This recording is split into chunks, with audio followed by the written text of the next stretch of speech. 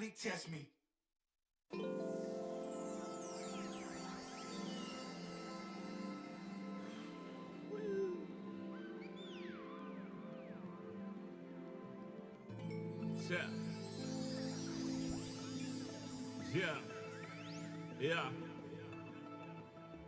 Yeah. The rise before the fall, the glide before the rule, the eyes that saw the soul, the cheers before the goal. I'm here to let you know. Yeah, I'm here to let you know. Yeah, I sky gaze over my taste. Like Peter, this is my space. I'm spacey, I'm crazy over breakbeats. Space gazing in my safe haven. I make statements that embrace waking. Awaken, I'm woke. Taking the road to who you were sure, the celestial scope.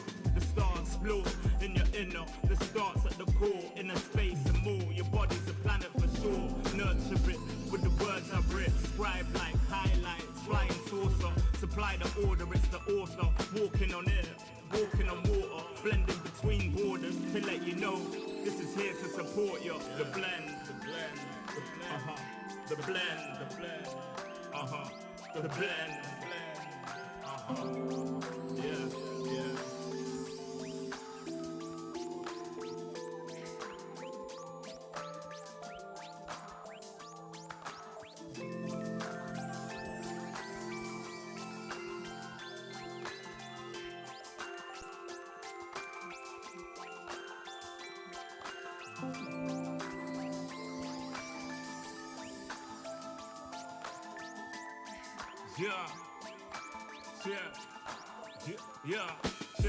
Second verse after the first. Take control with words, roll reverse. The rebirth of verb from inside out, outside in. We control the earth frequency. The heart of the world beats in me. It beats on beat as we breathe deep. Oxygen from trees feed. Gift in our gift. This right here, proof we exist. Mind state is gravity, the way you uplift. Across seas swift, water quench thirst. There's a shift. Set sail like shit to find other lands. The motherland, sun is planned. With the words I'm writing, I'm fertilizing. The earth to rising, realizing. Global warming and the sea is rising. Pollution, the planet needs metabolizing. Full of fire like a dragon fighting. Creating hot springs when the pressure rising. It's terrorizing, but I'm never frightened. Cause the days will brighten. Yeah, the blend.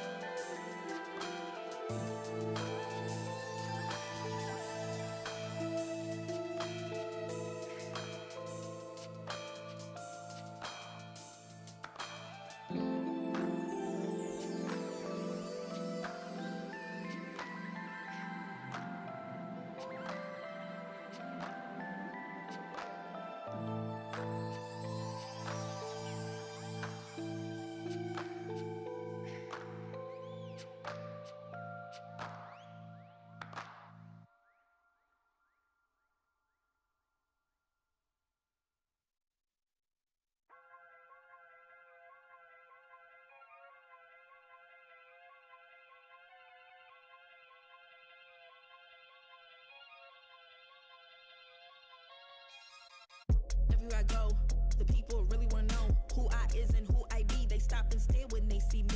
If I said it once, no need to repeat. Run up on me, watch you fall to your knees. Tip my hat when it's time for the kill. Ain't no beast when you're really real. I am the boss, I am the dawn. I am the one they call Lucky Charm. Got my own shit, I don't need your farm. Life was so hard, it made me weak. Built to last, this girl ain't weak. Sturdy and still when I plant my feet. Got it out the mud, now it's racks in my sleep. Look to God, he supplies my needs. Endless faith is what brought me next level prosperity. Silent power moves is what I'm giving. They love to hate the world they can't live in. Always present for the high roads. Go swim within the deep lows. What tells the future? Who knows? I don't do it for the likes, I do it for the love. Do it for the ones who really need a hug, cause they had it tough, never had enough. Feared, loved, and respected. Using words as a weapon. Test and she. Hurry up quick, El Jefe's coming soon. Sit up straight when she enters the room. Be enthused, but don't look too amused. This is her queendom, please respect her rule. Hurry up quick, El Jefe's coming soon. Sit up straight when she enters the room. Be enthused, but don't look too amused. This is her queendom, please respect her rule. Smile in my face, witty in my place, but act gully on cyberspace. Let's pump brakes, let's be frank. Running after him when you're the chase. You are the catch and he's the net. How quickly do we all forget to honor these small policies, my darling? You are the empress queen. Man, respect or he'll neglect. You are the wind beneath his wings. You are the season, you are the reason why this world can breathe. Giving sons eyes to see and daughters dreams to believe. Anything less than the best for you is high treason, queen. Hurry up quick, El Jefe's coming soon. Sit up straight when she enters the room. Be enthused, but don't look too amused. This is her queendom, please respect her rule. Hurry up quick, El Jefe's coming soon. Sit up straight when she enters the room. Be enthused, but don't look too amused. This is her queendom.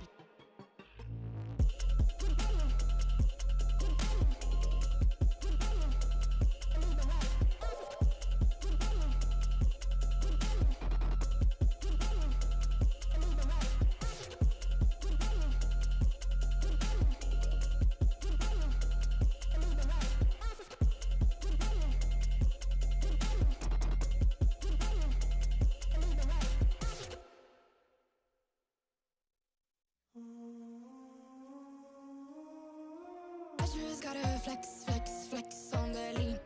I just wanna rap, rap, rap to the beat. I just wanna back, cause I'm mean. I just gotta go back, I'm a freak.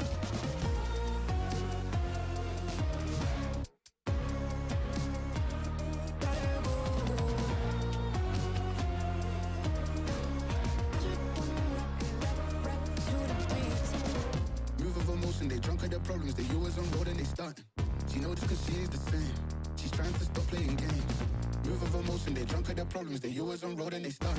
She knows just cause she is the same.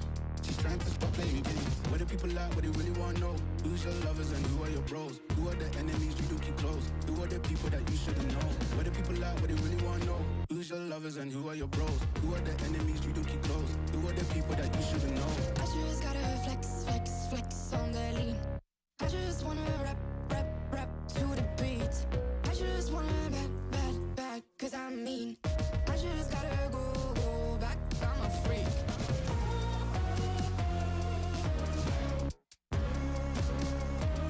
Gotta go. I just wanna rap to the beat. The chains, my vest, my watch, my belt, my cheese, my house, my sneakers, my blouse. I just party hard, popping a one in the chart. I've already won, babe, but then you start. Flexing on ya, flexing on lean.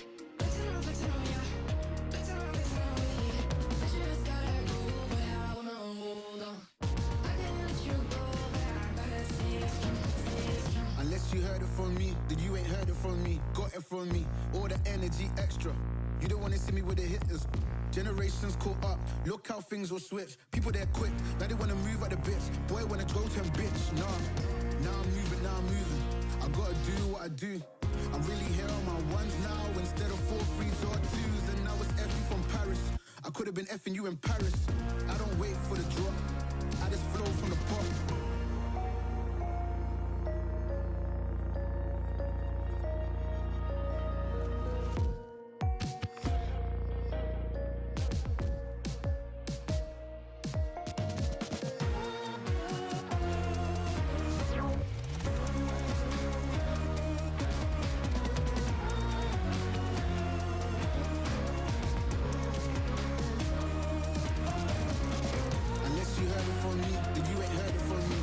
From me, all the energy extra. You don't wanna see me with the hitters. Generations caught up, look how things will switch. People they're quick, now they wanna move at the bits. Boy wanna go to him, bitch, nah.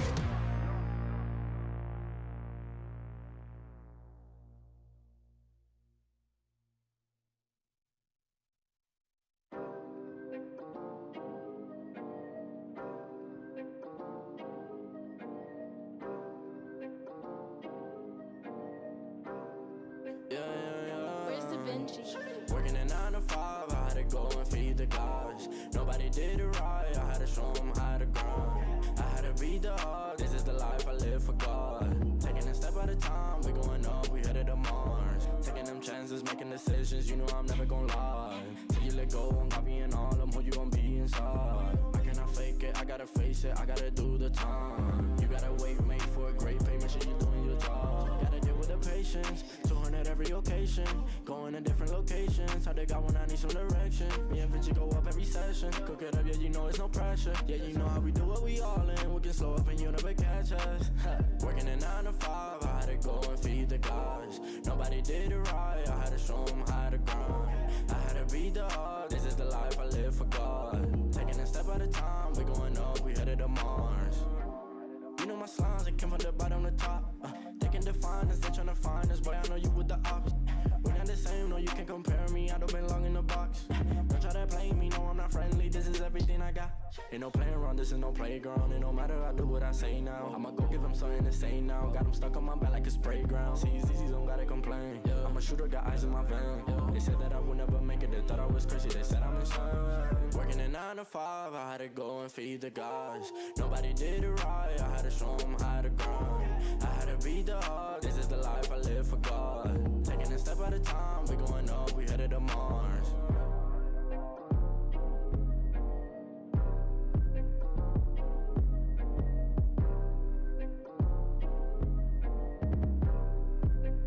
Undefined for life.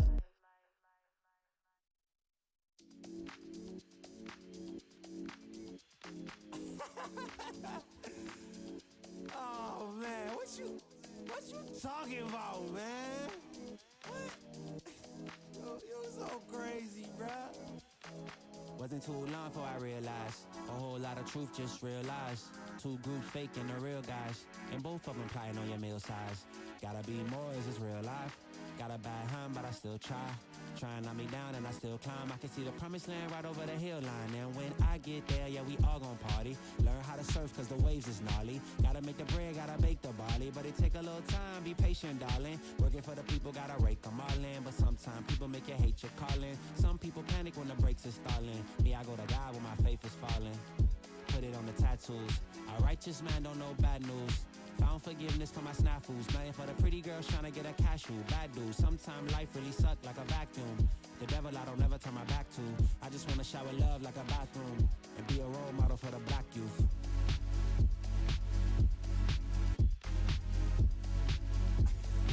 Oh, here you go. Here you go again. Talking all that. What? What is you talking about, man?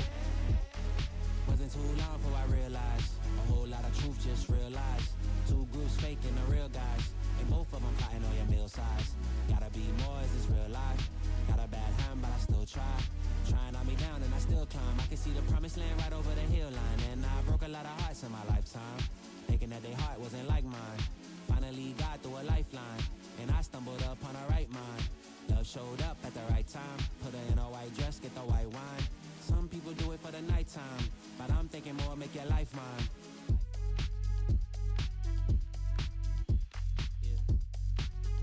Is it possible we could last forever and ever and ever?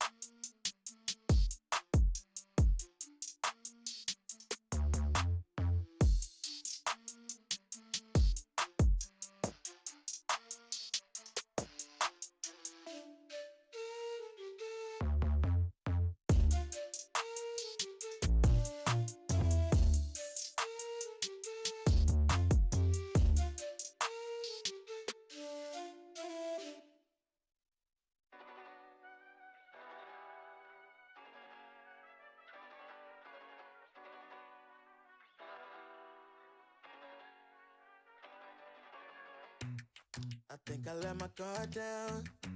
Certain things ain't the same now. Hard to navigate these problems. I'm by myself, you're not around. I tried to open up, it wasn't good enough. Put in my all and got nothing back. Now I'm stuck in the rain, dealing with all this pain. Why you gotta do me like that? Don't say you love me, then go and leave me. It can't get ugly, trust and believe me. Saying to myself, looks so deceiving. Trying to fight back this far from easy. I've seen your hands. Delilah, don't you know I've seen your hands. Delilah, don't you know heart turned cold, lost control. Looking at this beautiful distraction. Fell in love with a fatal attraction. I really let my guard down, now relaxing. Why did I open up? She taking way too much. Put in my all and got nothing back. I'm feeling so ashamed, I fell into your game. Why you gotta do me like that? Don't say you love me, then go and leave me. It can't get ugly, trust and believe me. Saying to myself, looks so deceiving. Trying to fight back this far from easy. I've seen your hands. Delilah, don't you know I've seen your hands. Delilah, don't you know gave you all of me, had me so deceived. You chose to leave my life, so I'm on my own in the cycle. I can't believe. Don't say you love me, then go and leave me. It can't get ugly, trust and believe me. Saying to myself, looks so deceiving. Trying to fight back just far from easy. I've seen your hands. Delilah, don't you know I've seen your hands. Delilah, don't you know don't you know?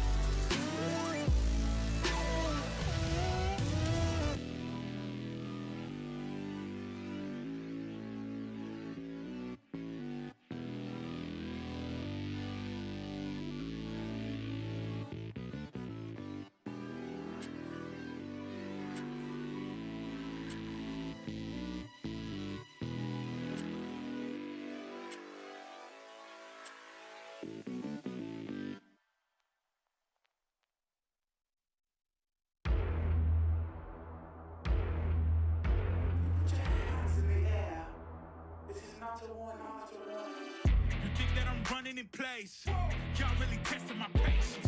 Right before I blow up the spot, I had to get back to the basics. What if my talent is wasted? It's sick, but I'm lacking the placement. Thought since I rap in the basement, but my come up is legend, is greatness. I don't care now, it's pedal to the metal. I can never quit now, I will never settle. Puppet to the game, I'm pulling strings like Geppetto. We in the same game, but I'm on a different level. I passed it. Gotta keep grinding till I'm laid up in the casket. No fake round, but you feeling too plastic. Yeah, y'all feeling too plastic. They say my style crazy, but then it's straight jacket. Wow. Why you still testing my patience? Trying to turn me into something I ain't trying to be. All the hate is a heavy rotation. You gon' lose yourself, quit testing me.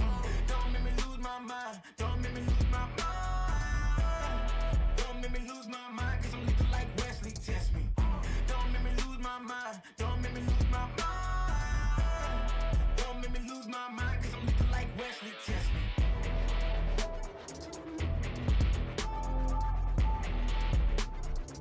Cause I'm looking like Wesley, test me.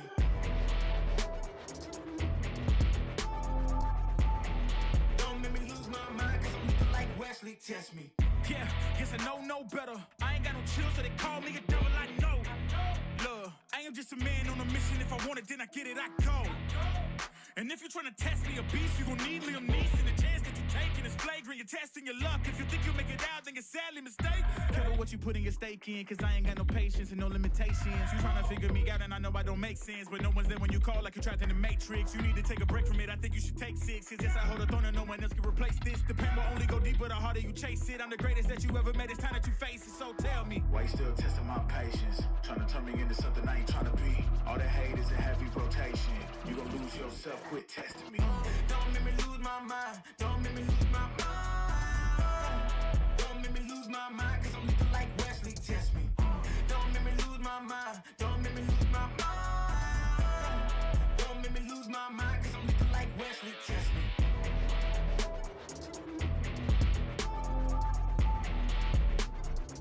Cause I'm looking like Wesley, test me.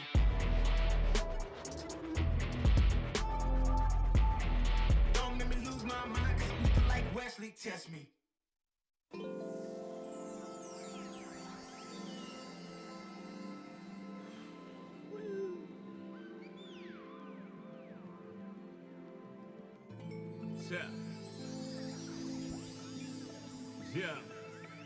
Yeah. The rise before the fall, the glide before the rule, the eyes that saw the soul, the cheer before the goal. I'm here to let you know.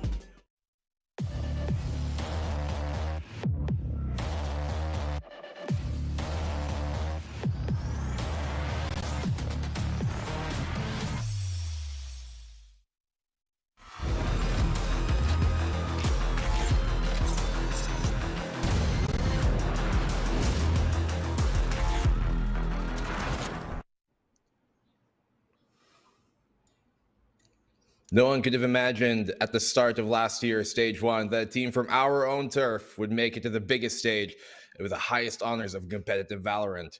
But some believed, some had hope, and heroes arose. Halfway through the group stages already, and new heroes are emerging as well. We're going to see who exactly is going to save the day and which ones shall falter. We got 3 multiversal matchups today of really big teams that you guys should be excited for, and I can't wait to start day 4.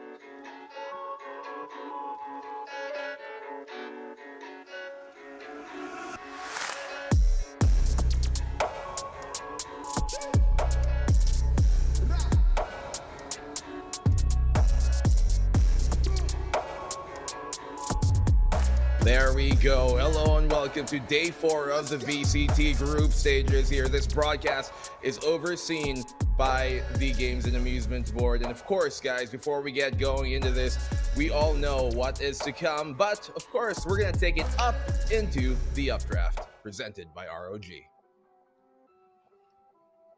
But by the way, that was coined by me. Yeah, I thought of that name. Cool, right? Thank you, BNB. You are so great. Anyways, I am here on the panel with the more amazing, ever so dashing, Mr. Raph himself and Illustrato. How you guys doing on the panel? I like how you just say, oh, and there's Illustrato. Okay, thanks, bro. I'm glad you got my back on that one. No, Like he that. means... You know I love you. Yeah, he means you are the Illustrato. No introduction needed. You are, after all, the man who invented the wheel, the first man on the moon, everything. True. The compliments apply to you both.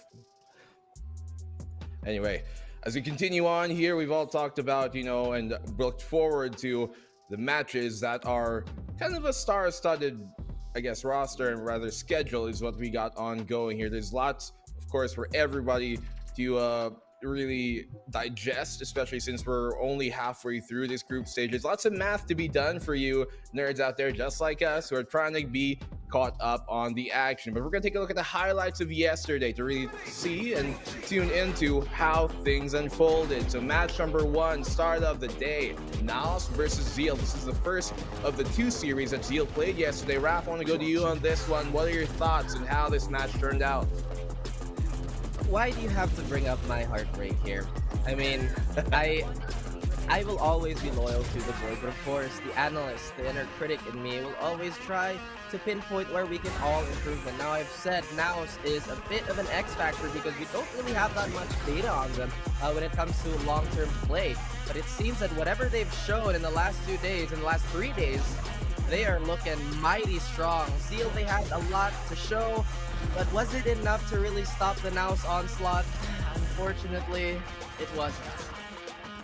Yeah, and at the same time, dude, you think about NAOS, and I'm like, man, we haven't really seen much of them in the past, like you said, but in every single one of their performances here in the VCT, they've just been on form. A team that has also come up and surprised everybody, I think, Action PH, they're undefeated. And I'm going to talk a little bit more about that later in sort of their run here in the VCT. But all of the newcomers here in the VCT Philippines turning up and clearly showing that they have done their homework, they've done their research, and they have done the heavy training in between the seasons. This team as well, you guys are watching right now, a matchup that so many were looking forward to for months ever since this roster was announced. Bren Esports versus that Team Secret match. And that was one, if you're talking about newcomers to the scene or newcomers to the VCT, Bren were it. And not just that, they were newcomers to that org as well, taking the mantle away from Team Secret. But it seems like the buff, the strength of that Team Secret before kind of stuck with that Bren, maybe HQ. What do you guys think about that matchup when we did have basically the seniors versus the juniors? You call them seniors? Well, more like the old guard from the new Luke to Anakin. Illustrator, I actually want to ask you about this one first. Yeah, okay. I brought out this point here yesterday. Team Secret, ever since the inception of Team Secret itself, has only lost 3 matches. And before that, the only team that they lost to, back when they were Bren, was up against Hashira. No one else has ever beat them. 2 of those 4 losses came from the past couple of days. It's completely unprecedented that the #1 team in Asia has just been absolutely rocked, and now they're at the very bottom of the scoreboard against who we initially thought was going to be the other favorite in Asia here, in the form of Southville Esports. So completely everything up in the air. Yeah, well, I personally am hearing a lot of things behind the noise and all, and we are all, I guess, as Illustrato, surprised in how things turned out at the very least. Opening week #1, okay, things starting slow, but hey, sometimes lions take a while to wake. Raph, what do you think about the current situation here under a leaderboard with basically the teams that we'd think be at the bottom on top and the other way around flipped over, vice versa? Sometimes the best way to describe a situation is through actions. And when I saw that scoreboard for the first time, I went like this. Are you sure about that? Yeah. But again, I just love that everything is up in the air, because let's be honest here, aside from the competition, the entertainment value from these matches, from all this young talent soaring above, somewhat dethroning, maybe looking to go for the throat of our more established teams, is something that a lot of people have been hoping for.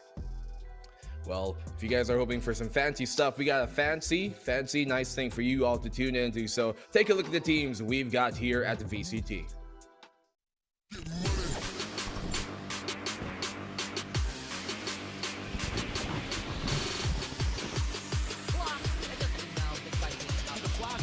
Crazy guy finds a double. He's on round 1 on a rain out that. Brute force is pretty much their double kill. That's fine. Still, wait,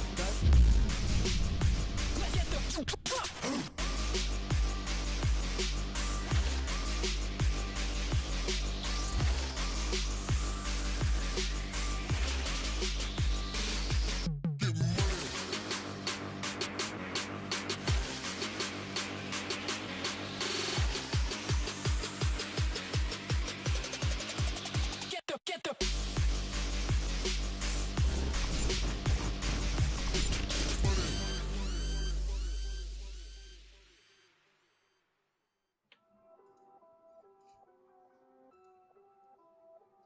There you go. Some new teams, some old, some trying to get it done, and some actually going to reach that goal at the end of the rainbow.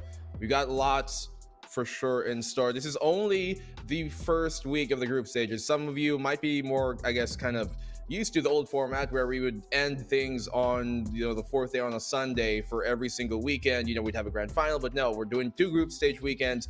This is only the first half. So every single match that you've seen here this entire weekend, whoever it was, Bren versus Team Secret, SBE versus whoever they went up against, I even forget. I don't know how that works. Oasis versus Action. They're all going to repeat next weekend. So these 2 teams, all these teams are going to play each other once again. When it comes to that factor, the fact that we're doing kind of a 2-weekend group stage, what do you guys think is like the biggest thing that teams can take away from the format? Do you think they're going to be able to use that to adjust and really flex into what should be made and, kind of mold into things as we go into week 2? So one thing that I would like to bring up, since we have talked about the new format, right? It is probably a good idea for a lot of teams to somewhat be a little more reserved with their strategies. I mean, we've seen that quite a bit in previous tournaments and has been a thing for the longest time. And since it is our first week, maybe this is the perfect time, and I mean the perfect time, to scout everybody out, to kind of poke them at their maximum power level, see where it stops. Well, at this point in the tournament, you kind of have to start getting worried. If you're one of those old guards who are saving strats, if you're one of those, more veteran teams who have sort of been at the forefront last year and now you're falling behind, you got to start putting your pedal to the metal, because what we are seeing right now is if they're saving strats, it's time to let them all go and start going for the net, because this is the point where you start looking at the score, you start looking at where the other teams are and thinking, can we keep up to this? Everybody else is doing well. Can they even qualify? It's very frustrating and it's very a scary time for a lot of our favorite teams here. No, for sure, totally. You might be saving strats, but you might just get caught by the cat at the end of it if you're not too careful. We definitely have seen a bit of a turnaround between what our predictions were and what the actual results have come out to be, at least on the panel here. For many of the predictions that have been made, Team Secret and SBE both were kind of touting those two teams. A lot of people were touting those two teams to be the teams at the top of their game, but that just hasn't reflected that way so far. It's been kind of the newer teams, those in the honeymoon phase, if anything, who have been standing up. Why do you guys think that is? Raph, I want to touch on you for this. Well, honestly, since we know that these are the two teams that have been established, again, for example's sake, let's put South Build, let's put Secret. These teams, they have a very, very big target on their backs, potentially making them the most anti-stratted teams in the region. Again, guys, that's just how things go. You look at the top, you find a way to conquer that mountain. You prepare a lot. Sometimes you even forget about all the stepping stones on the way. And I think that was the most apparent with, oh my goodness, I can't believe it slips my mind here. But I think it was Secret and Bren, where Bren was saying, oh, we I wouldn't necessarily say forget, but the way they prepared for Secret compared to Action, the levels of meticulousness weren't the same. I think at this point, you mentioned Action already, and I think this is the point everybody has to start preparing for Action. We take a look at their run, we take a look at how they're performing, how are they going to stop them, because I think when people looked at the roster of Action, and it's kind of like, oh, they're probably going to end up playing like how they used to play as Dreamfire. Well, it's kind of yes and kind of no at the same time. So there's going to be a lot of adjustment, because you can't just assume that because it's Georgie and Emma on the same roster, they're going to just run around and kill people. That's not how it's going. They're playing a lot more mature, and teams have to be ready for it. They definitely do, and those who don't will be caught off guard. But let me catch you off guard with this quick sponsors field, because you guys should know that this entire broadcast is brought to you by ROG. So throw it up on the screen. You guys have lots of goodies here to, I guess, be aware of, at least, because we've got some of the best stuff for you. The VCT 2022 is brought to you by ASUS Republic of Gamers. As you should know, it's always a good move to improve your shooting skills with the best gaming gear available. You want something light and accurate? Check out the ROG Gladius 3 Gaming My series. Aside from, getting classic ergo design that lots of people are familiar with of the ROG Gladius line, it has a tri-mode connectivity, special tuned 19,000 DPI sensor, 100% PTFE feet, and ROG power cord cable, of course. Keep things stretchy. An incredibly lightweight design as well to round it all off. Best of all, you guys, it's hot swappable, not just with mechanical switches, but also with optical switches as well on your mouse. Who would have thought? Well, ROG delivers. If you are interested in snagging this awesome gaming mouse, check out the pinned comment for more details wherever you're tuning on in. Guys, it is such an amazing thing that, we got ASUS ROG here on the table with us. Thank you once again to being our official sponsor for supporting us. And don't forget that you could also, get some awesome snag. Just check out the comments down below, pinned there. But guys, you're watching the English broadcast, as we've talked about. As you probably can tell, I'm speaking in English. So if you guys want to check out our Filipino broadcast, well, we've got that going as well. All you guys have to do to check out our broadcast here, English, you're probably watching, is on Twitch. And for the Filipino broadcast, we got that on facebook.com/PPGLGG. There's a YouTube mirror for either stream, just in case, if you guys want to have that second option, you can check them out on our YouTube PPGLGG as well. So there you go. Those are the avenues you guys can watch our broadcast. And thank you so much for watching our broadcast as well. You guys don't know that this literally would not be possible without all the fans, the viewers, and Illustrado, you and I, we were there from day one, and just the amount of people who have just consistently helped this broadcast, help all of us, go up in, viewership and everything has been amazing. And so we kind of touched on the tournament format a while ago. We'll touch on it again because we like to. So you guys can be familiar as well on what and how things will go. So let's take a look at the tournament format here right now for you guys to tune into.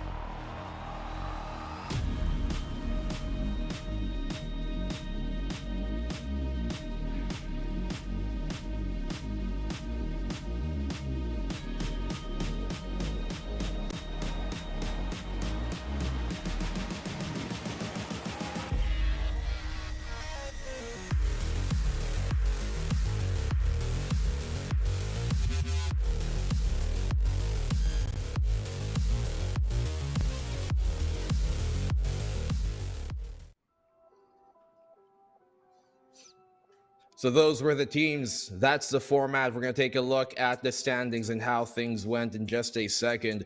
You guys, we've already touched upon the standings at some kind of, lighter capacity a while ago, but we're really going to get into it when we do bring that up on screen so we can really see how the points go. And Illustrad, I want to go to you in this one as we look at the standings here.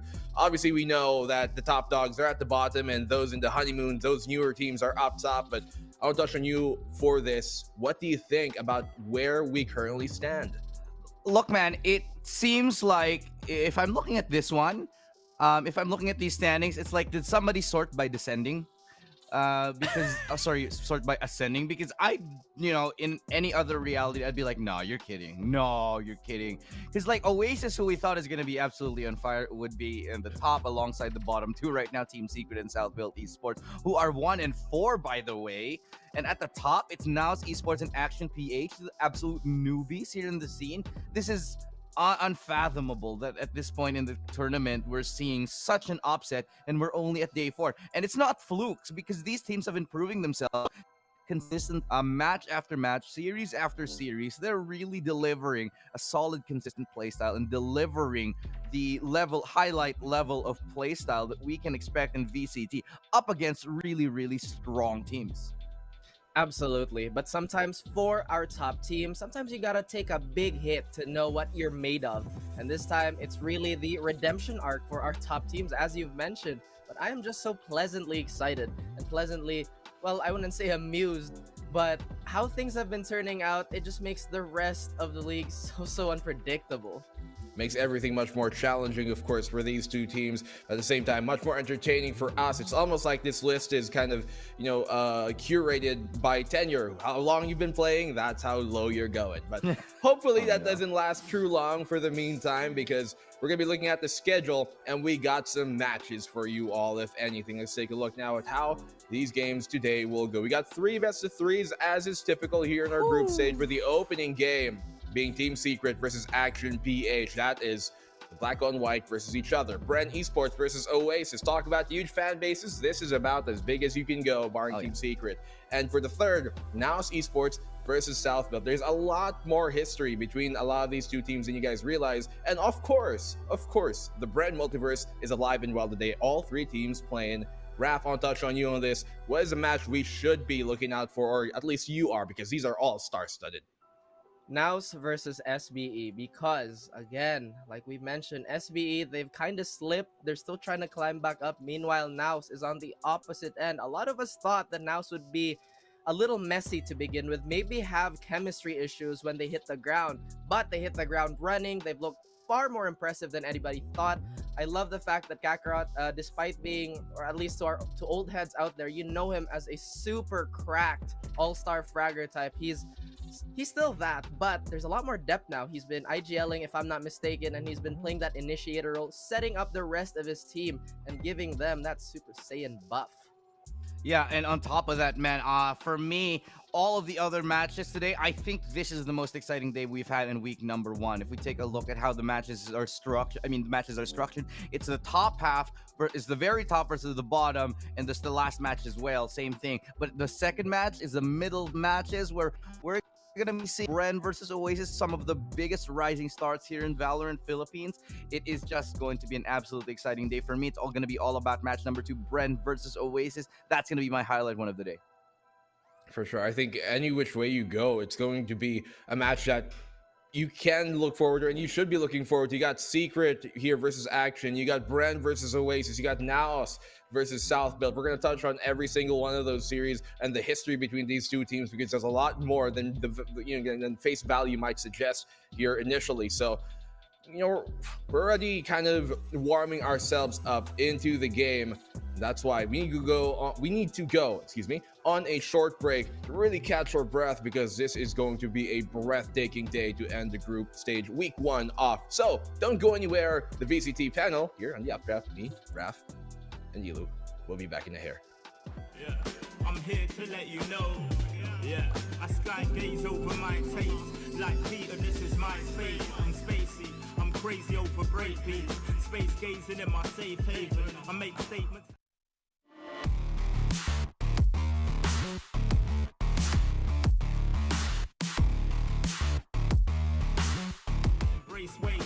Awaken, I'm woke, taking the road to who you ashore, a celestial scope. The stars explore in your inner, the starts at the core, inner space and more. Your body's a planet for sure. Nurture it with the words I've written, scribe like highlights, flying saucer. Supply the order, it's the author. Walking on air, walking on water, blending between borders to let you know this is here to support you. The blend, the blend. The blend.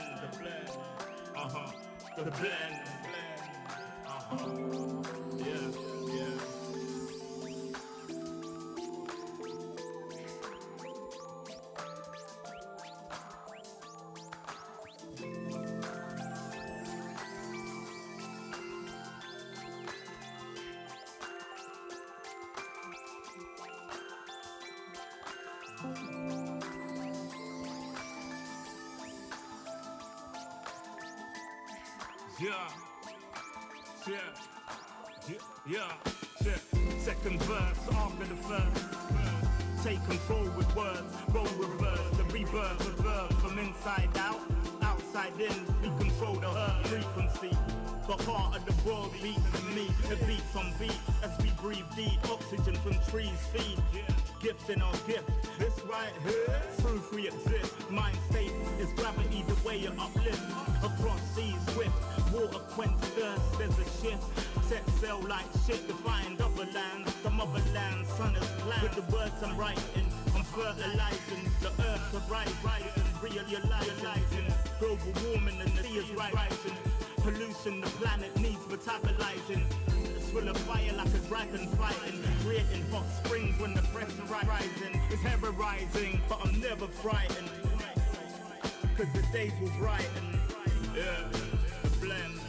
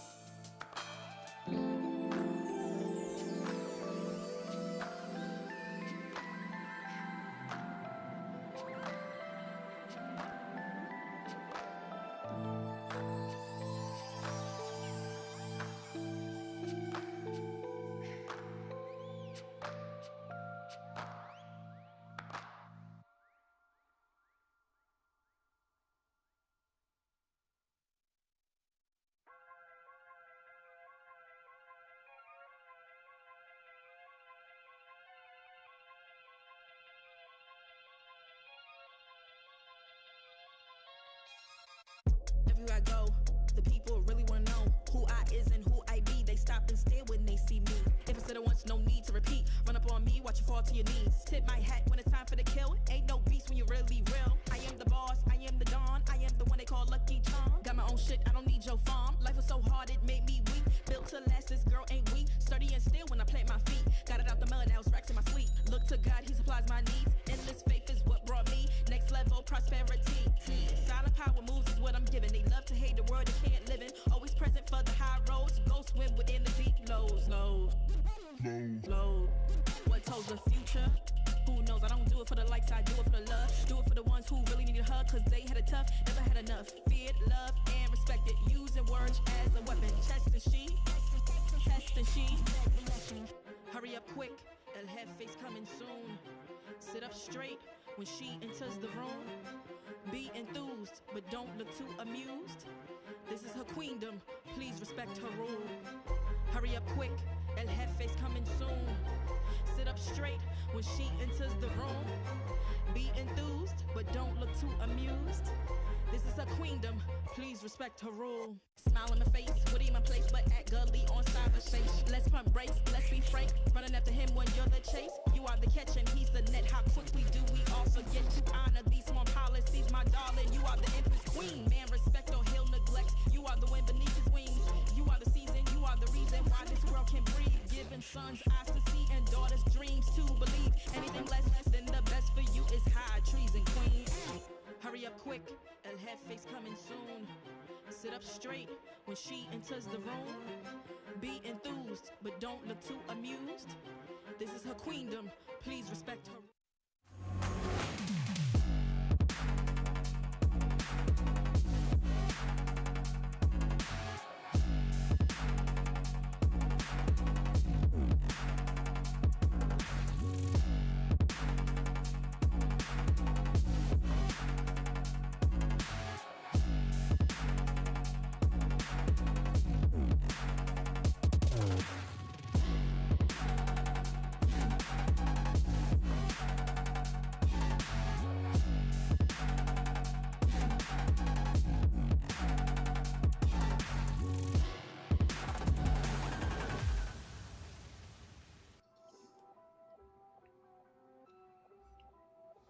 And there we go. Series 1 to open up the 4th day of the group stages here on a very pleasant Sunday. It's going to be Team Secret versus NAOS Esports. Everybody knows the former team. We're going to talk about them in a bit, and we're going to tune into exactly, what they are and who they are in just a moment. We all know these guys, they made the champions. They made it to the mecca of Valorant with the highest honors and passed with flying colors. We all know that, but you guys, big fans of Team Secret out there, I'm sure you won't fret to watch this video anyways.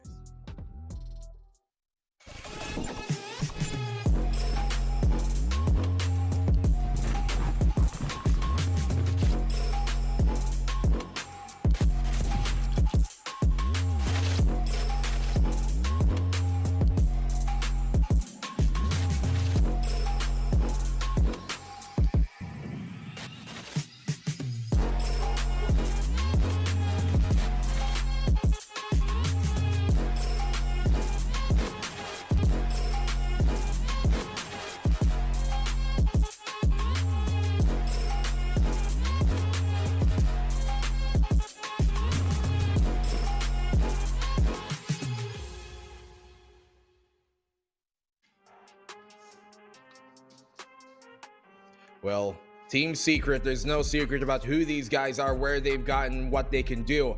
But Raph, they just haven't lived up to those expectations just yet so far. Do you think that's going to change here today? Oh yeah, I mean, despite tumbling in their first few appearances, these boys, well, at least everybody who plays against them, there's a certain bloodlust that is apparent and is, like I said, mostly, or at least most likely as an anti-stratted team, the execution at the highest level is incredibly meticulous. With Secret not having the most recent experience against local competition, this might be throwing off their internal timings. This is where they have to put their foot down. Their enemies at the gates, and they gotta let people know the throne hasn't been vacated yet. Otherwise, this could be the storming of Bastille yet all over again. Well, Team Secret definitely made us all believe. I just hope they believe in themselves here for the day. But this team right coming after them on the screen is Action PH, a team that you guys know definitely believe in themselves, especially after their hot start. Take a look at Action PH.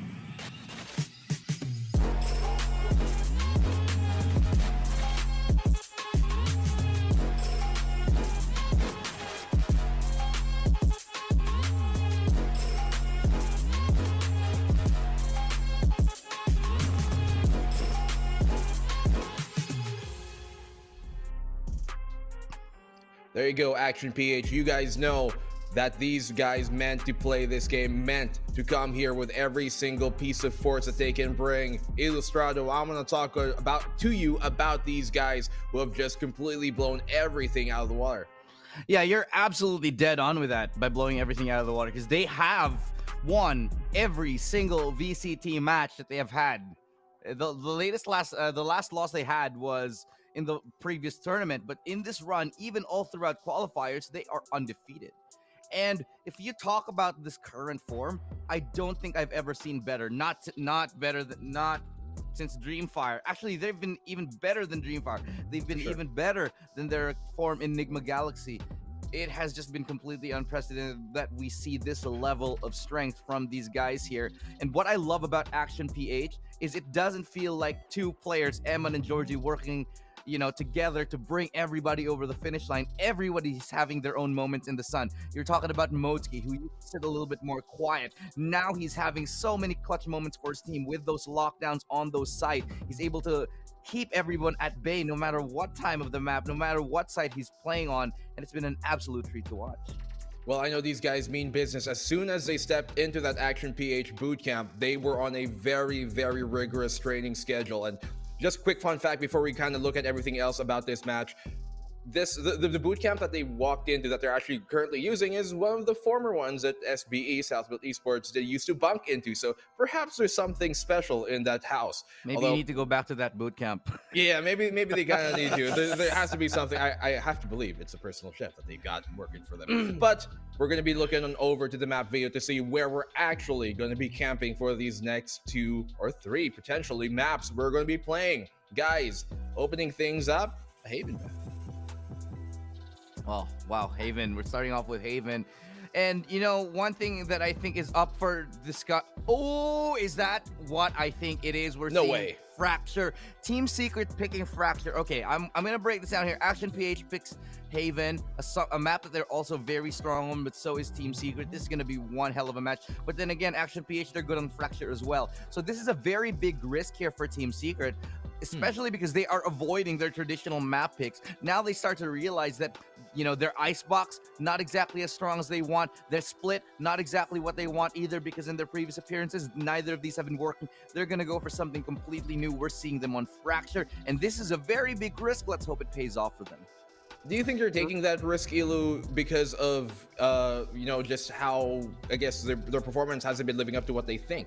Yeah, I think it's because they're getting bodied and because they're getting thrown around, and everybody knows how to play against their strats. Everybody has researched them, and so right now at this point they're hoping to bring something new to the table. This is a momentous occasion for everybody because this is the first official Fracture match for Secret as a whole. And like you mentioned, this is a risk. My eyes widened when I saw it. I looked at the bans. You ban Icebox, you ban Split. What is going on? But like you said, oh my goodness, Secret, a cornered animal is at its most dangerous. I find it interesting though that Haven was not left out to be banned. Like you mentioned, it is very strong for Secret, but my goodness, an 80% win rate for Action PH. This could be a little dicey. That is quite a high statistic, and anybody who's seen how they played this entire weekend, not dropping anything at all. Well, actually, no, they did lose a map to Bren Esports, but they won every series, which is a more important thing. you are going to be intimidated by what this team can bring. They are the team that has already had, lots of star players among different teams, and now they all congregate. And as Illustrado said, they've never looked better together. But I want to hear your predictions and how this match will go. We'll start off with you, Raf. Which side are you leaning towards to take this series? As I mentioned, the old regime does not want to be beheaded. As much as they've been floundering, I am going to go 2-1 with Secret.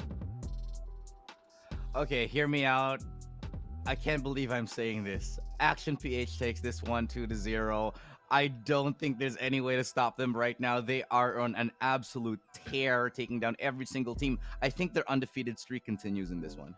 You know what is the biggest telltale sign to me that it's a very big chance for either these two teams to win is the fact that neither of you chose the same team or predicted the same team to win. So no curse is going to be happening here. And I think I'm going to personally kind of flow my way towards the Secret side. I still do believe they got what it takes, but they're going to really struggle here. I don't think it's going to be a stomp at all and should be a very close game. If anything, Action will probably get the lead very early on in almost every single map, and Secret are going to have to come on back. I'm just hoping here that for either of these two teams, we're going to go to map 3 because that is what we deserve to see from such a great roster among either side.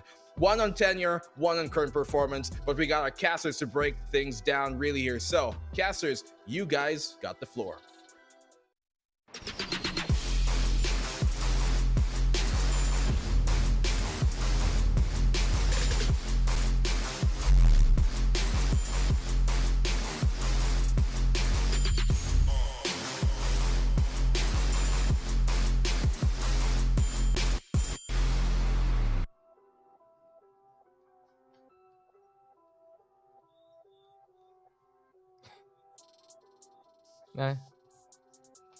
Apologies there. Well, Black and Blue, you are wrong. I don't actually have the floor right now because I have a water bottle here, but we've got one hell of a matchup coming out for us. It's Team Secret versus Action PH, and the panel desk kind of had it on the side of Team Secret. Action PH for Ilustrado. Dax, it's the first game of the last day that we have. What are you thinking right now, man? You know, the thing is, it's strange that after everything is said and done over these days, it's now a matter of debate coming into the first day, the first week. It's like, oh, Team Secret, they got this. They're going to go all the way and they're going to make it to the playoffs. And right now, they're at the cusp of being put in such a bad spot coming into week 2. And I completely understand why the panel is split on that. For me, I really understand it too. Like Action PH, they have that forward momentum. They have beaten all the teams that have beaten Team Secret so far. And truly, the Action PH domination is the way to go here in our first week of the group stage. Yeah, we can definitely expect that. And I kind of remember yesterday on the panel where Ilustrado kind of countered me on saying that the second matchup of the day is actually what we have to look forward to, and that he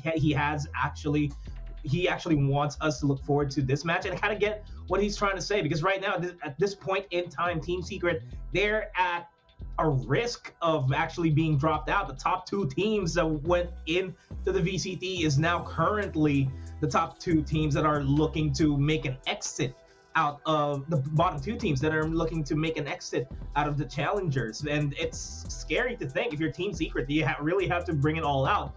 And I just have to point out that this is the first time we actually have Fracture coming up as a second map, not really the leftover map. And the thought process behind that on the Team Secret side must be completely, I could say, desperate.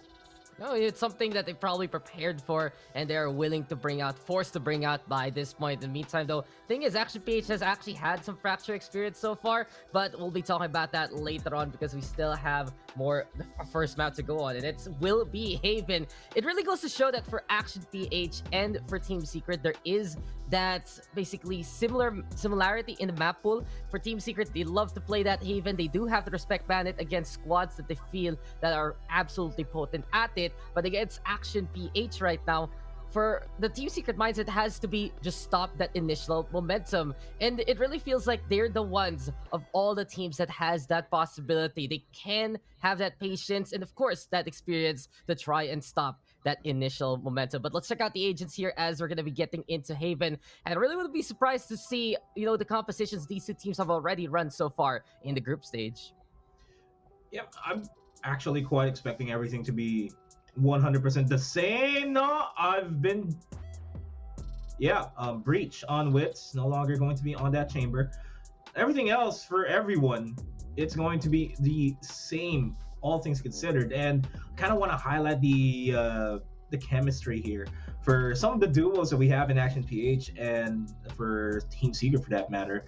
It's Emma and Georgie. And we're looking at the Dubstep and Dispenser. You were kind of saying that it may just be Dubstep Wits. How big of an impact is that tandem for Team Secret right now, even more so?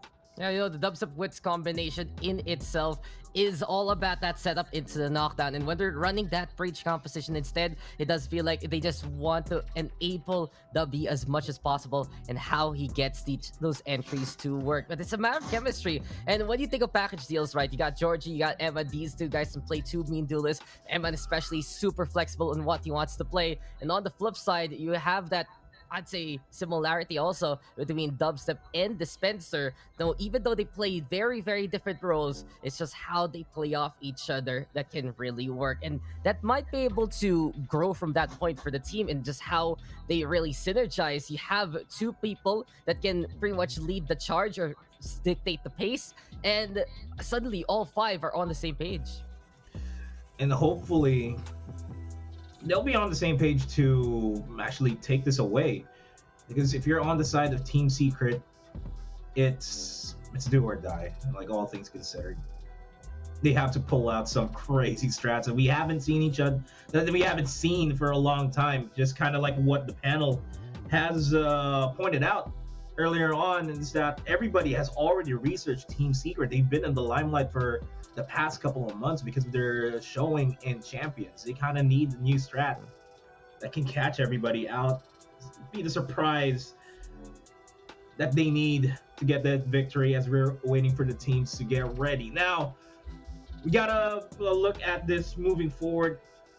Is Action PH looking like the best team that we have so far?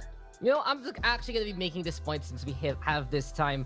If you notice who has been the most active in the past few months leading into VCTPH, they're the ones at the very top right now. Action PH and NAOS Esports, they have been competing in so many tournaments locally and regionally.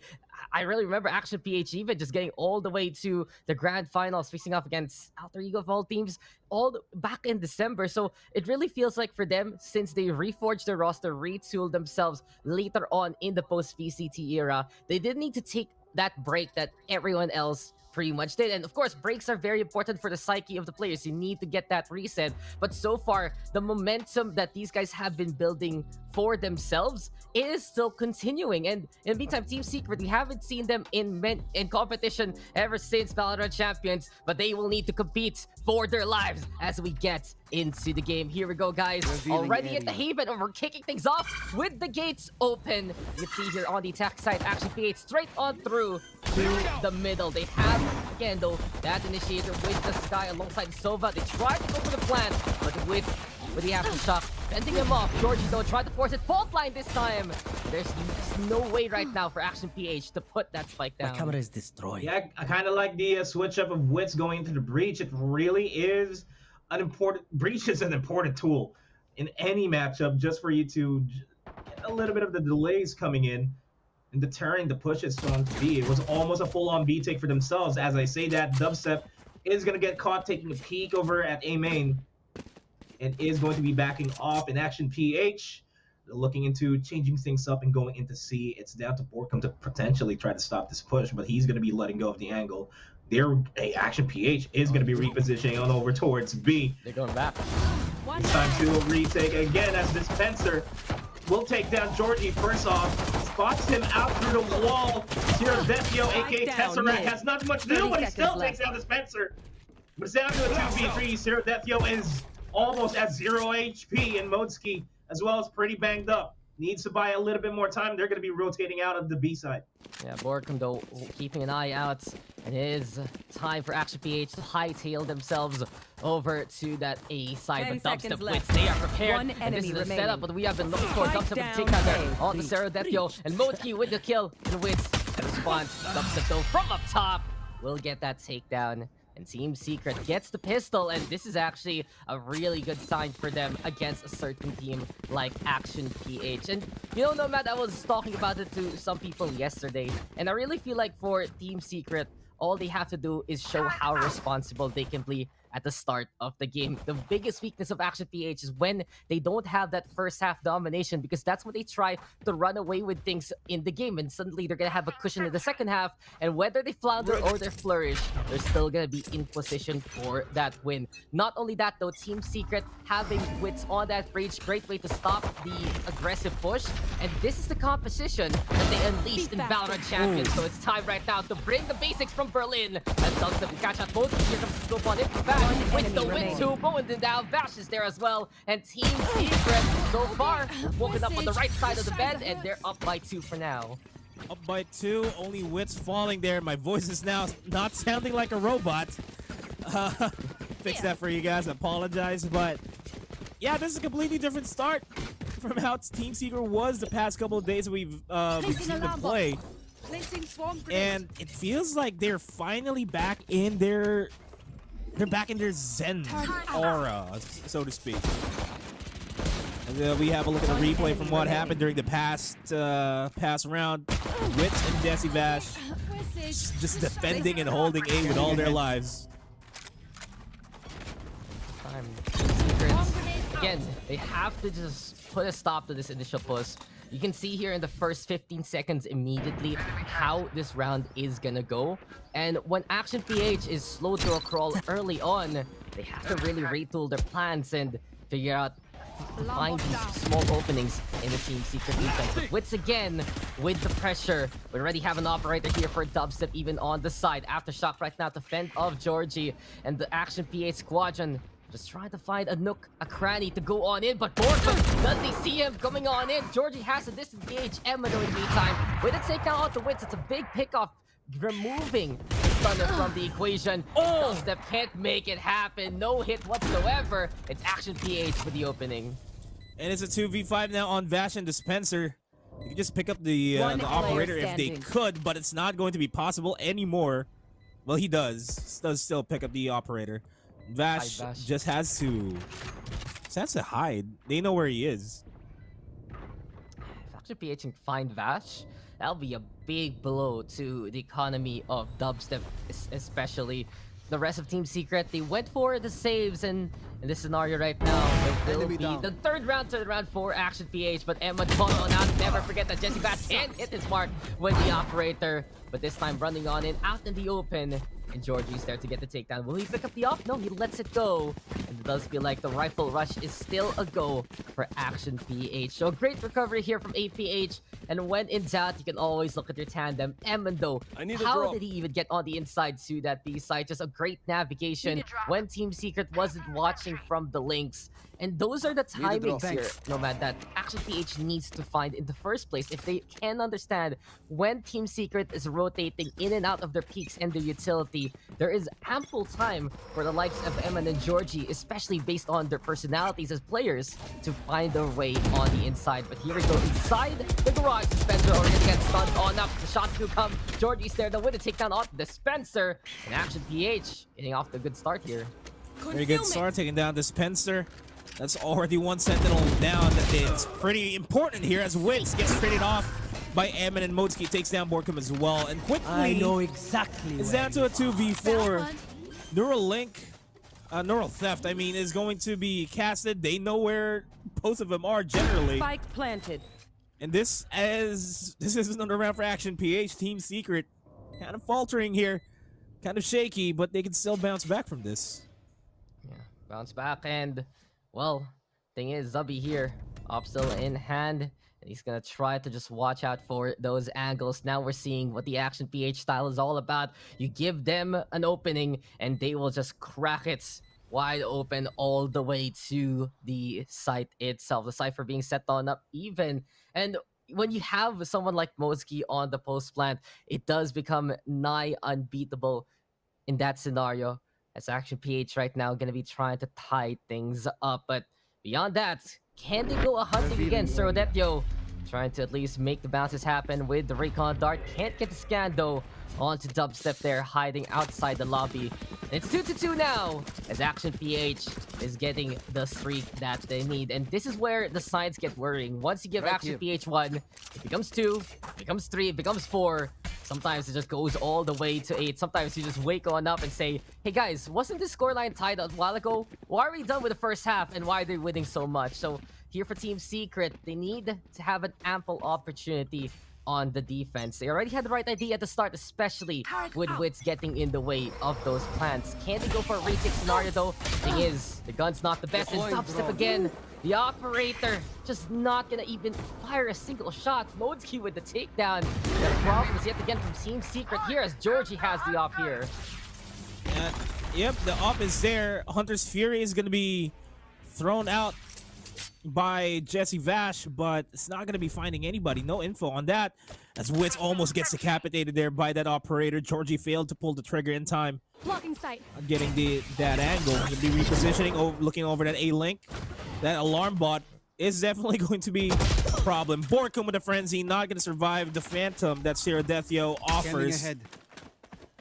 Oh man, that opening push from Dubstep, kind of costly, but Dispenser gonna pick up the slack and get a kill on the Sirodethio. It's a 3v4, fairly manageable. They only have a sheriff on Wits, but they can pick up a weapon as soon as they get another kill in their midst. But Georgie will shut down Wits as he was rotating.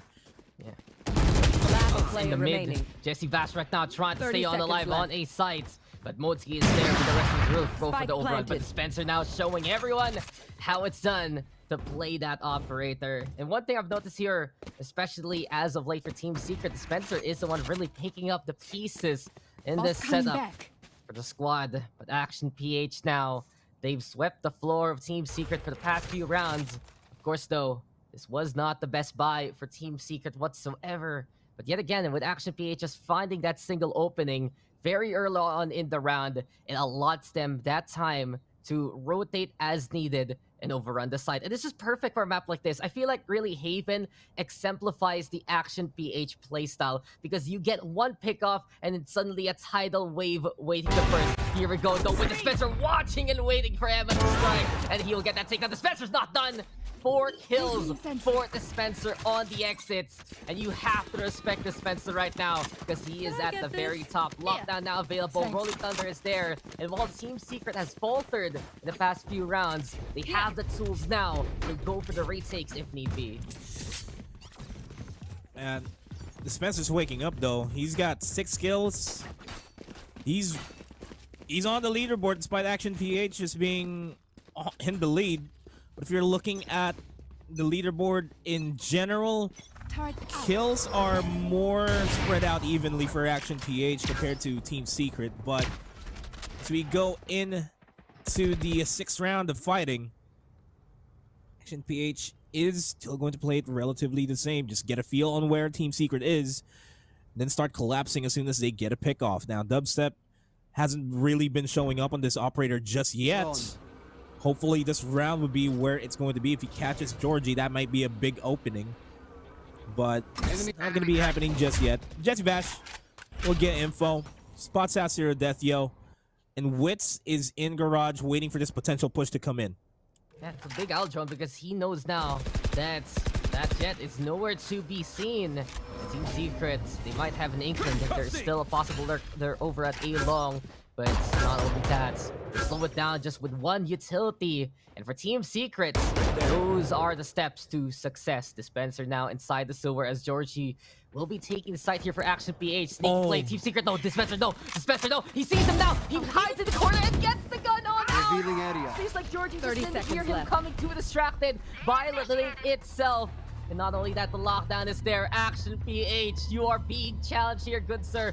Please get on the site. Team Secret is going to need to do so. And here we have the plan already. And Sirodethio down A. will feel that in his name. Are you right now with a take out Spencer with a 3K here so far? Mostly on the side. And Team Secret, they're playing with the timer here slowing down APAC to a brawl. A snail space perhaps. Wits with the takedown off the Evan after both catch out. Jetty bash stun into the kill. And Team Secrets will be able to wreck Action PH in that round. They get back one form here, Nomad. And again, this is what Team Secret needs to do.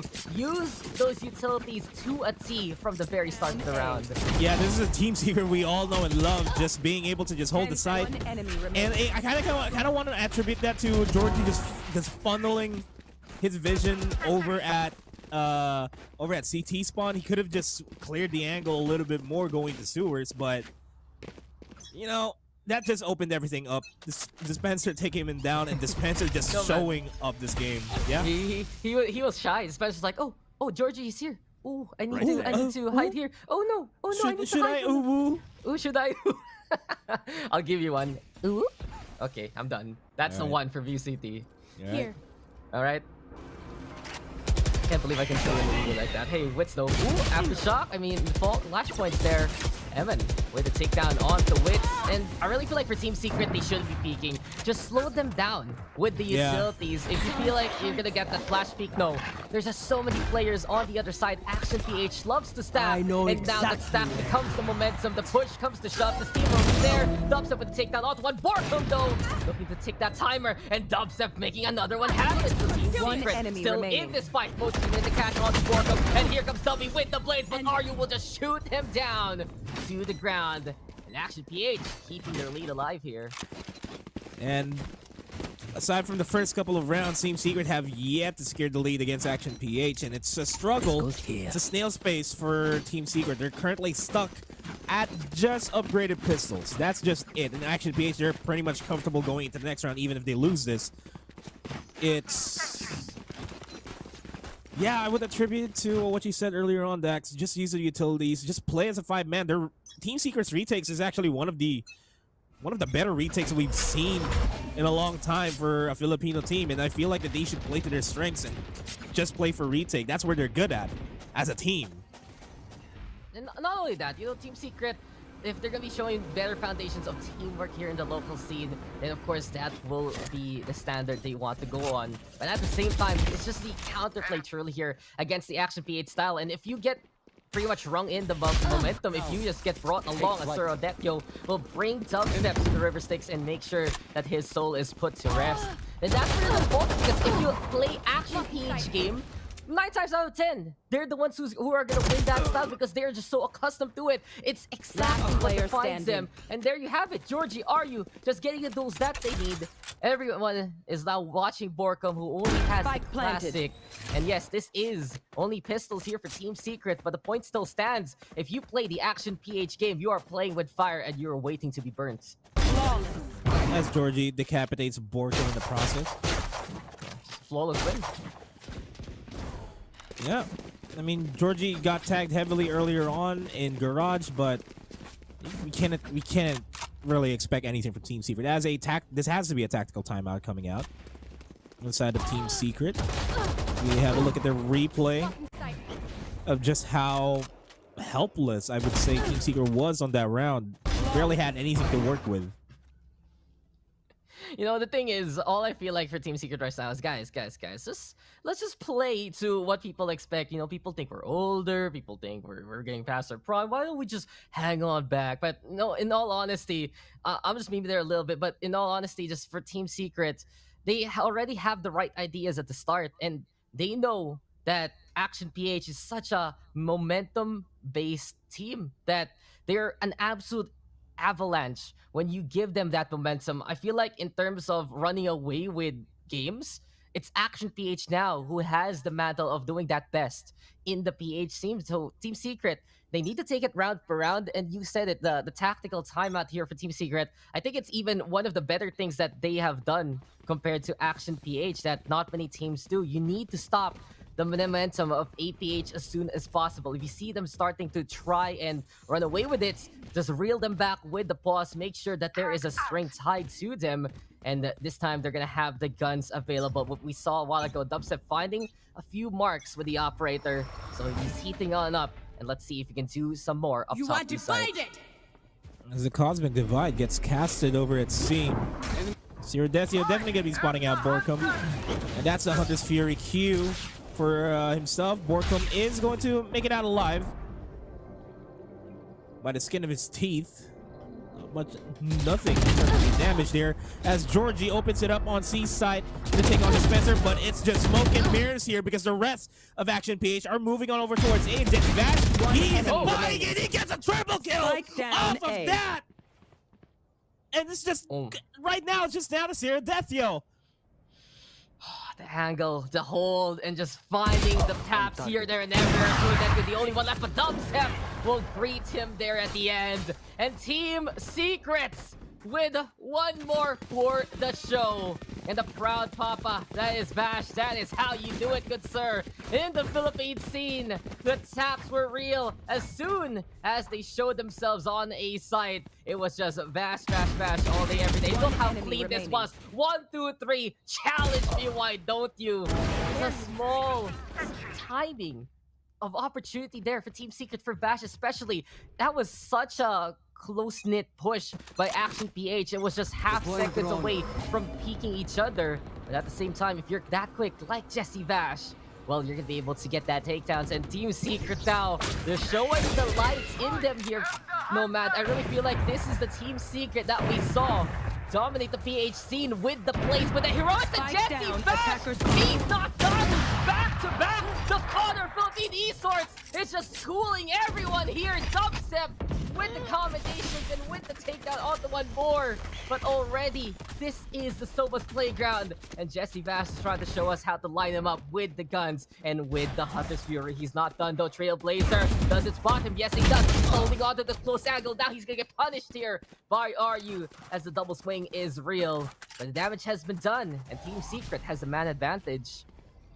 They do, but this is the RU and Emin. But Dubstep is holding that angle, misses it, but Wits is there to pick up the slack. And Emin still managed to take down Dubstep. But that's still a much needed round for Team Secret.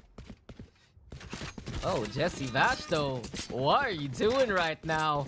8 kills suddenly here for Vash, and if you notice lately here for Jesse Vash, many of his games, especially on the international side, there was that clutch potential, yes, but it really was more of the supporting role for the rest of the team. But this is the Jesse Vash that we saw all the way at the start of his Valorant career, when he was like, oh, you know, I'm gonna play another game, guys. I'm gonna go dominate another game. And case in point, this is what he is able to do, especially on the agent he's so comfortable with. But so far, Team Secret now using that timeout to the best degree. Action PH will have to rethink their plans, because this is not the scoreline that they would like in general. It's not just because they're playing against Team Secret, but for Action PH, the bigger the lead, the better it is as much as possible. We've seen though that if they've had shaky starts in the first halves, they go for a great recovery in the second.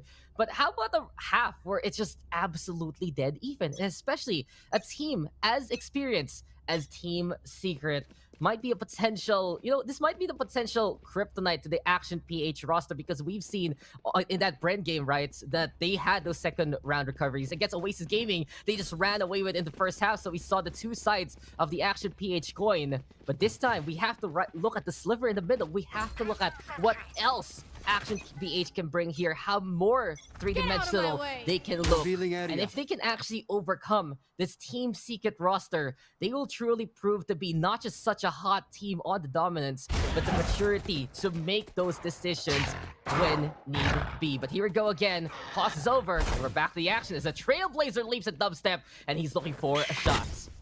And Dubstep is not going to get flashed, so that's no info for them.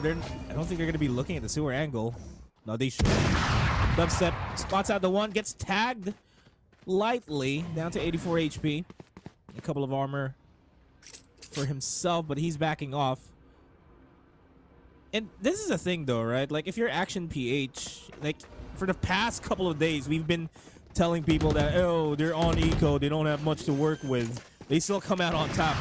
And I'm saying that because Action PH gets the spike planted. They got 3 sheriffs, a Vandal, a Hero Vandal on the Modski, and Georgie has that Spectre. So angles are going to be definitely held quite tightly here.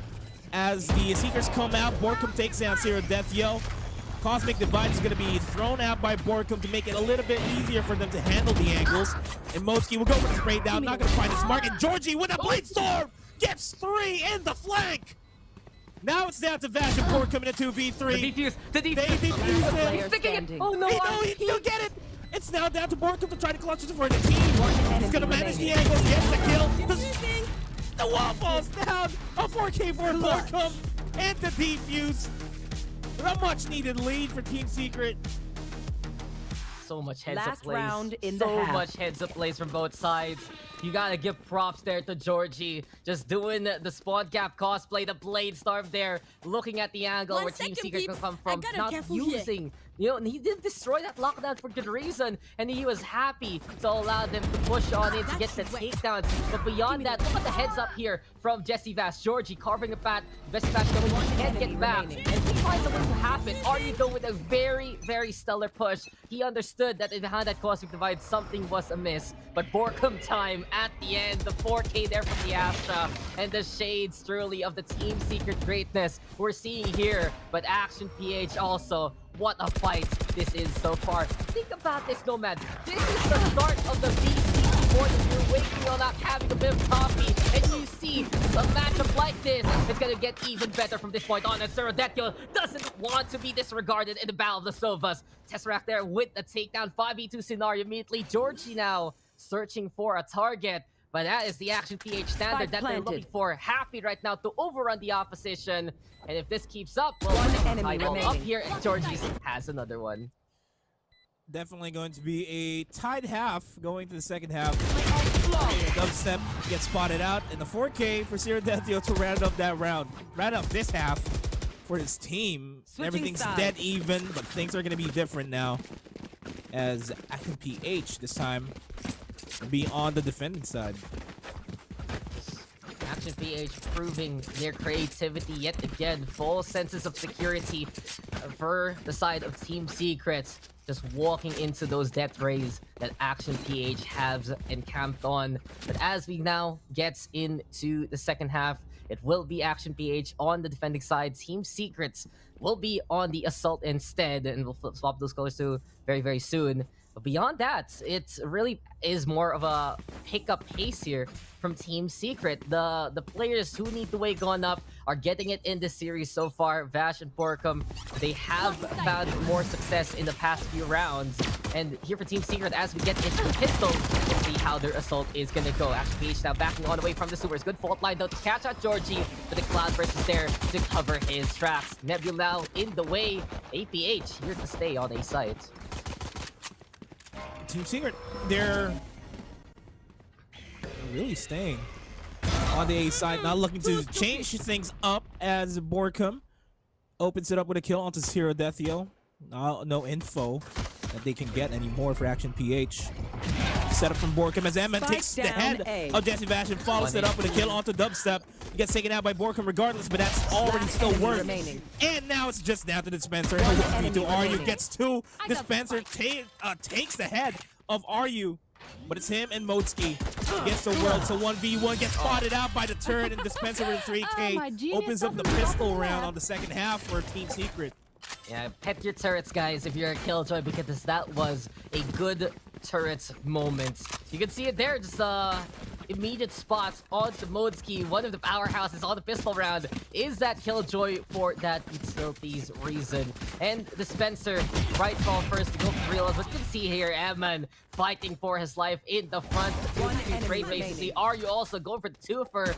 But when it doubts, here in VCTPH, it's Dispenser who answers that call, and truly Dispenser right now having, well, the game that Team Secret needs to be standardized on. They need to be playing at his level right now if they want to get back to the form that is accustomed to them. But here we have it now, check-in time for Team Secret towards that A site. And Surodetyo might be the first security guard looking for IDs, looking to rummage through the suitcase. And then double staff now in the sewers. Pressure applied. Jesse Vash pushing. Both line. It gets the connection into the takedown. And the mode is real. Here comes Team Secret, wiping out the defense so far. They get 3 in the process. Motski and Georgie forced to fall back. There is going to be alert from Georgie, though. That's something that they have to look out for.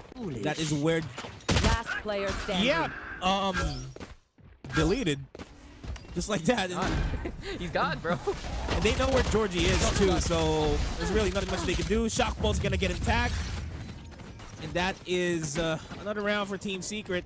Kind of the same scenario from what happened during the first half, where they get the pistol round and then get the second round after that. Now, things are going to be different though, because Action PH on rifles.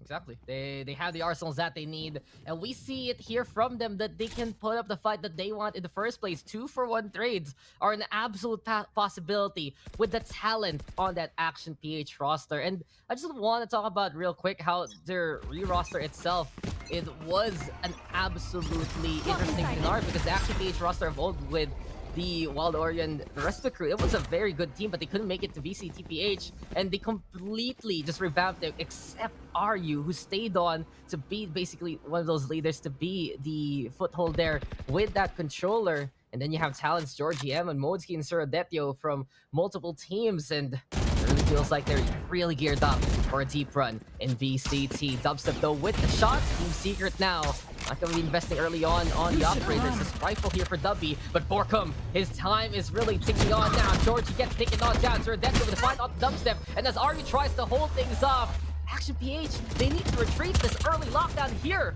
from Dispenser is the pressure that Team Secret needs. Nobody gets detained regardless on Action PH, but it's still a 3v4. Borkum's low on HP, but it doesn't matter because Jesse Vash is just making a good job on just decapitating the heads of the members of Action PH. Now, RU and Modski, do they have it in them to clutch this? That's going to be a no. The call is to save for themselves. Make it a little bit easier going into the next round, and this should be a 9-6 scoreline. A friend of ours in the Filipino broadcast would really appreciate. I wonder who it is. I wonder. It starts with a R, ends with an A. Wait, what? Starts with the R and ends with an A? EY. A. Yeah. So it's Rodney. Rodney. Okay. Damn. I didn't know we had a guy named Rodney now. Shout out to Rodney on the Filipino broadcast. New friend, by the way. I'll add him. I'll have him on FD later. Same. But yeah, that was a great bonus for Team Secret, and really Dispenser's presence here and the clutches he's able to do in the earlier rounds, it just leads to more success here from Team Secret. We saw inklings of this in their series last time versus Bren Esports. If you remember that bind game where Dispenser just held that B site down to the ground, and here on Haven, he's just getting even better and better. So it's great to see for Team Secrets. It's still that same mantra. If one pops off, the rest can follow suit. They're really getting inspired right now by the plays of the Killjoy, and that was such a great opening on the A site. Now then, Action PH though here, Nomad. Not the best arsenal, but RU is a sneaky boy. And does Borkum know this is coming? Oh, he pulled though. He pulled, and he's not ready, but Borkum uses the third on the round, and RU now not getting a check whatsoever. Fatal blow here for the push Team Secret, and Georgie now with a 3K for himself. Action PH gets back on it. Who cares? They're on the lesser arsenal. They're ready with RU there at the helm. Oh man, the patience play from RU to just hold that angle as soon as Borkum went by, popped the gravity well, and just dealt with a dubstep there. They didn't even bother checking that angle, which is a slight fault that happens when your first person that goes into the side doesn't check the corner nobody else is. Standing ahead. It's the Astra bolting. Borkum went in first. He's like, yes, guys, I'm not sure what's going on. And I really felt like he could have actually peeked RU there real quick, but he might just not have seen that part of the map or that partition itself had that Astra in the first place. So a little unfortunate for Team Secrets, because this allows Action PH back on the board. And what do we all say? You give Action PH a round, suddenly that scoreline is all tied up. Suddenly that scoreline is in their favor. So can Team Secret stop the bleeding before it even starts? There's the flash already from Wits to try and at least get a reaction from APH. But Dispenser again, sneaky peeky like, and it seems like Team Secret wanted to go for the two-prong attack towards this A site. Kind of a split push, yeah. You gotta worry about the potential lurk that Eman might just do for them. But there's still dwindling down the time. Might be a 30-second hit for Team Secret. 30 seconds left. No, even longer than 30 seconds as the stars gets checked up. 20-second hit. Oh no, not even. But they're already making their way inside the side as Team Secret. They're clearing out the corners properly now. They make their way inside the side. Spike will be planted, and just as I mentioned, Eman's lurk is something that Team Secret has to worry about. Cosmic Divide, though, is not going to be allowing them that information. Will they even look behind? That's where Jesse Vash is. He's looking. Oh, he's aware that The something's guy coming. might get Sim, but Jesse Vash just looks away in time. Are you on his own in 1v3? And is he ready? That's not the case. Wits will take him out. It's a 10-7, double digits for Team Secret. And that's looking great here for Team Secret. This is the pedigree we expect from them. And just a heads up to look behind. The Cosmic Divide was there in place by the side of Action PH. And Jesse Flash is just like, there has to be someone here behind, right? It's something we have to watch out for. And when you play the big brain gameplays versus Team Secrets, the thing is, they're the ones who made that playbook. They're the ones who really wrote what the PH scene is all about.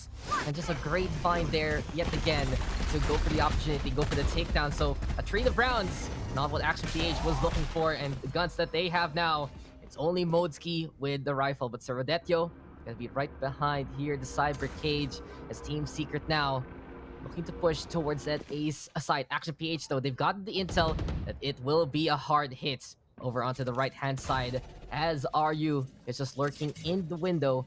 And for APH, it has to stop here between the Cypher and the Jet with a Blade Storm. Those are going to be the most lethal options right now. Action PH has Nano Swarm, though, going to get broken. And again, Team Secret's just dwindling down the time. Crucial for RU to spot this out. I mean, he only has the Sheriff here. Nothing much that he could do with that. Team Secret, they're really taking their time. They're making Action PH guess, and they're already rotating out to sea. The Psyche game is real, and RU. Oh no, RU can It's get gonna the be shot. big. No, he doesn't. A good effort. You can see Wits did get tagged, but you mentioned it. Just Team Secret and Patience game. Now then, Action PH with the right read at the right time, though. So for APH, at least, they are in position. But Team Secret will never be nonchalant about things, as they have Fault Line into play. There's the scan catching out. Speaking of, the intel gatherers on the side of Action PH go down. Amando finding the Sheriff tap on the Jesse Bash. But Wits will never miss. It's a 3K there for the breach. And 11-7, Team Secret up by 4. And this is now, well, around. The Team Secret wants to win to put themselves on map points. There's one more. Team Secret. I mean, aside from the past couple of days, they're finally awake. Jet lag, man. Jet lag. Hey, you. Yeah. You're finally awake. No, please. I don't want to get that game in every system anymore. Please stop releasing it. Please stop. Enough is enough, Todd. But here I have it. Georgie going for the shot. Doesn't get the connection whatsoever. And it's so methodical here on Team Secret. Not only that, Rolling Thunder. Eman's playing with it for too much there. Dubstep with a takedown dispenser in position. And the D&D connection has decided to go for the control. As the A site now is going to be taken over by Team Secret. The style, the substance, it's looking to be here on the day they need the most. And truly here, Nomad, if you look at that standings, who did expect Team Secret Southfield Esports at the very bottom? But for today of all days, they need to win against the teams at the top. And for now, Team Secret is looking to be in the right form for it here on Haven. Modeski now versus Bash. Dart, though, bouncing away on the wrong side. RU did get a takedown there at the exits, but Team Secret, they found their formation. They put that spike down, and this is them putting themselves in a winnable scenario, in a situation we haven't seen as confidently as they would like. It's Team Secret on map points. Very good start from Team Secret here. They secure the game, and they will be able to close out series. They've close out the game, I mean. It's not an issue that they couldn't close out the series. It's an issue on the momentum that they currently have. And with the current standing that we have on Haven, this being one of their playgrounds and moving into Fractured, their map pick, they secured this. We might really, honestly, we might just really get a 2-0 from Team Secret. But but we're not discounting the fact that Action PH knows how to bounce back. We've seen that when the challengers started, when their first matches ever came in. So that's you're not looking at the right spot. Zero Death, yo. We'll get the trade onto a dispenser, but does that decapitates him as well. Now it's down to a 3v4. Yeah, 3 on the A side here, and they will actually be backing on the way. Look at Borkum decide to bring the banner of Team Secret, eyes wide open, and C-Site now under their control. He's looking for one, and there you have the intel there. Give him a corpse, and he gets him himself. Guardian gameplay at this finest, beautiful headshot there onto the lurking dubstep. 3v3 now as the Classic Divide is there in station. But Georgie, the ambition, the willingness, and the heart of the lion to peek it out. Desperation time here for Team Secret to go for the plan. But it's not remaining. He knows that he gets the takedown. Unfortunate for Team Secret. You know, sometimes bigger isn't better, good sir. Yep. Of all the people to say that. Of all the people to say that. Yeah, you're Yes. Let us not discuss it even further, sir. But you see that? You see that? The gun barrels poking out. It's like, hey, what's that poking? What's that poking out there? What are we seeing? Action PH. Is that a gun barrel, or are you just happy to see me? I don't think he's very happy to see him there.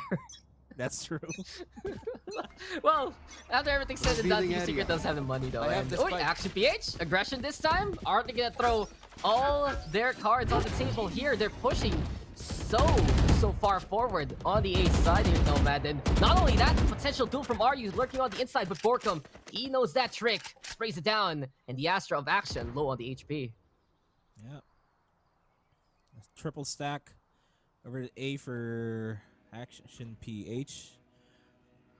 They're not going to stay any longer than that. And I guess this is going to be another Team Secret. Let's dwindle down the time, make them guess, keep them on their toes type of strats here that we're seeing. Potentially eyeing out B. Be completely honest, depending on if Borkum would be able to clear the angles on C. And all things considered, this is a good read from Action PH. Timing everything. Action PH for now. Inside the window there with RU, and you can really appreciate here for Action PH that they understand Team Secret can do little of that timer. So it's all about the angles, and the isolation is still here for RU. Lockdown now, gonna get broken on down even. And not only that, RU is able to escape with his life back to the safety of that C site. But we're not done for Team Secret. They know that there is a chance for the rotation, but RU is just only nigh unbeatable here. 2 already for the Astra. Flashpoint now to catch out Sir Detio, who just shoots the box. Can't see anything, but from up top, Georgie peers all. The eye of Georgie will now be blinded. Well-played scoreline. Map point here for Team Secret, and they want it badly. Wits with the aftershock, making 2v2. But low HP already for Bash. And now with the blind, but with this there, RU versus Jesse Bash. And are you kidding me here? 4 kills for the Astra. Action PH is not done. And thanks to the lone star here of the Astra, it's still the survival of Action PH. They're still alive. It's still not done. Nobody has the 13 scoreline just yet. And Action PH may just put a dent on the economy if of Team Secret if they win this round. I mean, Team Secret could still function next round, but they're gonna be dented. Wits is a really bad spot because he had to. I think he bought a gun for Borkum, so at the very least, Team Secret might be forced in a half buy or even a save scenario in the next few rounds. If Action PH can actually get another victory, but this time Team Secret again playing that slow play, stacking towards that C site.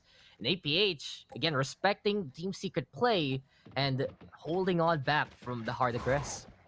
They're going to be playing around the Rolling Thunder here 100%.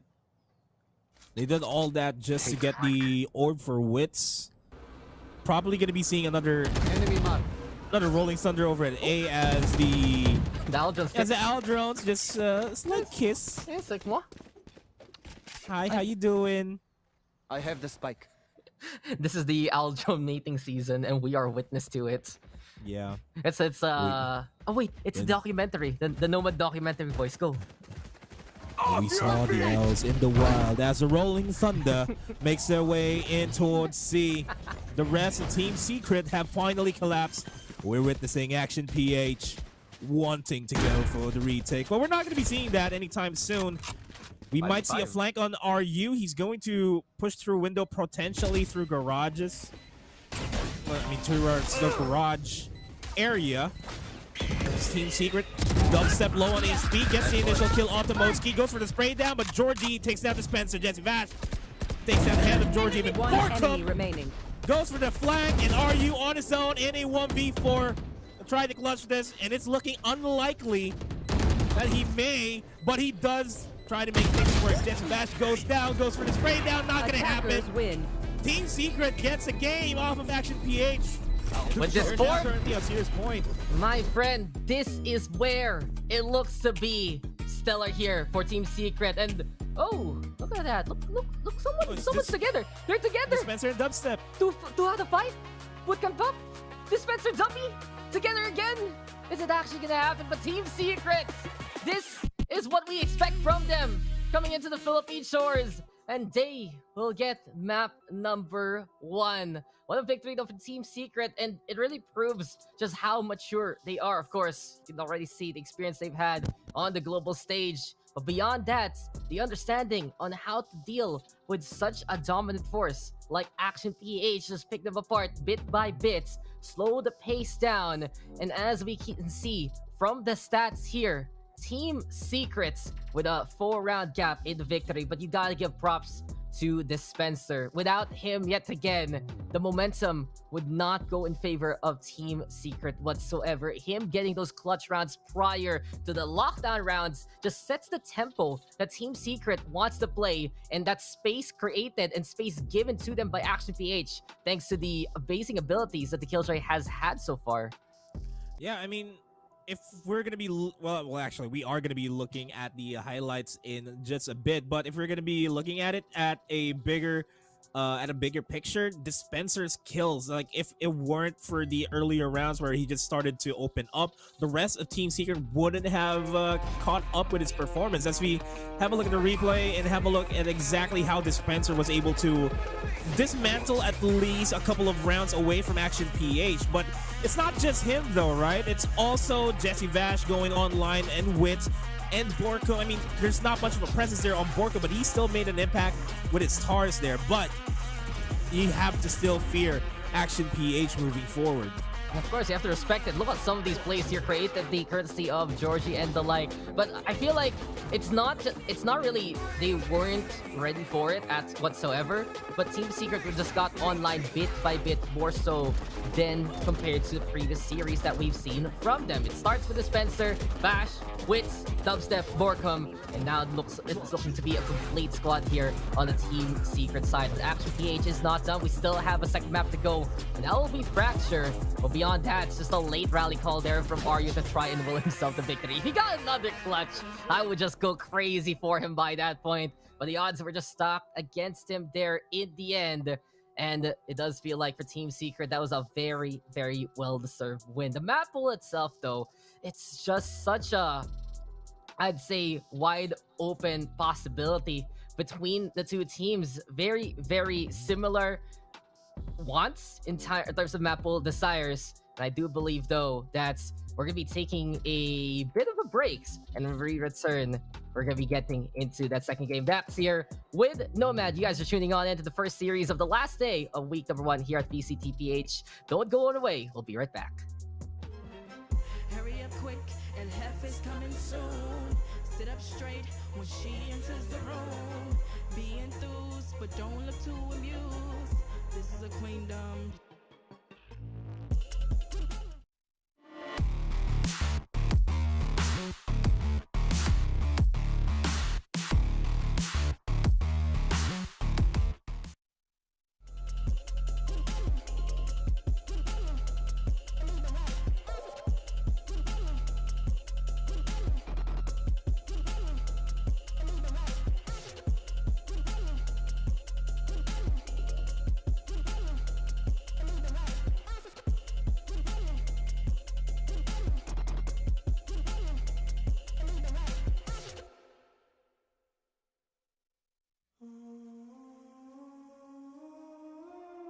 just gotta flex, flex, flex on the lean. I just wanna rap, rap, rap to the beat. I just wanna back, cause I'm mean. I just gotta go back, I'm a freak.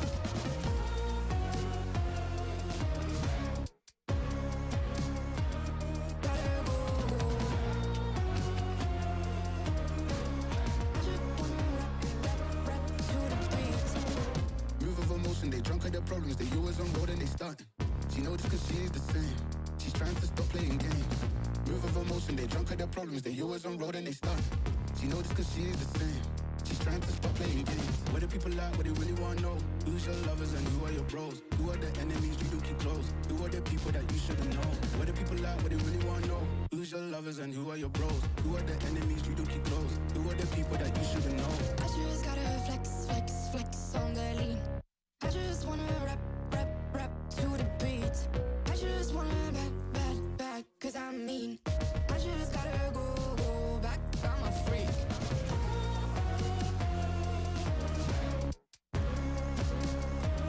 Gotta go. I just wanna rap to the beat. The chains, my vest, my watch, my belt, my cheese, my house, my sneakers, my blouse. I just party hard, hoping no one in the chart. I've already won, babe, but then you start. Flexing on ya, flexing on lean. Flexing on ya, flexing on lean. I just gotta go, but I wanna hold on. I can't let you go, but I gotta stay strong. Unless you heard it from me, then you ain't heard it from me. Got it from me, all the energy extra. You don't wanna see me with the hitters.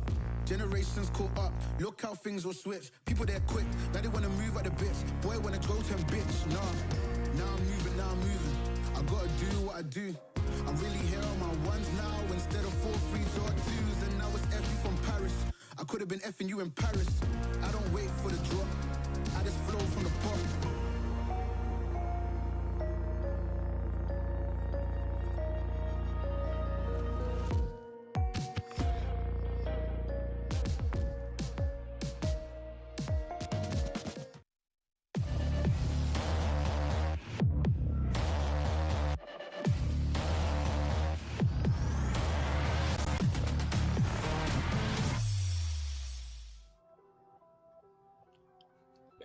Wake up, Samurai! It's Team Secret time. We are back here, ladies and gentlemen, with the first series of the day. And think about it, morning matchup already. You got a hot one. Before all that, my name is Zax here with Nomad yet again. And we just saw Team Secret take down Action PH on the first map of Haven. And as we get into it, we're moving on to something a little bit new to the VCTPH group stage. We're getting a fracture for our second map.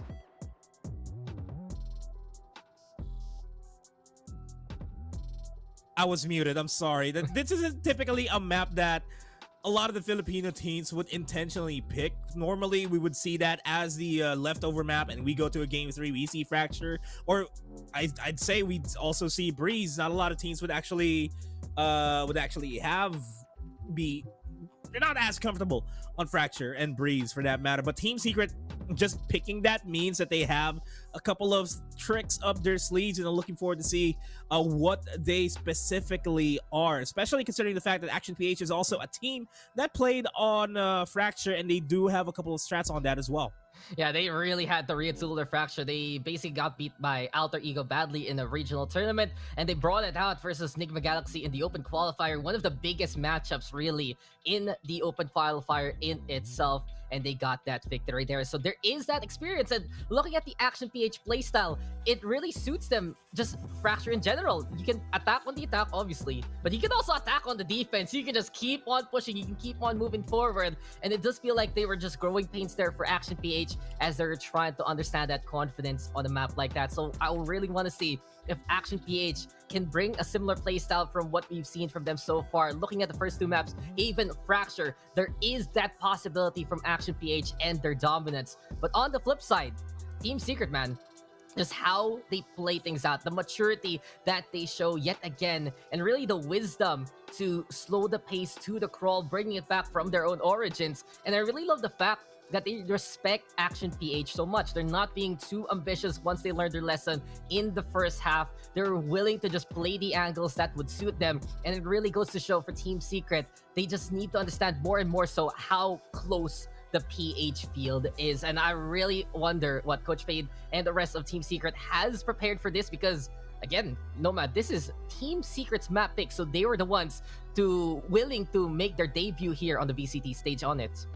Yeah, and I'm curious to see who is going to be on the defending side here on Fracture, because I've been saying this for a long time, even in the offense, in the worldwide offense side of things, where if you're on the attacking side, you immediately dictate the tempo because you're always putting your defenders on the toes on where you're going. You can always overpower a site with the numbers that you have, but as defenders, you have to take that tempo away. And I feel like if Action PH is going to be on the defending side here, and just like what you mentioned, that this completely fits their playstyle, where even if they're on the attack, they feel, even if they're on the defense, they feel like they're still on the attack. I feel like it's going to be a couple of round lead for Action PH versus Team Secret, and that is something that we have to look into as we still wait for the agents to be prepped here. But speaking of which, what type of agent compositions are we going to be expecting here on Fracture, since it's not really that 100% clear cut just yet? Yeah, there's so many different configurations from it. Watching many different regions, you can play that breach, of course, very, very effective. I've seen some comps run the double initiate of all things. I've seen Brimstone actually brought out even, because the Orbital Strike can be very potent in many a site. And not only that, potentially that chamber pick, something that Action PH has actually run before on a map like this. There is that possibility even. So there's so many different ways to run Fracture right now, and I feel like moving forward, it's just how VCTPH 2022 and actually VCT as a whole will define what the meta on Fracture will be from this point onwards. Beyond that though, I kind of want to tackle here, Nomad, that it's a game of tempos between these two teams. If you remember, in that first map, Team Secrets, they tried to play the style, the speed of Action PH. Didn't work, so instead, they did slow it down to a crawl. And it was effective enough from time to time, but I really feel like later on, there was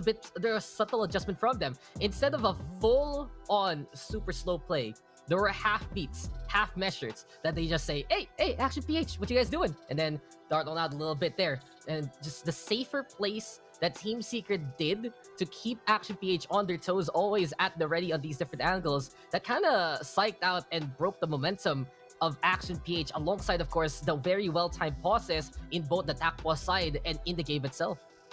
Yeah, that may be a strat that, I mean, it's not just Team Secret that could embrace. That could be a strat that Action PH could also embrace, because there are some cases where Team Secret, like individual members, have shown their impatience, I would say, going into a specific round, but they still managed to keep themselves in a leash, all things considered. Now, it's still going to be a big toss-up here if Team Secret would actually continue forward here on Fracture. But with that being said, we'll go into Fracture in just a bit. We'll be hopping on a quick 10-minute break for you guys to ready up and get ready for the upcoming match. I'm Nomad, this is Dax. We'll be back for the second game of this best of 3 series.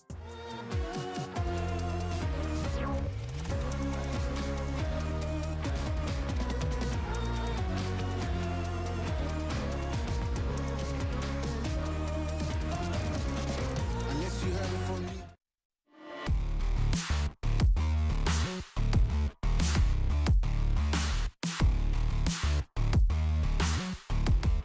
You ain't heard it from me, got it from me. All the energy extra. You don't wanna see me with the hitters. Generations caught up. Look how things will switch. People they're quick, now they wanna move at the bits. Boy wanna go to him, bitch. Nah.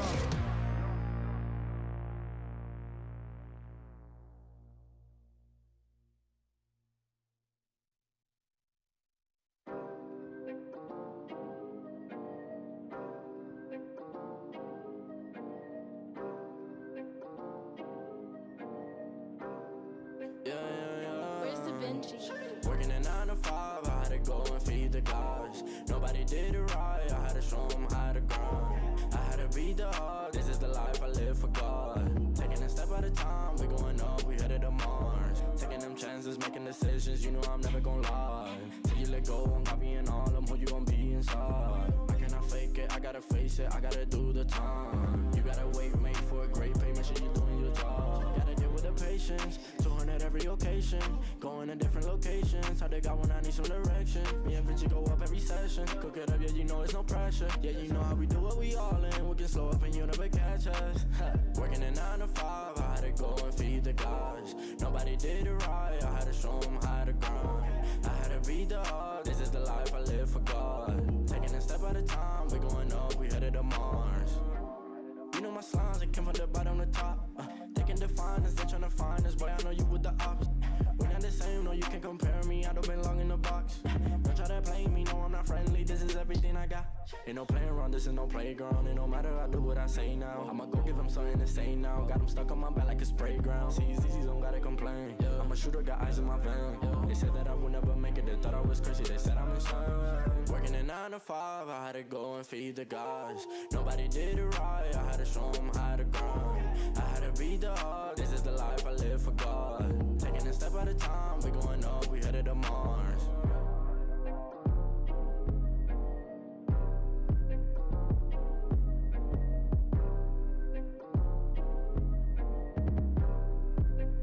Undefined for life.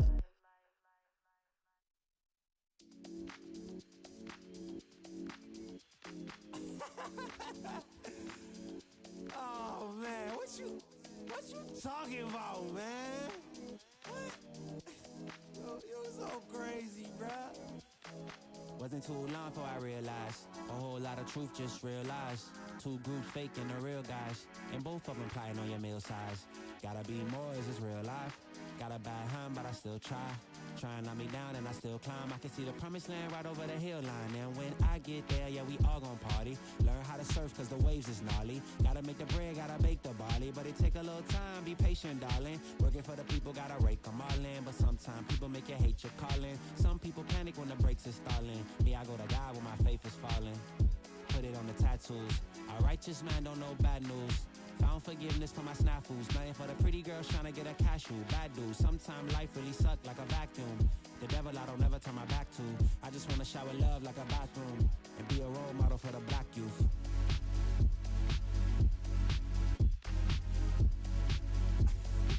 Oh, here you go. Here you go again.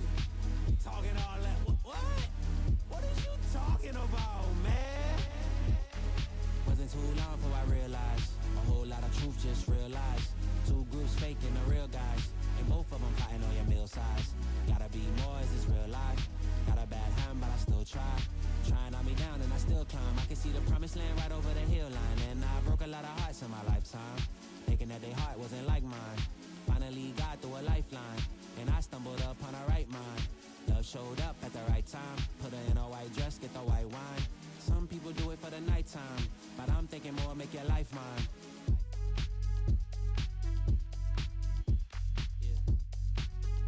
Is it possible we could last forever and ever and ever?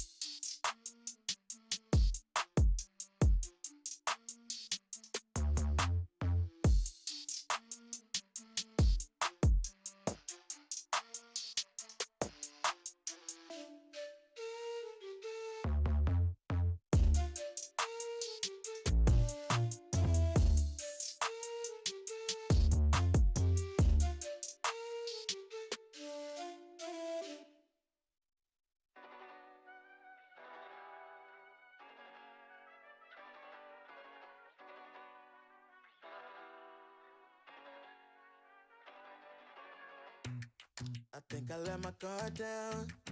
Certain things ain't the same now. Hard to navigate these problems. I'm by myself, you're not around. I tried to open up, it wasn't good enough. Put in my all and got nothing back. Now I'm stuck in the rain, dealing with all this pain. Why you gotta do me like that? Don't say you love me, then go and leave me. It can't get ugly, trust and believe me. Saying to myself, looks so deceiving. Trying to fight back, this far from easy. I've seen your hands. Delilah, don't you know my I've seen your hands. Delilah, don't you know my heart turned cold, lost control. Looking at this beautiful distraction. Fell in love with a fatal attraction. I really let my guard down, now relaxing. Why did I open up? She taking way too much. Put in my all and got nothing back. I'm feeling so ashamed, I fell into your game. Why you gotta do me like that? Don't say you love me, then go and leave me. It can't get ugly, trust and believe me. Saying to myself, looks so deceiving. Trying to fight back, this far from easy. I've seen your hands. Delilah, don't you know my I've seen your hands. Delilah, don't you know my gave you all of me, had me so deceived. You chose to leave my life, so I'm on my own in the cycle. I can't believe. Don't say you love me, then go and leave me. It can't get ugly, trust and believe me. Saying to myself, looks so deceiving. Trying to fight back, just far from easy. I've seen your hands. Delilah, don't you know my I've seen your hands. Delilah, don't you know my don't you know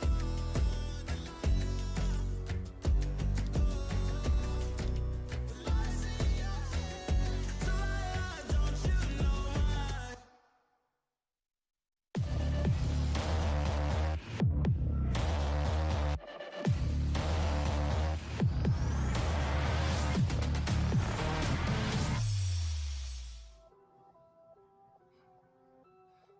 Serving up a main course of a Fracture coming your way here at lunchtime. Welcome back, guys, to the first matchup of the last day of VCTPH 2022 Stage 1, Week 1. My name is Dax here with Nomad, and we still got it here. Team Secrets versus Action PH. And if you are just tuning on in, well, good morning. And Team Secret, they've won the first map in quite a, I'd say, scrappy but convincing fashion for them. We saw yet again the standards, the origins they brought back all the way from, of course, their experience in the PH scene plus the global stage. On the flip side, though, Action PH, the raids and the aggression were real. And going into Fracture, for both sides, there still can be, you know, something they can play for as we check out the agents.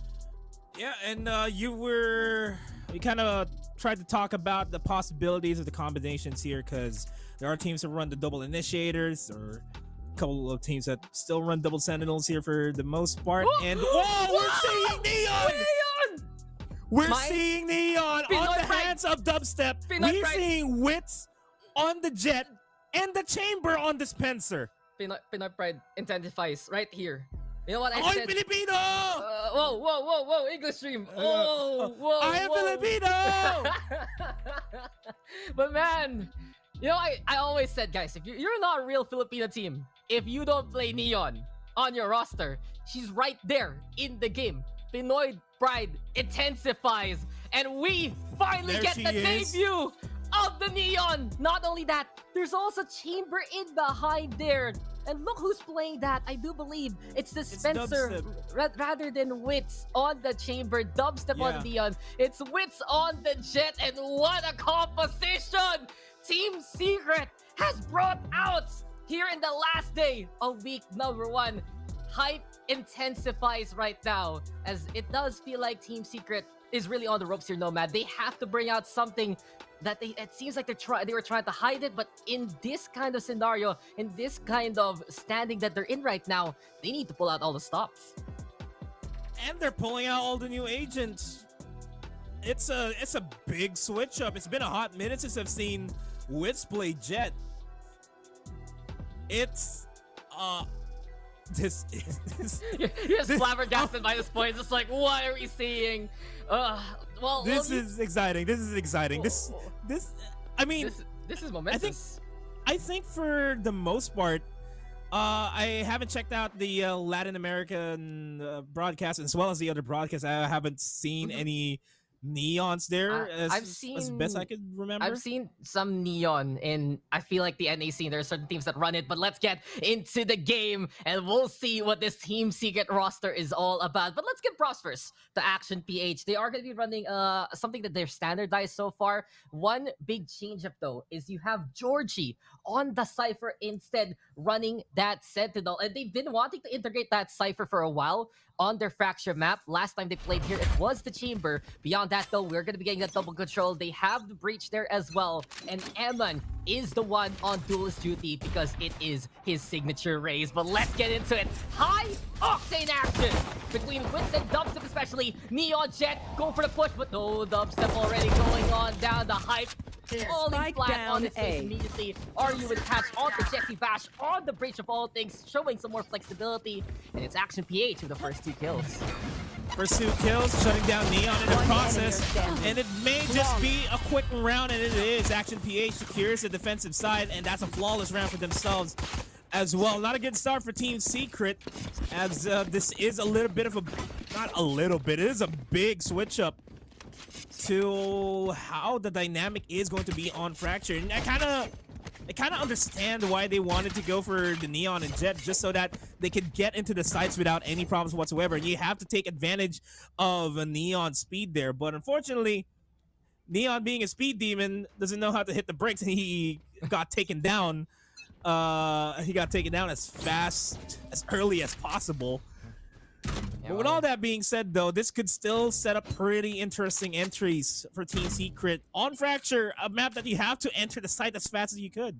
And not only that, it's just the 2 different angles that you can take right outside the dish. You have the Chamber, you have Neon, but while we're going to be able to rekindle our thoughts here, Nomad, I kind of want to point this out, that Team Secret, this is a very aggressive composition. And what I was saying a while ago about, you know, the comps, the playstyle of how Team Secret was taking these half measures and just juking out APH with the pace of the game.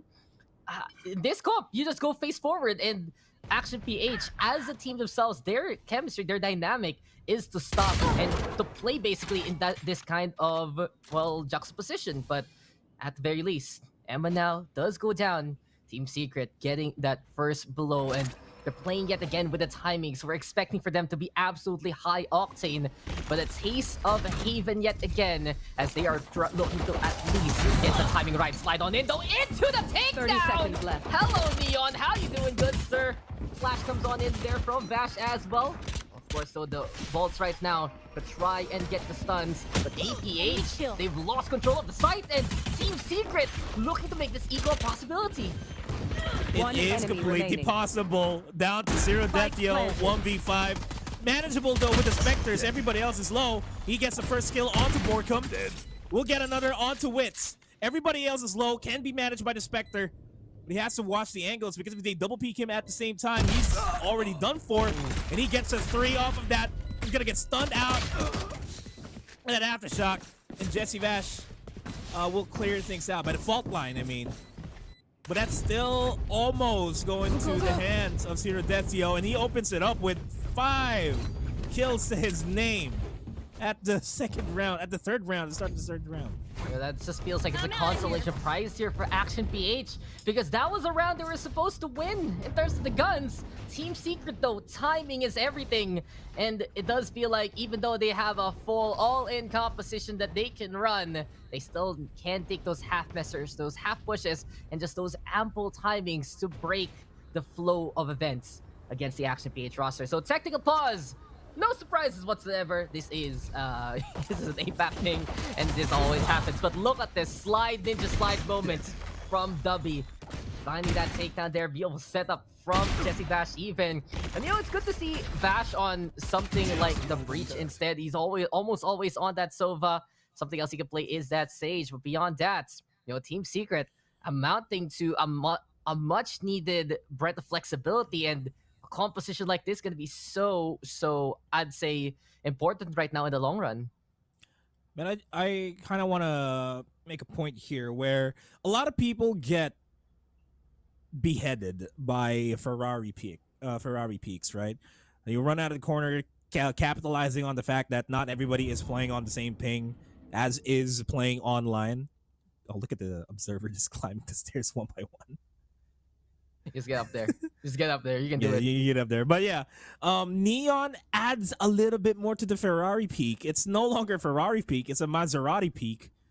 Just going as fast as possible in that corner. Not a lot of people would be able to react to that ASAP. But looking at how the composition is with Vash on that breach, he was able to get that flash off of Georgie's just to make it a little bit harder for him to get the head of Dubstep. And we can see a little bit more of that as the game progresses. It's and it slowly makes sense too on Fracture, where even though it's such a big map, there are still a lot of angles that you have to worry about. And if you peek the angle aggressively, just like how Dubstep does things, you will more often than not get the drop off on your enemy. And in this scenario here, Action PH, they can absolutely find a way to get back to their pace if they can just put a stop to Team Secret at the right time. It's a matter of timing, really. It's just a matter of anticipating when the push is going to happen. And we've seen from Action PH, the raids themselves on that first map, instrumental for their contest against Team Secret. But just a beautiful, beautiful game of Valorant right now awaiting us. Neon Jets, come on, that is just so ambitious here from Team Secret. Now, it can blow up in your face, especially if your relay bolts pretty much bounce towards your jet entry. But beyond that, this is a Team Secret roster that has to have practiced this. Not only that, just the confidence to put Vash yet on that breach, to put Dispenser on that chamber. There is just a whole new, fresh coat of paint right now, courtesy of Team Secret. And it's looking absolutely exciting as we are going to be getting into the game in just a bit. But Technical Pause Podcast, this is very much the way to go. It has been started by Mr. Raffin Black and Blue, and I guess that's the thing right now in VCTPH. So this is the usual question here, Nomad. It is lunchtime, so have you had any of it? Yeah, I hope you guys are actually having lunch, man. Yeah, having lunch right now. I mean, we're all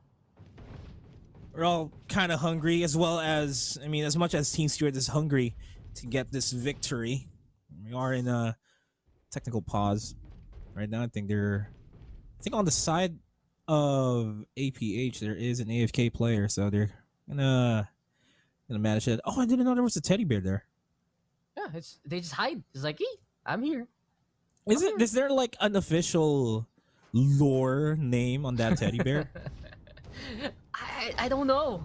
No, I'm sorry. Oh no, the critical information. It's not with us man. Right now. I'm sorry. We apologize. We're not delivering 100% on the analysis. We don't know the storylines of the teddy bears. The teddy bear storyline. They're just so many, Oh, I think they're called the Tactibears, if I remember correctly. Tactibears. Tactibears. Because there's a gun buddy where it's the bear. He's hanging and he has a gun. He's like, yo, this is bear tactics, etc. So I think that's what they're called. I'm not too sure. Maybe we can start calling them that way. And are you ready? Are you ready? Whoa! Man, I'm not ready. It's been a while. Oh, dude, I hate roller coasters. I cannot. They're exhilarating, but my heart cannot take them. I get so scared. Man, I enjoy roller coasters.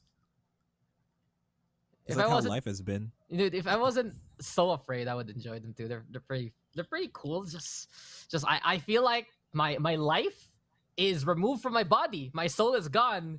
And as soon as I get out, it's just like, oh, sweet land. Oh, thank you, ground. Thank you, Earth, for existing. I mean, you know how there was a phase in my life last year where I played flight sims, right? Yeah.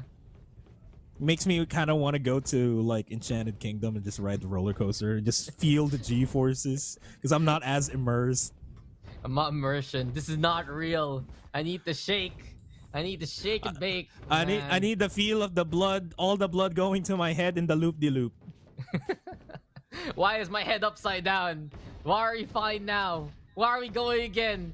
Please. Please. So, how about you guys? What's your favorite rides in like amusement parks? Are you roller coaster guys? Do you like the water rides with the big ramps or bumper cars? What's your opinion on the water rides? Because more often than not, I hate the water rides just because of the fact I don't bring enough clothes. I don't even bring extra clothes. That's your problem there, good sir. You have to have, clothes because this is the thing. That's how they get you. There's always a gift shop right at the end. Yeah. Overpriced apparel. That's how they get you, man. That is how they make you spend more money. See that? I don't know, man. I spend more money buying water.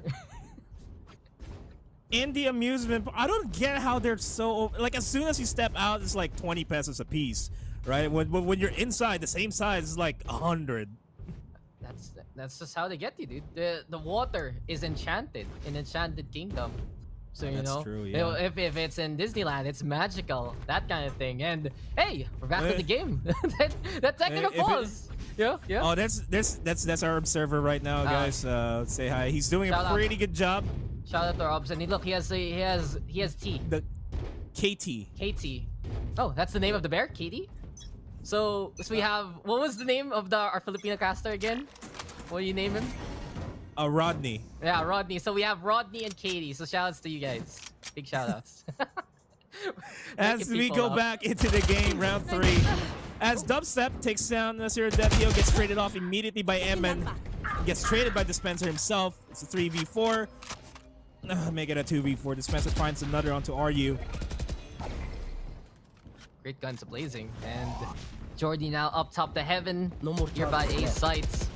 He is just watching for anyone to drop down from that side, but Wits just shows up and says, "Hello, Georgie. What you doing here?" All left out to Modsky, and well, for Team Secret, they stole that second round. And because of that, they have the guns here for the third spike planted. Modsky, the only one left on this side. And it's interesting to really see Modsky on that Astrol. Yes, they're going to be playing that double control. Someone needs to pick up that mantle. But here we have Jesse Bash getting in his face. And Team Secret now getting the lead yet again. So far, honestly, so good for what we've seen from Neon Chamber. The timing from them is pitch perfect. They really get a lot of value with Bash on the breach. And look at him already. He's ready with the Rolling Thunder only with 2 kills because, small little fun fact, since this is the first time we've seen Fracture and VCTPH, 4 orbs. 4 times the fun. Twice the fun, actually. Yeah. If one agent would get the 4 orbs, they'd immediately have their ultimates, but it's just so tough going at it that way. Shop, at least trying to be a bother.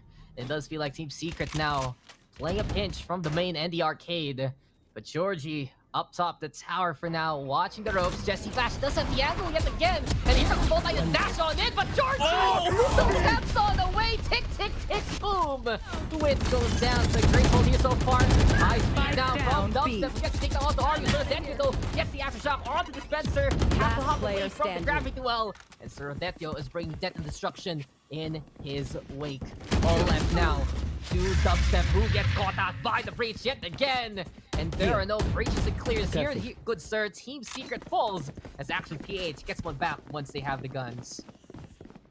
Third and fourth is almost ready for Dispenser. Dubstep has the overdrive ready as well. The Wits just one more kill for the Blade Storm.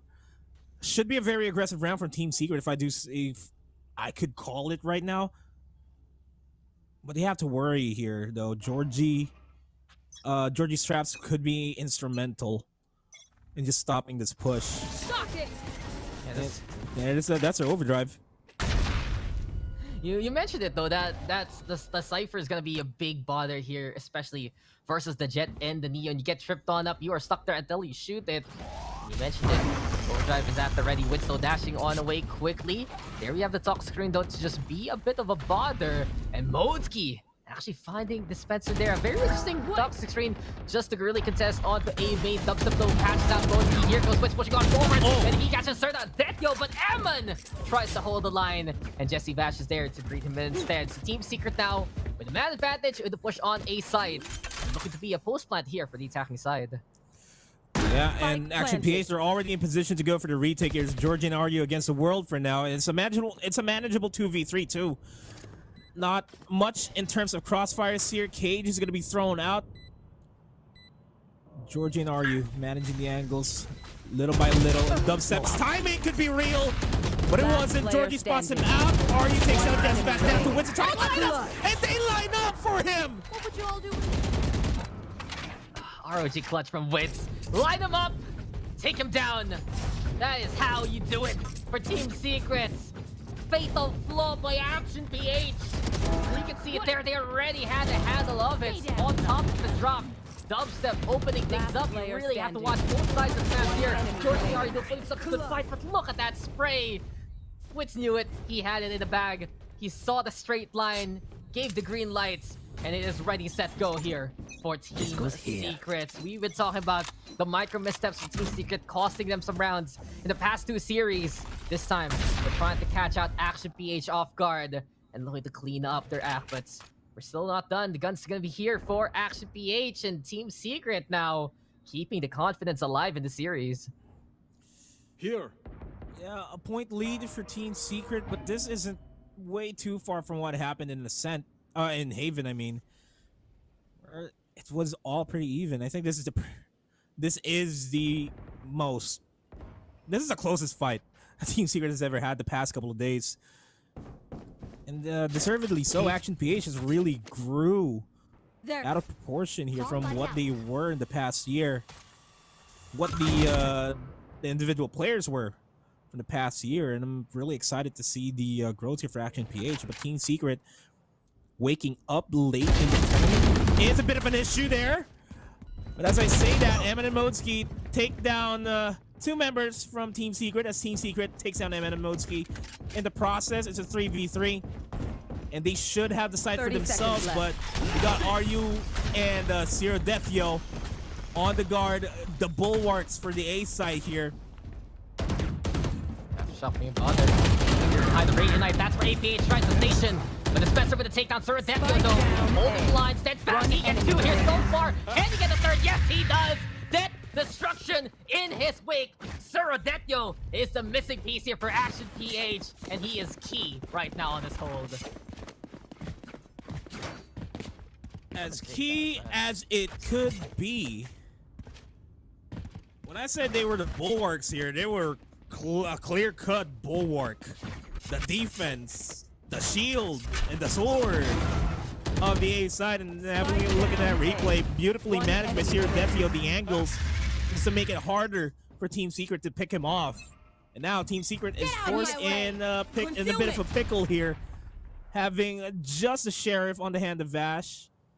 Of course, Dispenser still has his trusty old pistol on the side. The thing is, though, Matt, this is actually still a very double round here for Team Secret, because look at the ultimates ready. Those are weapons at the Team Secret disposal. Bladestorm is prepared. Overdrive is at the ready for the figure gun there. And of course, the Tour de Force prepared as well. So even though Team Secret right now look like they have no guns in their arsenals, they still have absolute lethality in a more traditional fashion as we go on. Tripardo will be spotted. And over at the tower, got Georgie in position. Little setup, and here we have it. That's Overdrive's gonna get hurt. Run and gun gameplay at its finest here so far. Dispenser though going down the line with Georgie, and Georgie down!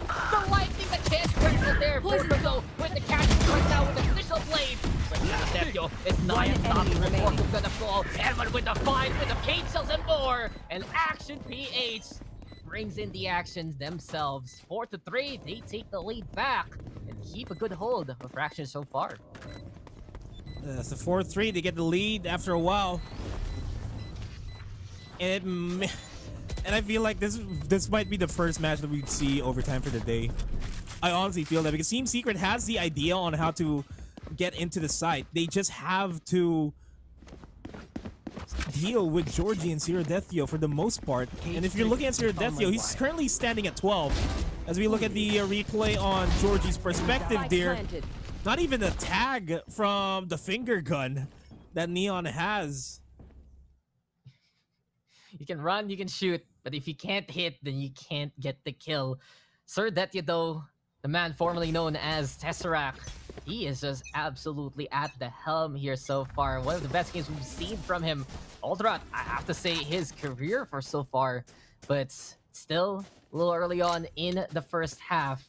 But it has been a very, very stellar start for the Breach. Not only that, though, Action PH now banking on the multitudes of ultimates. 4 of them at the ready. Dubstep, though, right at the drop here so far.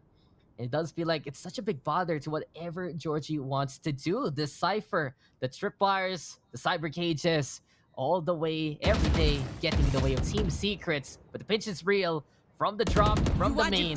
Team Secret trying to play the different angles, and not only that, they will whip out the Cosmic Divide to cover it out. Rolling Thunder for the side, but Georgie's was right on the other side, and Team Secret has to be very careful now as they put this type down.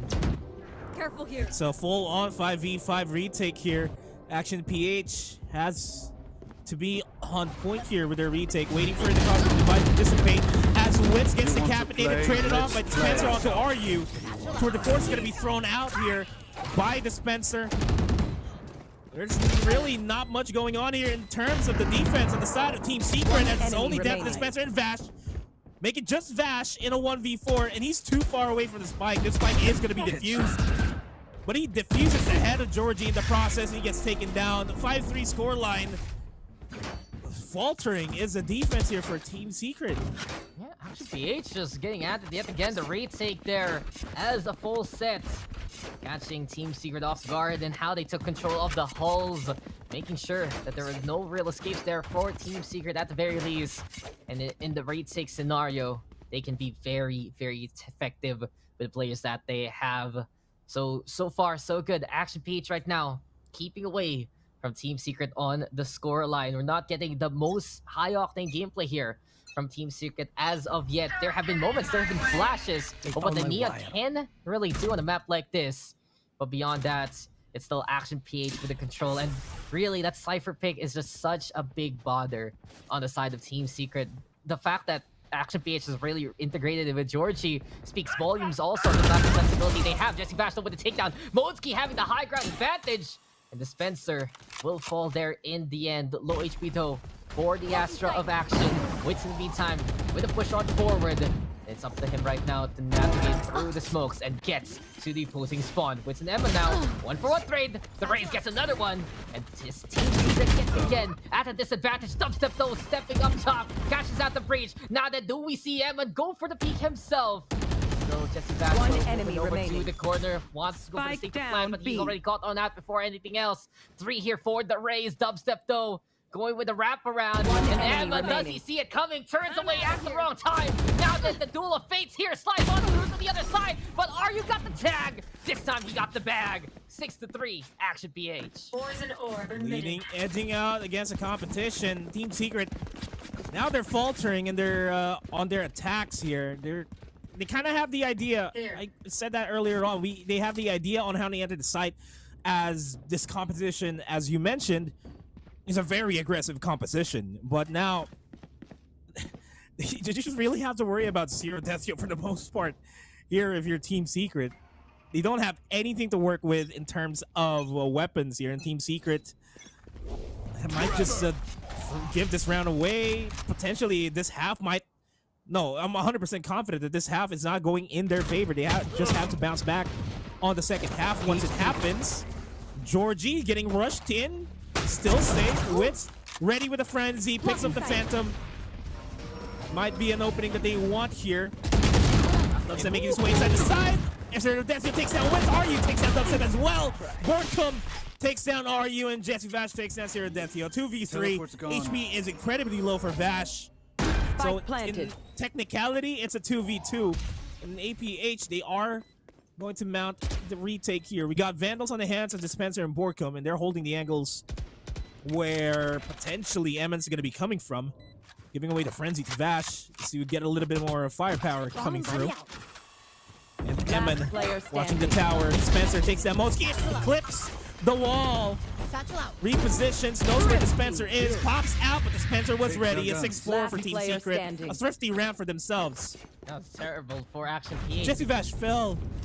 He just fell. He just was like, okay, that's it. The pain shell's bouncing on back. Action PH though, they were just terribly, I'd say, confused by how Team Secret want to go for that push. That high gear moments into the fast lane, basically the cover was true.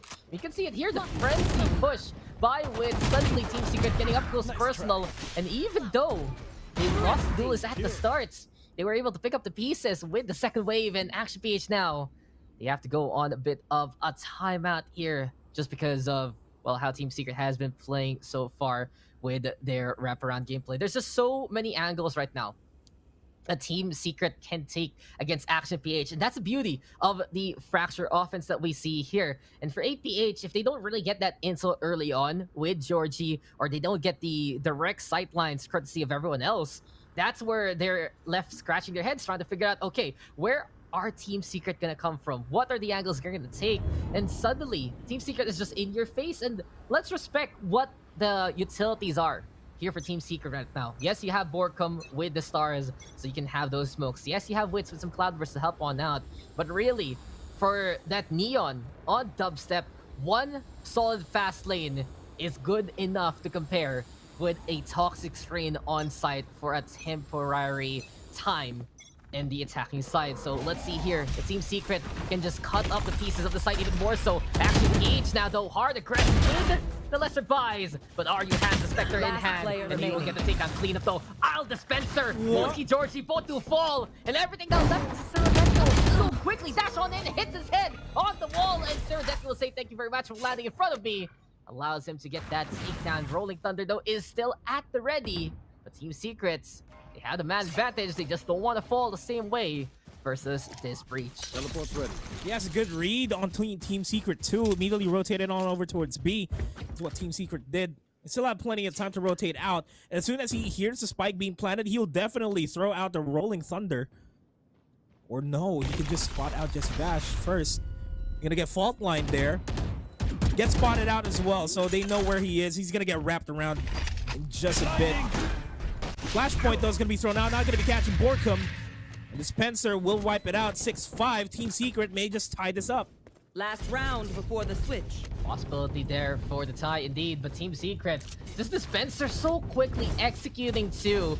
Action PH, they had a few guns with some of their members, but it was just an absolute moot point as soon as Team Secret went for the duels instead. And really here for APH, they're always stuck in a conundrum. Do we want to push? Do we want to stay? Their defense has been more of the hold style rather than the usual hard aggress that we see from them in many a map.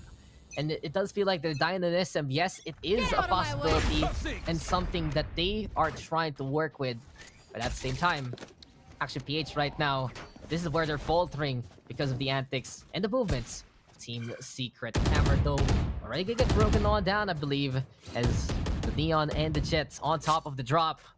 It does force back APH over to the spawn side instead. So more of the angle holds here for Action PH. They want to be in the, I'd say, safer areas of the map that they can consider for them. RU Modski now is going for basically a back-to-back. Modski watching out from the tower itself.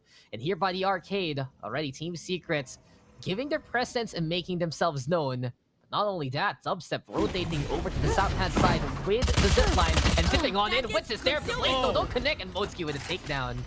That's a heavy punish onto Team Secret. They're making their set over here. Rolling Thunder is going to be thrown out over to the B side, but Dispenser will take that Modski. Now, the entry from Team Secret, they have this side for themselves. They're going to be forced to exit out of there. 30 seconds left. As well as a showstopper being prepped. It might find its mark. It doesn't. It's just down to Emma, and Team Secret may just tie this up. Will not get spotted out, but that phantom shot might have been heard. Flicks on over towards Porto, but it's not enough. Tied half for us. Going into the second half. Very interesting. Team Secret, they didn't use the overdrive, the tour de force as much as we expected. They were just getting the kills left, right, and center. And from that point on, It's all tied up here, 6-6. Action PH could not stem the multiple tides of Team Secret later on into the rounds, but he did do a good job getting off to a decent start there early on. And Action PH right now gonna be on the attacking side instead. Thing is though, over by the APH side, they do want to play these double flanks as much as possible. Their whole concept as a team is to just bother you from everywhere and anywhere. And as it stands, it does seem like here we have a bit of a lurk from Georgie. On the flip side now, it's Team Secret on the assault. And this is the beauty of what you can do on the Fractured defense. You can go for the push if need be.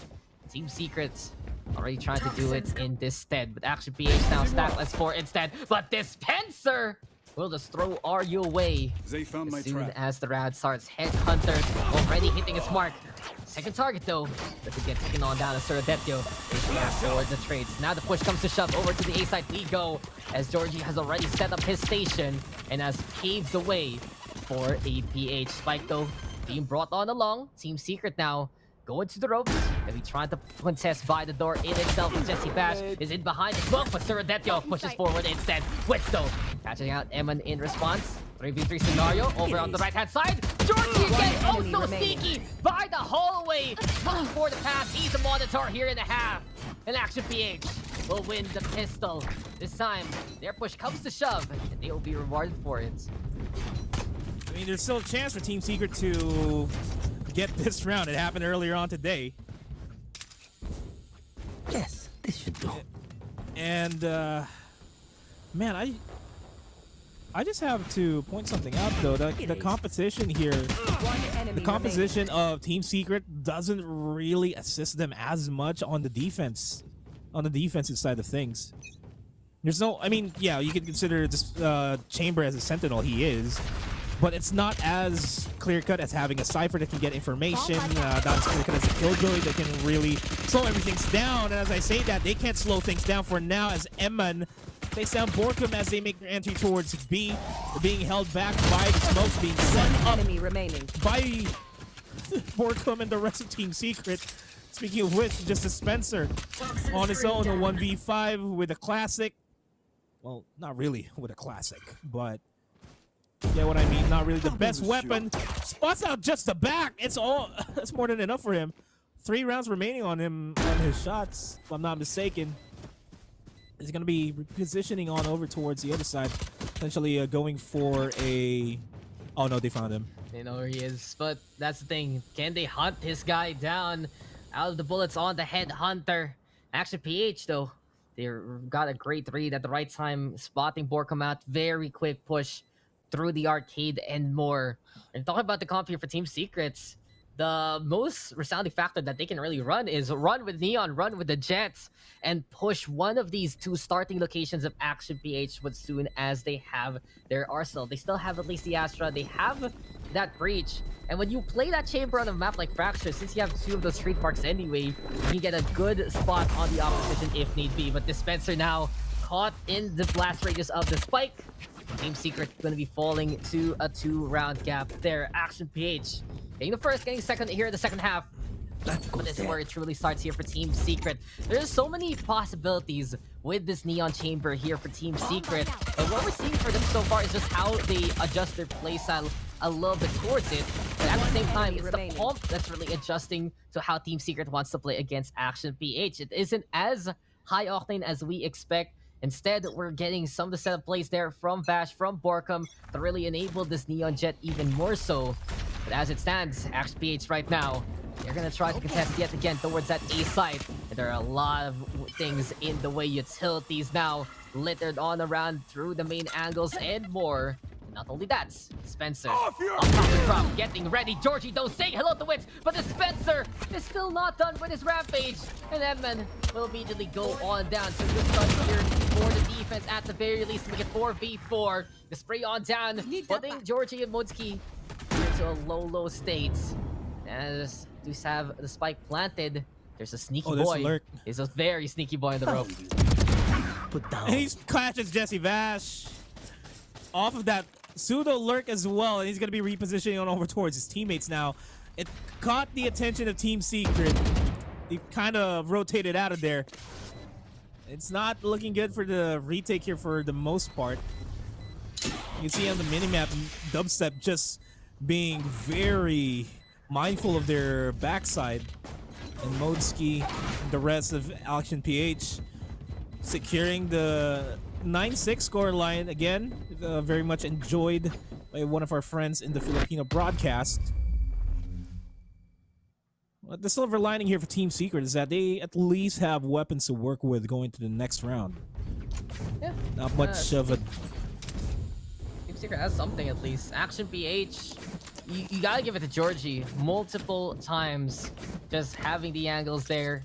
Again, Cypher, Lurk, Bother, and the creativity of the player in itself. So at the very least now, Team Secrets, they have to be wary of those repels. Cannot just disregard it and cannot be, I'd say, too calm about their transitions from A to B. But here we go with the aggression. Does feel like that the Chamber of Dispenser at least trying to contest their rendezvous on out though. And this time Team Secret with closer holds, especially on that A side.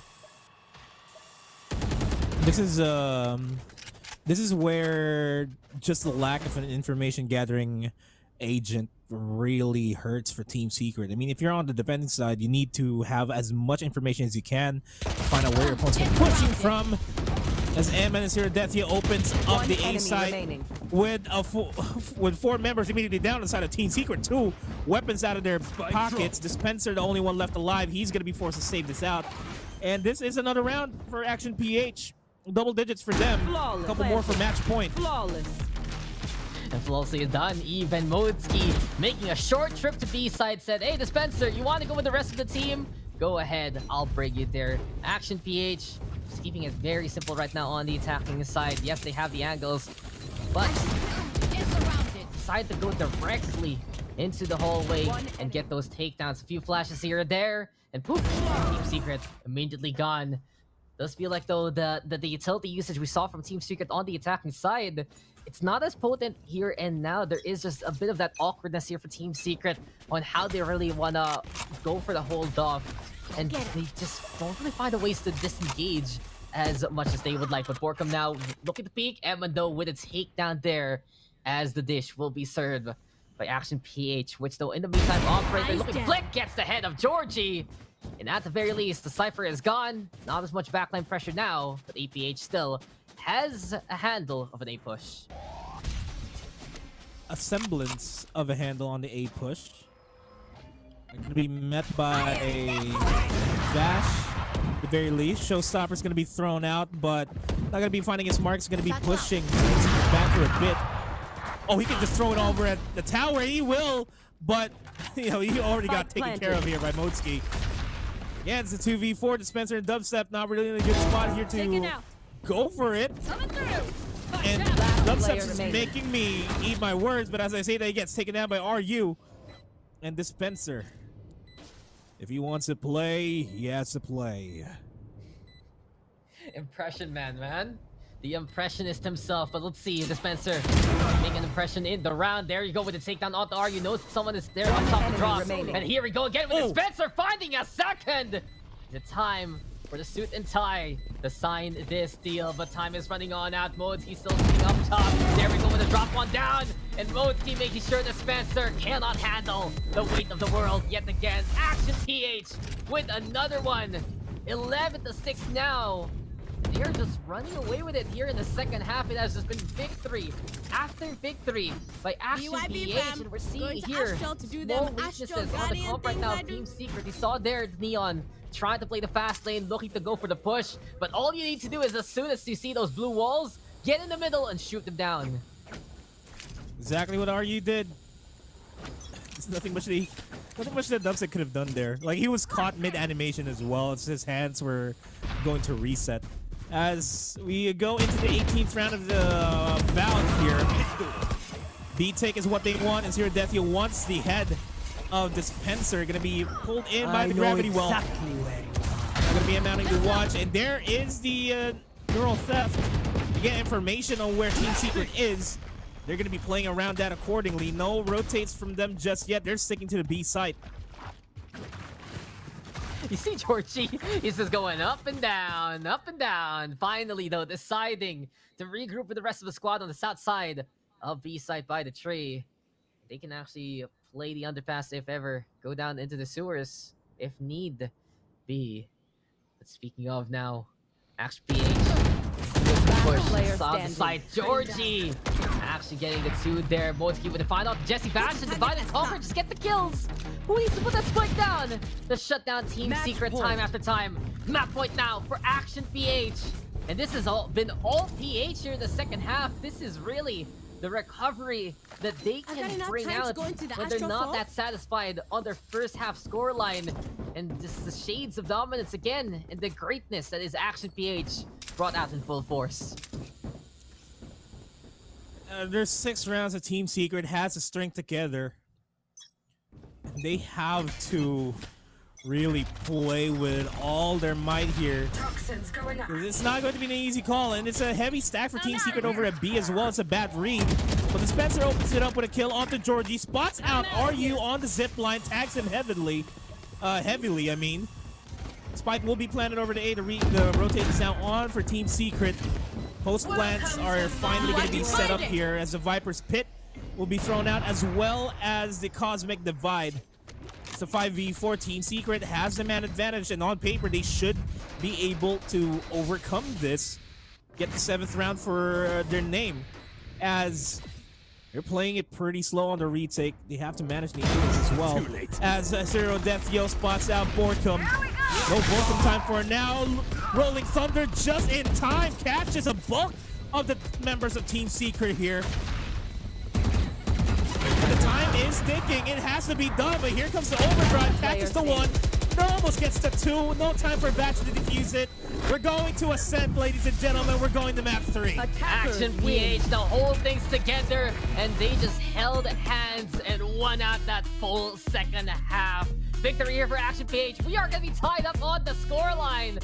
And that was the Action PH standard that we expect from them in the first place. The experimentation of Team Secret, it falls all apart later on into the half. Their defense just could not muster up to the movements of Action PH and their forceful pushes. And we just saw it there from APH. That was just them winning again and again and again on that second half. Didn't even need that spike from time to time. They just went for the eliminations, and they were happy to go for the kills.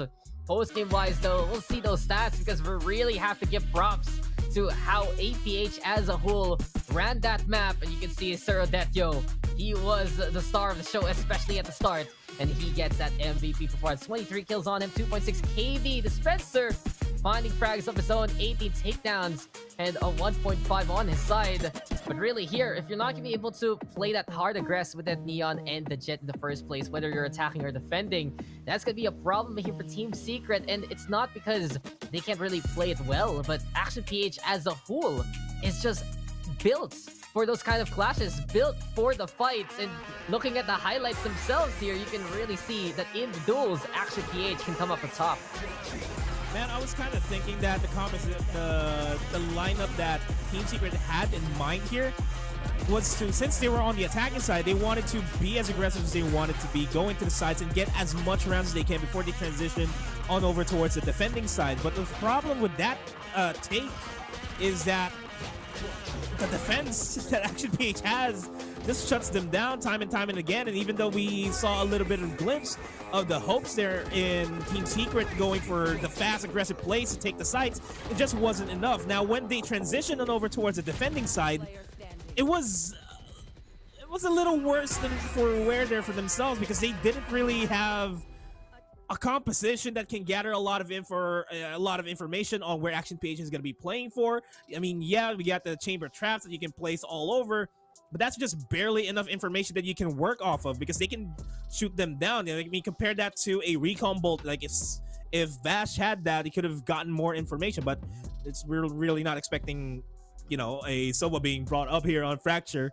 But with that being said, though, I hope the adjustment here for Team Secret would be just enough for them to steal away Game 3. But Action PH looking poised to steal the victory away from Team Secret themselves. As we go on to a break, when we come back, Ascent is going to hit right at us here at Challengers Philippines.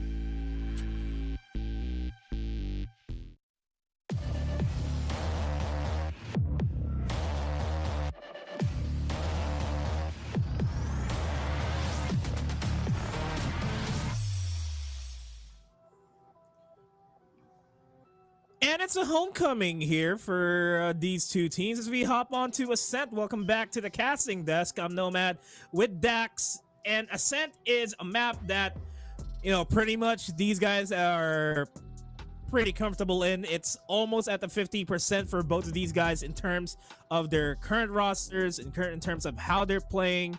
It's a 50-50 onto Ascent. Is that the same case that we're having here, or are we going to be factoring in some of the external factors that have happened the past couple of games? You know, for both teams, it looks pretty dead even after everything's said and done. We are tied up 1-1. We're gonna go into pretty much PH standard that is Ascent, and they've had experience already running a map like this so far in the VCTPH era, and I'm expecting greatness yet again. But for Team Secrets, just in that last half, completely falling into irrelevancy, I have to say. It was just Action PH winning again and again and again and again on Fracture. Time after time, they just played their usual style. They went for the push, they got the takedowns. Georgie being very, very cheeky multiple times, and Servadetio really fragging out for his life in that game. So moving on to Ascent right now, I feel like for Team Secret, they just need to make sure their presence is known. Going back to a more standardized composition should really suit them compared to the more unique factors that they're bringing out right now. And it does seem like there's one point we talked about Team Secret from yesterday that holds true. They're the ones who have to adjust more when they change up their composition rather than their opponents. And as soon as we saw APH just take control of the game, they were like, you know, it doesn't matter if they have a Neon, doesn't matter if they have the Chamber. We're APH, we're gonna be pushing, and that's exactly what gave them that win last time. Yeah, they're really an action-packed roster, this Action PH team is. But I don't know, man. We're going back to Ascent. A lot of teams have already read Team Secret on how they play during Champions in the offseason as well, and some of the third-party tournaments that that Secret didn't play in. Action had a lot more experience in. They've been grinding all throughout the entirety of the offseason. I mean, not saying that Team Secret hasn't grinded as well, but I don't know. It feels like Action PH, just by the streak that we have here, is really poised to make their name once again. Yeah, it's overwhelming just how tremendous the momentum of Action PH is before the series, during the series, and especially in that last half of that previous map. But let's not forget, Team Secret, they also won out. Their only map win before this series was on Ascent versus Oasis Gaming, and in that situation they brought out that KO to be a little bit different yet again, something that they have been planning to do for quite a while already, and it just might be something that Team Secret can be more accustomed to instead of some of the chamber plays, some of the neon plays that we've been seeing from them here and now. But Action PH, you said it, they just have so much in the tank still, and it really feels like the later we go on, the better Action PH can become. That was how they played against Bren Esports. They had a rocky start, especially with Savvy 8K having the game of his life there on Haven. But the latter two maps, they were able to take the reins and go for it against Oasis Gaming. The first game, then the third game is where they really picked it up. And it's just gonna boil down to the starts yet again. Keep an eye out on those first few rounds of both halves. Whether it's the first or the second half, Action PH will try to find a way to wrest control from Team Secret. And if they get it earlier and Team Secret gets overwhelmed, then we might see a repeat of what they did against Oasis. But at the same time, if Team Secret has a better handle, maybe that Haven performance was not just a fluke, it's going to be even more so moving forward. And I kind of want to talk about the coaching staff here for both Action PH and both Team Secret, because one of the, I mean, aside from searching up strats or brewing up additional plays for their playbook, one of the main jobs of a coach is to really reset the mindset of their team, to make them not too competent, not too complacent. There you go. Yes. That's the word. It's been a while since I've been on the English desk. All right, I'm sorry. My words are just trying to come back. So not too complacent, not too hard on themselves, especially after a heartbreaking loss. So it really falls on the coaches as well. The importance of having that mental reset going into a 3-game series is something that even more so for Team Secret that they need, because as far as we're concerned, Action PH, as long as they have the momentum, they keep the momentum going for themselves. Yeah, and let's just get it out of the way. You know, that they are absolutely competent here. This is the group stage in the first place, and there is no time for resting whatsoever. They cannot be taking these breaks too much, and especially as they need to still have their eyes on the prize, eyes on the series. So this is as close to it as it can get for Team Secret and Action PH. And if you remember the standings, it's not the, I'd say, situation that many expect. It's Action PH at the top. It's Team Secret at the bottom. And if they lose this, their lives are already on the line, and it's going to be even worse for wear as we get into the second week. Let's not forget, guys, though, this is a group stage. You have to play everyone twice in your group. And we saw it here in week number 1. We're going to be seeing it yet again in week number 2. But if you come into week number 2 with all the losses under your belt, you're not going to be in for a good time. You'll feel like you're always at the cusp of elimination, as the bottom part of the groups, they're going to be gone and not included in the playoffs, Nomad. Yeah, the math speaks for itself. I mean, as much as we'd like to say that it's the action that speaks for itself, if the math doesn't add up for you guys to maintain your slot in the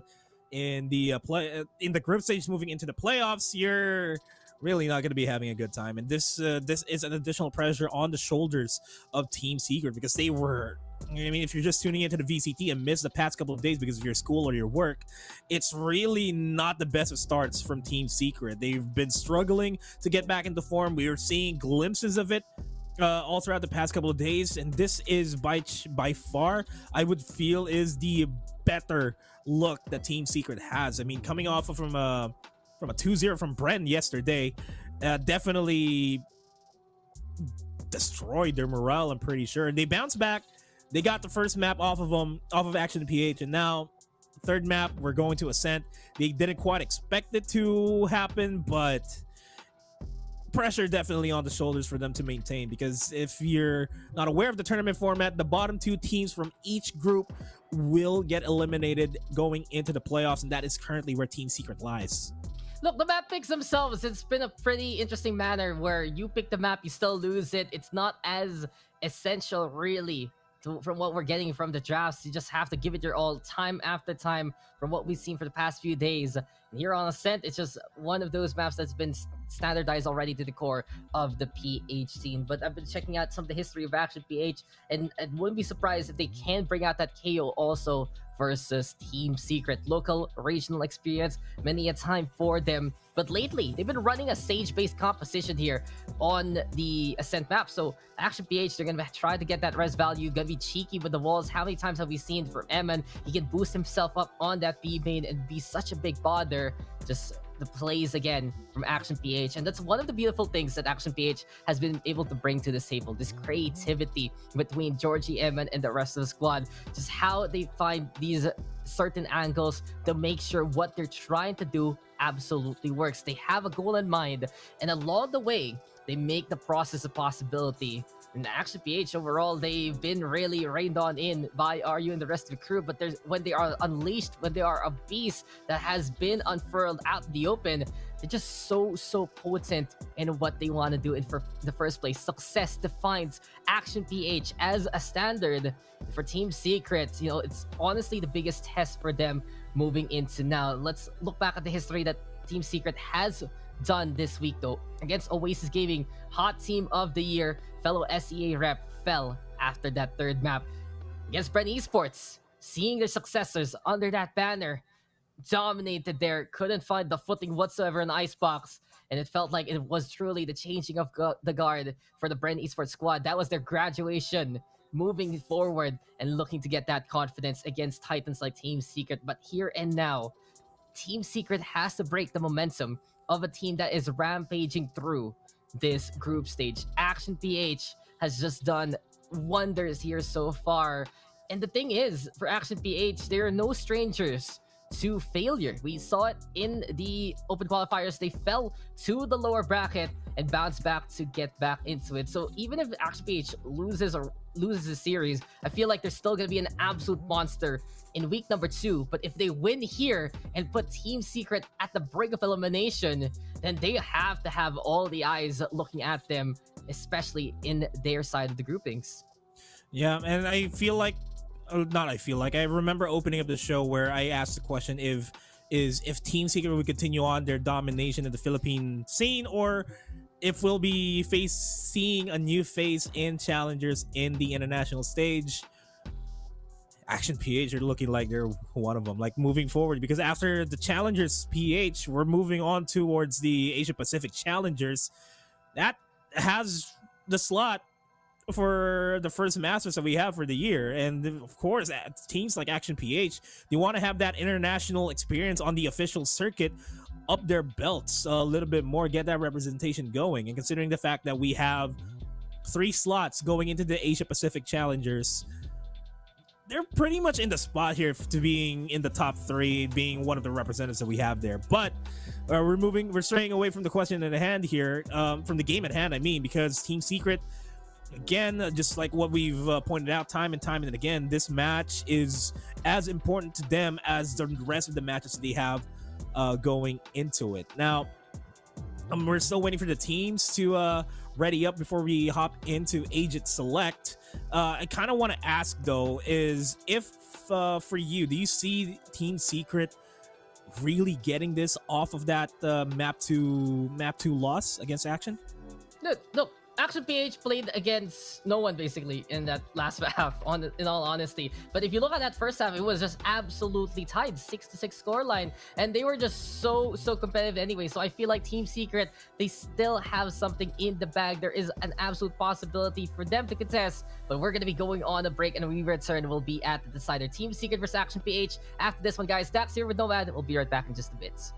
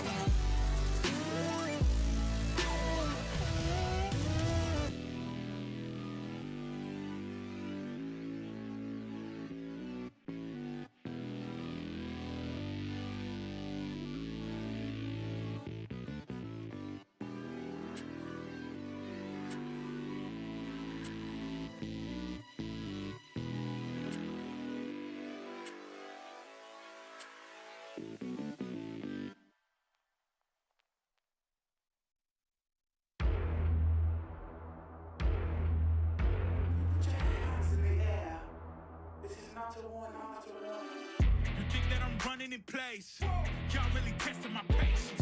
Right before I blow up the spot, I had to get back to the basics.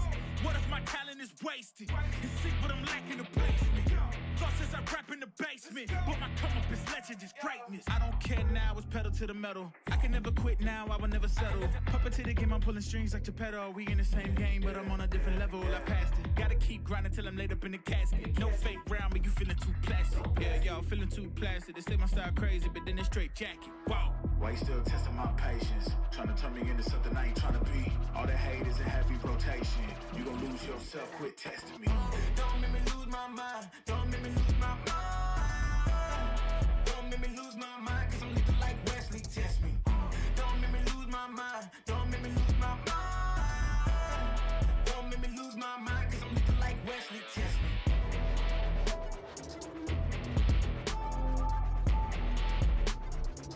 Cause I'm looking like Wesley, test me.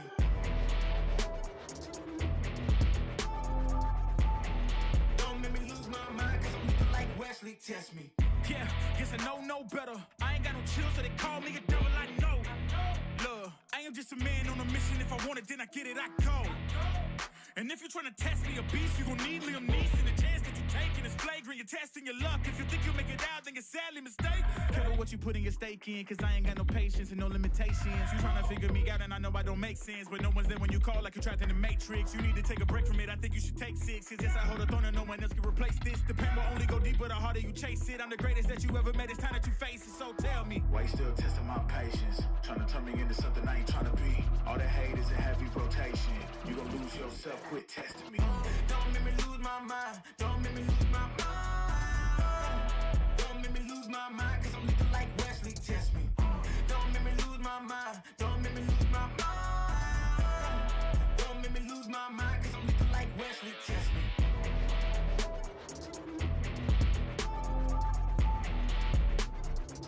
Cause I'm looking like Wesley, test me.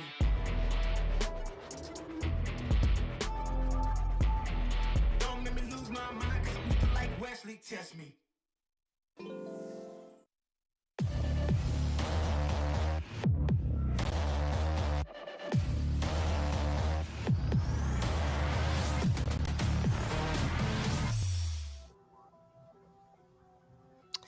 Decision time as we get into Ascent. Welcome back, guys. Sax here with Novat. And let's get straight into it. The wait has been long, but the wait is over. Ages like as we get into our final map of the first series. Team Secret on the defending side, Action PH on the attack. And one player I want to highlight here, Nomad, has to be Dispenser. If Team Secret wants to get this victory, we need to get that consistency even more so from their Sentinel player. He's on the Killjoy right now, but from Haven and even Fracture, he's been the biggest factor here that gives Team Secret a chance in these rounds. Yeah, and we've seen a little bit of wits all throughout this entire series. We kind of want him to explode here this time. As a Dispenser as well, somebody we have to look forward to. But Dubstep, though, for the most part, has been slowly heating up his engine. The diesel engine that is the Team Secret side of things has to be properly heated up, be the well-oiled machine that they used to be. Because Action, they're looking like the M1 Abrams of this setup. And Team Secret is kind of like a Humvee that really has nothing much to go up against Action, unless that Humvee has that anti-tank setup that it has. It's gonna be tough for Team Secret, to be honest. Like, the pressure is definitely on their shoulders. It's at the back of their minds. They just have to go through Ascent one round at a time here at this point. Yeah, did you just put a tank in this broadcast suddenly? It was like, hey, that's a vehicle truly that we all enjoy on the PH side, but we're gonna be loving here as we get into Ascent just a bit. Now, I kind of wanna point out the fact though that for Action PH, it's something that it's just so standardized for them already, running around with the comps that they have. KO though here for Team Secret already all something that they've been employing as well so far. And overall, this is really a map that will define the future of Team Secret. If they lose this, they're gonna have an even harder time. It's next week. Not gonna be eliminated as of yet. Here in week number 1, no one will be gone. And that's the thing. This is the beauty of the group stage. If you're having a tough week now, you can still bounce back into the later one. But you cannot go 0-3, that's for sure. You're gonna put yourself in such a risky scenario. And with Action PH whipping out that Sage yet again, it's these two teams bringing out the comps that have been basically their standards so far for the VCT run. I mean, just like what Silva said, if you're not a good shot today, don't worry. There are other ways to be useful. Team Secret, they have to find how to be useful moving forward. I mean, yeah, if they let's just say that Team Secret doesn't win this, right? Every single match that they have next week has to be 2-0s, just for them to get that point advantage to get up on top, potentially back into the middle of the pack, which is a tall order to ask for, because the middle of the pack is really competitive as well. I mean, we got the likes of Bren, we got the likes of Oasis out there that have already beaten Team Secret. So, you know, it's going to be fucking tough. It's going to be really tough. I mean, that's true. For the two teams that will be clashing after this battle, you have the Oasis squad, you have that Brent squad. They've already notched those victories that look to be, of course, the danger zones here in week number 1. And Action PH, they want to be part of that club as well as soon as possible. But they're just anticipating the ready points of this game. And here and now on Ascent, just what will we be expecting here from Team Secret? How will they go for the road to recovery? How can they actually fight for their lives here? Let's recall how they played against Oasis Gaming in their matchup a few days ago. And for Team Secret, the whole style was, again, Dispenser being a huge factor of it. He had like 23 kills there, which also alongside Jesse Bash, making sure that the assists matter there. And if they can play as an absolute unit yet again, then we're going to be seeing the Team Secret that got success on the global stage. Not only that though, a streak also a possibility. They can go for the assault, especially on the attacking side when given the chance. And we've seen many a time, if Team Secret starts popping off with one, they can have a few more in the bag. But my question is on the other side, will Action PH actually be able to get their earlier run? We saw it on Fracture, that second half domination, yes, where they didn't even let Team Secret score a single point. But this time, can they actually find a way to get their motor running so much earlier on? Because for Action PH, the earlier that they get the wins, the better. The more they have the first half, the even scarier they look. And that has been the style of Action PH all throughout the months that they have been together, the weeks that they have been together. We haven't seen that versus Team Secret as of yet, but it's going to be such a big confidence boost, especially for Action PH, if they know even Team Secret can fall to their similar to the playstyle that they love to do. and really, I mean, while we're waiting for the teams to hop on the game, I mean, we could talk about this over and over, how Team Secret can bounce back against Action PH, how they can handle Action PH aggression. We still have yet to really see the teams play it out. I mean, we could drop all the analysis that we want. The teams themselves, the players themselves have to show up here, even more so on the side of Team Secret, because Action, they're really looking like they want to pack this up and just move forward in the tournament. But this is Ascent still, a map that Team Secret knows by heart. They have their strategies set for themselves. That's also what Action PH has here. It's tough gauging this if it's going to be a 50-50. I called it earlier that it's going to be a 50-50 matchup here on Ascent. Might just be close, might have overtime. But at this point, I honestly don't know if that's going to be the case. You know what's great? The fact that we went 3 maps, you know? We always want these series to go the long haul. We want to see more of these battles. And of course, we want to see the best that these teams can offer. And wouldn't be too surprised that we get another close matchup between these two squads. Fracture, the experiment for Team Secret. Unfortunately, it didn't work out there in the second half. There were building blocks of greatness there in the first. But it really proves how Action PH has this mindset to really get better with the maps that they feel like they struggle in. As soon as they realize that, okay, guys, we lost pretty badly here. What else can we do? Can we configure this? They're so game.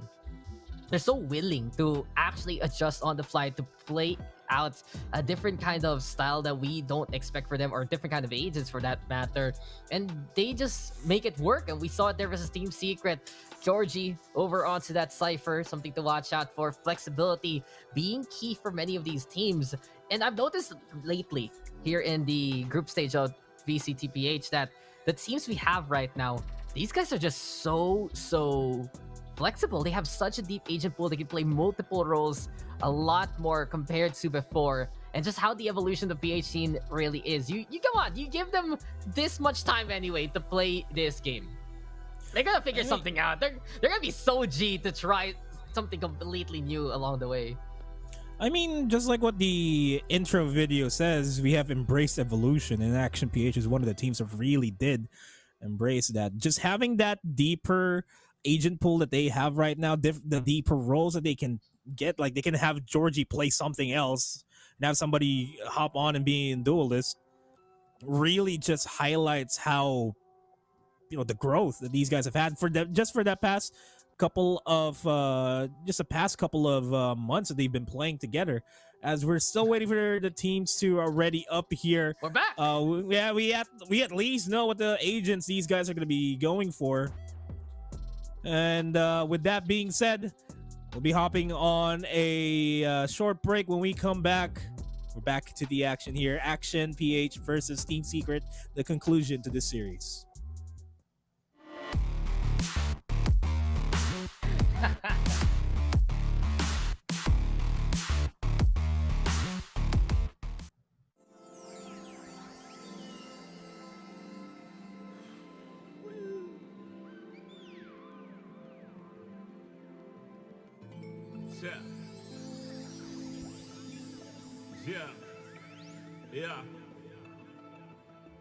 Yeah. The rise before the fall, the glide before the rule, the eyes that saw the soul, the cheer before the goal. I'm here to let you know. Yeah, I'm here to let you know. Yeah, I sky gaze over my taste.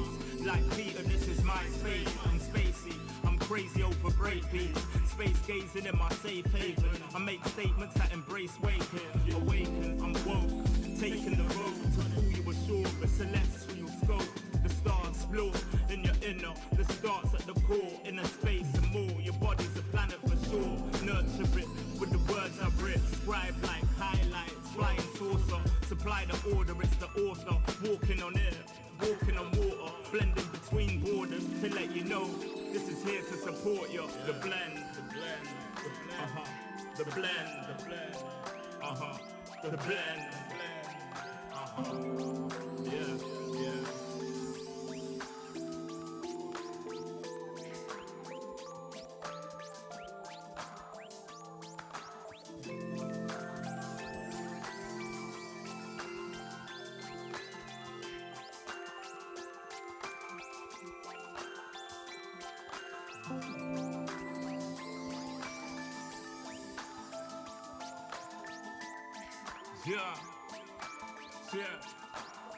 Yeah. Second verse after the first.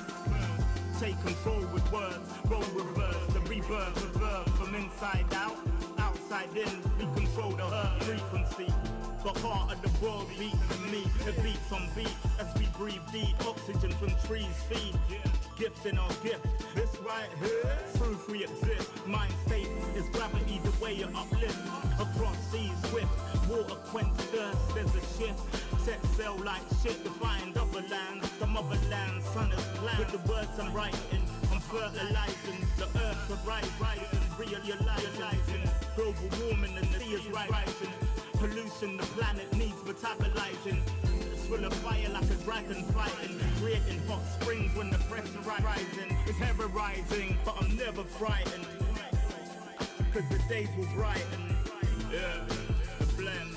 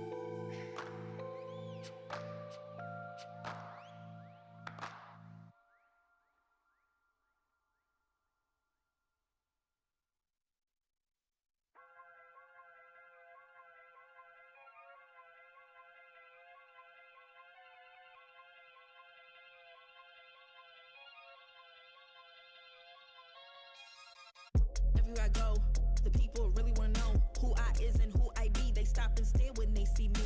If it's said it once, no need to repeat. Run up on me, watch you fall to your knees. Tip my hat when it's time for the kill. Ain't no beast when you're really real. I am the boss, I am the Don. I am the one they call Lucky Charm. Got my own shit, I don't need your farm. Life was so hard, it made me weak. Built to last, this girl ain't weak. Sturdy and still when I plant my feet. Got it out the mud, now it's racks in my sleep. Look to God, he supplies my needs. Endless faith is what brought me next level prosperity. Silent power moves is what I'm giving. They love to hate the world they can't live in. Always present for the high roads. Go swim within the deep lows. Low. What told the future? Who knows? I don't do it for the likes, I do it for the love. Do it for the ones who really need a hug, cause they had it tough, never had enough. Feared, loved, and respected. Using words as a weapon. Test and she. Hurry up quick, El Jefe's coming soon. Sit up straight when she enters the room. Be enthused, but don't look too amused. This is her queendom, please respect her rule. Hurry up quick, El Jefe's coming soon. Sit up straight when she enters the room. Be enthused, but don't look too amused. This is her queendom, please respect her rule. Smile in my face, Woody in my place, but act gully on cyberspace. Let's pump brakes, let's be frank. Running after him when you're the chase. You are the catch and he's the net. How quickly do we all forget to honor these small policies, my darling? You are the empress queen. Man, respect or he'll neglect. You are the wind beneath his wings. You are the season, you are the reason why this world can breathe. Giving sons eyes to see and daughters dreams to believe. Anything less than the best for you is high treason, queen. Hurry up quick, El Jefe's coming soon. Sit up straight when she enters the room. Be enthused, but don't look too amused. This is her queendom, please respect her rule. Hurry up quick, El Jefe's coming soon. Sit up straight when she enters the room. Be enthused, but don't look too amused. This is her queendom.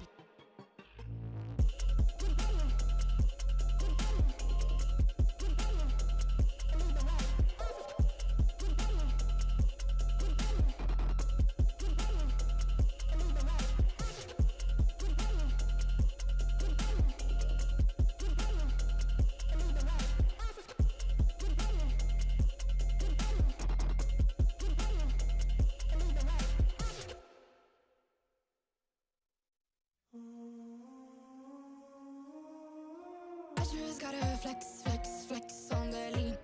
I just wanna rap to the beat. I just wanna back, cause I'm mean. I just gotta go back, I'm a freak.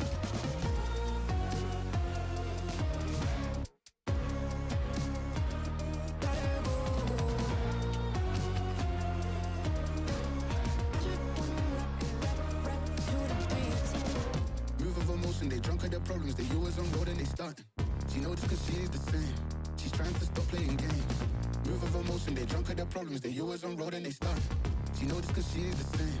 She's trying to stop playing games. Where the people at, what they really wanna know. Who's your lovers and who are your bros? Who are the enemies you do keep close? Who are the people that you shouldn't know? Where the people at, what they really wanna know.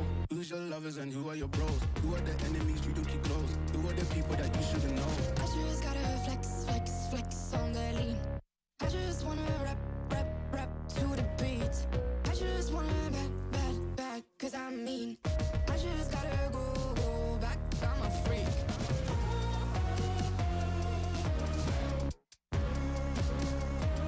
Gotta go.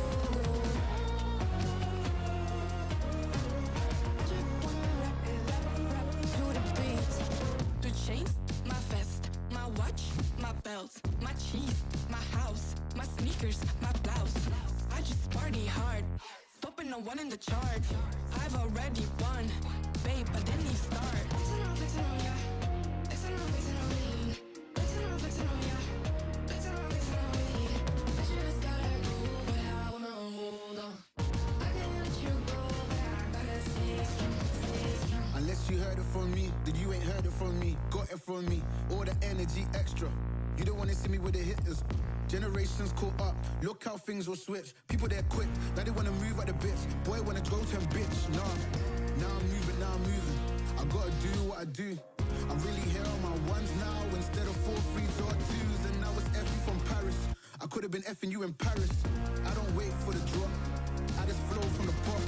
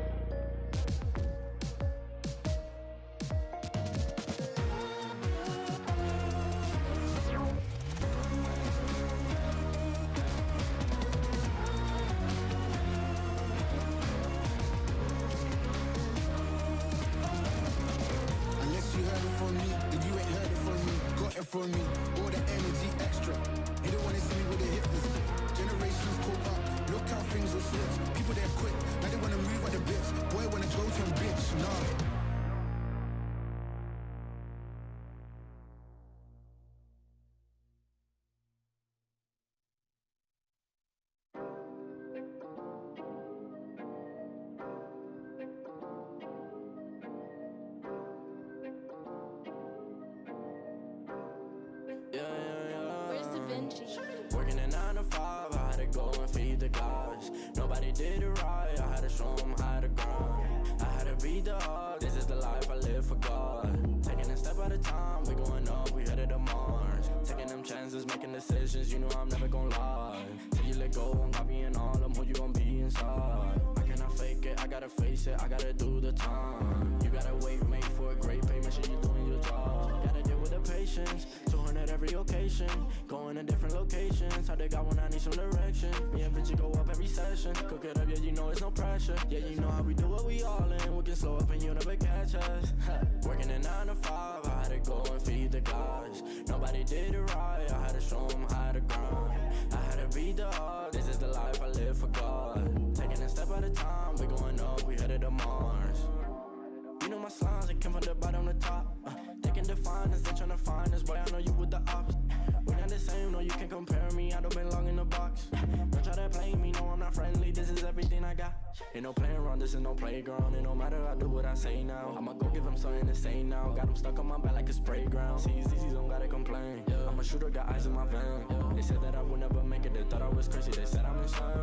Working a 9 to 5, I had to go and feed the gods. Nobody did it right, I had to show them how to grind. I had to be the dog, this is the life I live for God. Taking a step at a time, we going up, we headed to Mars.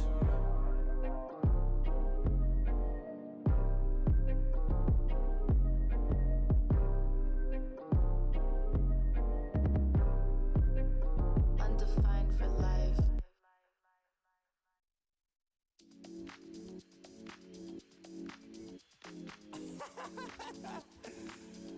Oh man, what you talking about, man? What? You're so crazy, bruh. Wasn't too long before I realized a whole lot of truth just realized. Two groups faking the real guys, and both of them plotting on your meal size. Gotta be more, is this real life? Got a bad hand, but I still try. Try and knock me down and I still climb. I can see the promised land right over the hill line. And when I get there, yeah, we all gon' party. Learn how to surf cause the waves is gnarly. Gotta make the bread, gotta bake the barley. But it take a little time, be patient, darling. Working for the people, gotta rake them all in. But sometimes people make you hate your calling. Some people panic when the brakes is stalling. Me, I go to God when my faith is falling. Put it on the tattoos. A righteous man don't know bad news. Found forgiveness for my snafus. Nothing for the pretty girls trying to get a cashew. Bad dude. Sometimes life really suck like a vacuum. The devil I don't ever turn my back to. I just want to shower love like a bathroom. And be a role model for the black youth.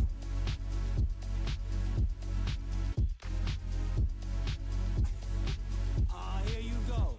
Here you go again. Talking all that. What? What is you talking about, man? Wasn't too long before I realized a whole lot of truth just realized.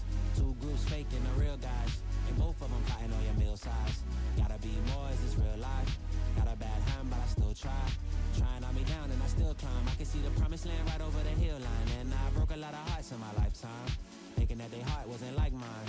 Finally got through a lifeline, and I stumbled upon a right mind. Love showed up at the right time. Put her in a white dress, get the white wine. Some people do it for the nighttime, but I'm thinking more, make your life mine.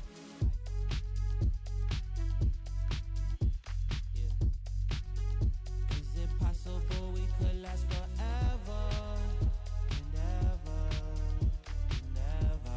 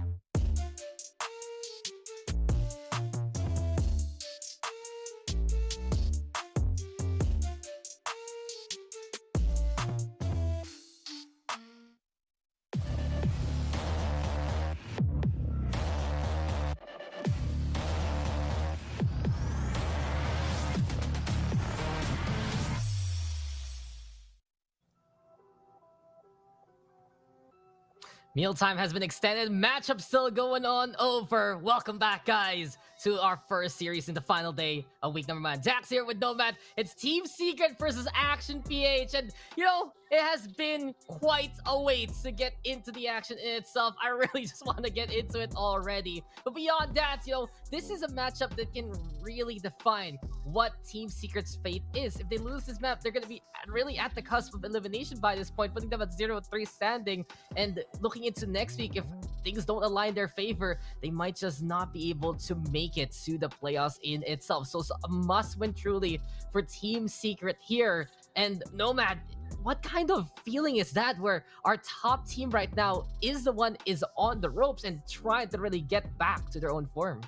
Yeah, I mean, at the end of everything, I mean, it's still not elimination day for Team Secret. They can still bounce back in the next week in their group stages, but the point remains, if they lose this, it's still going to be tough to climb up the leaderboards from their group. And if you're a team like Team Secret where all eyes are set on you, you really want to make sure that everything is 100% rock solid for you guys. But right now, they're at the rock bottom here, on their performance. Signs of life here for themselves, but Action PH, I'm going to be saying this, it's looking like they will have that momentum into taking Game 3 away from Team Secret, though. Yeah, just climb the wall here and ascend to those heights. But Action PH, they already brought their own flag all the way to the tippy top. And they're just looking down right now on Team Secret and saying, come at us if you can. Beyond that, though, for APH, just an incredible show of force, if we recall, from that second half in the second half. But we've been talking about the Master quite a while already. And, you know, I'm looking forward to what else is next here for this day. You still have Oasis versus Bren, the two teams that actually beat Team Secret so far to win battle and jockeying for position in the midfield of this group. In the meantime, also later on, South Built Esports. We are going to be seeing them play against the perfect run of NAOS Esports right now. And I feel like here, the first match, the last match later on, is the same kind of case, must-wins for the teams involved. A must win indeed. And I mean, just waiting for the match to get ready here on the set, we have to look at the other matches that we have here, because there's also a team that's kind of at the bottom here of the leaderboard, and we'll be seeing that later on at the end of the day. It's South Built Esports. It's going up against NAOS, who's currently undefeated. And now that also paints the same picture here for Team Secret. Same standing here for South Built Esports for Team Secret, and they hopefully might just show a different outcome from what happened the past couple of days, because they're pretty much rocking the same road. But going back into the conversation at hand that we have right now, it's Team Secret looking for their mojo back here. It's not really the same Team Secret that we've all known and come to love from the past couple of months. But as we say that, we're finally going into a set, ladies and gentlemen. It's time for the final map of the day. Oh, really? We were talking about the game? We're actually here. Valorant is back. Ascent is the map. And hopefully, everything is set for our players. There have been issues bothering them on the tech side.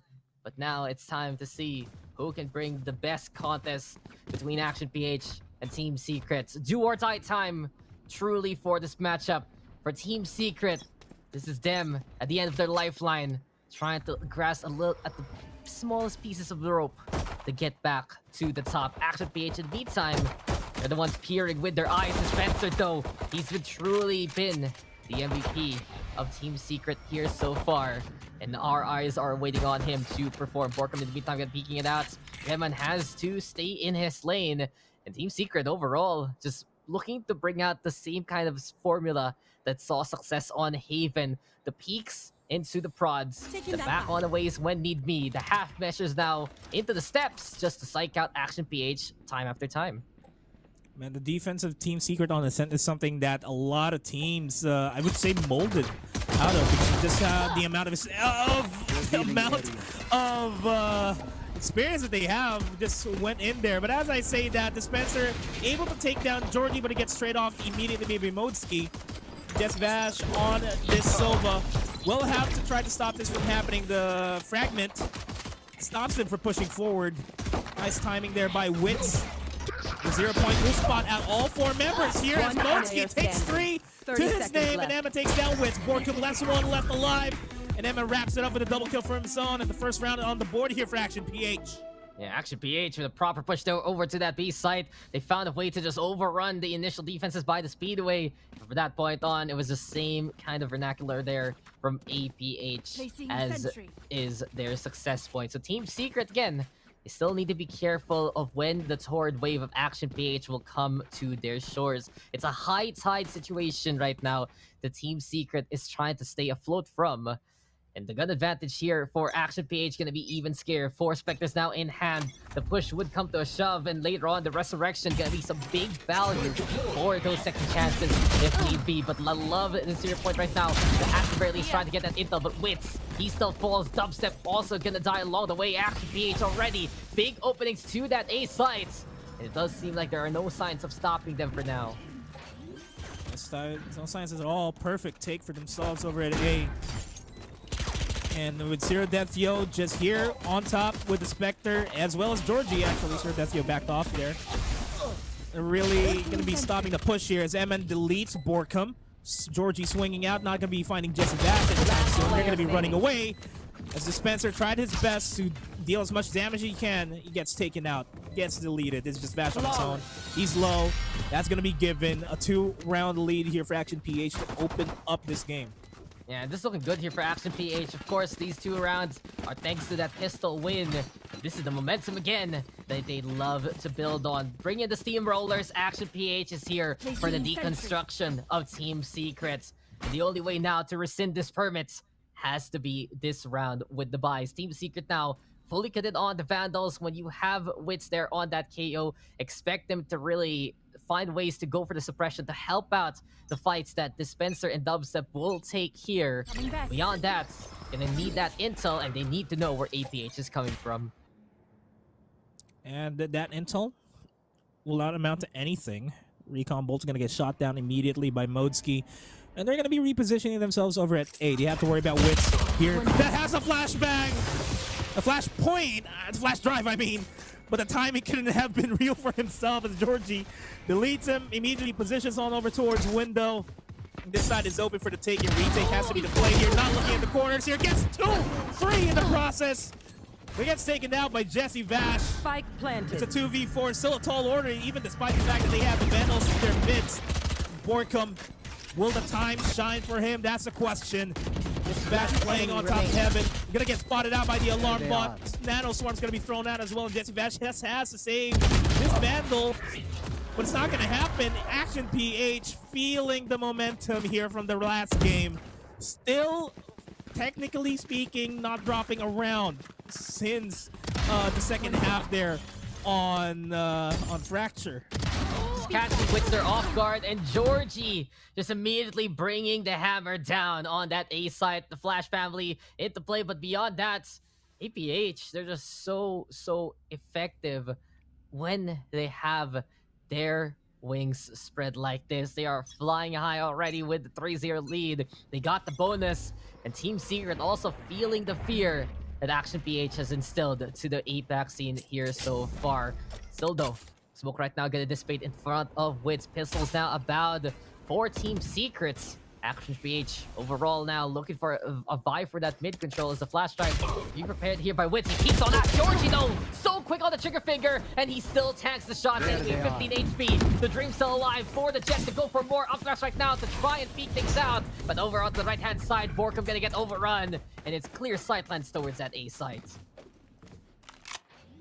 Again, it's the same scenario Team Secret has been Last in. player standing. And ooh, Spike nice planted. boost on that wall. Spots out Dispenser in the off angle. Not much that Jesse Vash could do here. Emin wraps it up with a 3K 4-0 for APH. Technically, they're at an 11-round streak here. And there's no sign of stopping here, but we're seeing the operator on the hand of Dubstep. Borkum will have enough for full armor and the Vandal. But man, this aggression at Action PH is something that Team Secret has yet to figure out. Yeah, Team Secret has learned their lessons a little bit from the Bren Esports matchup. Find ways to mitigate the momentum on the other side. Maybe Pulsar 2 will help on out. But Action PH just crack shots as they are, checking every angle, looking all around, surveying the area, and just noting down the team secret positions for the takedowns. But here we go now. Witch wants to try something a little bit different, and he is gonna hard aggress over onto the top mid angle and throws his utilities to stop the push from the link. But Georgie is just nigh unstoppable. Jesse Bass carved up like a turkey Thanksgiving, and here comes the push again from Action PH all the way through the other side. Are you with a fight off the Witch, but Dubstep at least stemming the tide with that operator. Moskito is there. The wall on up bothers Team Secret even more so. And here on the set, the ascension of Action PH is nigh as they have the spike planted, and the only one left is Dubstep, but that operator, juicy target here for Action PH. Juicy target, but they're not going to be obliging him, at least not for now. But this is why you have to appreciate having a Sage on the scent. A lot of avenues that can easily be shut down and gives you the rounds.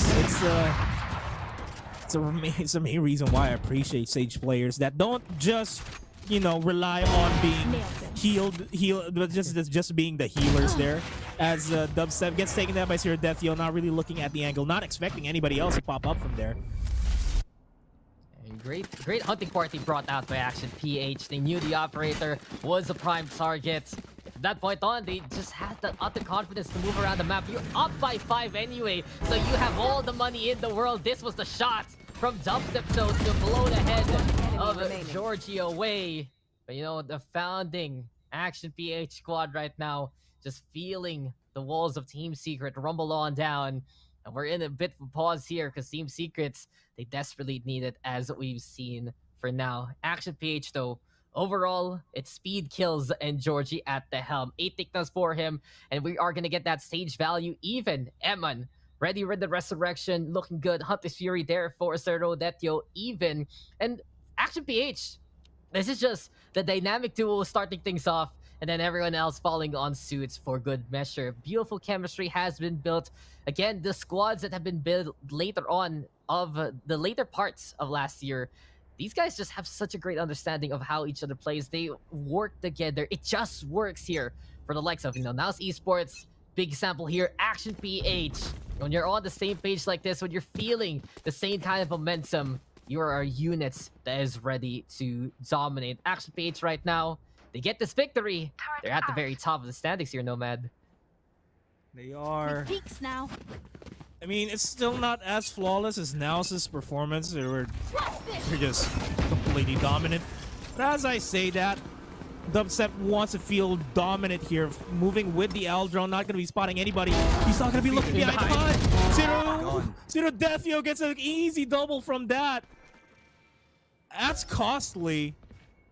I mean, considering the fact that they're on pistols, on eco, not expecting much, but man, they have to check all the angles possible. Kind of misplaced there, but Jesse Vash tries to make things work for Team Secret. He takes down Georgie, picks up a free Vandal off of that. Still plenty of time for Action PH to get the spike down and position themselves for a good post plant. Team Secret, they're hungry.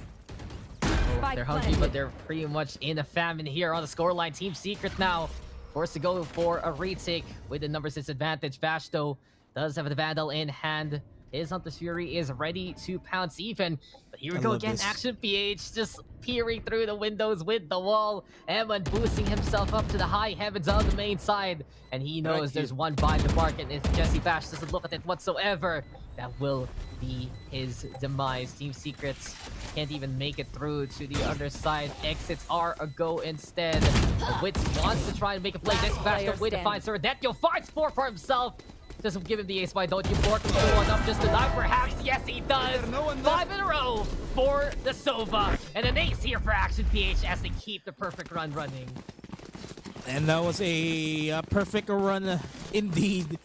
Zero Deathio catapults his way almost quite literally at 0 deaths. 10, 1, and 2 on this Sova. And that all opened up because of that kind of a misplay there from Dubstep not checking that angle on HUD. and he followed it through with 3 additional kills just as the round was ending. Much deserved ace here for himself. You gotta ask the question, how are things on the side of Team Secret right now in terms of their mental? Dubstep, actually Wits is running with a glass cannon Vandal, no armors on himself. His economy is pretty much at the end of its wits here.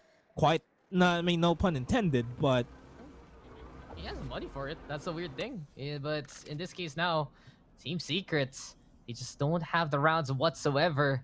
And Action PH, for the time being, to slow this pace down just a little bit before striking when the iron is hot. And oh, so the sun glistening on in. You can feel the radiance of Action PH right now, the confidence, the hot hands to keep them going in this fight. Wits though, Slash now gonna get popped on over, doesn't find the angle versus Georgie whatsoever.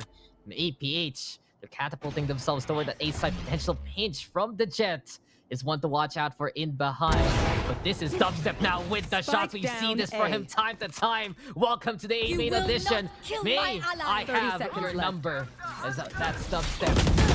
Hunter's gonna be there as well. Georgie, what are you doing? Good start. Tried to blend in with the rest of Team Secret. But that is not how you get into that roster. Instead, it's Team Secret now with the kills themselves. Lockdown though gonna be in order. The wall is there even. It's high time now to push on forward. But for company own evolving Smolsky in the meantime with the trade. But Action PH, they're struggling right now to survive on the site. Emma here with the shots. Spencer comes in from behind. And Smolsky between around the hard place and the generator itself. And it's all up to him as he falls. Team Secret, they get that one, but Georgie, hello, good sir. I don't think that's how you join a team. Yeah, you have to go through the tryouts process, make sure that they are scouting in the first place. That's how you get into the team. But in all honesty, if that play from Georgie, if he didn't just went for the knife and just straight up killed him, that could have been very influential for Action PH getting that 7th round. But it wasn't. He was feeling himself there. You can't blame him. The knife was wide open. He could have just gotten Wits there. But I can blame him. He could have just shot him in the back instead. Man, what rubs salt in the wound a little bit more? It's a knife in the back, but that's not gonna happen as Dispenser opens it up with a kill off to Georgie, puts you in your place, so to speak. I'm kidding. That's not what's happening. That's the thing. Georgie behave, and that's the D&D connection now getting one apiece. Team Secret, you know, they got a point, and the thing is, you have to be very respectful of what the squad can do in the first place. If you give them that points, they can use that as at least a staging ground for them. And Action PH, yes, their confidence is brimming right now to a fill. But this is the time where they're at the disadvantage. So their push now stemmed by the Team Secret hold. And Emon wants to go for his own kind of aggression. But the Nano Swarm now will be in the way. Slow Orb though thrown over to the market hand side. Here in main, they're still inside. And Dubstep is just waiting for someone to beat things out after that Nebula dissipates. But shot comes, and Modzki gonna get tagged there. It's a low HP. Good scan courtesy of him. And Dubstep making it work eventually. Just cock that gun and hit that shot eventually. Left. Jesse Basto on the right-hand side. Ari right now looking to hug the wall. Emma out in the open. Last player remaining. Saying we're not gonna go down without a fight. But the Spencer is there, keeping a survey of the speedway. And this is one toll they cannot pass. Flawless win from Team Secrets. Yeah. And the Dispenser is slowly climbing up the leaderboards there. 5 kills to his name, tied with Dubstep. But there is going to be a little bit of a technical pause here, and we're going to be going back to our faces now. And that's typically the thing that we see from Team Secret, right? Like, if all else fails from these guys, we're expecting Wits and Dispenser to just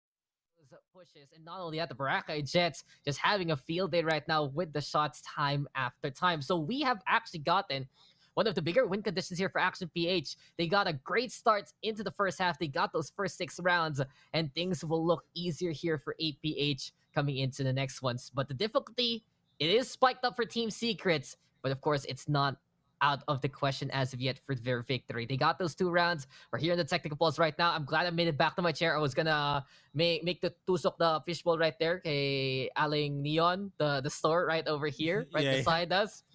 It's like, hey, maybe there's some time while we're taking some notes. We're just taking It's a not break. Aling Neon. That's Phoenix. Ay, kay Phoenix pala, kay Mang Phoenix. I thought Aling Mang Neon. Phoenix. That's why it's a fish. Bolan. Ah, I PH.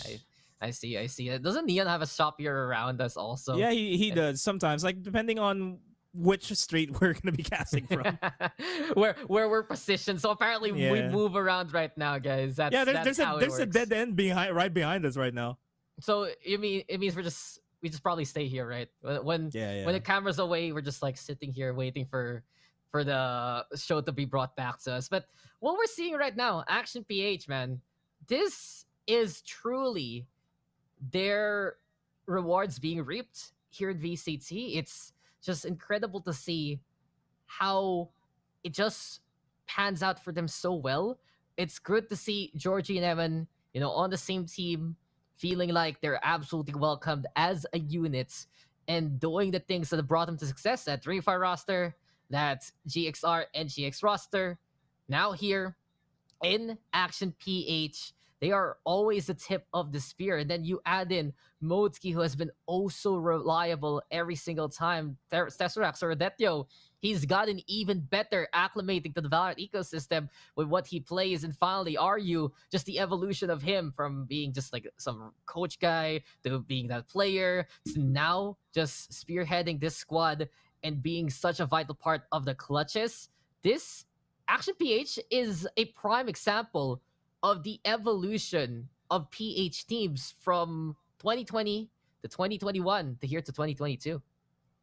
Yeah, and man, I just love the growth of the competition that we have right now. It's not no longer as clear cut as last year that hey, this team is really looking like the team to beat for the entirety of the year. No, it's not the case anymore. A lot of new faces are stepping up. A lot of new orgs are coming into the VCT train, so to speak, that is starting to depart towards Asia Pacific Challengers. Now, if we're going to be talking about the Action PH roster, though, like, do you see them just being the top 3 among the rest, do you think? Yeah, it's a possibility.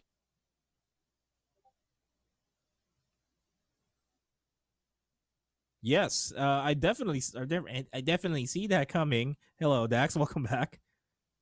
Things just faded out of existence real quick, and now we're back. So I was saying, Action PH, they have the performances right behind them. They have the system that works out immensely, and beyond that, it really feels like that here for APH right now. This roster is the best they've ever been in. The Action PH org as a whole, this team, it has found their way into VCT last year, but not really the success that they want. And the question was, why are you changing up a squad that can dominate the community circuit, that can win these tournaments? Well, they knew that the next step was necessary, and they're just showing off right now what their powers can be, as we see here. Yeah. But I feel like that this isn't the ceiling that Action PH has, though. Like, we will expect a little bit more, but for Team Secret, I feel like they're still trying to get back to this, to at least meet the ceiling from what they were last year. It's a tough couple of games here for them, a couple of days for Team Secret, but I know that within themselves, being as how they've been competing in esports for a long time now, I'm pretty sure that they'll be able to bounce back, be back to who they were as one of the juggernauts that we have in the, I'd say, in the region. And this isn't really the best avenue for now because of how they're looking. But, with all that being said, we'll just wait and see and how the entire game is going to unfold. Yes, exactly. Wait and see. This has been quite the technical pause ride that we've been in here for quite a while. And if you guys are tuning on in from elsewhere that isn't APAC, well, welcome. This is what happens. This is a standard. It just does that. So while we're waiting for some of the games, it's been pretty nice to see that the orgs that are involved here in the VCT group stage, they're whipping out their jerseys, they're whipping out the merch. Like I recently saw on the Twitch space, NAOS Esports, their jersey, their merch is out there. I know the Bren Esports side, it's coming on up, and it's like you wanna rep the team, you wanna support us even more. So here you go. And if I had those jerseys, I'd probably be the kind of guy who just like has it underneath my coat, and then when they win, it's just like, whoa, they won. I knew it all along. Not gonna lie, I may do the same thing, but I'm a sucker for team merchandise, right? Like in the other Bang Bang that I have been in, I've had jerseys, and that's like the bulk of my clothing there. And if the teams are selling their merch, I would definitely go and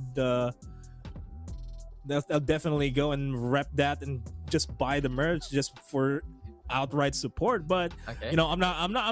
You guys heard that. You guys heard that. I'm not saying. Every merch page. I'm not. You didn't hear anything. But all I'm saying is that, like, let's move away from. Like, I kind of want to talk about this. It's not related to the gameplay just yet because we're still in the technical pause. We could say whatever we want about Team Secret and Action PH, but we have a technical pause here. Which team has the best jersey for you, in your opinion? Oasis. Oasis. Oasis. You know why? Yeah. You know why? Why? Because I have like 3 of them in my cabinet right now. Totally not a biased answer. I can only compare the things I have, my friends. So that's true. Maybe some teams would love to send us the jerseys, and maybe. then I can have an honest assessment about it. Maybe. Yeah. Maybe. That could be a segment here in VCT. Come on, guys. If you want us to give you a quick and honest review on your jerseys, that's the thing. You don't need team power rankings. You need jersey power rankings. That's how we do it. The esports fashion. I'll be honest. I know this person that bought a Sentinels jersey not because he knows Sentinels, but because of how good it looks on him. So it's also a fashion statement, right? Like, if you have the esports starter pack where you're wearing the jersey and you got jogger pants on and some really good sneakers, that's a thing. But we're straying away because we're still waiting for the call here on the technical We can stray away pause. as much as we want. No, man, we can talk about anything by this point. The technical pause forever show, always and everywhere. All the time, technical pause. And I'll be straight with you. I feel why it's happening right now to some of the players. We want to make sure that these guys can play at their best. And in all honesty, Team Secrets as well as Action PH, they deserve to have the right matchup. It's not no excuses whatsoever. But we can see that for both sides there is that problem. It's happening to these two teams right now. They want to make sure that their best foot is forward, because it's not just the PH team is watching. There's still all the competitors elsewhere. They want to be able to prove to themselves that they can beat them at their best, and while the team themselves is playing at their best. And I really feel like right now that hopefully everything becomes okay. Everything is going to be set, but it's just another day in APAC, man. Just another day. Just another day at the office. Well, yeah, if you're just tuning in, there is a technical pause. Right now, we're still trying to figure things out for you guys so that we can all come back into the game. But if you're quite honestly just tuning in right now, it's not really looking good for Team Secret. Series standing is currently at 1-1. We're currently at a 6-2 scoreline as we wait for everything to be settled. But Team Secret finally getting those 2 rounds after 6 in a row for Action PH is definitely something that they want. And if you've been here watching since the very start, it's almost past it's already way past high noon. You guys better grab something to eat, stay hydrated, and stretch your legs a little bit, because we need that blood circulating for you to focus on the matches. You know, if you guys are eating right now, please just remember me when you eat. Please, please. Just so I can feel that energy going to me. This has been quite the series so far. We still have 2 more to go. And it's already almost 2 p.m. here in our timer, but hopefully we can get back into the action. Seems like everything is set and we are back on Ascent. So goodbye to us, hello to the game, and this is where it truly matters. But Team Secret now down by 4. They got the last 2 rounds, and the momentum is finally swing in their favor. Activation on the flip side now with the mid control. They wall off the defense side just to keep them protected. But as the Aldrin right now scouts all around, Jordan here over on the corner by the staircase. Quick little fragment here from Wit so far, just to be a bother. But Action PH slowly but surely navigating towards that B side. In behind though, Dubstep might find the target. Mid is wide open though. Here comes the null command. Jesse Vash takes down Georgie, so no utilities here going into A side. And nobody on the side of Team Secret is actually going to be stopping them from Marketplace. But Wit is Vandal more than enough to get the 2K off of Evan, as well as Georgie. Now Borkum spots out. Modski here is going to get taken out by Wits, getting a 3K on his own. And RU's way too far away to deal with Team Secret here. This has to be another round for themselves. Action PH gonna get stemmed yet again, and the fact is the spike has been dropped. Team Secret, look at how secure they are right now. And not only that, the spike in their hands, it was just an effective funnel in the first place. Action PH walking into a trap laid bare. Team Secret keeping an eye out on B main as much as possible with Dubstep. From that point on, it was just the possibilities endless as soon as APH was trapped in a place where it didn't want to be. Team Secret now getting a 3rd round on the defense, getting back in the thick of things, and this is looking to be a possible recovery here for Team Secret. Let's not forget though that even though in that last map it was a Team Secret loss, it was absolutely close at the end of the first. 6-6 is an absolute possibility. We have Vashto at the very top. Dispenser Dubstep waking on up as well. So Team Secret now getting the frags that they need with their founders. But can they get more from this? Lockdown might be instrumental here, but over to A site, Action PH will go. It's kind of a split play style from themselves. Georgie's going to be maneuvering on over towards Catwalk. That's to watch out for Wits once again, who's not going to be meeting anybody off of that. And Jesse Vash will spot out Modski. At least gives that information away. He has nowhere else to go. Waiting to peek. Not going to connect with a shot. Not as pixel perfect as he wanted it to be. The rest of Action PH are already making their way inside the site. They're getting delayed really hard here by Wits, but that fragment not going to worry Georgie so much. There's still no signs of rotating in from Action PH. They want to maintain their presence here. And Georgie dispenses Spencer there over the door. Sirodesio takes care of Borkum. 2v5 and 2 of the members from Team Secret are already trying to make their rotate. Modski has to spot the rotate out here over at mid. You know, they just knocked over that fragging machine that is Dispenser. Dubstep now has to try and save this operator as much as possible. And Action PH, they just established that foothold through the beachheads over, especially on the shorter cubby angle. And won out the round from there. Wits taking on town. It's always a battle of wits for Wits even. He has to try and make the outplay work with the utility, but more often than not, he just gets peeked there along the way. And it's still a matter of timing right now as Action PH decides to make this a 7-3 scoreline. So a great call to go towards that A side. They realize now that B doesn't suit them as much as they would like because of how the funnels work. But Action PH now with another one. Georgie knocking Jesse Bash off that cliff. And from that point on, it's another round here taken by APH. So the assault continues. Team Secret, they got their small run, but Action PH steals back the ball. A small run is double Odins? Double Odins on B? Oh, I thought it was saying it ain't so. I thought it was gonna happen. But Vash, well, Borkham's going to be sticking with the Odin. A heavy stack here over at B. Not going to be obliged here by Action PH. Going to play passive here because they know Dubstep loves those angles himself.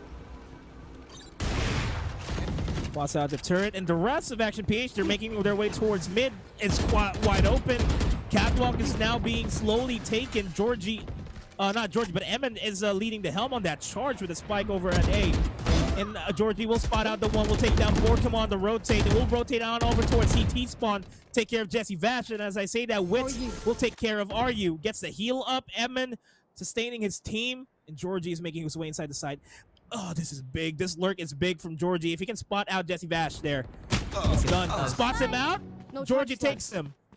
No call on Dubstep here to rotate just yet. Though, again, look at the navigates and looking to lead this charge for the roster. He's already opened up that B side. Dubstep holding off the presence here of Modi. He can get hits quickly, but he has a heads up over Suradetyo. Now then, can he put one in one more time? No, he doesn't. Modi is there for the takedown. Lockdown down to the remains. Even Team Secret though running out of time as the spike dwindles on down. And not only that, Wits is there on the other side, but the perfect waiting game, courtesy of Wits, leads to that kill versus the Jet. Beyond that though, Action PH now all set up on the side, and Team Secret might not even be able to contest this yet again. Can Wits just bait out one more target? Action PH now just holding on to the lanes as much as possible and refusing to peek Wits here. So he has to go on the outside, decides to disengage and save that gun instead. Action PH though, that's another one under the belt, and it's just all is up to Georgie to be that one-man wrecking crew to bother the later defenses of Team Secret here. Before the switch. Is it the 9-3? Is it a 4-8?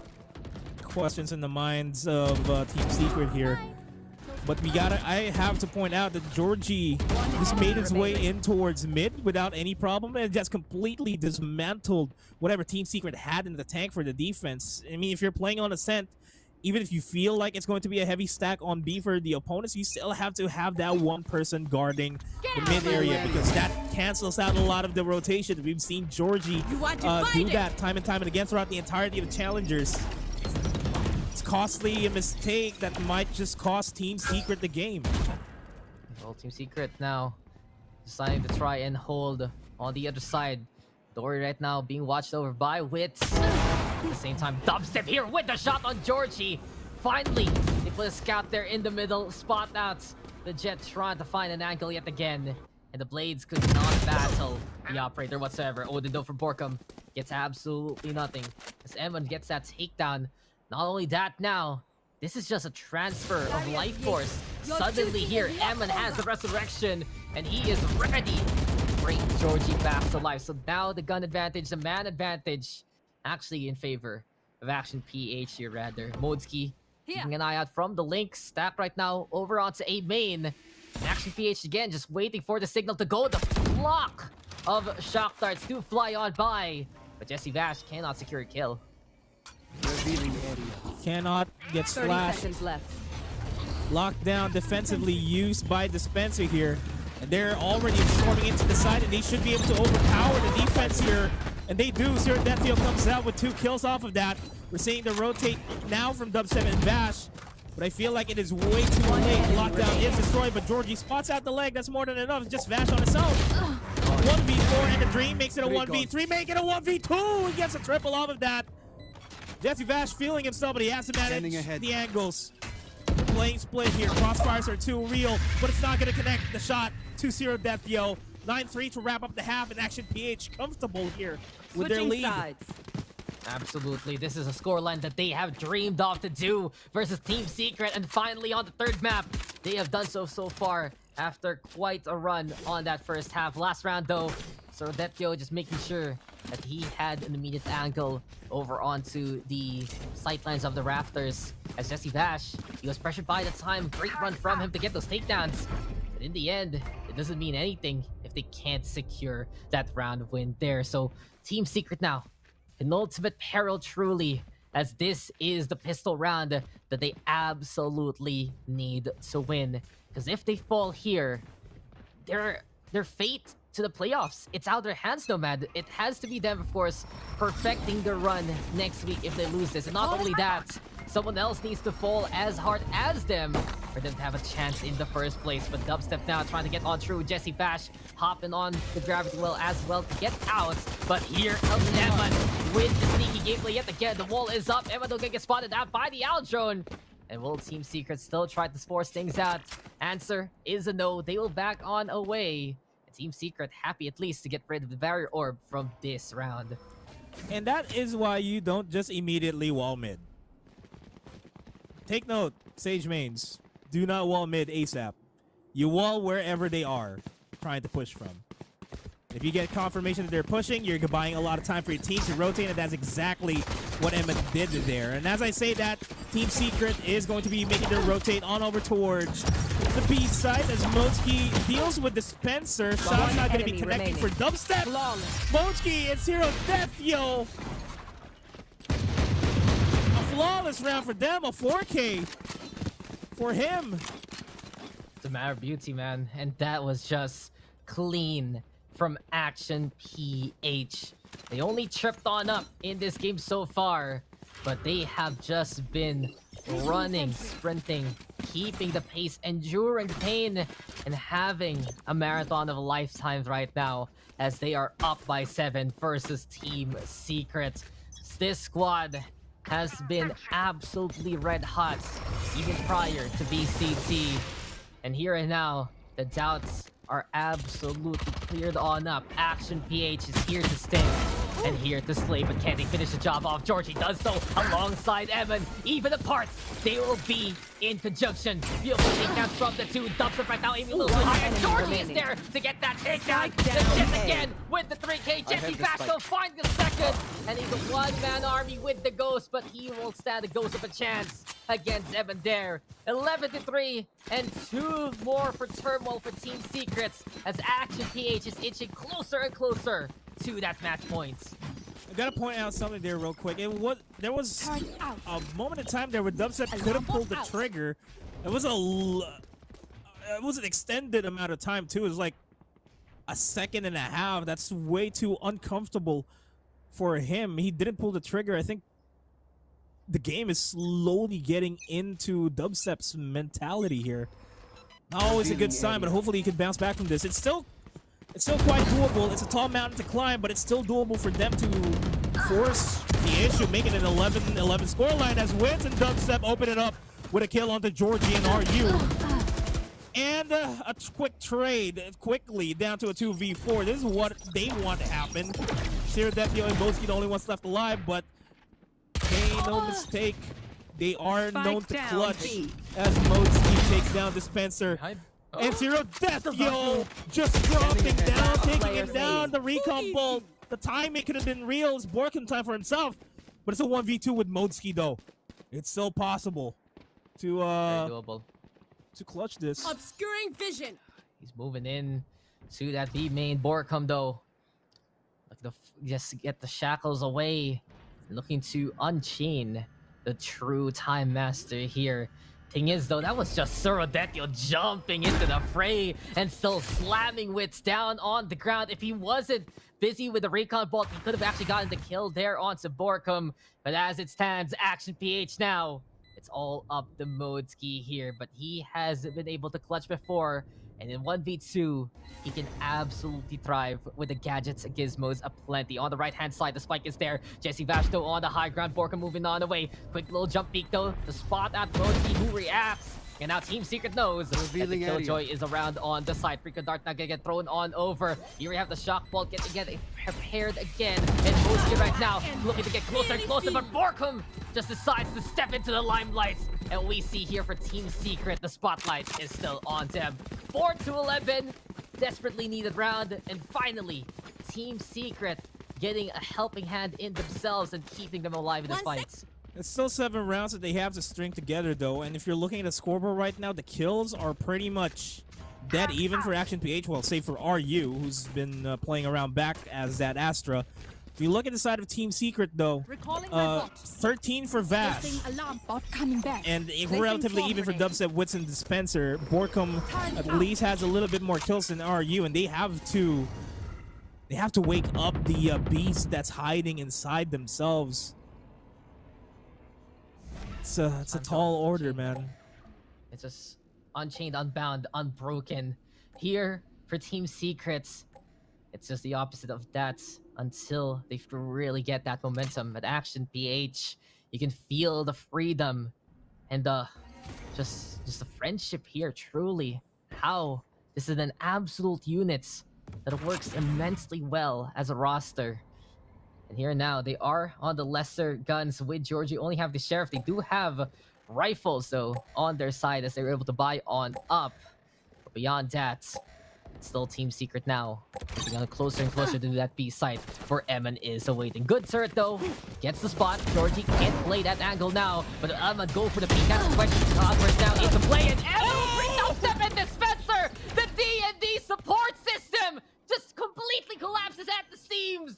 But Evan, he has done his job. He got the 2-for-1. And now the rest of Action PH navigating towards that B side. Spikes planted. Team Secret in position. Jesse Bash, though, has to be careful. The backstab is real here from Georgie. This time making no nice lockdown. Don't get broken on down. But Chris also get dismantled. Here comes Georgie with the takedown. All this from him. And the only one left will be Borkum. But his time is up. And it's Action PH time now.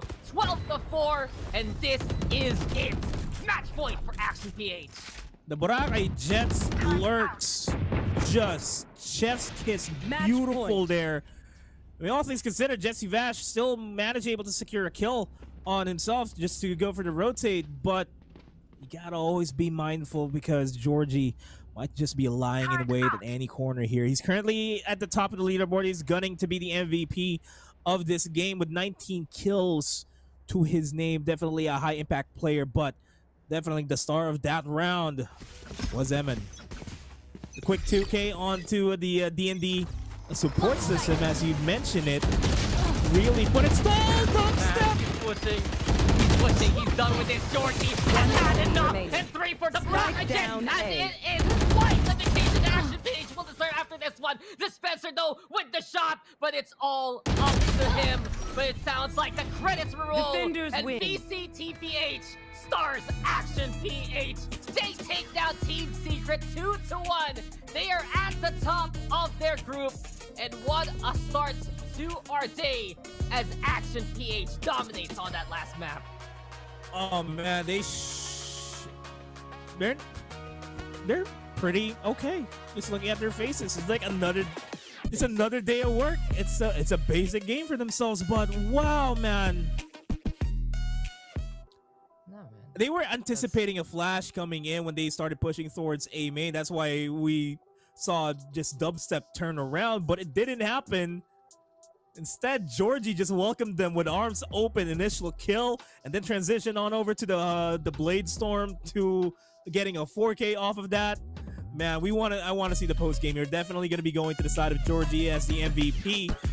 We kind of want to see a little bit more than that, as Georgie gets 23 kills at the end of it, 2.1 KDA, 388 combat score, with the Vash on the flip side with 14 kills, 1.2 on his KDA, the 249 on his combat score, and the rest of Team Secret, they are at a negative KDA, not something that you want to see on your team members.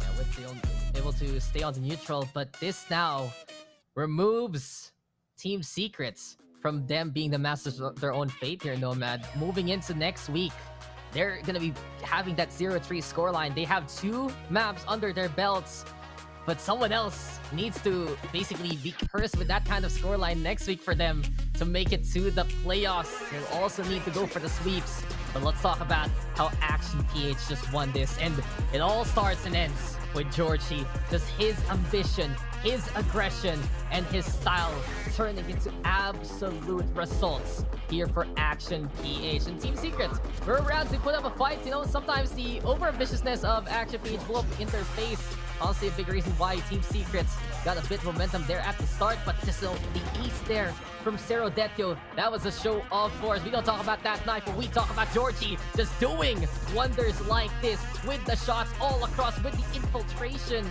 And truly, in that last play there, Nomad, with Action PH is having so much of the round to cushion, so much momentum under the belt, they knew they could push like this, they could play the hard aggress, and they could end it on a high note. Lunchtime bells are ringing. Action PH has already feasted on the whole group, and now they're hungry for more results next week.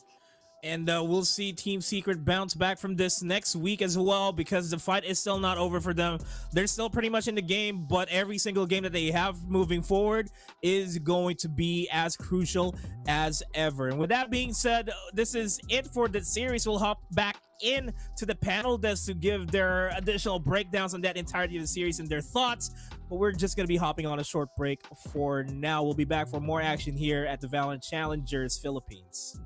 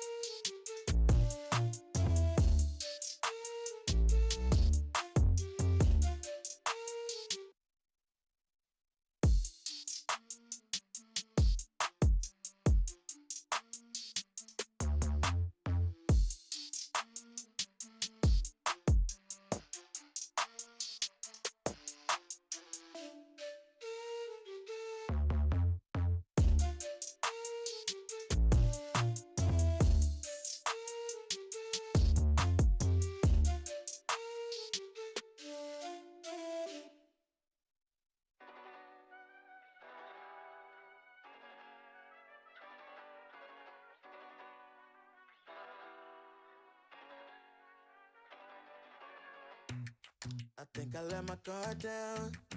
Certain things ain't the same now. Hard to navigate these problems. I'm by myself, you're not around. I tried to open up, it wasn't good enough. Put in my all and got nothing back. Now I'm stuck in the rain, dealing with all this pain. Why you gotta do me like that? Don't say you love me, then go and leave me. It can't get ugly, trust and believe me. Say it to myself, looks so deceiving. Trying to fight back this far from easy. I've seen your hands. Delilah, don't you know I've seen your hands. Delilah, don't you know my heart turned cold, lost control. Looking at this beautiful distraction. Fell in love with a fatal attraction. I really let my guard down, now relaxing. Why did I open up? She taking way too much. Put in my all and got nothing back. I'm feeling so ashamed, I fell into your game. Why you gotta do me like that? Don't say you love me, then go and leave me. It can't get ugly, trust and believe me. Say it to myself, looks so deceiving. Trying to fight back this far from easy. I've seen your hands. Delilah, don't you know I've seen your hands. Delilah, don't you know gave you all of me, had me so deceived. You chose to lead my life, so I'm on my own in the cycle. I can't believe say you love me, then go and leave me. It can get ugly, trust and believe me. Saying to myself, looks are deceiving. Trying to fight back, just far from easy. I've seen your hands. Delilah, don't you know I've seen your hands. Delilah, don't you know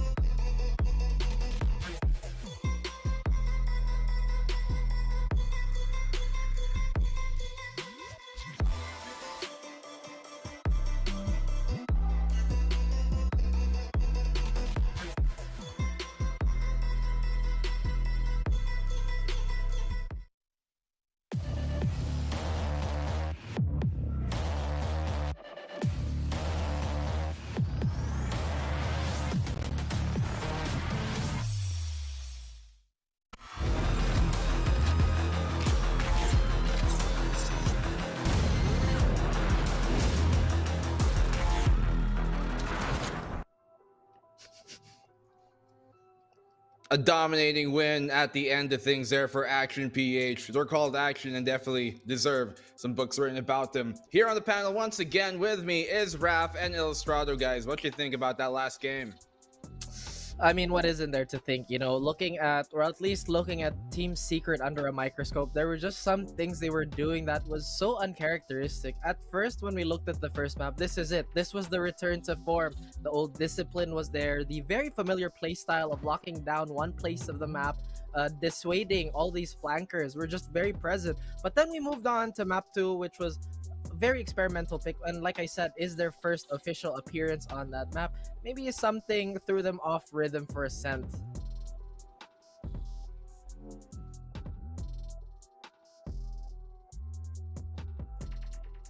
Thanks for joining us, Illustrado. Yeah, we love having you here. But I could have sworn I unmuted it. But anyway, so I got to go back to this. These players, man, they're struggling when they're not in the boot camp. We go back to their first loss ever since up against Hashira. That was also when Team Secret wasn't in the boot camp. And, you know, you might think that, yeah, that might be a little bit of a non-factor, but it is. When you have players like this, like these guys who have been playing together on LAN for years, who play together in person for years, that's everything that they have been to get, you know, they've built up so much by being and playing together on the same area. But without that, you know, we're seeing a lot of signs of struggle. It's true. There could be, you know, that kind of veteran, I guess, conformity of playing on LAN. It's very different to maybe the onliner era we might be in right now. But we're going to go to the highlights to see exactly how this entire series did go on out. And let's know this at anybody, because really it's the nature of the beast. And sometimes, well, things don't go their way, but everything was going Action PH's way, much to their own credit as well, wouldn't you say here, Yulu? Absolutely. Action PH, they were hitting the mark. There were bright signs for, you know, Team Secret, a couple of moments there from Jesse Bash and Bork, I'm sure, but it felt like they were all flashes in the pan. Like, none of them were very permanent. They were all transient successes. None of them ever really stuck. However, on the other side, you had Action PH, who was hitting up consistently, shot after shot. You know, we had Georgie, who was popping off. Zero Deathio, how many clutches did we see from him time and time again? They just looked like, all together, the more put together team. They looked more coordinated, they looked more structured, and they looked like they had a handle on everything Team Secret threw at them. Again, it's hard for me to disagree, because Action PH, after losing that first map, they just thought to themselves, here's some dirt in your eye, and that's what they did. Again, the coordination. The coordination by Action PH and the growth. We kept chiming in on the fact that, hey, the Dreamfire playstyle, but again, this must be the most realized form we've ever seen from them. You know what I've learned, guys, in the offseason is that the team that picks Fracture loses Fracture. That's happened time and time again, even, in community tournaments, the months leading up to this, hell, even in the open qualifiers. When that happens, you guys know that, Illustrado, you talked about how it was kind of a risk that Team Secret here were taking, and you said, after I asked you that you do think it's part of, I guess, them trying to make something happen, taking that risk because they are in the bad situation they're in the group stages, but ultimately, do you still think that risk was worth it? I know hindsight's 2020, but it's just how things should have gone for Secret. I didn't like it in the pre-panel. I don't like it now. I think that they should have stuck to their guns. If they played a different set, it might have gone differently. But it's hard to, talk about that, especially up against a player like Georgie, who has just been absolutely phenomenal. For sure. Time and time again, he was really just putting up the numbers and the clutch moments for his team. How many times did he open up the site all alone? How many times did he get those crucial frags in those rounds? And he was in the right place at the right time, which is why he's the absolute star of this match, and he's the reason why he's the MVP. Yeah, the series MVP here, the ROG and Intel series MVP, Georgie himself, Jorge. This guy, the Boracay Jet.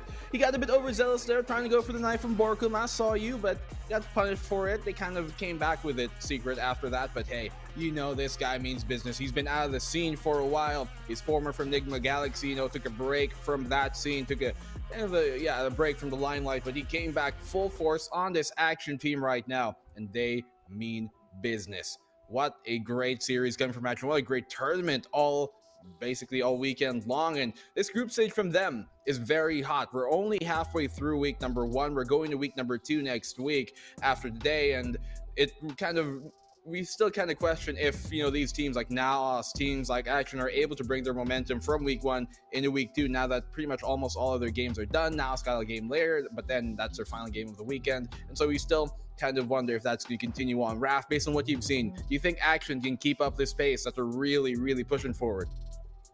This might be the craziest thing to say, but since we have a few days break, honestly, that could be such a big thing. Either they could have their well-earned rest, have a little bit of that R&D and brush up on the teams, or they could have a total dip in momentum, because sometimes what you really need is repetition. You just have to keep going. But they are looking really, really good. I mean, there was a big break between the open qualifiers and our group stage, and they still came out swinging. They're still hitting their marks. They are still unbeaten, by the way, in full series. So, man, it is really looking up for Action PH. Definitely so. Sorry, we did there. I think, though, speaking of Action PH, we've got someone to talk to you guys. We've got an interview ready in just about a second. And surprise, surprise, here's Donut with Are You? We are back again here with the Speaker of the House, spokesperson of Action PH. This is the 3rd time that I will be interviewing you, are you? And I feel like we've already had a lot of conversations back then about your strats, and I think I know your strat book already. But speaking of strat books, you've been winning a couple of Ascent maps. So 13-4 was the score. So can you tell me more about the learnings and the adjustments that you've done from the past games that you did and how you were able to beat Team Secret? I think we went with the most basic maps such as Ascent to practice on, because having the adaptability on the map gives us a great advantage towards to how the map works and how to win the map. Well, you mentioned adaptability. How do you think were you able to counter the KO pick of Team Secret? I think we've countered it pretty much because we know how a KO works on Ascent, because we've encountered a lot of KO opponents on Ascent, so that experience gave us the upper advantage towards this battle. Advantage not only when it comes to the counter of the KO, but also when it comes to the late lurks of Georgie. So the panel talked about how he opens up the site, but sometimes the amount of space that Georgie has to make. Can you tell us the insight behind him lurking as a Jet? I think it's more of, if you think, like for example, Jet is there, you think the whole team is there because Jet is usually the entry fragger and support the supporting cast is supporting Jet, but with Jet but with Jet I think, oh my god. Hello? I I think think they I want got to join the interrupted. interview, but I'm just Yeah. kidding. Yeah, go ahead about the Jet being the lurker. It's more about faking them. That where Jet is, that's the primary push of the team. Well, you were laughing behind the scenes earlier because you noticed something in the game highlights. Can you tell us that specific event? It was about Georgie's knife towards KO in short. I didn't even know that he was trying to knife KO back then. I thought he just whiffed or Wits turned around and killed him. But I think we were laughing because it's kind of a throw round for us. That's why Yeah, they you were were like calling laughing. Georgie a thrower, but I guess it's not necessarily a throw in terms of the game because you won Ascent. But let's talk about Fracture because this is the first time that we've seen Fracture in VCTPH. So can you tell me more about your the concept of your agent selection? It's more about taking map control because without map control and Fracture, you're just gonna get pushed and you're gonna get cornered, especially in defense since there's 4 choke points instead of the usual 3 or 2.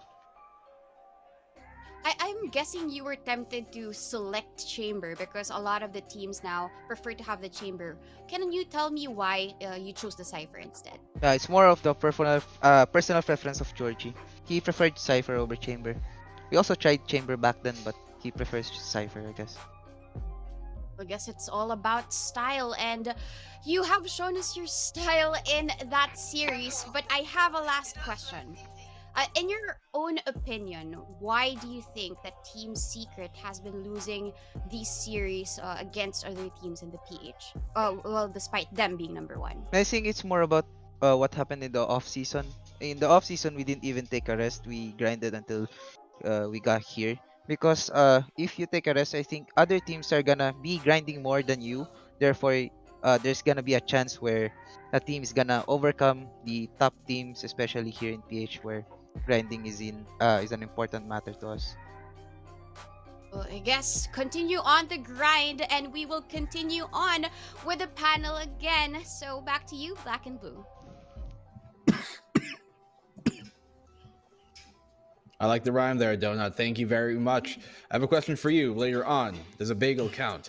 Well, for the meantime, these teams are going to have to make every single map count. Team Secret, they're looking really rough right now, at least in the group standing. They still got, next week to come back, but barring anything less than like a triple 2-0 sweep for almost all their series, it's going to be really tough for them to get back into this. They only have to make top 3. Yes, that is true, but the gap there is quite large. For the meantime, though, this won't be quite large. Hopefully, this break we'll be back with VCT for our second match right on after. It's going to be Bren versus Oasis.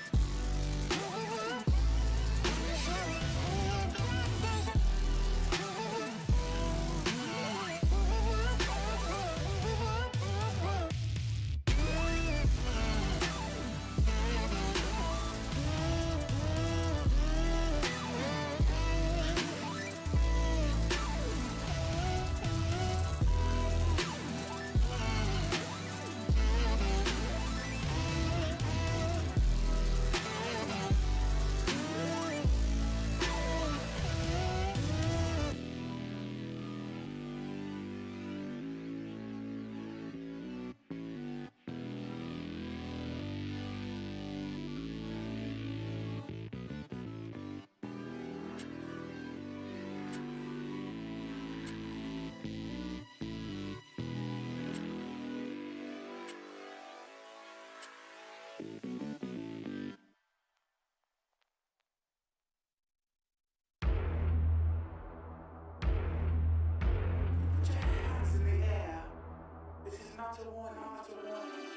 think that I'm running in place? Y'all really testing my patience.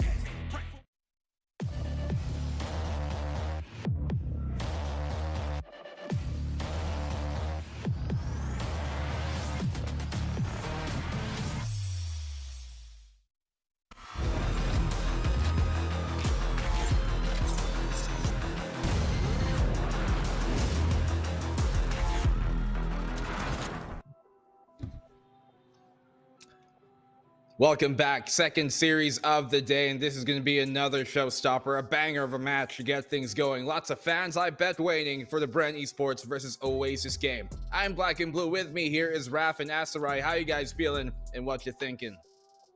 I mean, it's such an exciting series because for once we don't have an underdog. Both these teams have been absolutely banging in their appearances. So honestly, this is one of the realest toss-ups we're gonna have for at least for this week. Today, or not today, but this weekend has been topsy-turvy. All of my predictions at which teams should be doing good is not doing as good, and other teams that we're kind of still in untreaded waters is looking really fantastic right now in the form of Oasis and Bren. And again, to mirror what Raf said, it really is looking like these teams can do no wrong with the matches that they've had. And the last matches that they've had against other opponents was actually both against Team Secret. For sure. These two teams are feeling really hot coming off of their last series, as you said, where they just beat Team Secret, with Bren doing it 2-0 and Oasis doing it 2-1 the other day right prior. So I apologize if you hear my dog because he's a really big boy. But for the meantime, these other teams, the rest of them, they got to clean things up. Much like Asarai's likes now on Twitter, a lot better. Doing good. But for the meantime, things are rough for some of the other teams. For these two, though, they're chilling right now. These are the two teams, at the very least, we kind of expect to do well in Group A. It's been the other way around, though, for Secret Action from Group A. So for the meantime, we're going to introduce you to our amazing sponsors here, what we've got to really bring things up for the VCT. They've got us going. They've helped us to get to this stage. And now we got to thank VCT. 2022 is brought to you by the ASUS Republic of Gamers. It's always a good move to improve your shooting skills with the best gaming gear available. If you want something light and accurate, check out the ROG Gladius 3 Gaming Mice series. Aside from getting the classic ergo design of those mice from the Gladius line, it has a tri-mode connectivity, special tuned 19,000 DPI sensor, and 100% PTF feet and ROG power cord cable.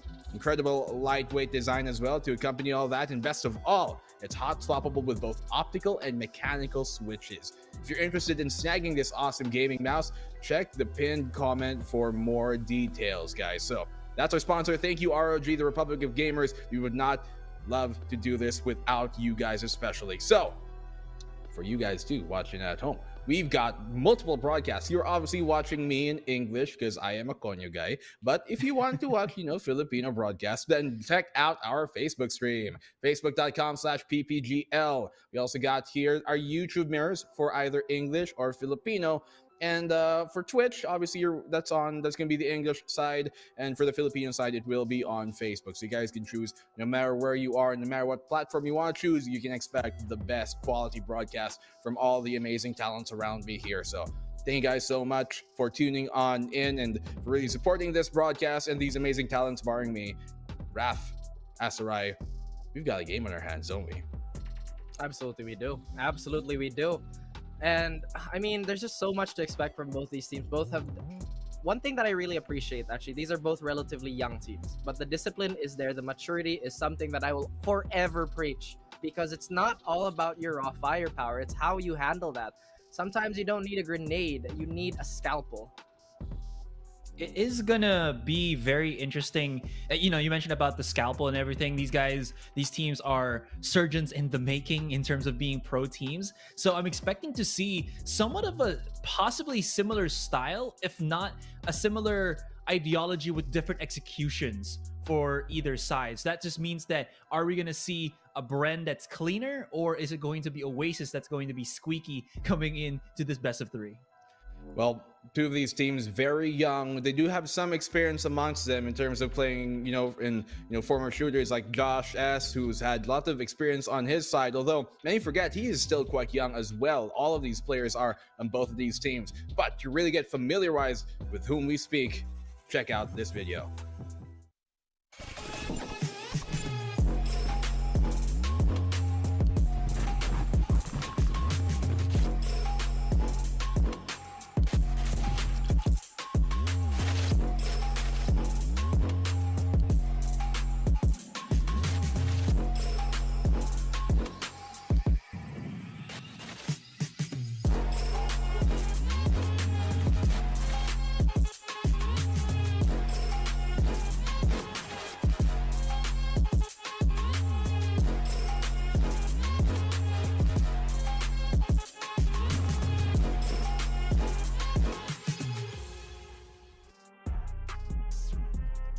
There you go. Teams coming up on ahead are definitely spicy ones. First one to check out is going to be Bren Esports, EJ, Hot Sauce, Josh S, double Josh S, the second junior, and Brain Freeze. I'm kidding. We're missing a player on there. It should be EJ. Oh no, actually no, we got EJ. Savvy rather. Why is Savvy not here? We'll apparently get that fixed. Don't worry, everybody knows who Savvy is anyways. He's just having a bit of a, I guess, kind of That's crazy. Yeah, problem right now. I mean, what is more dangerous than one Josh S? It's two Josh S. But Josh yeah, S talking is about identity Bren, crisis. I bet. I mean, just talking about Bren and talking about their identity, we've always brought this up, is that they're a young team, but they're super refined. I would honestly say their strat book isn't one that is of a lot of depth, but it is a lot of refinement in their basics. You can see, even with the micro movements, the way they swing together, the way they call their utility, it is very much apparent that the discipline and the culture of, hey, we must do this as clean as possible. But also, aside from that, if we just talk about raw power, their bailout is also incredible in all of their individual players. Yeah, well, it's not always about, shooting yourself out of a bad situation, but putting yourself in a good one to increase those chances. And this next team, they're really good at that. Take a look at the new Oasis Gaming.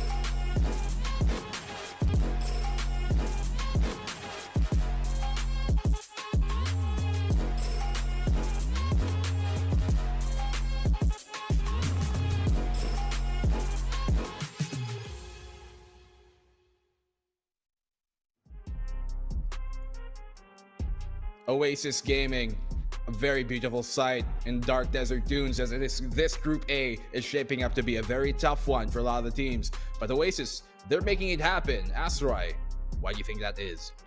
Well, it seems like their wall is full of wonder. This team taking a break from late last year and just coming in from, I think, December 2021. Moving forward, again, I've mentioned this yesterday, Wild Oreo has integrated well with the team. They've been mixing stuff up from here and there. I think Envy started to go duelist later on, and then they put him back onto his well initiator. It really has been, I think, a learning process for this Oasis team, and similar to the Bren roster as well. Very execution heavy, lots of strategies, and I'm looking forward to seeing how well they can integrate this, because again, similar to Bren here, who is it? Wild Oreo, as well as I believe Marky, has been my favorite tandem as of the moment. It's like a 1-2 punch, whether they're both duelists or one's initiator. It works really well for Oasis, being able to enter into the sites much easier with these two players at the helm. Oh yeah, and something that I might be a footnote and a lot of people would maybe notice is that this is a battle of controllers as well. I mean, it's Brain Freeze versus Ripper. They go way back. At one point, they were, together in Oasis. Even before that, they were Chimera. And for all you sharp eyes out there, they were on the same team on Empowered Youth way back in the day. So again, some of my favorite players go head to head, both cool, calm, and collected. And we'll just see how that pans out for both their teams. I'm sure we're going to find out for ourselves, and we're going to get into the predictions in just a bit. But I do like to say that these two teams, they have a lot of hype between them. They have a lot of expectations of them, and they do have a lot of, I guess, kind of new blood in them. Maybe not in the honeymoon stage as other teams might be, like Action or NAOS, but they definitely are newer to the scene in terms of this roster being together. Oasis, they still got that core coming in from last Challengers, but Bren Esports, these guys haven't been here even for like half a year. They're about like 5 months old. But guys, predictions time. Raph, I'm gonna start with you. How do you think this match is gonna go, and who you taking? Oh man, again, this was a toss-up to begin with, but I have to stick with my Bren pick. It's gonna start probably 2-1, but I think we might be looking at those maps before we can really decide, who's gonna overcome who. That's not how predictions are supposed to go. Hey, no. We make new rules. New rules. Actually, I'll ask it again once we see the map video. But speaking of, we're gonna go to the maps to see where exactly we're gonna be fighting. So let's huddle on there. Let's move on towards that map video and see where we're gonna be playing. I see some split, I see Ascent, and the final one's going to be Haven. What will be the order of this? That's very important. Where do we start? Fracture opening ban from Bren, which is surprising because they like picking Fracture, by the way, outside of the VCT. And we're going to be starting on Haven. Very cool. Going to be ascending onto Ascent, and Split is where we're going to be decided if we go left or right, 2-1, which way. Guys, now that you see the map video, what do you think about this? I mean, Haven is, I would assume this is going to be a Bren pick because Bren has found some success on Haven. I think there's some timings that they have to work on. I don't want to bring this out. It might be a little too specific, but sometimes Bren does not like taking Garage. What happened? Did I miss something here? There we go. The team names for a while ago said secret, and okay. Also we're good. We're okay, back. So continue. Yeah, absolutely. All right, Haven for Bren. We might see a little bit of a strategy shuffle up here because historically Bren sometimes, specifically on that C side, they have a little bit of, I would say, putting Garage as a second objective when taking C. But again, moving forward, I wonder how they've evolved. It's only been a few days since we last saw them do it. Here we are. I still like the picks for either side. I think it's pretty balanced. Fun fact as well, we talked about how both of these teams also beat Team Secret, right? They also both lost to, I believe, Action PH on pretty similar map picks. So whatever happens, I think it's just, again, based on how well they can execute. Although, at least on the side of Bren, I believe, on Haven, they do like to put Savvy, if I'm not mistaken, on the Breach. So that is going to be something to watch out for as well. Maybe they can change something up, knowing that it is Oasis that is going to be their opponent. But I think the only difference that we will be seeing from these teams, aside from obviously the teams, is the selection of agents, because we have seen Bren really lean forward to the concussor, and then for Oasis, just something a little bit more of what we've seen from a regular team in terms of the agent selection, at least. Yeah, Bren liking to go to that concuss to really implement the fuss on the opposing side, where Oasis, they're very, very kind of, honestly, flexible in what you can expect from these two teams. So now that we've seen the vetoes, we're going Haven, Ascent, and Split. I will ask you your predictions again. Raph, are you still sticking with the same decision right after you? That's right. Oh, absolutely. I am sticking with my predictions. We've seen, despite the inconsistency of, well, not my predictions, obviously, but Bren's performance on Haven, Zabi popped off in that last match. Maybe they can continue that performance and maybe keep that momentum all throughout. 2-1, Bren. Oh, I'm gonna double down on the Oasis hype train. You guys tell me that I'm too much fanboying with the NAOS Esports. No way. I also look at the Oasis Wonderland, or the Oasis gaming roster, and go for that 2-1. I believe this particular team has been looking so good. It's like Oasis from last year, but upgraded. It's a really good to see, and that just means that they have been evolving. From when they started to what they're doing right now. There you go. So you're going to go Oasis on one side here for Asarai, and Raph is obviously going to go to the Bren side. I personally think Bren should have this, but it's not going to be by a big margin. Maybe 2-1, and it's going to be very close games. So we're going to have to find out for ourselves. Let everything be laid on the table as we're going to go to our casters to take this game away and bring us to the promised land.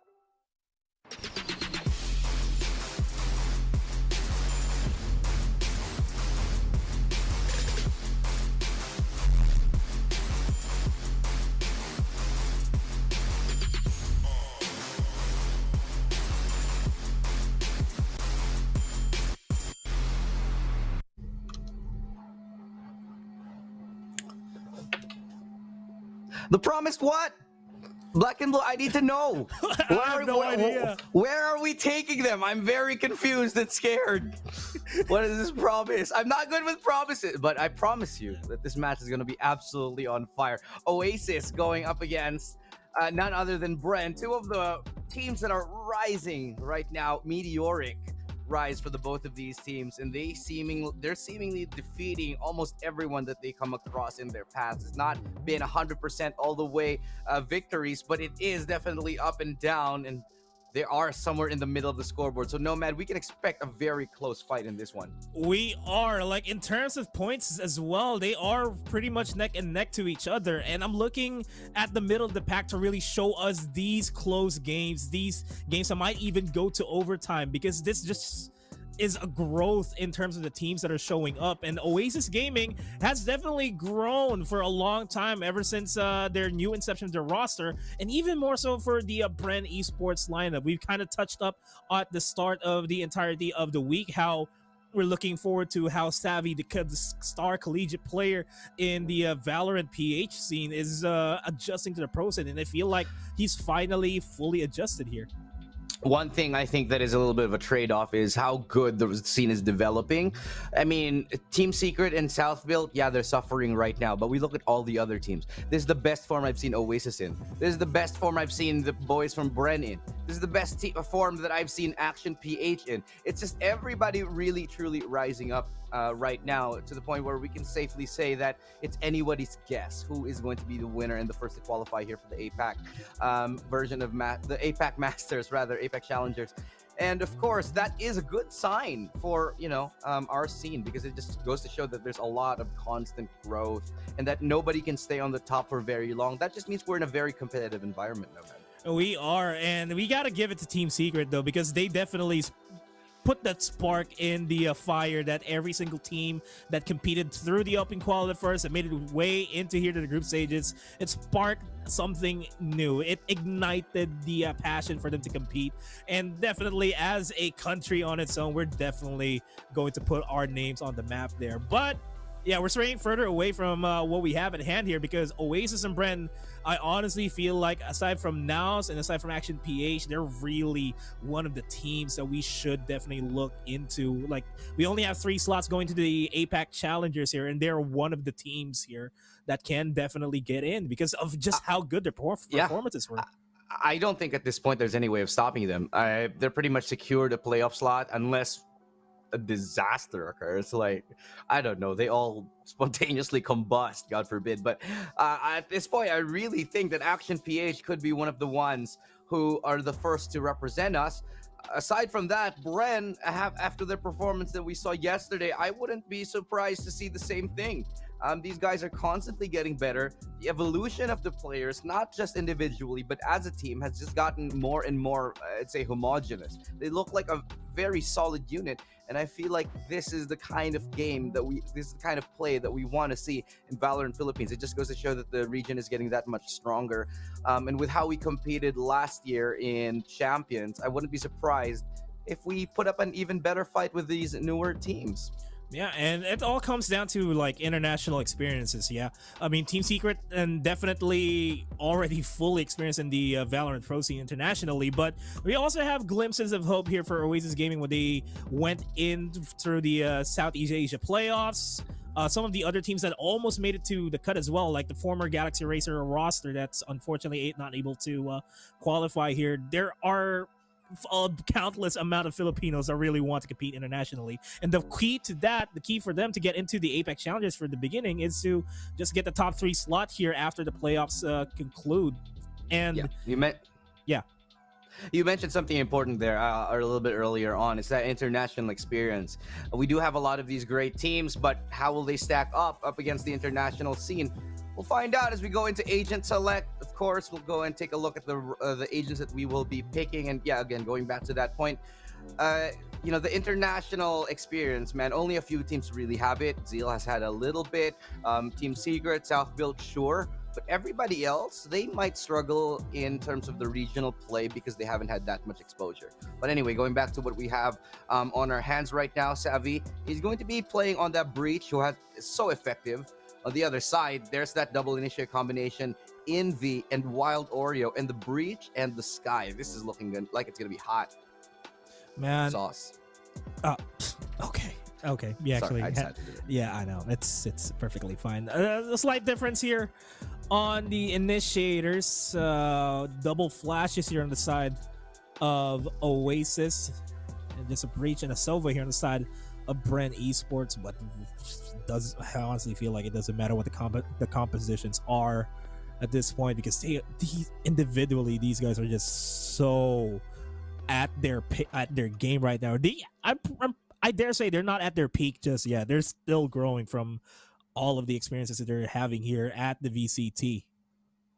Absolutely, and growth. It's just exponential growth that we're seeing from these teams right now. They're coming out and then they're showing us that they're capable of not only having those ridiculous highlight plays with mechanical skill, but also that disciplined, slow play style. That's what took SBE down time and time again. Just playing very deliberate, very slow, and that's one sign that you have a region that is here not just to go out and frag, but to also play the tactical game. Anyway, we're going into Haven first. We didn't get to go with our predictions. We didn't get to talk about them, Nomad, here. I'm going to put you on the hot seat just because I can. Who do you think is going to come out of this on top? I could answer it, but I won't just because I can. No, I'm kidding. Fair play. Fair play. It's tough. Oasis and Bren. I'd have to go for my gut here. And I'm going to choose Bren. Yeah, my gut says Bren too. I mean, my heart says Bren, but I do think my gut is telling me that Oasis has had a little bit more recent, I'd say, momentum on their side, especially with how dominating they were. I mean, when you beat a team like Team Secret, dude, like that's just the momentum, isn't it? But you could say the same for Bren. They also for beat Bren, Team I suppose. Secret. Yeah, but Bren was Team Oasis was much more recent. Well, that's true. Yeah, wasn't it? I mean, the Bren Secret one was yesterday, and we saw how dominant Bren dominated Secret, right? Like, it's the change of the old guards, just like that was like a 13-1, and it's like they're passing the torch. But I wouldn't say they're passing the torch. Like, we talk about Team Secret, and I'm thinking, I don't think that they're done just yet. This just means that they could be in a rough patch. This means that Team Secret probably they just need to get back into a boot camp because all of their losses have been out of that boot camp. And everybody else is just catching up to them as well. The line between the best team in the Philippines and in Asia and everybody else has just become that much thinner that you can't really expect or predict with much success who is going to be up there. But let's go into the game itself. Here we are diving into Haven, and we'll already straight into the pistol round as Marky opening up the round with a kill on top. And I feel like that this is the promised something that Black and Blue said earlier on, because Haven is the promised land for Filipinos for the most part. This is a map that a lot of teams have a plethora of strats in.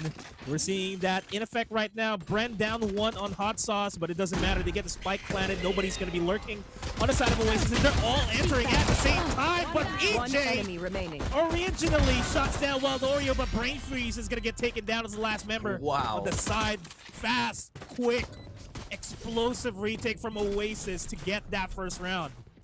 And what's scary about this is both teams are very good on this map. Haven, Bren, they were just amazing. I don't know if you guys remember this. You must. When Bren had like the most perfect retakes when they were playing yesterday, was it the other day? But they had the absolute most perfect retake when they were playing on Haven.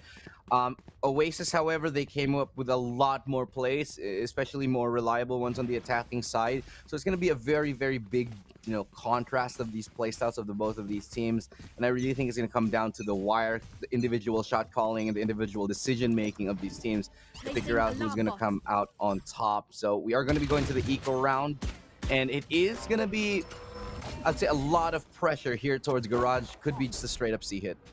Could be. They are already way inside the garage area. Hot Sauce is going to be watching out for flanks. Not really much they could do with the current configuration on their weaponry here. But just like what happened the past couple of days, even if the team's on eco, they still managed to make things count. we can expect Bren to come up with a strategy here. As the fault line comes in, Marky stunned up, but still manages to take down EJ. Close proximity to Oasis prevents them from pushing forward. Hot Sauce gets taken out by Envy as he was going for the flank there. Look at the support system. The crossfire's all over. No matter where, they can't get out. One enemy Good remaining. flash from Coco as he finds a double kill right now. It does get taken down by Savvy, but it's going to be a good eco round, anti-eco round rather. Nonetheless, for Oasis, Marshall will get dropped and swapped over for the Spectre.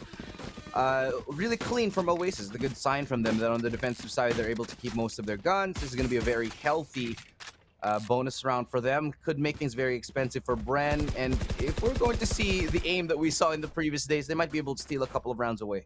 Should be. I mean, that should be the case for Bren Esports. They already have the rifles up, so you're gonna expect Bren to at least get this round for themselves. They are eyeing out the area. Spike's leaning way back, getting the information with the guiding light. Very slightly aggressive here is Oasis. Marky pushing forwards, gets flash. Two members gonna be lining up for Brain Freeze there as well. Oreo takes down Savvy 8K. Gets traded off by Brain Freeze. EJ takes down Envy as well. And immediately the A side is wide open and they're making their way over towards that area. It was a really good decision actually from Oasis to pull that play, that aggressive A control. But it was just snuffed out by Bren. They were totally ready for it. They were expecting it. Even the three players all cleaned up here towards the A side. They only lose Savvy 8K. They're hoping not to lose any more. This is, of course, the bonus round of Oasis. As much as they can take, they would like to. But I don't think they really have the position to make that much happen. They could get lucky and get one more kill, max two. But I think this round is pretty much going to go to Bren Esports. And we're going to have a very, very good gun round for both of these teams next. Yeah, next round is going to be explosive, if I do say so. If I were to make a prediction on the next round, I feel like it's going to be down to a 1v1. I mean, I'm just saying that right off the bat. But it's still going to be depending on how Bren's action is currently, because all of them are slowly starting to wake up on this matchup. A much-needed case, Ripperoo falls down there, gets a little bit of money to his bank. Look at the stats here. Relatively even for Bren, quite literally. For Brain Freeze, EJ, and Savvy 8K with 2 kills apiece. Envy and Coco, since they have the lead, they have the 4 kills each and 1 death apiece. An operator on the hands of Marky as well. You really don't want to discount that. Yeah. Well, let's see where Marky goes ahead and posts up. They're already prepared for the aggression that might come their way here towards A. Could be that dash in play that we expect to see, where they go for this dash right off the bat after making the stun happen. Good Al drone. Here comes the gravity well. They're gonna go ahead and not challenge too hard from it. They just want a little bit more map control, force out that operator before it gets any more peaks here. Marky's not going to be dissuaded, however. He's going to try to inch back a little bit closer. And this just allows them a little bit more presence towards that A side, making sure that they don't lose too much map control before the 1 minute mark hits. Now, I think it's a lot slower playstyle here. Probably a 30-second hit towards the C site. Might be the case here for Bren's. They're slowly backing off, leaving the spike over at spawn. Pretty good hold here for Oasis, though, all things considered. Beautiful setups on the stars, as well as the nanoswarm and the turret. But nobody is like you called watching. It's going to be a 30-second hit, I do imagine. Here comes the flash to help them get into garage. They don't want to delay. Counter flash does come through. It's a good one, and it's going to allow Coco actually to kill out the EJ. They still have to flush out while Oreo, who swings out, is able to line up a double. Good work from Oreo here. Josh does trade him out. Ripper gets only one. It goes down to a 1v2 right now. Brain Freeze not looking the right way after being fully flashed by Envy. And Oasis claim the first gun round. Bren will be forced on a reset. And yeah, that was almost a good timing from Oasis, because while Oreo wasn't actually in position in garage, he just got stunned up as they were making their entry, and he still popped up at just the right amount of time. They never really cleared that angle for themselves, so that kind of bit Bren in the back. All things considered, that was still a messy round, but a good round nonetheless for Oasis. Right. Yeah, absolutely. They'll be happy to take that. It is the gun round, and they do keep the operator. Gonna be changing angles a little bit here as they leave Marky towards that A side, but it's a quick B hit. Nothing too crazy, but the Rolling Thunder does come out, stops them from having any notions of planting towards this B. They're gonna have to try somewhere else though. It's a good usage though, because they do force out that Rolling Thunder, and they're gonna be happy that they actually force out that big ultimate even on any ground. They're still trying to look for the heads of Oasis here. Still not much in terms of decision here for Bren if they're going to be committing, but EJ has a spike though. If he gets taken out, that's more than enough information for Oasis Gaming to work off of. They're all standing right at the doors of B, and they're just watching the flanks for themselves, and they're still going to be committing to this. Envy though on the close angle, gonna get fault blind, but doesn't matter. He's still staying the course. As soon as the smoke dissipates, he's gonna go for the spray down. It does connect on to Brain Freeze and Savvy AK. EJ is gonna be paying the price there for Wild Oreo. Hot Sauce is Josh S. Only one's left standing here, and it's Hot Sauce down 4-1 for Oasis. Yeah, good anti-eco yet again. Oasis proving that they can keep the numbers relatively clean, and that they, their economy is going to be healthy in the upcoming ones. It's a good sign for Oasis because they are not slipping, making any unnecessary mistakes. I do like the fact that they go ahead with that Rolling Thunder early on. That just means that a lot of the utility initially used to take that B side just was, all for nothing. But question being, will they come to regret it? Having used that Rolling Thunder, will they miss it in this upcoming round? Because the Rolling Thunder for Savvy, he's got his up. A couple other ultimates as well across the board. Coco's got his though, and Wild Oreo will have the Seeker. It's aggressive push here from Marky down towards C Long. They are waiting for him to be pushed. He's gonna get tagged down very low, I think. Yeah, he's gonna be dropped down to 58 HP. No more armor. Now they know where the operator is. They could make a move to re-engage here towards C. I think that might be the play, and that I think will be the right play. There's nobody else on this side. It should be a completely open C site. It is. I think they pegged it as a bait, but it was a complete opposite. C's probably taken care of here by Bren Esports. Now the post plants have to be set up. They're watching their flanks here. There's a potential flank coming in as well from Wild Oreo as well as Envy.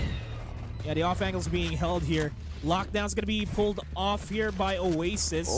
And everybody is going to get caught in that lockdown as Hot Sauce tries to force the issue here against Envy. He doesn't win that duel. Makes it a 3v3. Gets a flash on to Brain Freeze, and Oasis Gaming just wanting to steamroll their way into the site. Aftershock's gonna be forcing Savvy AK out of position, but that's still the round for Bren. I do have to give a big props right now to Coco. His ultimate, that was so nicely placed. For a couple of seconds there, Bren Esports, they didn't know what they were, gonna do. They were wondering, okay, what the hell? The lockdown is in the middle. We can't go for C long anymore. We can't stay here. We have to either push onto the side or go backwards. They win the duels. And so Oasis Bren Esports, with their composure, they keep it cool. They re-engage. They try to take a fight and go ahead and get the kills that they do need. Have two players survive at the very end of it. Quick thinking and good decision making from Bren. Good shot though from Mark through that cloudburst. We'll be able to find Savvy. It's looking like an 8 take for Bren. Marky might not make it out alive. Hot Sauce decapitates him through the wall. More than enough. The shoulder is more than enough for him to find the head. It's a 4v4 now, and the advantage is still on the side of Bren because they could just completely overpower the side depending on if Wild Oreo Envy would just let it go that easily. And that's the problem with the geometry that Marky was holding. He was holding so close to the wall, someone else was far away. The person farther is going to see him first, as we all know from geometry. But still, it was a good attempt on a hold. I do think he should have fallen back to site before getting a little bit more since he didn't have anyone else supporting him. But regardless, it's going to be a push here towards that A site. The remaining 4 members of Bren Esports gathering their forces. It's going to be a 3-person hold here. Nice flash. Does get EJ off guard. Ripper easily takes him down. But Brain Freeze is right there with the trade-off. Still got a couple more bodies to deal with. 30 seconds left. They still haven't sequestered the site. They don't have a lot of time. But it's going to be Envy who lines a nice double. Wild Oreo completes the crossfire and completes the round, getting a 3-round advantage for Oasis. It's still big. It's still there. Oasis, they're still making the dream alive for themselves. Big opening there from Bren, though, taking care of Marky, but it's just the crossfires being set up by Envy and Wild Oreo here on the side. And then Ripperoo just following it up with the initial kill onto EJ. Just it's everything. I just want to point out Envy is 11-3 on a breach. Yeah. So every time we see a player who goes on the breach, it's just absolutely sick. Ooh, good shock dart. Actually take down Marky quite low. This might force him to reposition, but no, he holds the line. They're very wary of the possibility that the operators here, the Aldron does come out to help him flush it out. And up from close, Wild Oreo will not miss, expecting a refrag. It does not come in. Nobody else is around. Hot Sauce does get a kill on Coco, but that rifle is so far removed, they're not going to be able to pick it up, though Garage has become open. The adjustment right now, though, from Ripper does cover C-Long and Garage, so they will have information. But onto site, though, Savvy has already snuck up. He's picked up that rifle, and we know what he can do. Shorty has been picked up. Will actually get the kill. Marky up against Savvy. And the Shorty prevails against the Vandal up close. I mean, great dash. That's not supposed to happen. His crosshairs were trained right at him, but it's just a power of the Shorty came in fruition there. As we have a look at the replay, there we go. That's how Marky did things. 17 HP is Marky. After that, barely getting taken off, but well, you know, as they say, I think I'm back. I think you're back. Welcome back. You came back at just the right time. It is a technical pause, so I was worried for you a second, but I'm glad to have you back now. It feels good that someone's worried for me. Oh yeah. Yeah. Obviously. I mean, who's gonna help you with the bits? Who's gonna save my puns? I don't think I could do this anymore, man. I can't save your puns all the time. Man, sometimes your puns aren't good, man. No, that's Asarai you're thinking of. Oh yeah, I blame Asarai for that. Hashtag blame Asarai. Yep. You know what to do. Put it on the chat, guys. Hashtag blame Asarai. As we hop back into the game, look at the mini-map. Bren eyeing out I think this is a full-on C crash for Bren. Gonna stop at nothing to just make their way inside. Coco hasn't set up in C2, so won't be a little too late there, but the stars are already aligning over at C long. Fault line gonna be thrown up immediately by Savvy 8K. That's a lot. Hunter's Fury's gonna catch Ripperoo. Not much on to do here. He's down to 59 HP. Here comes the Rolling Thunder as well. EJ gonna be forced to back off himself. All the utilities in the world has been expended before the onto spike the even goes down. Yeah. They're not even in the site just yet. Good hold by Oasis. Yeah, Oasis might be using these premature because they can re-aggress here. But no, it doesn't appear that Bren will. They did get scared off. It forces them back, forces them away. The game plan for Bren Esports has already been dealt with, and this allows a reposition.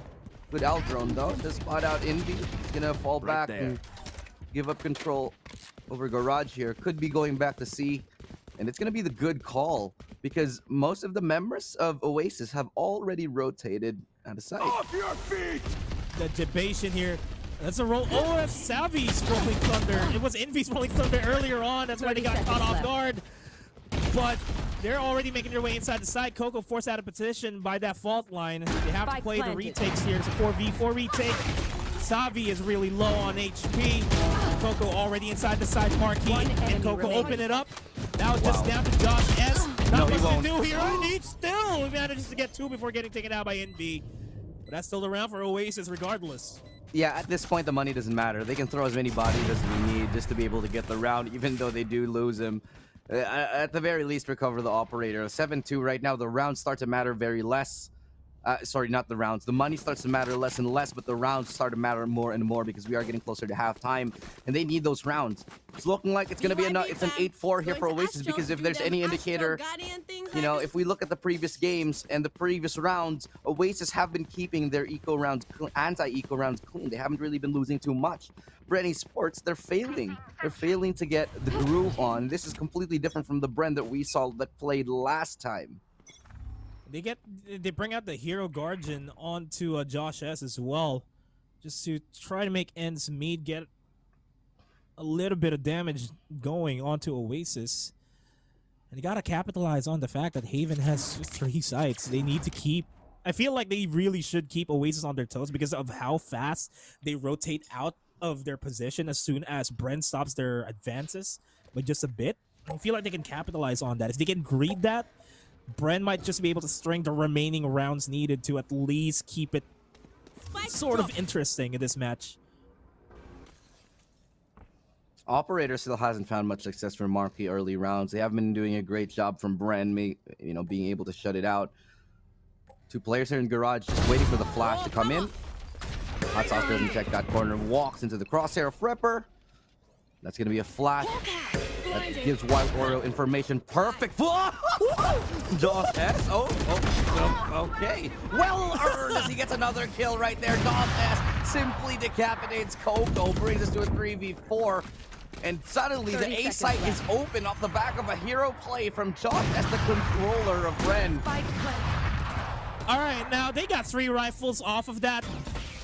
Bren's looking really good. They're happy about that outcome. They can hold this side for themselves now as the Cosmic Divide fades away. Things open up for Oasis for the retake here. Club line being charged up. Will catch Josh S and Brain Freeze. And DJ will dive in. He's going to go for the trade. Just down to Mark with a shorty. But he pulls his knife out. He gets taken down by Brain Freeze. Another round for Bren. Obviously, the shorty only with 2 bullets. Could only get 1, but after that was hoping that he could swap weapons. Unable to, not allowed. But that was a fantastic round from Bren. This is the round that they needed to get back into it. If this is what's going to get them a 7-5, it's all going to be off the back of that hero play by Josh S. Take a little bit closer look at it later here. But yeah, after that shorty, after you get that kill, you're pretty much done. And that was the round. If anybody else had survived, maybe there would have been a chance, but unfortunately, it wasn't. Taking a look at the scoreboard, Envy is at 14-4. This guy is ridiculous. That's a breach, by the way, guys. Not the main duelist here. Take note of that. As Marky finally makes the operator make a run for its own money. Gets the first kill onto Josh S. Brain Freeze is going to get spotted out as well, and they're going to be slowing down their push here over towards A at the very least. Yeah, towards A, right there. They go. As they're going to group up their forces here. Still a 4v5, so it's looking fairly decent for Oasis. They have 2 players stacked up onto this side. It might be enough, but the timing. Crucial double swing. Oh, the cloud burst. Completely wrong timing. Wild Oreo swings out. He gets another one as well. Only 2 players left. It's 2v5. Bren, what are you going to do? Perfect flash right now. Wild Oreo again with a timing savvy. Forced into the open. Gets 1, but that's it. As Oasis rock Bren Esports one more time. Last round before you would have thought that EJ's heroics round prior to that would just open up a new avenue for Bren Esports, but it did. But Oasis is just playing at a completely different level from Bren right now. I mean, yeah, look at Envy. He has 15 kills. Marky lagging behind with 8, but it doesn't matter because as long as they get the rounds, they get the rounds. Man. I have the spike. And now Bren is opting to go for a garage push, but the fault line and the initial pick by Marky prevents them, stops them from pushing forward. And if you can find a slight pixel on the bodies, he could have gotten another body off of that. But Bren is still eyeing out the C area. Gonna be moving around, gonna try to get a good read on where Oasis is currently. They're eyeing out A. That's where Freeze and Zabby AK is going. Little bit of an uncharacteristic miss there from Marky. Up on this corner, can they flush out Wild Oreo? Good Seekers is enough to keep him alive. Looking for more. Wild Oreo, he really wants to go for another. Good flash out. He gets alive. He gets out alive. Wild Oreo is just the bane of Bren's existence. How many times will he be able to get away with these kills, these picks, absolutely for free? So now a desperation push here from Bren towards that B site. But can they hold on to it? There's still 5 players up for Oasis. It's gonna be a tough post flat, even if they do get this off here. Coco pushing through, does not care. And he gets another one. Coco just walks in, gets 2. And Brain Freeze is able to line up a double himself. Envy trades him out, and it's all up to Josh S. Can he do it? He gets 1. He gets nothing more because Envy shuts him down. And it's Envy, who's looking nigh invincible. He even knocks his team off the spike so he can get it himself. No, that's my defuse. That's mine. He deserved it, though. He does. What a way to end it. 9-3 half for Oasis. Gonna be on the flip side now on the attacking, but man, Coco just diving in, not giving a care in the world in that site. He's just like, yo, what are you guys waiting for? Get in there. He already got 2. More than enough for the team to get it, to be honest. That's a Sentinel, by the way.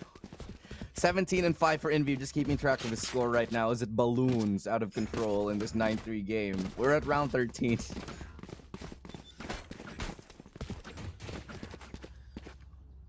Is the 9-3 curse real here for Oasis? I don't think so. No, I don't see it happening. But having said that, if there's any team that kind of can slow down in the middle of a game, it's Oasis.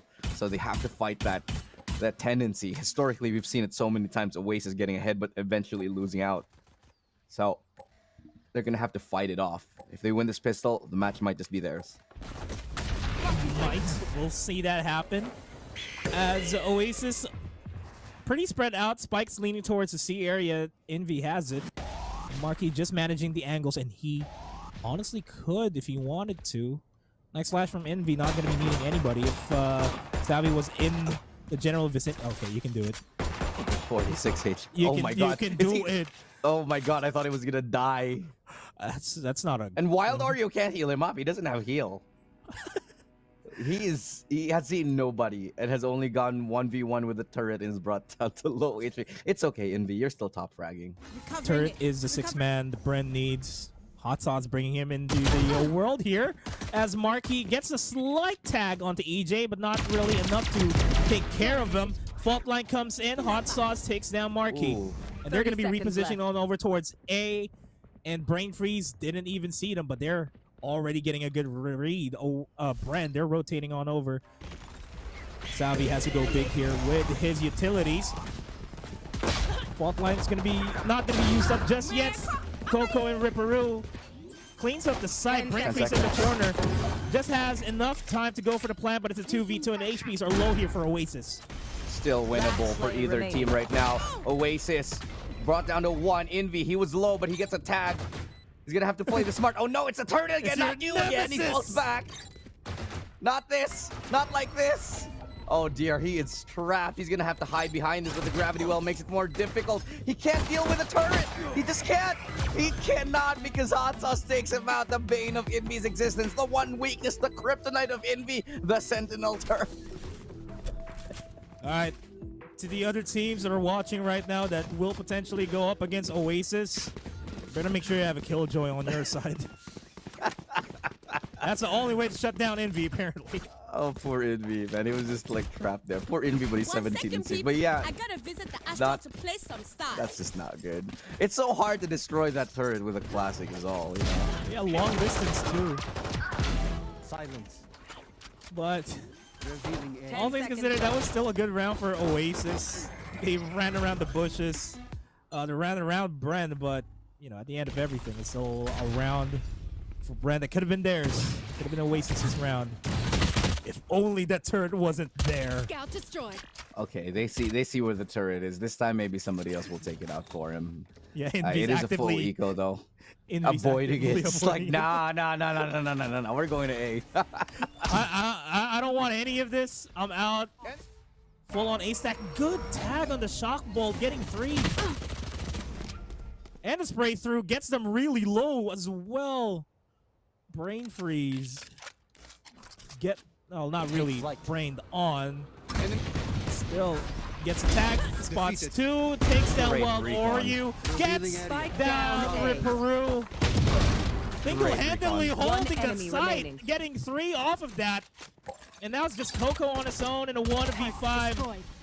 The turret's destroyed. And he's gonna get a running gun. He still manages to make it out alive, but Xavier is gonna win it out. Yeah, really well played from Brain Freeze right there. He definitely earned his stripes in that hold. Sure, it was an eco round, whatever. It's still a great play. But going to the bonus round now. If they can win this one, Bren's chances of winning this match or surviving this match maybe skyrocket. Maybe, and you mentioned it.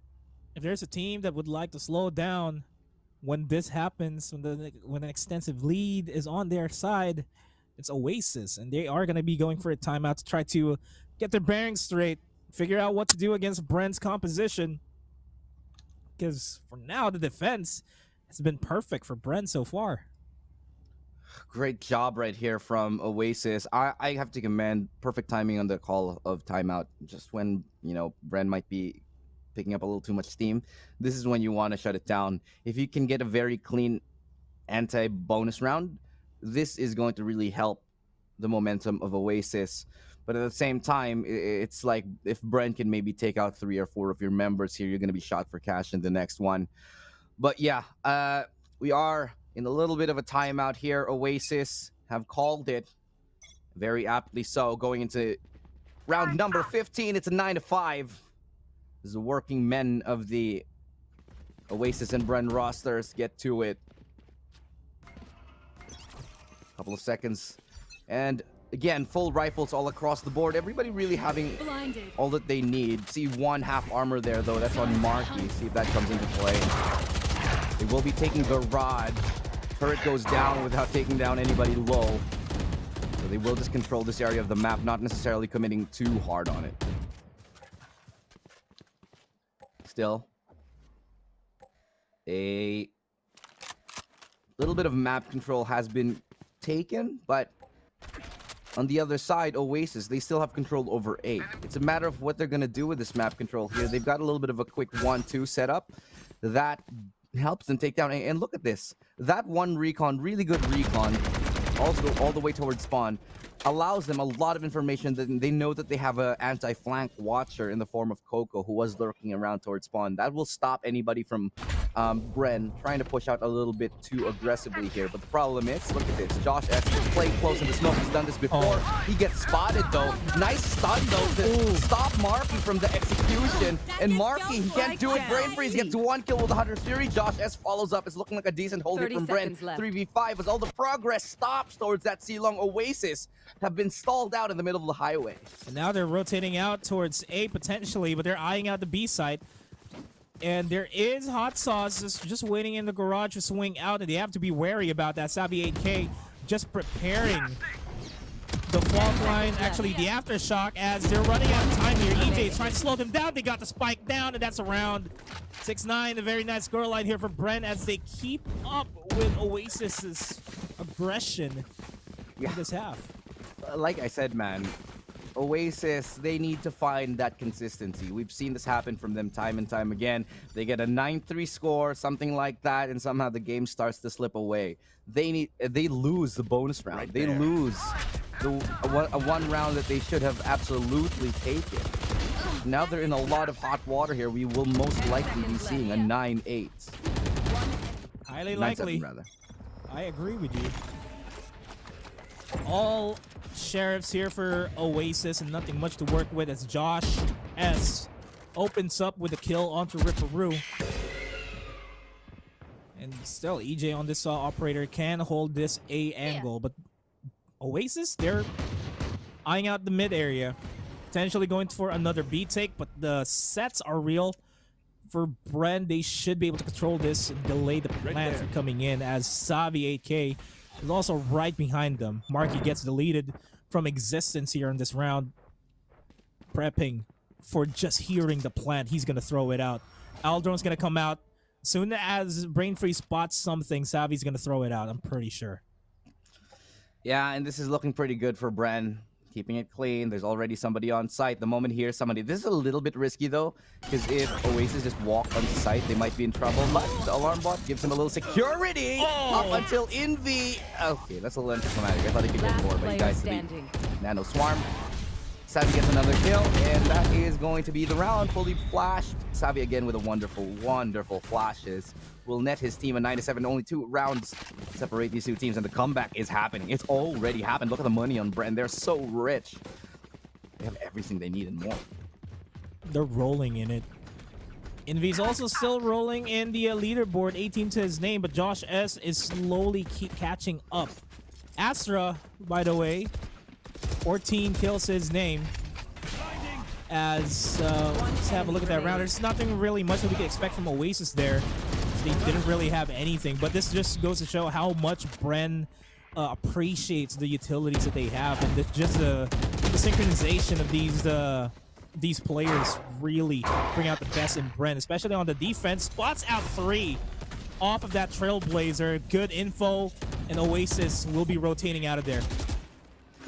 Yeah, they're gonna turn tail and run, heading out towards a different side, towards A. They will have hot sauce to contend with, and oh my god, good dash out. He nearly gets away. But the rest of the members here, they're gonna be going towards that A side. It's gonna be completely free.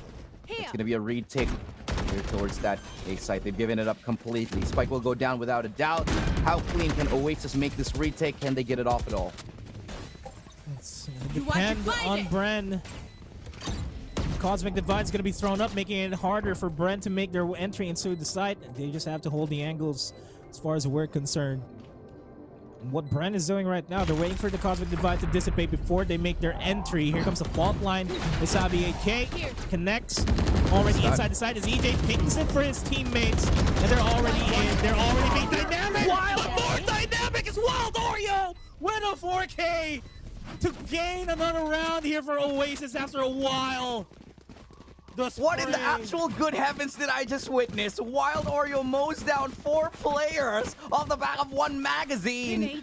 And suddenly Bren are left stunned, confused. They were absolutely rocked by that. And Wild Oreo, we've seen him all year long. We've been tracking this guy's progress. We've known he's been insane ever since the CS days, but look at this. Perfect recoil control from the man. Wild Oreo, man, hero of his team right now. Those heroics are what puts Oasis really in the map. I mean, he just waited for the right moment to swing out of the Cosmic Divide. Bren didn't even clear that angle for themselves, and oh my goodness. That picture perfect spray down. But as I say that, Bren was able to open it up. Josh S takes down Envy, makes it a 4v5 for themselves as Oasis. They're backing off just a little bit for now. Yeah, these players are cracked, and they're getting so... What? That was the operator he just took out with like a tap, by the way. All right. They're insane. These guys are just really crazy. These guys are really crazy. I am seeing some really high-level plays here, and I'm living for it. But going back into the round itself, Oasis, they're going to try their hand at C. It's another good read, because time and time again, they pick the correct site. However, them being able to hold it, it's a completely different story now as Bren, they hope to retake it again, and they hold it up against the 4-man push here. Ultimate ready for hot sauce. So does Savvy. Josh S has his as well. Wild Oreo finds a kill, traded out by Josh S. Ripper. Holding this garage, and here comes the Rolling Thunder. Not going to be able to do much with it because Josh S is going to get his 3rd. Looking for a 4th. Could be the ace for Josh S. Give it to him. Give the man his ace. No, denied by Brain Freeze. And just when you think Wild Oreo's going to have that highlight moment, Josh S says, I can do the same. I mean, a round secured for Bren is still a round secured. Who cares about aces, am I right? You shut your mouth right now. Hey man, I'm just a team player. You're just a team player. You're just a team player. You're just an ace stealer is what you are. No, I'm not. I make sure that we secure the game. Round secured. Yep. Now you all know chat what kind of man Nomad is? Oh, chat's pretty much aware of that. Yeah, a couple of my viewers, they know how much I value winning the game. It's not a kill steal, it's a kill secure. Okay, there's a difference. Hashtag values. Hashtag blame Asarai. Hashtag blame Asarai. I got that place off from Asarai, to be honest. So you know. Okay, yeah, well, that explains that a makes lot. sense. I gotta change my ways. I'm wrong. I'm sorry. I apologize. Won't happen again. Beautiful recon spotting out too, though, from Brain Freeze. Deploying drone. A good Aldron as well. Spots 3. That's a lot of information given, though. That's more than enough to work with. Site. In fact, yeah, it is. They're going to be sending 4 players to defend this. And it's going to be... Oh my god, Marky! Demolishes EJ here. Looking for more. Will work through the Nano Swarm, helping his team secure that rifle. And they pick up an operator. Of all the weapons, that might be the one that you actually want in this spot here. Lockdown does come through. They're trapped under the site. I don't think they have any way of stopping this lockdown. Oh, this is going to be so dangerous right here. Operator, Marky's able to find another. That's 2. That's another one from Wild Oreo. Brain Freeze takes the 3rd. And the remaining 2 players now standing for Oasis. 2v2. Invi with a headshot. He's got another one. It's a 1v2 here, all up to Brain Freeze. Spike not planted for him at all. Coco is on site. He's crept up. He's just playing the angle, and this is already the round here. Coco takes it, and it's a thrifty for Oasis. What a perfect round. What an eco. I'm Marky. Hello. That initial entry towards A had no reasons to be there. Still managed to pull it off and opens up the site completely. And Bren, despite having all the weapons in the world, gonna close out Oasis good on that crossfire setup, even though despite the fact that they were pretty aggressive on that CT peak, they still made it work. I like that. I like the plant there for long as well, completely open on all angles. Indeed. EJ with the Blade Storm, what can he do this time? The Blade Storm was the one that started off last round for Oasis. Can EJ do the same? We know one of the best players around. He's definitely got the pedigree to do it, but is he in form? A lot riding on his coattails right now as he does get a little bit of information here. A little bit of position, rather. Not so much information. I like this aggressive hold, though. You can still get a lot of information, even if you're not hearing or seeing anybody there. At least this gives your team a little bit of chance to be cautious on where to rotate. And just hearing these footsteps should prompt the rotate for Bren. As Oasis, they're mounting their offensive here over at Ace. Aldron spots 2, gets a tag as well onto Marky, but EJ properly stunned up, forced to back off here. Ripperoo takes down Brain Freeze. EJ on the spot, on the prowl here, but it's not gonna connect, not gonna happen. Hot Sauce all in all on his own in a 1v4 against the world. Cosmic Divide as well gonna be used up by Oasis, but that's, I could say that this is pretty much the round for Bren, unless Hot Sauce goes big and goes ham. Yeah, I don't think so. I think it was a little premature to attempt that retake from Bren. I think the pressure is starting to get to them a little bit here because they are, I'd say, starting to make these decisions. Can be questionable. A little bit of an over-aggressive pre-fire there from Hot Sauce. Is going to be match point here for Oasis. Match point. As they are proving us that they can close out these matches. Got a little bit scary for them for now. And with the money in the hands of Bren, I don't think this is a good look for them. Oh, man. Force bias, just EJ, he might go for the glass cannon operator, but a Vandal is more important. A lot of them are going to be running with Spectres, half armors, probably picking up the Sheriffs if they can. Man, not good. Not too good for Bren here. It's going to take a miracle for them to steal this round away from Oasis, keep the dream alive for them in this game at the very least.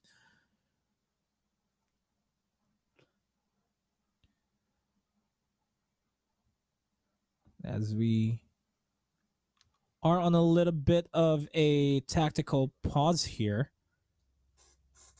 Teams are, I feel like this is Bren's tactical. Just to get their bearings straight, get a strat up and running for themselves. As we're looking at how the defense is going to be. Brain Freeze still going to be holding the A area.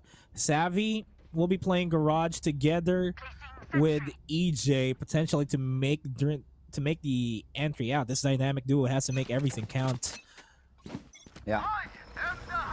Well, starting things off with the Hunter's Fury. A little bit of a speculative attempt, but could it be speculative?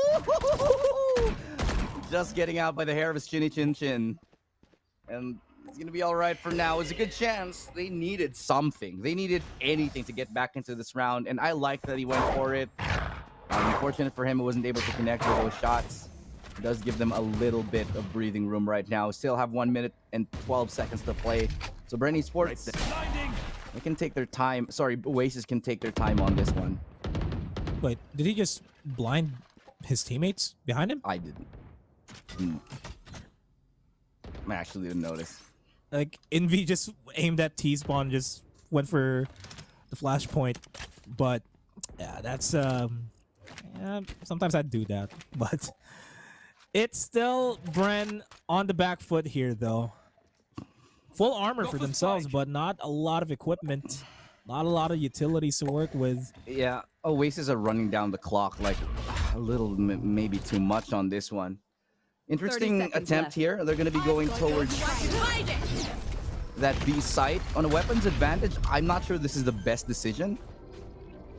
But they're going to do it anyway. Spike goes down. Gravity Well's not going to do anything to dissuade. Oh, the shock dart does, though. So that's a good play from Brain Freeze. Finishes off Wild Oreo. Marky with the collateral. Lines up too. Ripper chimes in as well. And this is got Oasis written all over it.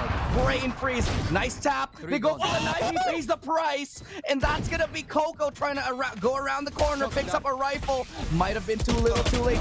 But, oh, he sees one. Turns around and Ripper gets a third kill. That could have been dangerous. But Oasis, they take it anyway. Well played from Oasis Gaming to take this map and go into it with an advantage towards map number 2. What a play from Oasis Gaming.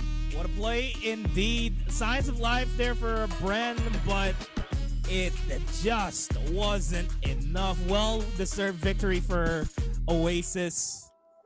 Man, this roster grew out of proportion, man. That's perfect, almost picture perfect takes on their attacking side. On the defensive side of things, chef's kiss. I am stunned. Dude, I'm still stunned by the amount of ridiculous plays that we just saw in that one, especially from Wild Oreo. We're gonna have to definitely talk about him in just a second. Let's take a look at the statistics as we go into the post game. Wild Oreo, okay, he does a ridiculous 4K. He one-taps the operator. Sure enough, he's the MVP in this one. That one tap on the operator towards mid against EJ, man, that's gonna leave your confidence a little bit shaken. And as we can see right now, EJ not having the performance of his life, 0.6 KDA. Meanwhile, on the other side, Oasis coming out on top, defiantly so. Man, that was a jiggle peek too. That just gotta point out that was a jiggle peek. Just tapped it out, man. These guys are cracked right now, and it's a good sign for Oasis because in terms of I believe in terms of points, Bren is in the lead by just 1.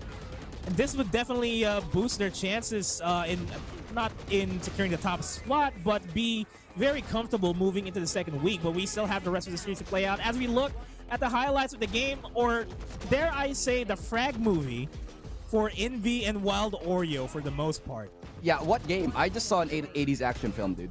I don't know what game you're talking about. I saw an 80s action film where we're pretty much as close to a Bollywood film as we can get, actually, with the level of action that we just saw. Yeah, this all...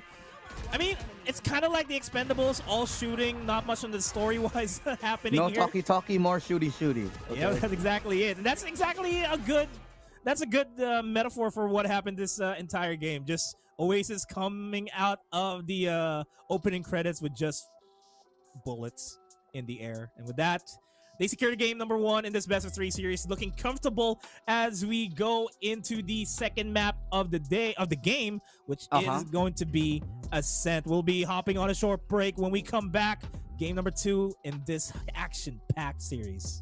Blow up the spot. I had to get back to the basics. What if my talent is wasted? You see what I'm lacking the placement. Thought since I rap in the basement, but my come up is legend, is greatness. I don't care now, it's pedal to the metal. I can never quit now, I will never settle.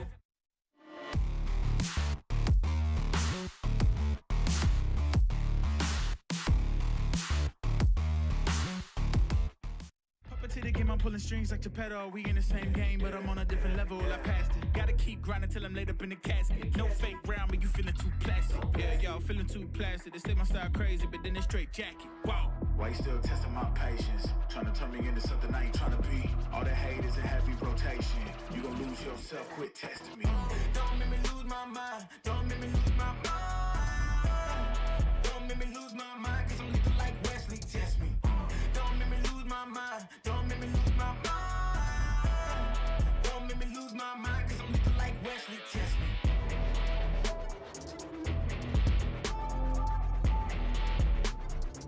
Cause I'm looking like Wesley, test me.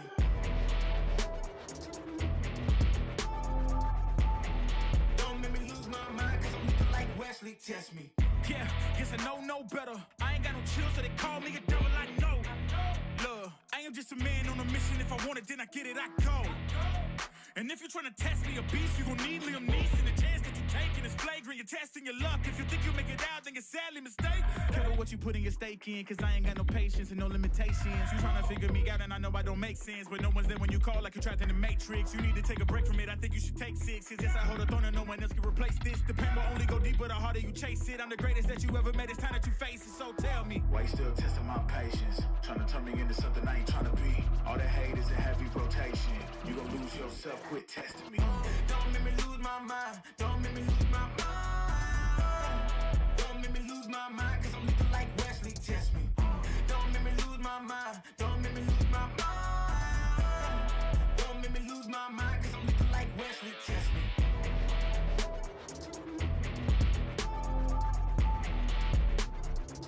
Cause I'm looking like Wesley, test me.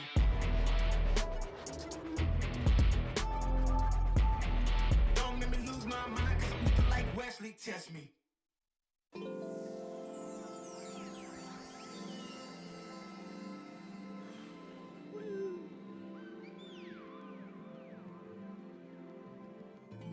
Yeah. Yeah. Yeah. Yeah. The rise before the fall, the glide before the rule, the eyes that saw the soul, the cheer before the goal. I'm here to let you know. Yeah. I'm here to let you know. Yeah. I sky gaze over my taste. Like Peter, this is my space. I'm spacey. I'm crazy over breakbeats. Space gazing in my safe haven. I make statements that embrace waking. Awaken, I'm woke. Taking the road to pull you ashore. A celestial scope. The stars explore in your inner. The starts at the core. Inner space and more. Your body's a planet for sure. Nurture it with the words I've written. Scribe like highlights. Flying saucer. Supply the order, it's the author. Walking on air. Walking on water, blending between borders to let you know this is here to support you. The blend, the blend, the blend,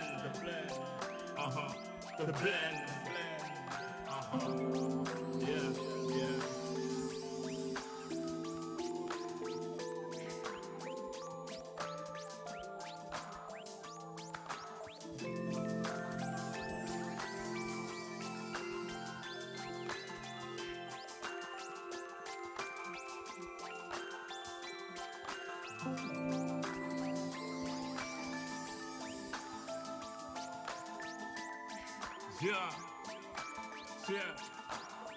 Yeah. Second verse after the first. Take control with words, roll reverse, the rebirth of verb from inside out, outside in. We control the earth frequency. The heart of the world beats in me. It beats on beat as we breathe deep. Oxygen from trees feed. Gifts in our gift. This right here, proof we exist. Mind state is gravity, the way you uplift. Across seas swift, water quench thirst. There's a shift. Set sail like shit to find other lands. The motherland, sun is planned. With the words I'm writing, I'm fertilizing. The earth's a rising, realizing. Global warming and the sea is rising. Pollution, the planet needs metabolizing. It's full of fire like a dragon fighting. Creating hot springs when the pressure rising. It's ever rising, but I'm never frightened. Cause the days will brighten. Yeah, the blend.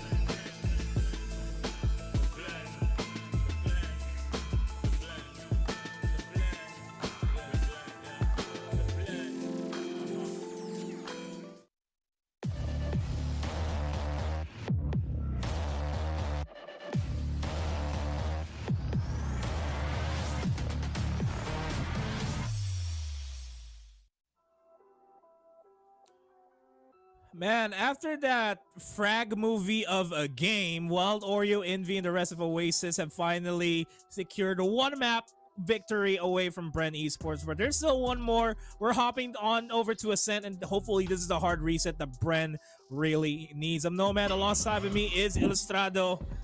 And does Bren have it in them to force a game 3? I'll ask you that question, and I'm pretty sure you know the answer already. I mean, absolutely, it's Bren. They've always had it within them to, come back from here. But one thing I did like seeing is that Oasis, they just, I'd say, leveled up. They just overcame one of their own problems, which is closing out games.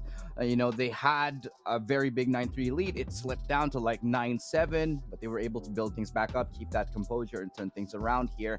So Bren, definitely, they can come back into this, but if Oasis are playing on all cylinders like this, if we're seeing that kind of contribution from players like Wild Oreo time and time again, from all of the rest of the squad as well, then it's going to be a difficult one here, because every single one of the members on the Oasis side were having those contributions. You got to talk about players like Ripper, who was just such a presence the whole time on the game. Meanwhile, on the other side, it was really mostly about just two players here, and one of them was Envy doing most of the heavy lifting, and we're gonna need a little bit more than that, if you ask me.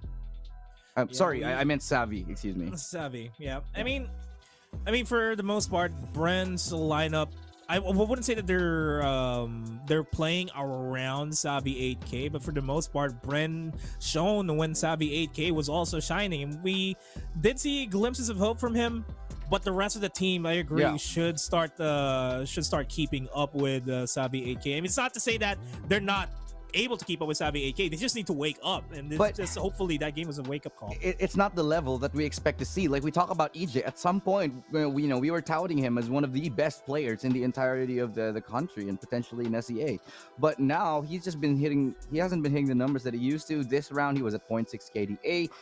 Let's just face it, man, he has been underperforming time and time again, and there needs to be a little bit of a better support structure around EJ. I think they need to be doing a little bit of a better job to be able to get him into those positions, to get him killed, because EJ is one of those amazing players, but he might be a little bit more reliant on having those teammates be able to back him up. And there's nothing necessarily wrong about relying on your teammates to back you up, but it's just that when you're relying on your teammates too much, sometimes if you rely too much on a person, it's going to eat you up alive, and you wouldn't know how to function if your teammate's not there anymore. Charge it to experience for Bren, but now has to be a new mindset here. Hot Sauce and the team of the guys in black and yellow should be able to at least get a scent. This is a map that they are pretty much familiar with, but this is also a map that Oasis is pretty confident in compared to all their other maps. Absolutely, and I'm looking forward so much to seeing how this map goes. Again, we looked at the map selection a little bit earlier on. Both teams feeling very confident. They are very much comfortable playing on all of these maps that we have selected, that we have seen here. Certainly a couple, one of them favors the other by just a tiny margin. But from what we've seen, it's all going to come down to who can play their game. We talked to Bren a little bit later on earlier. I think it was Brain Freeze. Yeah, it was Brain Freeze. It was like, as long as we can play our own game, we'll be in a good spot here. That's not what happened today. Oasis really took charge, took the rounds by the reins, and just ran away with them time and time again. So if Bren want any chance at winning this second series and going to the last map, they're going to have to play their own way. Yep, and it's going to be a tough case for Bren here. Needs to read Oasis, needs to figure out a game plan.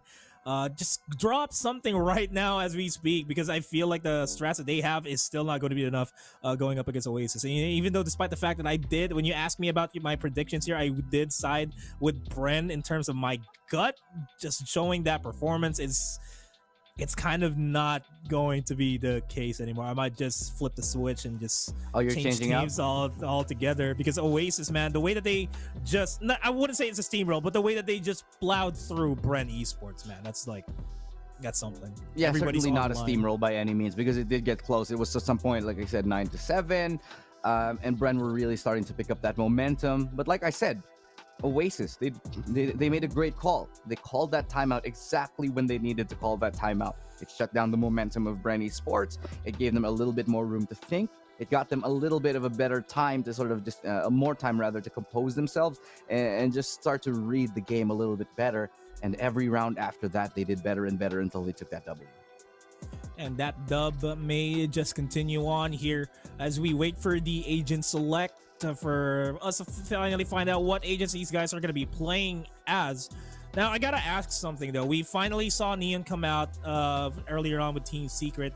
What's the viability of Neon going into Ascent now for any of these teams? Would that switch up be helpful even more so for Bren? Well, I'll be honest. I do like Neon. I think that Neon really can be a great tool to help teams barge into sight, especially when you talk about maps like Ascent, which does have a lot of these narrow corridors, and wherein Neon's mobility can help her get through, and her ultimate as well just can mow people down in a straight line, holding B site, even pushing onto the B site. There's so many plays you could use with Neon. I do think she can be utilized in a great way, but from what we saw from Team Secret, utilizing her in Fracture, it's not the best example of what she is capable of. It's going to take a little bit more time before people are able to fully actualize what an agent like Neon can do when it comes to the competitive setting. Yeah, well, hopefully next week, like if teams decide to pick up Neon aside from Team Secret, we'd finally have a composition in mind to play around that. As we hop into Agent Select to find out what these guys are going to be playing on as we hop into Ascent. Now, Oasis is going to be on the attacking side. I feel like there's not going to be much of a change that we're going to be seeing here from these guys. And yep, pretty much the same composition time and again for Oasis and Bren. But momentum definitely on side of Oasis, and they will be dictating the tempo here, the conductors of this explosive orchestra that they have been trying to produce the past game. This is what I'm a little bit interested in Envy playing the Sova. He hasn't historically played a lot of Sova, but we know from our previous VCT last year, if there's any player who can play, quite frankly, any agent or any role, it's Envy. So I have 100% faith that Envy on this Sova is going to be absolutely fine. Whether it's going to be like lights out, that's going to be a different story. I am looking forward to seeing what they can do on this Ascent map with the double initiator, though. Should be allowing them a lot of aggression towards that CT side, something that is very much true and tested for the roster of Oasis. And just to add to that point, if I'm not mistaken, there was a point in time where Envy was also like the best guy that we've ever had for a while. If I'm not mistaken. I think he still might be. There aren't many players who I think could be better than him on Sky. I mean, there's Wild Oreo now though, so that's definitely something to take home from that. But going into Ascent now, I'm gonna ask you once again. You're changing your predictions to Oasis, right? I am. Yeah, well, I'm sticking to my guns, obviously, after what we saw. Bren, however, known to be one of the more tenacious teams here. They are sort of in the middle of the standings right now. So this map, them taking this map, could mean the difference between qualifying into playoffs or not. So they're going to want to take this, especially up against Oasis, who's very close to them in terms of standings. You want to get ahead of anybody who is near you in terms of the middling, in the standings, just so you're the one to qualify and they don't. Man, I just got to point out, I'm looking at Envy's stats right now. Aside from Chamber and Neon, he has played every single agent. Yeah. In his competitive experience. Yeah. I mean, there was, if you guys don't know, I'm going to go back to their play against them as Hashira last year.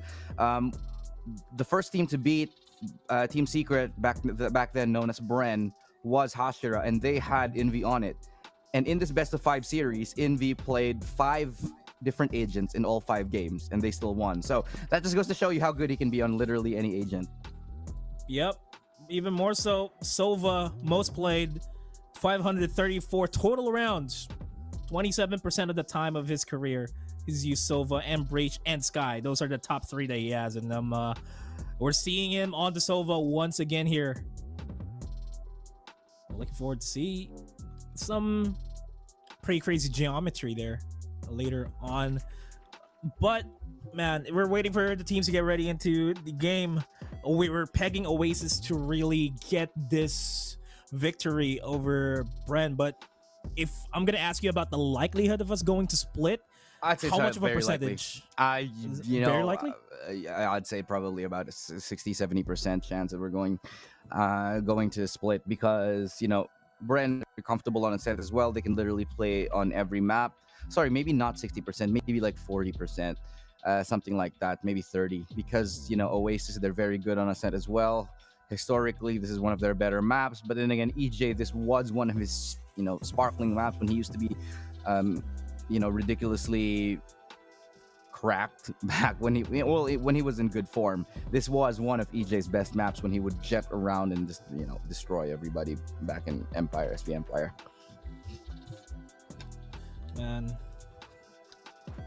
You know, we do long, have a lot more games left. We do have one more series coming after this. So if you guys are wondering what's coming after, we do have another series, and that is going to be NAOS versus and South SVE. Build. So it's also the bottom of the scoreboard versus one of the top. But let's talk about that a little bit later on as we dive into the game. It's going to be game number 2 here.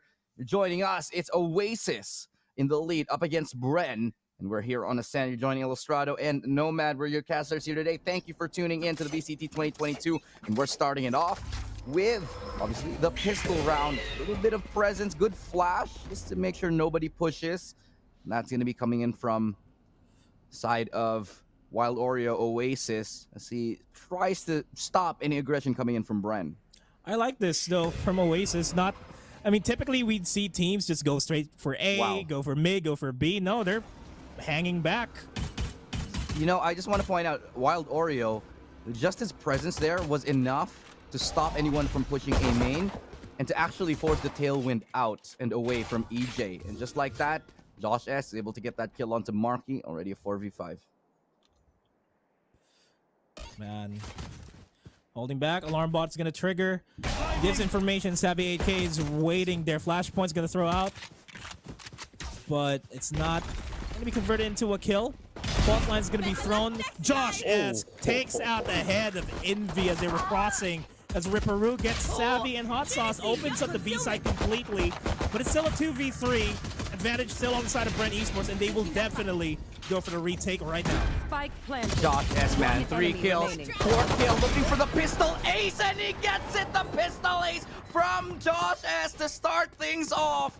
And he answers back. Bren Esports will not go quietly, not go gentle into that good night. It is Bren to take the pistol off the back of heroics from Josh S. Well, just when they needed it the most, Josh S was there. A 5K. A proper 5K to open things up. And that's gotta light a fire under the rest of Bren, you know. Josh S is 1 kill away from having his Cosmic Divide. I just want you guys to know that. And he almost opted to go for the Phantom too. No, let's make it a little cheaper. Let's get the Bulldog. I have the money. I'm comfortable next round.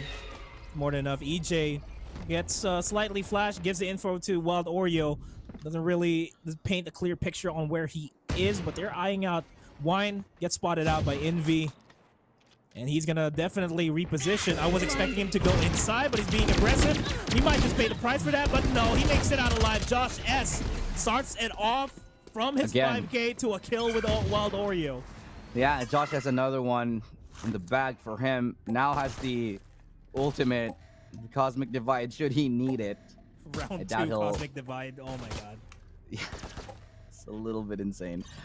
But now we're gonna try to rotate here towards that B side. A couple of speculative prods and pokes just to take down. Oh god, the damage from Savvy almost took out Marky right there, taking him to a fraction of his health. Hasn't even seen anyone.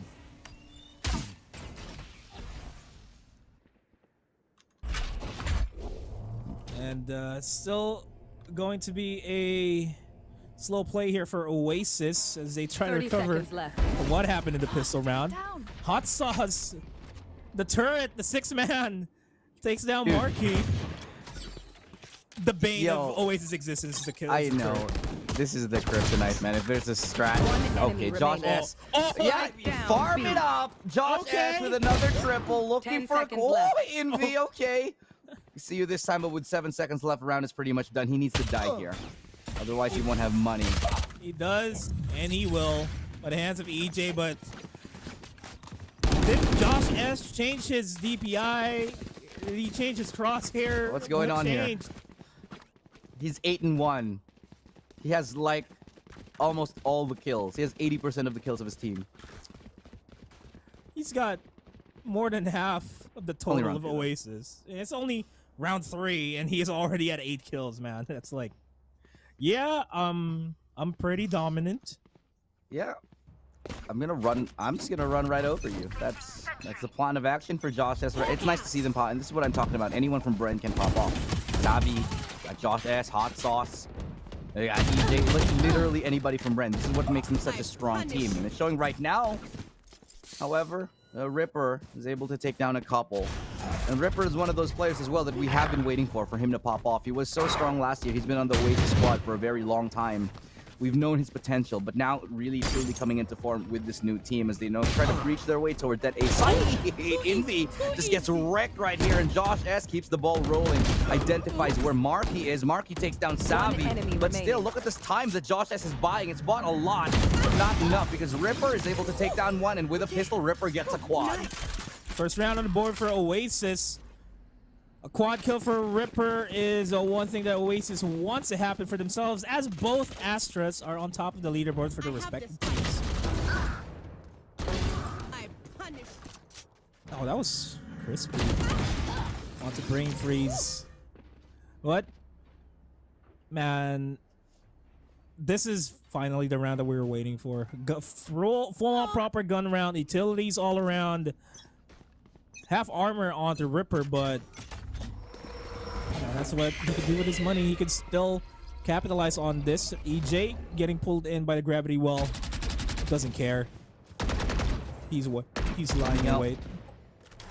Josh S now will have his ultimate up. He is one of the first to have it up. Both Cosmic Divides are available. Both of these teams off the back of the great shots and the great kills by the two controllers here. See what they plan to do. It's mid control now being explored by Oasis as they try to get a little bit of information. Nobody really showing face. They do identify where one is. A counter L drone does come through to get some info towards mid. We'll spot one, but not going to be able to get a tag. They're gonna make their way on over towards A. Oasis needs to go through they need to go through the EJ Josh S tandem that's on A main, but Marky takes down Brain Freeze, gets stunned up, not making his way inside, floats up like a butterfly, and they sting like a bee. Envy takes down EJ and Josh S. Now it's a 2v5. Bren not looking too good here. Hot Sauce and Savi. They have to go for a retake here, but they have to make it manageable for themselves. Hot Sauce has a read on Marky. Cosmic Divide is going to fall down. Opens up. Savvy AK gets spotted out. And this has to be the round for Oasis, but Hot Sauce has other plans. But Coco denies his plans as we tie up the game. Yeah, 2-2. And things are looking this much better for Oasis. They level the playing field. Should be advantage for them if they take the... Well, should be advantage for them considering the weaponry they have in tow. Oasis having been fairly clean with their eco, save for that one time in Haven. And with 5 Vandals, they really are choosing to go for those headshots. No Phantoms. Mm-hmm. I mean, I'd rather choose a Vandal over a Phantom any day, though. Oh, me too. Any day, all day. I mean, except unless I'm not hitting my shots, and then I switch. And then you just want to spray, right? I mean, for me, I just only really get the Phantom because I got the Recon skin, and I kind of want to use it from time to time because I haven't used it in a long time.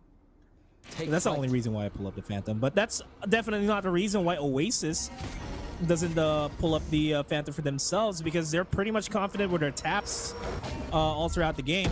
All throughout the last game, as I say, Josh S will not find his mark onto Marky as he makes his way on over towards Heaven to stop the push that's coming from Bren. Spike will be planted, and they should be able to secure this for themselves. And I say that, but we're still not counting the fact that Bren is also cracked with their sheriff shots.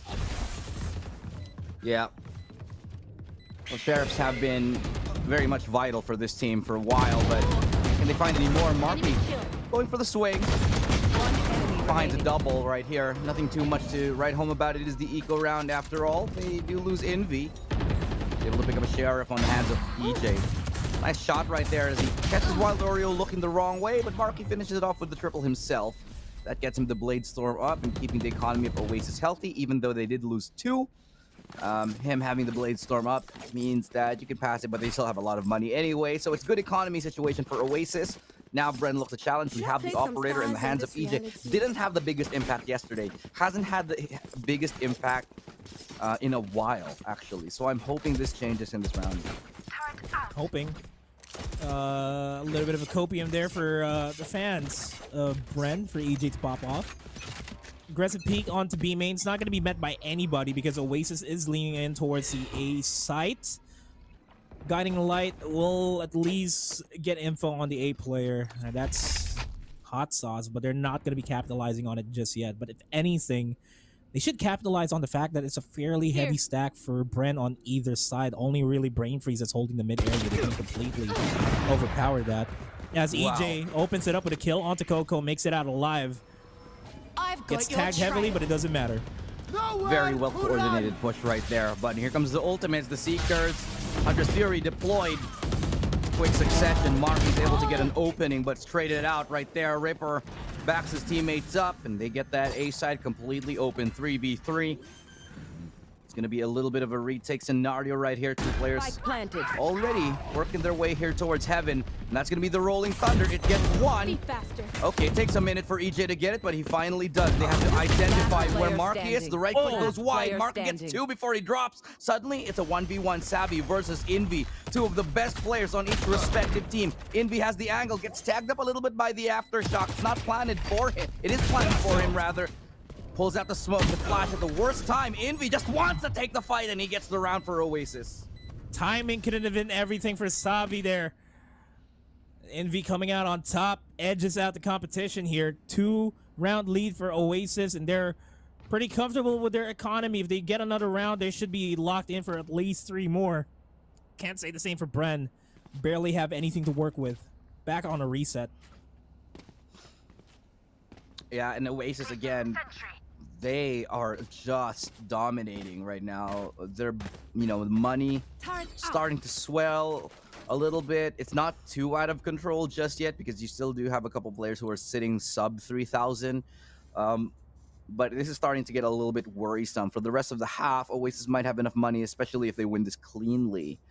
It's going to be difficult to break the economy of Oasis at all. Meanwhile, Bren are basically picking up scraps and trying to get anything that they can in this map.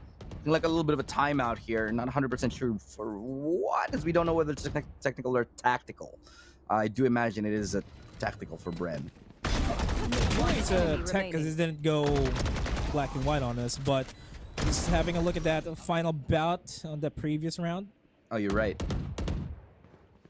All right, it is a technical. Everybody's still moving. It's not a black and white. Yeah. So no talking allowed here for the teams. Just have to play around, run around, jump around, whatever you want. Jump around, jump up, and get down as we go and get down to business. To defeat Bren is what Oasis wants to do as Marky opens it up with a kill off the Savvy AK over at mid. Yeah, they're trying to go for a quick play, maybe bring things in their favor, but too aware were the members of Oasis. Trailblazer just to clear out wine. Now they know that for certain they have control. EJ, good shot. Long range there. Does drop down at 27 HP. Wild Oreo does. Sorry, excuse me, not Wild Oreo. They have no way to heal him up. Well, it's perfectly fine. Done? Yeah. Not anymore. Let's The go. cloud Takes was him just down. a little bit off center there, and that gives away his position, and he actually does go down for it. This is pretty much already a done round here. Josh S getting 1 kill. Sure, that's pretty nice. But the rest of the members of Oasis, that you know what? Yeah, we're just gonna go somewhere else. We don't want to fight Josh S right now. Oh man, He if does have Marky a just rifle. held that angle. could have caught 30 seconds Hot left. Sauce with his pants down on the rotate, but not gonna happen. 25 seconds before the spike needs to be planted. More than enough time for this star to obstructing the vision. Hot Sauce. Hello?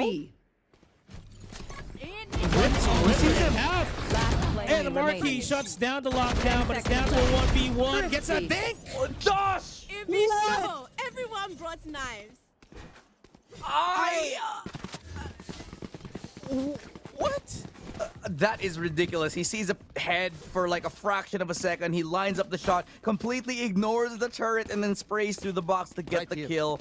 Perfectly trades out his teammate. Oh my God! What a play that we just saw right here for Josh S. Enemy remaining. Look at that. Let's have another look. The tap, the dink. Can't hide from it because you can spray through that. And that's Oasis taking finally a loss after what feels like forever. Oh, aggressive push here by EJ. Not gonna be met with success. Unfortunately. As Wild Oreo, the rest of Oasis at least, they knocked down one of the problems that they've had for a while. It's EJ, but they have to worry about Josh as he's been cracked since the start of the game. Oh my goodness. Yeah, man. Somebody check his piece. Just kidding. No, but for real though, he is insane today. And this is certainly igniting the rest of Bren and helping the morale and confidence that they can still take those rounds. Because with Josh S, this certainly, the scoreline would be very, very different. Yeah, and it's a full-on commit here for Oasis over at B. Lockdown's gonna be forcing Bren not into a good position, but Hot Sauce is not deterred. He still get the kill onto Wild Warrior as Ripper takes down Hot Sauce for a trade. Josh S gets traded off by Ripperoo as well. It's a 2v3. Bren have to fight tooth and nail, but they won't anymore because Envy wraps it up with a double kill to get the double round advantage up against Bren. And 2 rounds separate these two teams, and that breaks the money. Sure, Bren won a really great round last time, but losing the one that follows, that's gonna set you back quite a bit here, especially after Envy lines up a nice double like that one. And exactly, mathematics, Yoru. Do the economy math, because certainly we can't. Certainly. Hero Vandal on the hands of Josh S, and he's making it work. Gets the initial kill onto Envy. And they get info on Marky as well. They're not going to be pushing their luck just a bit. Another mark on that Aldron. That Aldron lasted longer than it should. But aside from the point, you got to be wary about where Josh S is, and they have a clue. He's at A, got that initial kill. And still no sign for Oasis to decide on where they want to go. They still want to get an additional kill just to make things that much easier. But the clock is ticking down. We only have 55 seconds left. Yeah, they're gonna have to decide fairly soon here. As you can see, it looks like it's going to be A, gonna be the target of choosing right now for the members of here of Oasis. A couple of shots being exchanged through the smoke. Nothing too much to worry about. Elbow should be spotted out any second. Neither of them pretty much equal distance away from the wall, so they should be spotting each other out fairly at the same time. You are divided. Now they know. But Josh S gets another one. Again, the person you want to have the one rifle. He has gotten one. Wild Oreo gets a double. Josh S is 3 kills. He almost gets a 4. Cannot line it up. Coco takes him out, makes the problem into a solution. There's 13 seconds left. They get the spike down. Oh, this peak from Hot Sauce, he could have just peeked that, but he's not completely confident on where teams are. They make their entry. They know where Hot Sauce is right now. They're eyeing up that position. But are they eyeing out where Brain Freeze is? That's the main thing. It's a 1v2. You have to manage 2 angles at the same time. That turret seems to be the problem. Technically, it's a 3v1. Gonna go for the tap. Gonna go for the kill. 2 HP left. And he's... Oh, the turret then again! Bren Spain! Bren Spain, the turret!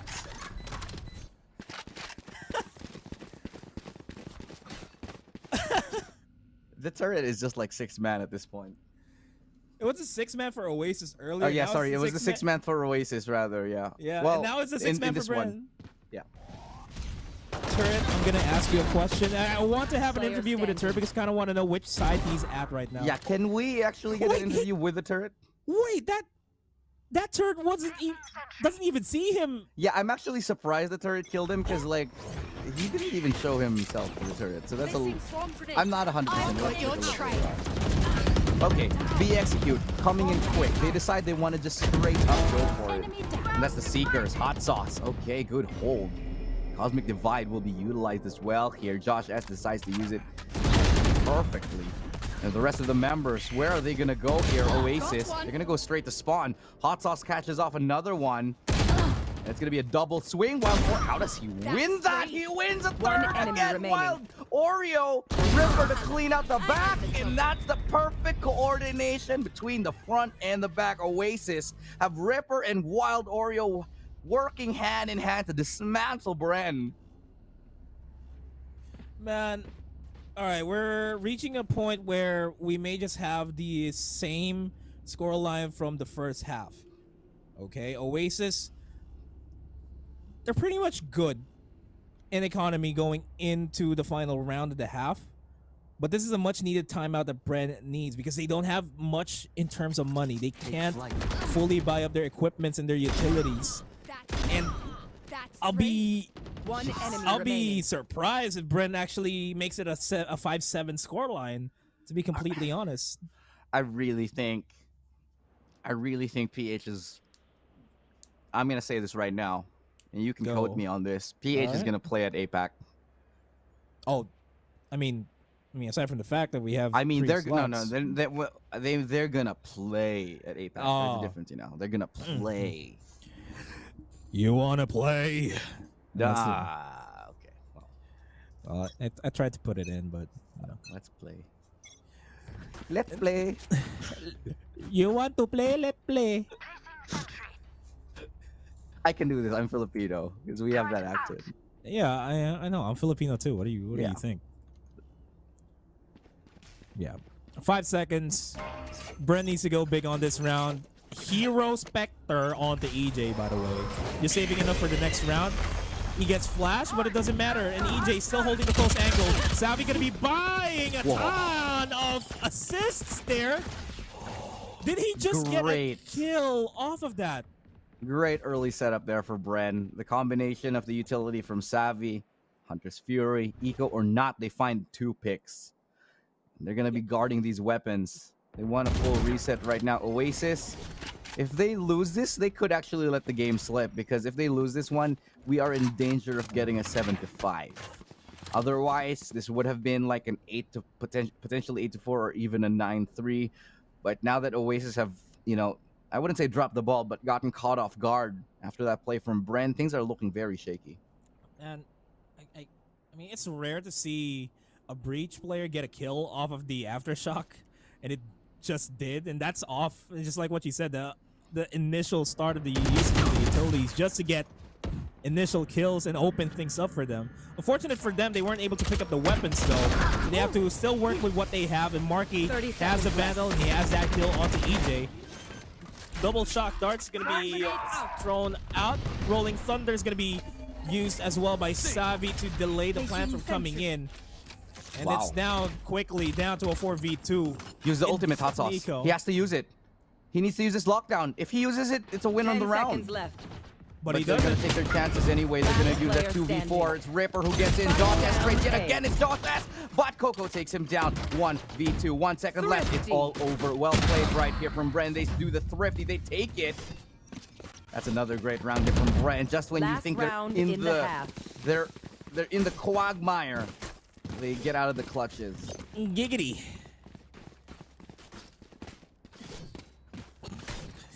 I'm sorry. I see what you're getting. I see what you're getting. I'm sorry. It is Valentine's Day after all. Here. What do you mean Valentine's Day? There's no such thing. Here. Not the right moment, you. Sorry. They're there, my friend. They're there. It's okay. As it's everything is pretty much Poor Breathe, Nomad. Everything's pretty much okay for Brent now. 5-7 is over the horizon here potentially for themselves. Oasis still playing it very slow. They don't want what happened the previous round to happen to them. I don't think it's gonna happen. They get info on where EJ is at the very least. Information game really is the name of the game at the moment, because everybody just wanted a piece of info to work with, just to help them fit together this puzzle, both on the attacking and the defensive side. Neither of them really having that much to work with. There's both passive approaches from the both of these squads. It's forcing the timer lower and lower with each passing round, or with each passing second, as now it's going to be a straight up B hit. Hasn't been the most successful for Oasis. We're going to try it again this time. It worked out for them before, but the ultimates now come through. Savvy is able to deny Mark with that entry. Look at all these ultimates being deployed. Saving it just at the last moment, as Wild Oreo still gets a kill through Savvy 8K. Not a lot of time remaining here, and Josh S and Brain Freeze and EJ, they just wrapped up a 5-7 half here against Oasis, and they're going to be on the attacking side. They are the conductors of this orchestra of chaos now. Indeed. 5-7. What could have been 8-4 or even a 9-3, snatched away from the grips of Oasis, as Bren Esports have fought tooth and nail, being led by Josh S, now sitting at 18-10. He has 9 kills. He has twice the score of EJ. And this is what we love about the Bren roster. Anybody could be a superstar at any point in time. Meanwhile, it's a more concerted effort here from Oasis. Envy is having a little bit of a quieter game. I think there needs to be a little bit more coming from him at this point. Even Wild Oreo with a great performance, he's having, a good showing today. But I do think Envy needs to pop up a little bit better than this one if he wants to really clinch out that victory. We're gonna see I'd like to say a change of style here, a change of pace here on the attacking side, but Bren still wants to play it slow just as ever, just so that they can secure this. And they're not going to be pushing in just yet. They want to get as much information as they can before they commit to a side, and they're not getting any information at all. The A side seems rather completely empty, but you can't discount the fact that Marky can still have an angle as soon as they start crossing, as well as Ripperoo. So for now, Bren are teetering and tottering on whether are we going to A or B, and for now the spike is making its way towards B. They spot out where Marky is. That Aldrone provides just enough information for Bren to make an educated guess on which side to take, but this recon bolt from Envy might just change things for them. But it doesn't pull out.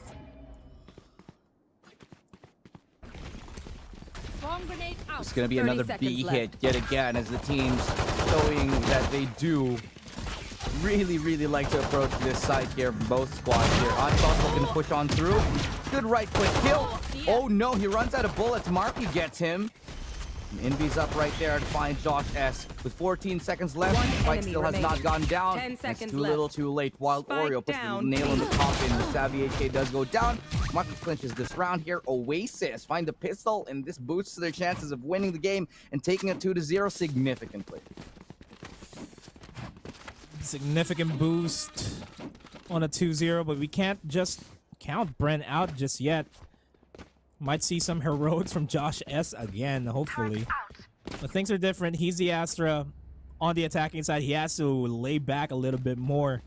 So I kind of want to see Savvy show up here, as well as EJ, to get the string of rounds that they need. As the 14th round is about to start. Not a lot of information being given away by both teams, as a Cloud Burst does deny Brain Freeze any information. He has one down. That's a Marshall though, and he gets a kill onto Brain Freeze. Good opening, at the very least.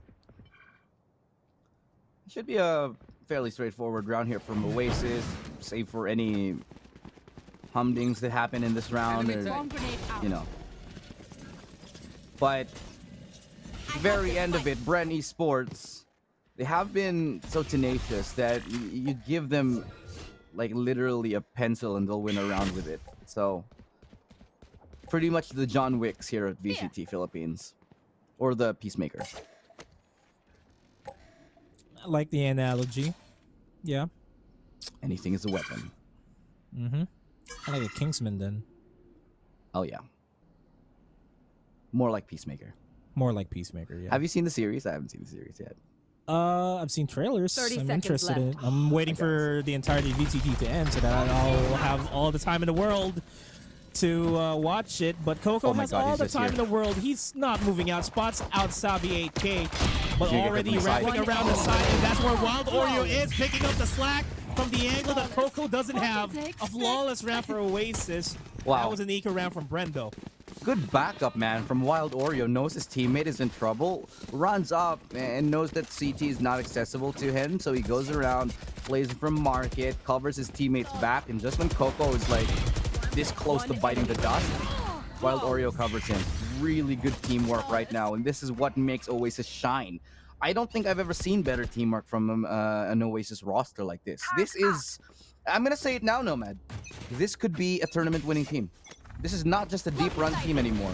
This is a tournament winning team who can go the distance, who can take down the likes of not just Team Secret.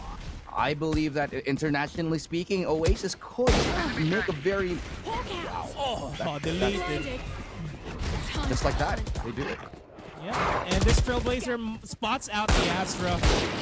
They just have to manage their way against the stars that are aligning against them. They're backing off for now, blindly firing through it. As the Bren are inside the B site, but they still have to manage the angles. They still have to worry about Coco that's lying in wait just below Speedway. As Hot Sauce and Brain Freeze are actually savvy. Hold the line for now as they are trying to buy a little bit more time. And Coco closer, Ripper gets traded off. Hot Sauce though through the smoke, gets two in the process. Coco with his spray down gets Savvy on his own. It's a 2v2, completely doable, and Coco is in a little bit of a danger, but it doesn't matter. He's going to be repositioning, and that is where Envy is to pick up the slack from CT. Not going to allow Josh S to cross that easily, and he takes down Hot Sauce. Josh S on his own has to go big. Yeah, really great backup from Envy here, not overextending. You can see the discipline, trusting that Coco will hold the site on his own, so he holds the line himself. 14 seconds left. That's all the information they need. The 2v1 coming in and the fadeaway shot from Coco. Getting double digits from Oasis. As Oasis, man, they pull. This was a big win from them, that bonus round. Really, they're going to be really elated to have won that one. And it was just beautiful coordination from the members of Oasis. Even though Hot Sauce gets a nice couple of shots right there, the diligence and the patience from Envy to wait in CT to get that kill in that 2v2 and not make any mistakes. Oh, man. This has to be a free round for Oasis. Nothing much in terms of the tank here for Bren. They're running out of fuel. They're not running premium unleadeds here. The diesel engine that they used to have are not heating up the way that they want to be. It's still warming up. And really, what can we expect here? We can expect Marky to secure that kill onto EJ. And we can expect Oasis to follow suit here as Ripper will potentially go up against two members here on Bren Esports. Trailblazer is going to give away the information. He's still not going to be obliging them of a peek. The Sheriff, though, might just be deadly if Brain Freeze connects a shot, opens things up for Bren. That's a three-man crossfire they're about to walk into. There's just no way. Good counter flash just to avoid anyone trying for a trade, and they play it a little bit more aggressively. Hot Sauce, though, is able to find the scalp of Coco. Envy, his barrel just sticking out a tiny bit, and certain Savvy saw it. Will be trying to flash his way onto the site. Good flash, can't land the shot though. That's going to be Envy to clean it up with a nice triple kill. Easily done, as Oasis finding themselves this much closer to winning the game. He's with the Celestial fan. He was fanning himself because he was a little bit on fire there on that round, but only one round separates Oasis from match point. And Bren, rightly so, will go for the timeout to just break the momentum think about what to do here on the attacking side now that they have rifles, because if they lose this, it's pretty much game over for this series. I wish somebody would have tallied the predictions. I think I have the most predictions right now. Is it not Esrai? No, he was at 50%. But, yeah. Oh, he might have if he predicted Oasis or Bren. Well, it's obviously still not over, so. He got one earlier. I got two. Both of I got one. No, I got a lot. I wasn't on the panel, so it doesn't count for me, to be honest. It counts. Fine. But I switched my teams though, so it kind of counts too, maybe. Okay, you get 0.5 points. All right, 0.5. I'll take it. I'll take whatever's. So honestly, it's been a tough week for everybody involved here in the Challengers, even more so for these teams, because it's not easy to be this cheesy. I don't know why I said that. Swarm grenade. But it's not easy. Now you make me think of pizza. I actually just How ordered dare pizza. you? We just had this conversation. Yeah, I'm hungry. I'm just about to Wasn't order it pizza. you that we were talking about Papa John's with and like the garlic butter dip? Yeah, we were talking about that with... No, you were talking that... About that with Raph, and that then was with Raph, and then I was just chiming in on our group chat. Oasis now, they're looking to hold the fort here towards B. Killjoy's ultimate does come through. It helps them clear that A site. Oasis, they don't want any part of it. Yeah, whatever. Use all your utility. We've got a lot of our own here. We're going to use it on a retake. 5v5 now. Flashes come through. Good shock dart. Doesn't really make the connection it needs, but the shots do. Here comes the Rolling Thunder. It's good enough to help EJ and Brain Freeze get 3 kills in total. Now brought to a 2v2 as Ripper still standing alongside Envy.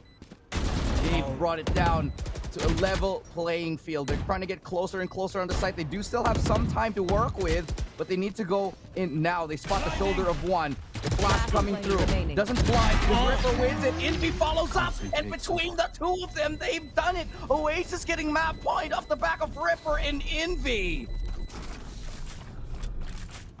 Match and series point. Man, I just have to highlight the synergy that Ripper and Envy had there. It's flawless.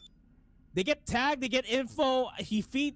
Envy fed the information on over towards Ripper. He went over to the left side, and they just attacked the fort at the same time, not allowing Bren to go for the double peaks that they could have wanted to win that round. And now they're on the back foot here, force buying the Vandals and the Phantoms. Not much in terms of weaponry for EJ. He does have the Blade Storm, but my goodness, Oasis playing at a completely different level now. Obscuring fish. You hit the nail right on the head there. But Hunter's Fury does go, and Envy finding hot sauce. My God, they're just battering them at this point. And look how far Wild Oreo has gone. Absolutely fearless with the Seekers, though. Good flash as well. And they're trapped. Look at this. Bren, they're in the blender. Can they even take the site? Doesn't look like it, and that's the Odin getting Brain Freeze. It's just going all wrong as Envy finds 3. That's finally probably the nail in the coffin right now, and he's destroying his luck. Oh my God, I thought he got that one too, but it was Ripper in the end. Josh S all alone, and he has nothing to say because Ripper takes it. Oasis steamroll Bren Esports and take the series 2-0. A flawless run for Oasis on that series. A much deserved victory, and they are quite enjoying that. We're seeing a couple of smiles on their faces there. Definitely something to celebrate about, because in the middle of the pack they were. Now they're slightly making their way on over towards the top. Much needed, much deserved victory there for Oasis, and we gotta give it to the entirety of Oasis there. We've seen just sparks of teamwork throughout the entirety of the series. It's even more so on Ascent when they were on the attacking side. They were just completely almost perfect there. As we have a look at the scoreboard here, and no surprise, MVP of the game is going to be Envy. 18 kills to his name, a 3.3 KDA. Very positive there. Excuse me, 3 point. Oh my God, that's a little bit ridiculous actually. That was sure that was on Ascent, but I just want to say everybody contributed to that. Everybody had their moment, and sure, while Envy was he did step up. I remember at some point in the middle of the game, I was like, Envy's got to do a little bit better than this. He needs to step up if he wants his team to win. Lo and behold, he does exactly that and starts to wreck everybody on the side of Bren, proving why he's one of the best in the country as we take a look at the highlights. And, man, you still can't forget this. It was still a Josh S.'s frag movie at the start of the game. You know, getting 5K, getting the ace in the initial start of the round, and then getting 3 more, getting the Cosmic Divide ready immediately. But off of the backs of Oasis Gaming, every single member from them just carried their own weight and contributed what they can to the team. And just the teamwork. I mean, Bren is a well-oiled machine, don't get me wrong. But if you're going up against another well-oiled machine such as Oasis Gaming, you have to make sure that you have the synthetic oil rolling rather than the generic ones. You have to get everything rolling smoothly. That's exactly what Oasis had there every single round there forward. You're absolutely right, man. And with each passing round, Oasis just look better and better. We got a really good taste of what they can do. And from going 2-0 up against Team Secret, they have just taken a 0-2 loss up against Oasis. What a great run here from Oasis, but it's also a great run from us right now. Your casters, Illustrato and Nomad. We have to say goodbye for now because that's the last appearance of Nomad and I for the week. We'll join you guys again next week. In the meantime, however, we do have the other casters to take care of you in the very last series of the day. So thank you all for tuning in. We're signing off for now, but we still have more action on VCT coming your way. We'll be back in just a second.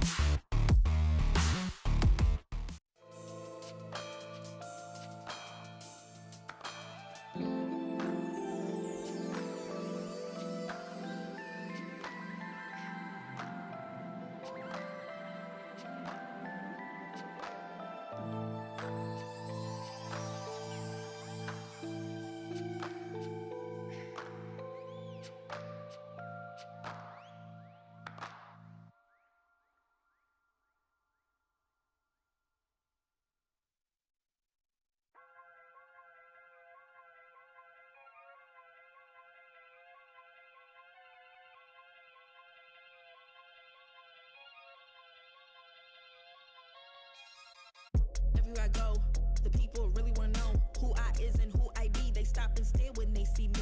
If I said it once, no need to repeat. Run up on me, watch you fall to your knees. Tip my hat when it's time for the kill. Ain't no beast when you're really real. I am the boss, I am the dawn. I am the one they call Lucky Charm. Got my own shit, I don't need your farm. Life was so hard, it made me weak. Built to last, this girl ain't weak. Sturdy and still when I plant my feet. Got it out the mud, now it's racks in my sleep. Look to God, he supplies my needs. Endless faith is what brought me next level prosperity. Silent power moves is what I'm giving. They love to hate the world they can't live in. Always present for the high roads. Go swim within the deep lows. Low. What told the future? Who knows? I don't do it for the likes, I do it for the love. Do it for the ones who really need a hug, cause they had it tough, never had enough. Feared, loved, and respected. Using words as a weapon. Chest and she. Hurry up quick, El Jefe's coming soon. Sit up straight when she enters the room. Be enthused, but don't look too amused. This is her queendom, please respect her rule. Hurry up quick, El Jefe's coming soon. Sit up straight when she enters the room. Be enthused, but don't look too amused. This is her queendom, please respect her rule. Smile on my face, Woody in my place, but act gully on cyberspace. Let's pump brakes, let's be frank. Running after him when you're the chase. You are the catch and he's the net. How quickly do we all forget to honor these small policies, my darling? You are the empress queen. Man, respect or he'll neglect. You are the wind beneath his wings.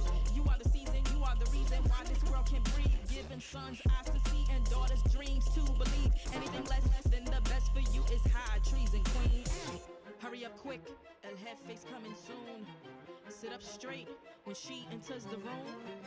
Be enthused, but don't look too amused. This is her queendom, please respect her rule. Hurry up quick, El Jefe's coming soon. Sit up straight when she enters the room. Be enthused, but don't look too amused. This is a queendom.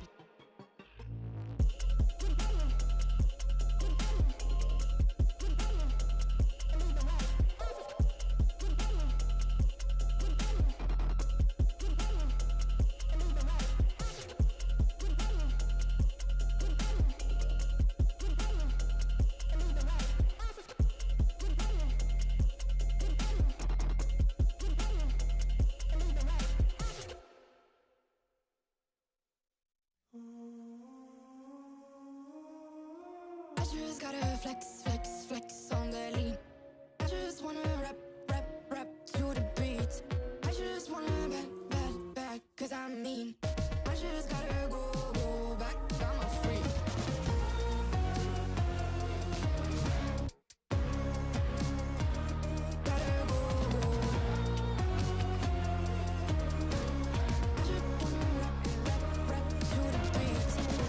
Move of emotion, they drunk at their problems. They always on road and they starting.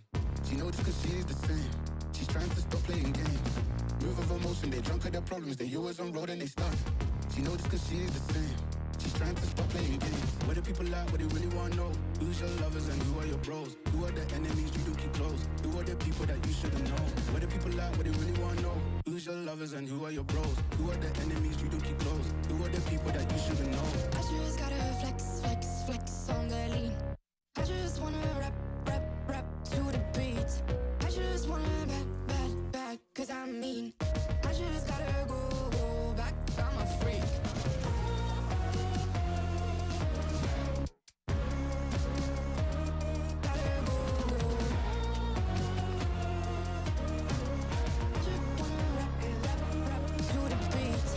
The chains, my vest, my watch, my belt, my cheese, my house, my sneakers, my blouse.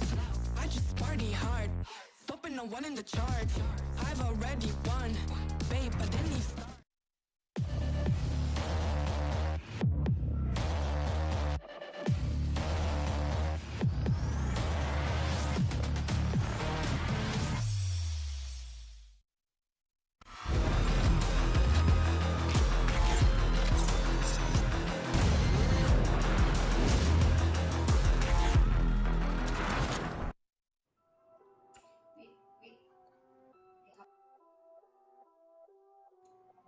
Land. Hello guys, welcome back here to the VCTPH. After that series, one hell of a performance from Oasis. One we thought would be closer between two sides, but well, the Fern went one way, unfortunately not Bren's. Oasis, they are looking really good right now, wouldn't you say, Raf? Oh yeah, but I absolutely hate you. I mean, for those who got onto that's on you. Those who got the joke. Oasis. Got it. Yeah, Oasis did fantastic, but I want to touch on Bren. You know, Bren thought has done what we thought was unthinkable in slaying their predecessors, but against their near contemporaries, it seems that the Sanctuary was a little too well guarded. There were times where Bren had advantages, well, situations that were crafted beautifully, but the execution and the follow-through was just not there. And this was so evident in their post-plant. I wonder what's going on, but again, this is only the first week, so there's still a lot of time.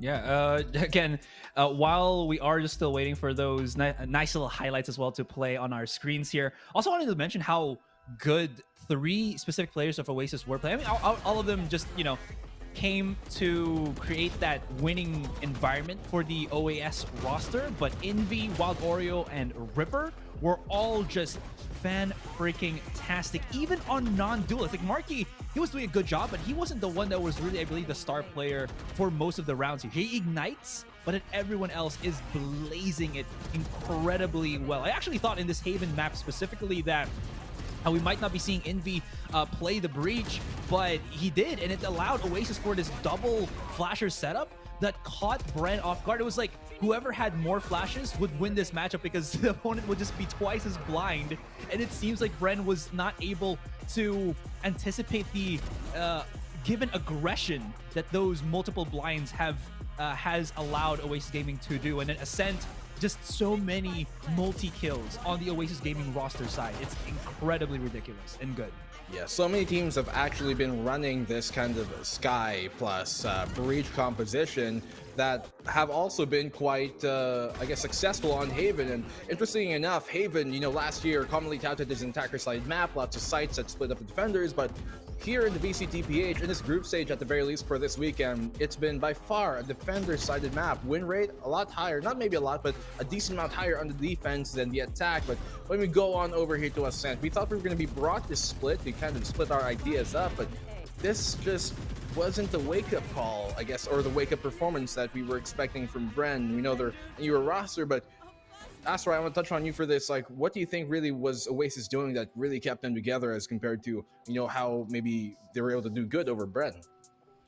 I think one of the things here is there wasn't really any overextension for the Oasis roster.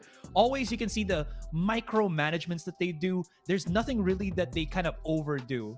If they throw out smokes, if they throw out utilities, you'll see somebody like Marky just holding his ground a little bit. And even if they don't really have that Sova, like again in Haven for that recon dart, they make sure that they check every crevice as they enter in so that there's nothing left in the Oasis side to kind of guess and doubt about. Yeah, and Oasis, again, has been doing so well of a job of creating their own heat checks. We saw the way they would shut down and disjoin the set plays of Bren. And might I just add, this is probably the most poor eyesight panel I've ever seen in my life. Look at all those glasses. Well, you don't have to call us out. I think I've got like about 150 on mine, so I'm not too, actually no, 80, 90, who knows. Whatever, you don't care about my stats because you gotta care about this man's stats, the MVP of this match. Who else shall it be? None other than, drumroll please, dun dun dun dun, Game MVP brought to you by ROG, Ripperoo. He is like the bunny that his name might suggest, hopping on through. Nothing could stop him, nor turtle nor hair. Ripper will go there. What a great performance. Asarai, I want to touch on you for this. Or actually, no, I want to ask Raph now I think about it, because he was the one who brought up Ripper a while ago. Raph, what do you think really Ripper brings to the table? Again, Ripper is one of those players that you have such a high value on, not just because of the eye test, but if you look at these types of teams, we have a lot of glaring personalities like Wild Oreo, Invi can be one of them, and all these explosive players. Ripper is, ironic to his name, is the one that keeps them together. He is the glue, he is the calm, he is the temperament. And the way he balances the rest of his team out really allows everybody to explode. And just to add, a bit to that as well, similar to what NAOS has done with, I believe, Jet, he has shown to be quite the fragger even on the Astra. Again, we've seen a lot of Astras do this as well, but Ripper is one of those players that just goes that next level, right? He's able to clutch with a slow-esque agent and just looks stylish doing it. Interestingly enough, when it comes to the agents, you'd normally expect the ACSs to be high on the duelist side, but like 3 out of like the top 7 right now in our ACS are Astra mains in this VCT group stage. Very high stat, but to get you guys even hyper with the hype, well, we're gonna go to Donut with the interview.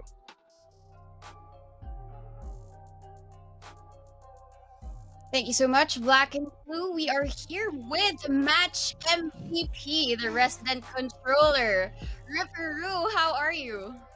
Hey, what's up? Good afternoon, everyone. So you had 212 ACS. Did you expect to be the match MVP of both of the games? Honestly, I didn't really expect it at all since my teammates are definitely insane. They're great fraggers and I'm just there to support them the best I can. So yeah, I wasn't expecting anything. Well, the support that you gave was over and beyond for sure. But I want to talk about the first map because your strats were all about the pinch and all about the holds. So, and you did so well. So did you do VOD reviews of how Bren plays? And it seems as if you know their strat book too well. We kind of reviewed them a little bit on their previous VODs and we kind of searched their tendencies and took note of it, but we didn't like overthink too much because it was like our weakness back then. We kept on overthinking strats, and by now we just like kept it simple and we just enjoyed the game, pure comms, pure teamwork, and that's it, I guess. Well, in terms of communication, I guess it would be a little bit hard, Yeah. especially that you have a total of 3 blinding initiators during the game. So Yeah. how was it like with all of the guiding lights and all of the breach flashes floating around the map? Did you find it hard to counter your opponents? Yeah, it was very hard at first, but we had an inkling. We had a read of some sort that like they would just fake a site and then re-hit. Those were their tendencies back then when we reviewed their VODs, and I just enjoyed the game. I have huge respect for Bren and their players. Like Brain Freeze, he was my former teammate back then. I have a huge respect for him. Also Savvy, Hot Sauce, Josh S, everyone. Like they're all insane. Well, insanity was also what you showed in the map of Ascent. In your attack, it seems as if that Josh S was that certain player that you should be veering away from. Usually, it's the Sentinel. Okay, where's the Killjoy? Where's the Cypher? Let's go to the other side. True. But in this case, it was Josh S. So, was he the man that you should be pinning down in that map?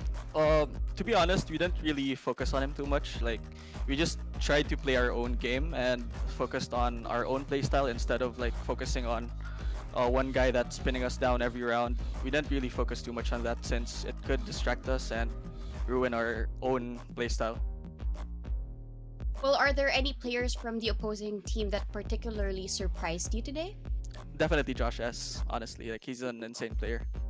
I have huge respect for him. He's a good flex. He doesn't only play controller, but he also played duelist, I think, back then. So yeah.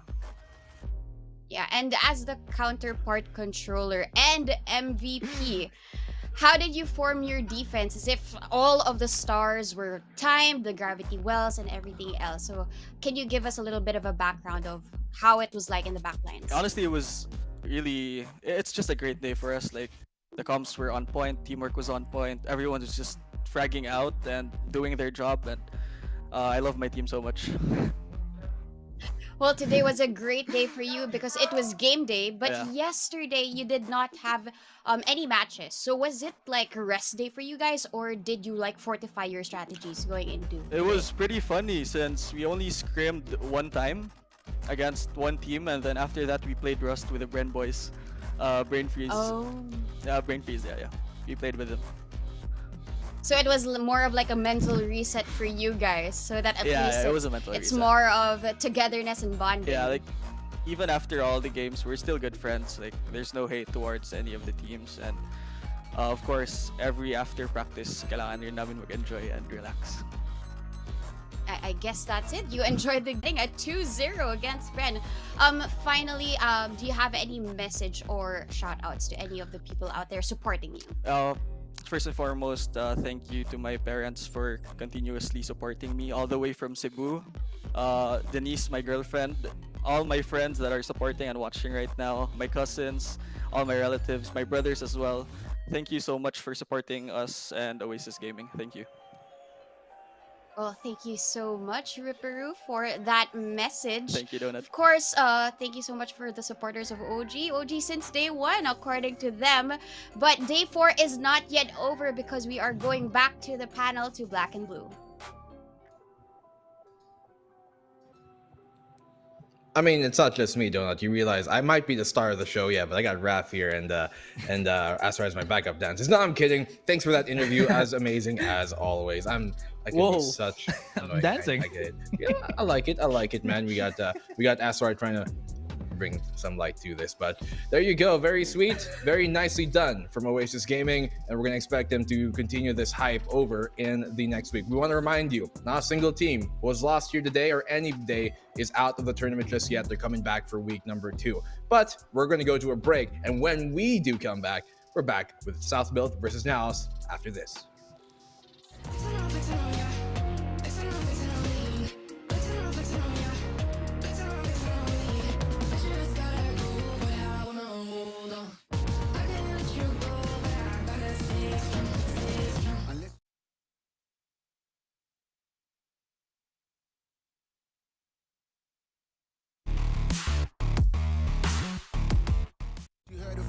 That you ain't heard it from me, got it from me, all the energy extra. You don't wanna see me with the hitters. Generations caught up, look how things will switch. People they're quick, now they wanna move at the bits. Boy wanna go to bitch, nah. Now I'm moving. I gotta do what I do. I'm really here on my ones now instead of 4 3s or 2s. And now it's F from Paris. I could have been effing you in Paris. I don't wait for the drop, I just flow from the pop.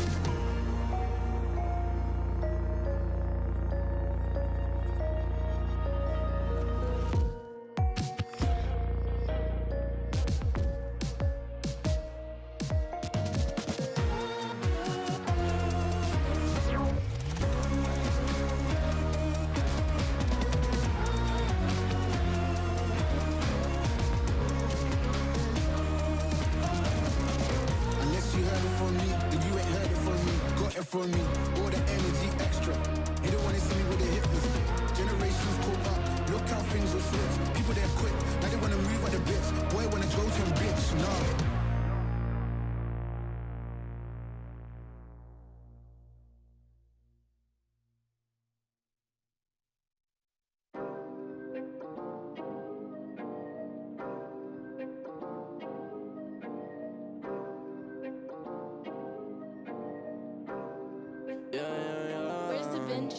Working a 9 to 5, I had to go and feed the guys. Nobody did it right, I had to show them how to grind. I had to beat the odds, this is the life I live for God. Taking a step at a time, we going up, we headed to Mars. Taking them chances, making decisions, you know I'm never gonna lie. Till you let go, I'm copying all them, who you gonna be inside. I cannot fake it, I gotta face it, I gotta do the time. You gotta wait, mate, for a great pay, make sure you're doing your job. Gotta deal with the patience, 200 every occasion. Going to different locations, how they got when I need some direction. Me and Vinci go up every session. Cook it up, yeah, you know it's no pressure. Yeah, you know how we do what we all in. We can slow up and you never catch us. Working a 9 to 5, I had to go and feed the guys. Nobody did it right, I had to show them how to grind. I had to beat the odds, this is the life I live for God. Taking a step at a time, we going up, we headed to Mars. You know my slimes, they came from the bottom to top. They can define us, they tryna find us. Boy, I know you with the ops. We not the same, no, you can't compare me. I don't belong in the box. Don't try to play me, no, I'm not friendly. This is everything I got. Ain't no playing around, this is no playground. It no matter, I do what I say now. I'ma go give them something to say now. Got them stuck on my back like a spray ground. See, it's easy, don't gotta complain. I'm a shooter, got eyes in my vein. They said that I would never make it, they thought I was crazy. They said I'm insane. Working a 9 to 5, I had to go and feed the guys. Nobody did it right, I had to show them how to grind. I had to beat the odds, this is the life I live for God. Taking a step at a time, we going up, we headed to Mars.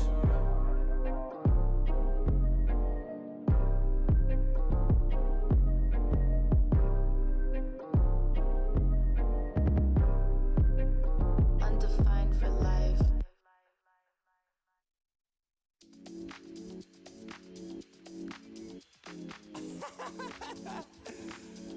Oh man, what you talking about, man?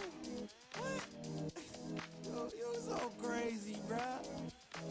Wasn't too long before I realized a whole lot of truth just realized. Two groups faking the real guys, and both of them plotting on your meal size. Gotta be more, is this real life? Got a bad hand, but I still try. Try and knock me down and I still climb. I can see the promised land right over the hill line. And when I get there, yeah, we all gon' party. Learn how to surf cause the waves is gnarly. Gotta make the bread, gotta bake the barley. But it take a little time, be patient, darling. Working for the people, gotta rake them all in. But sometimes people make you hate your calling. Some people panic when the brakes is stalling. Me, I go to God when my faith is falling. Put it on the tattoos. A righteous man don't know bad news. Found forgiveness for my snafus. Nothing for the pretty girls trying to get a cashew. Bad dude. Sometimes life really suck like a vacuum. The devil I don't never turn my back to. I just want to shower love like a bathroom. And be a role model for the black youth.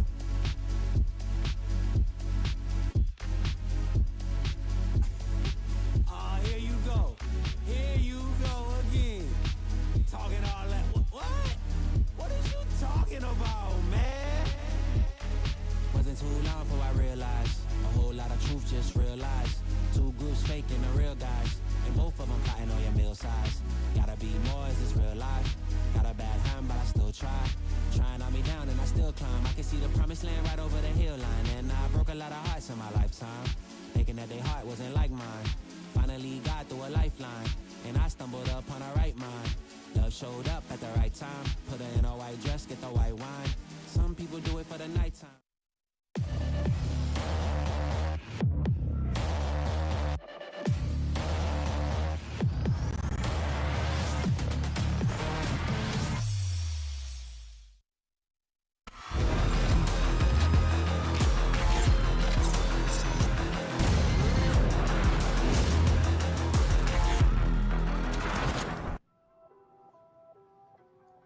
And there we go, 2 series done, and here comes the big one to end off the Group B first half. NAOS versus South Build coming up next, and with me this time on the desk, the ever amazing Mr. Valorant Philippines himself, Dax, and then we got Asarai. Oh yeah, you got Asarai's amazing hair. What happened to your hair? What is up with it? I wasn't even gonna point that out. No, it's because yesterday I was all about, Japanese anime, and today I think I wanted to go maybe into Korean oppa. No, you still look like Japanese anime. You look like that guy from Mob. Mob's like the Mob guy. Your hair is like, it's like a peanut shell kinda. I don't even know how to explain it. But okay, I'm done with this. Can we talk about the games, please? Yeah, let's get on to it. I mean, in one way he does look like Lee from Naruto, but it's fine. We'll move on past that. Games on our hands. South Built versus NAOS. We just saw two great games, two great series, and this is one that really means honestly a lot more for one team going up the other. And these two teams, they have lots of kind of history with each other. If you guys aren't familiar, Micro, he used to be on the Fallen 5 team for CS with Kakarot and Kevs, who are currently now on NAOS. And I'll go more about that story later, but I want to hear your thoughts on these two teams coming up next, first and foremost.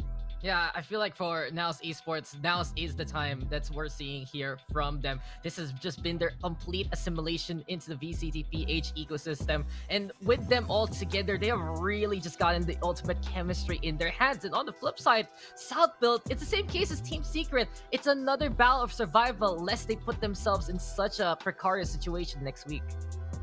And on the flip side, with NAOS this time, it feels like some of the teams that we have right now competing for this weekend, it's like, groups in high school back then. You got your jocks, the nerds. I was about to say something Which like that. You belong to us, right? I know where he belongs to already. Yeah, exactly, with this one, right, with my hair. By that I mean, just again, there's just a lot of teams that has really good execution with how they play their matches. You have Bren, Oasis, and of course coming into this series, NAOS as well. So again, this is a team that knows what to do and what proper time to do it.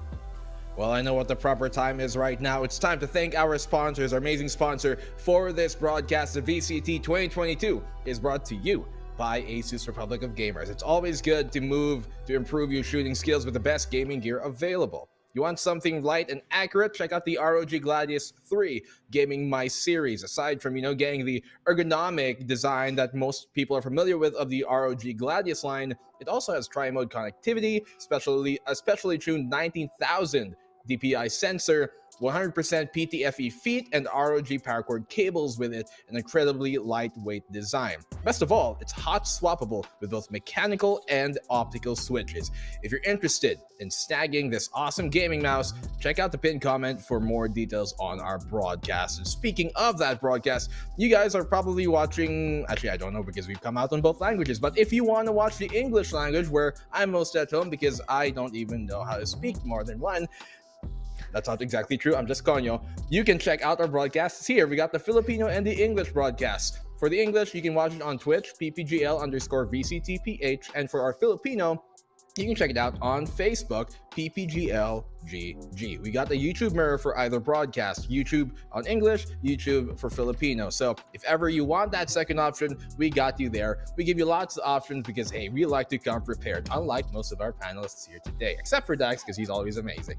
But as we're moving on forward, well, we've got a very, very spicy game. Stop laughing, guys. Be professional. Don't we? Yes. Okay. We'll Don't leave me out. We'll be good. Okay, we'll be good. So, speaking of, continue. We're back on the show. Thank you, sponsors. Thank you guys for tuning in. This is the broadcast. You're probably watching on English, Filipino, doesn't matter. We don't mind. But there are highlights that we do want to tune into because these games were very, very spicy as we're kind of, looking into it. Before that, though, we're going to look at the teams coming up on it.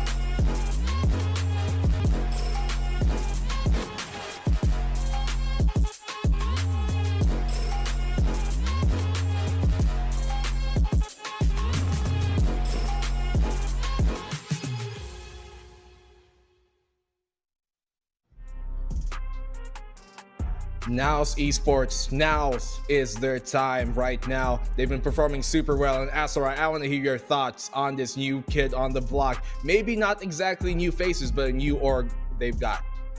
Yeah, as I mentioned previously, and before that, Fly High Butterfly, NAOS is definitely that team that is to beat as of the moment, as of this weekend. They haven't lost a single match. When they went up against Zeal Esports 2-0, they went up against Looking for Org 2-0. And as I mentioned again, this team previously, all of the players have come from teams that weren't as successful, but coming into the NAOS roster, seems like they found that magic formula to make things click, to make things work. They got themselves Blurred, a fantastic entry fragger that knows when to stop and play with the team. They also have a great clutcher in the form of Jet, and then in between that is 3 amazing players that make it all work together fantastically. You have to say though, the secret stuff for the NAOS Esports roster is really that support, the organization giving them pretty much everything that they need, making sure everyone is together, and it has amplified the talents twofold. Appreciation is the thing of the game, and we appreciate the efforts of NAOS Esports right now. But here's another team we should appreciate because they are monuments in how maybe fossilized some of them might be already in the scene. Let's look at Southbuilt Esports.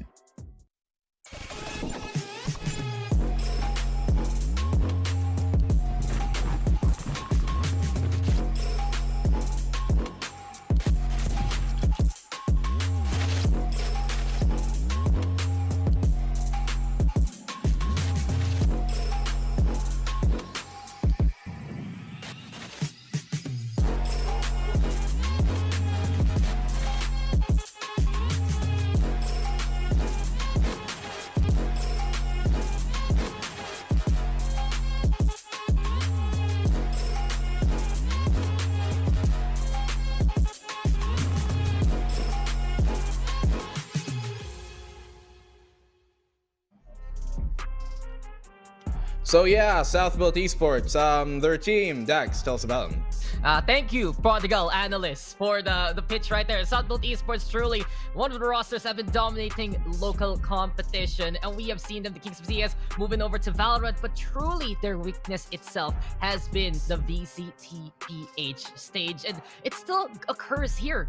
Even this year, they've already gotten so many results against the top teams, those victories over Team Secret before the start of the year, but when it comes to the official stage, that's where they're falter, and many expect these guys to perform, but it really feels like bit by bit, there are some of these fundamentals that just suddenly go away compared to when they play in the community scene. And if Southbuilt Esports wants to survive to fight into next week even more so, this is a must-win situation, especially against a team that is just completely winning everything right now on the other side. Yeah, they gotta grasp the reality of the situation is where they're not in a great space, and they cannot underestimate this NAOS squad. They might have not have come into this looking like the favorite NAOS, but they can be burned by it, and they have before. Short little anecdote I'm going to give you guys. Back when Southbuilt was still under the Bren CSGO roster, and NAOS were still under the Fallen 5 roster, and Micro was playing with these NAOS boys, Kevs and Kakarot, there was a time where these two teams came up against each other in the grand finals.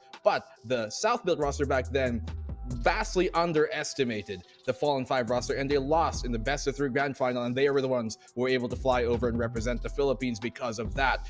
And upon asking them why that happened, they said we did underestimate them, but just to make it funny, we just wanted to give those guys their first flight attendance. So that was what they were kind of bagging on. Wow. But for the moment, that can't happen this time. They can't give no freebies because now they came to play. They are 4-0 currently in this group stage, and they're looking to make that perfect streak continue on. Asarai, we're going to be going on over to the map videos very soon, and I just want to hear your opinions. You're the one who touched about NAOS here right now. What do you think is the biggest factor of why they are looking like the most dominant force in Group B?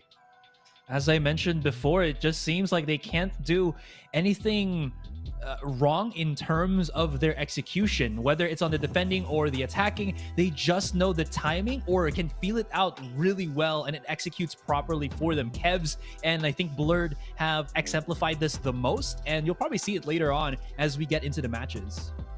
There we go. We're going to be going into the map videos right now to check out how exactly and where, more importantly, we're going to be fighting. Haven to be coming on up here, one of the best maps of NAOS Esports. It's also a pretty good map for Southfield, but they've been struggling here so far. They've gone 1 for 1 in these group stages, not respect banning it so far. Bind is another map we're going to be playing, and if my vision is 2020, which it certainly is not, we are going to go into, I think, is that split for map number 3? No, it's Breeze. Breeze. Potentially, Oh. Breeze will be our map number 3. So let's check this out. Yes, Haven, Breeze, and then Bind. What do you think about this, Dax?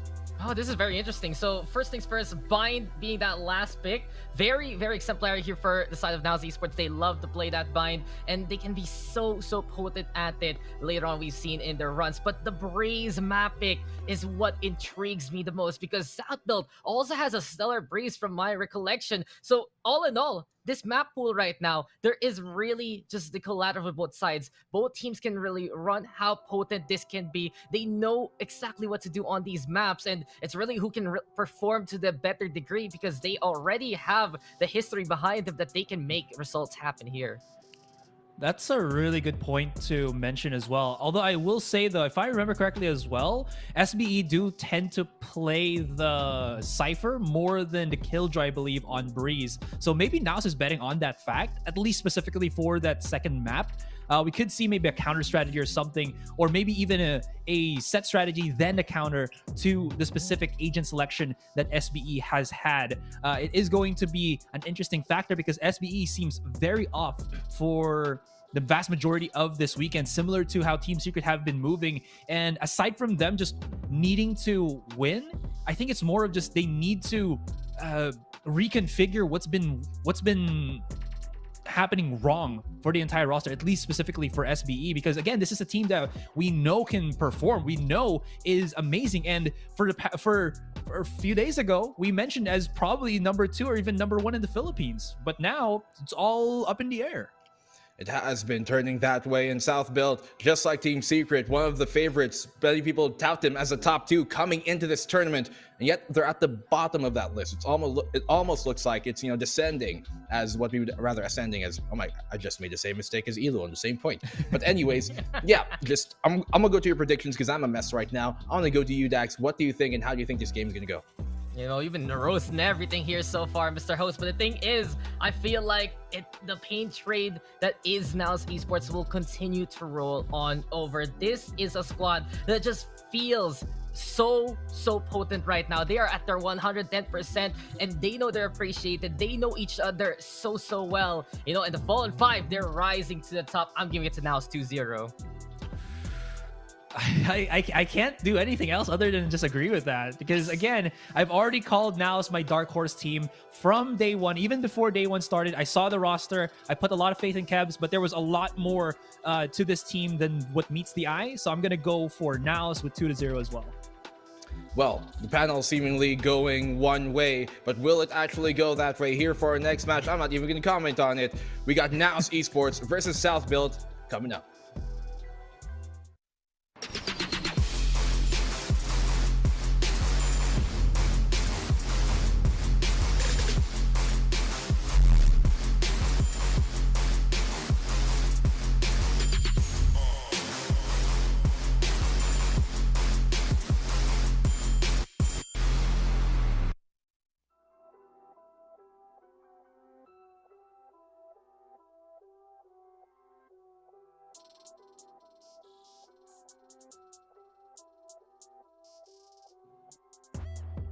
Number 4, week number 1 of VCTPH. Dax here in with the Tanjiro of T-Bog, Mr. Asrai himself. So, Asrai, this is looking to be quite an exciting matchup. We already have Dark Horse that is rising to the top. NAOS Esports versus, the falling Southfield Esports, trying to reclaim their glory and get back to the momentum they just had right before VCT. And I gotta ask you right now here, Asrai, coming into this kind of series, what can Southfield do to recover? Because this is really a situation where if they lose here, it's going to be even harder for next week.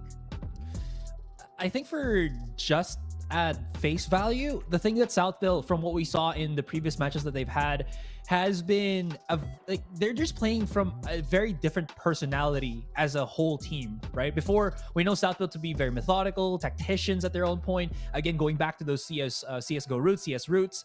But when we saw them in the past couple of days playing, it seems like they were just off tempo for the most part. You know, some people will just peek out randomly, try to fight for angles where they don't even have support. And thankfully enough for SBE, even though they did lose all of their series, they still proved to be very capable players. We saw Ja able to carry the team with I think like 30 frags in 3 series on Arena. That was with like matches that stemmed to like what 13-1, 13-2. So there is glimmers of hope here for SBE, but again, the main thing is their identity is somewhat a bit shaken in this entirety of the weekend.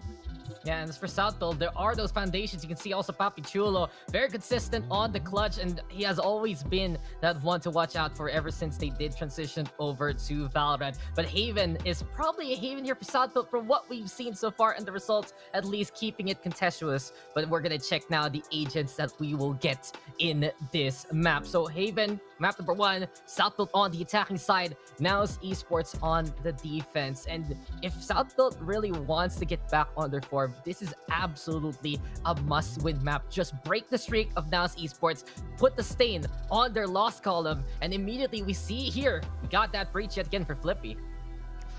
Ooh, I'm not sure about this one, but we'll see how that goes. This has been their go-to composition for all of their Haven games.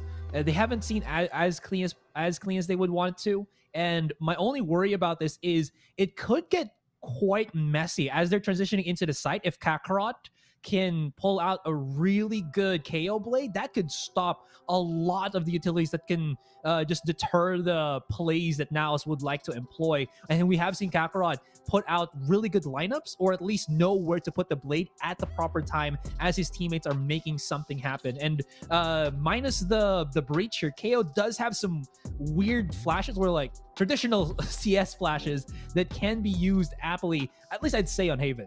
I can't believe though we're having that rematch basically from those CS days, the Bren versus Bren matchup, the OG versus Bren matchup. It's actually happening here in VCT. And one thing also to note here for the two compositions is these are the things that they really decided upon getting to the group stage. This is the compositions that they want to push as much as possible. This is absolutely tried and tested for both of these squads. And at the very least for Southfield Esports, they have been floundering, yes, but we have seen them get that victory last time versus Looking for Org on this map. So there is that possibility they have decided to run that Cypher over the Killjoy though here because of that success a while ago. But really, Asrai, it just feels like the question is now, what South built Esports performance will we get here? Do we get the community dominance that there's no way, no how? If you see South built Esports on that roster list, you already know they're gonna be winning that tournament. And then compare it to the falters of last year where quarterfinals of the playoffs, they're gonna be already out. It's looking to be shades of the latter rather than the former. But given the group stage format, do you think there's still more chances here for South built to get back on it? Yeah, I think that's what the format is for, right? Is for teams to have a second, maybe even a third chance before APAC Masters, APAC Challengers comes into full swing. So there really is an opportunity here for South built, even if they lose the series, even if they are not able to qualify from this particular week, there still is opportunities for them. I guess the only problem right now is the mental stress that just comes accompanied with it. But they're pros, you know, as Black was mentioned, they're up there in terms of their age, but that only means that they get better with their wisdom, with their not being too shocked about taking a loss. It's part of the game. You either win some or you lose some, right? In any case, though, SBE coming into this one with pure aggression as Aziz and the rest of SBE have already claimed the B site. Spike has been planted, and it's all about the retake now for NAOS. Yeah, quick push here, straight into the middle. Heat check already for NAOS, and Jellish is finding Aziz there in response. The Astra, of course, absolutely potent. Flew on into the PH and now flying high with the rest of the roster. This is South built, just deciding to wait on the outskirts And he's looking, of course, to watch out for that spike plant. Smoke, though, in the way. Shock Dart gonna be there from Pro. And here we have the Nebulas already gazing through the galaxies. But now, can they actually go for the push? Blur dashing on back into the smoke and cover. Over up to the right-hand side, catches out Flippy. And Blast is just defusing. He is not stopping. And now Esports off to a high century at the very start, stealing the pistol round away from South Builds. You may have heard about Money Heist, but have you heard about the Spike Heist that just happened in the B site as NAOS deactivates that spike from going kaboom boom on the first round? That was smart though, right? If you look at it from a play standpoint, NAOS only tapped the spike once, and SBE were very much I'd say jittery or somewhat scared, and they threw everything that they had even before they heard the second tap on that spike. They should have known that NAOS wouldn't commit to the pros don't fake at that first attempt. It's going to be at the second or third possibly, but they've already used the shock darts, the aftershocks, everything at the very first interval of that ping. Yeah, utilities were just unilaterally gone, and Blur there with a takedown on the jaw. You gotta give him props also in that round. He was such a big distraction, dashing all around in the smokes, even catching out Flippy right to the side. That's exit point. And as he finds Kakarot Blast in the meantime, he got the defuse a while ago, and he's defusing the situation with his Spectre instead. 2 down here.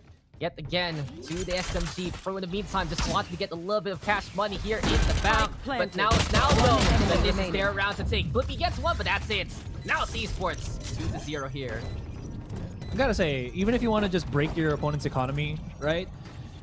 It's okay to let them get the spike plant, because that's also for you as a defender, it's just an extra ultimate charge. So if you're like 1 away from getting like a Hunter's Fury, it's pretty cool, right? Just let them plant it. It's safer, just saying. Nothing much to be said about that particular round. It was just a save for SBE. They got themselves the plant, so that's going to be money for them in the bank. But this one from Glass, just showing how much he's improved from the last time we saw him. Again, I remember this guy playing that one game with Galaxy Racer, known now as Nigma Galaxy, I believe. And he wasn't looking too hot. That was months ago, last year. And now it seems like he's gone full swing. Probably if we had like an award for best improved player, I gotta give it to Blast. I'm saying that. Make a trophy for him. But there you go. We're making ASUS have a count there towards that A sides. And will go down. But you make a good point. Blast has really improved, especially as he understands more how to amplify his playstyle. But you already have the push on in. SBE amplified by the Arsenal. Quick push towards that A side. And suddenly, it's now scrambling to try. Spike planted. Yeah, Flippy getting those nice little supportive utilities to give chance for the rest of his team to come right in. An opportunity to maybe pick up that Vandal all the way down in sewer, but now it's not taking a second guess at it, using the numbers that they had to maybe overwhelm what is already spotted here on A long. That's a good trade. Delicious. He's making a lot of noise here, and that shock dart is putting him down even lower. That could be the final nail in the coffin. And he dies. He was trying to go to the stars, but drop right down with the lightning strike. Did you just sound clip yourself? No, that was from the game. No, no way, no way. Yeah, I don't believe you. It was. Okay, it was. Okay. I want my game to be like that then. When Sova unleashes shock dart, I want that to be a sound effect. Exactly that. Someone clip that, send it to me. I will use it every time I use a shock dart. Not only that, don't forget to check out Astro's Twitter for the right gun money.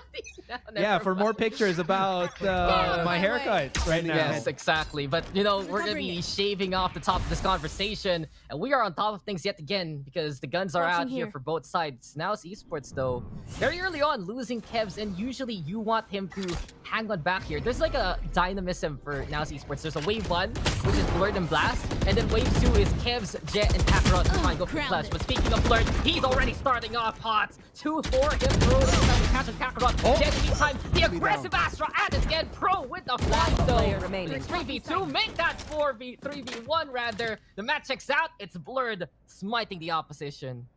It feels like SBE. All right, this is okay. That's good for Papachula. He saves a good amount of HP, so he can try to go for the clutch as of the moment. He's jumping. His opponent Blurred can actually hear this.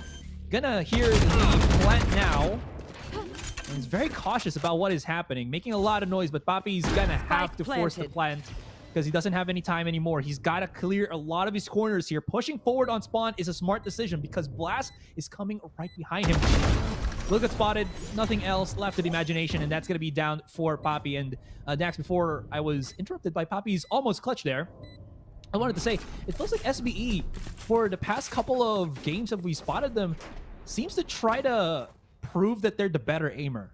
Is it just me, or does it feel like that? I think, you know, one of the best analysts in the PH scene had me thinking about that. I don't know. I was having some conversations with you guys backstage, right? And it just seems like that for Southfield Esports, there are these angles that are a little uncharacteristic of them in the first place. There is a little bit of just how they want to prove their mechanically adeptness. And because of the positioning, sometimes that's where it all falls apart here for Southfield Esports. And maybe there is just a little bit of that tenant in them, but we wouldn't know. Maybe it's also just the jitters of the official circuit.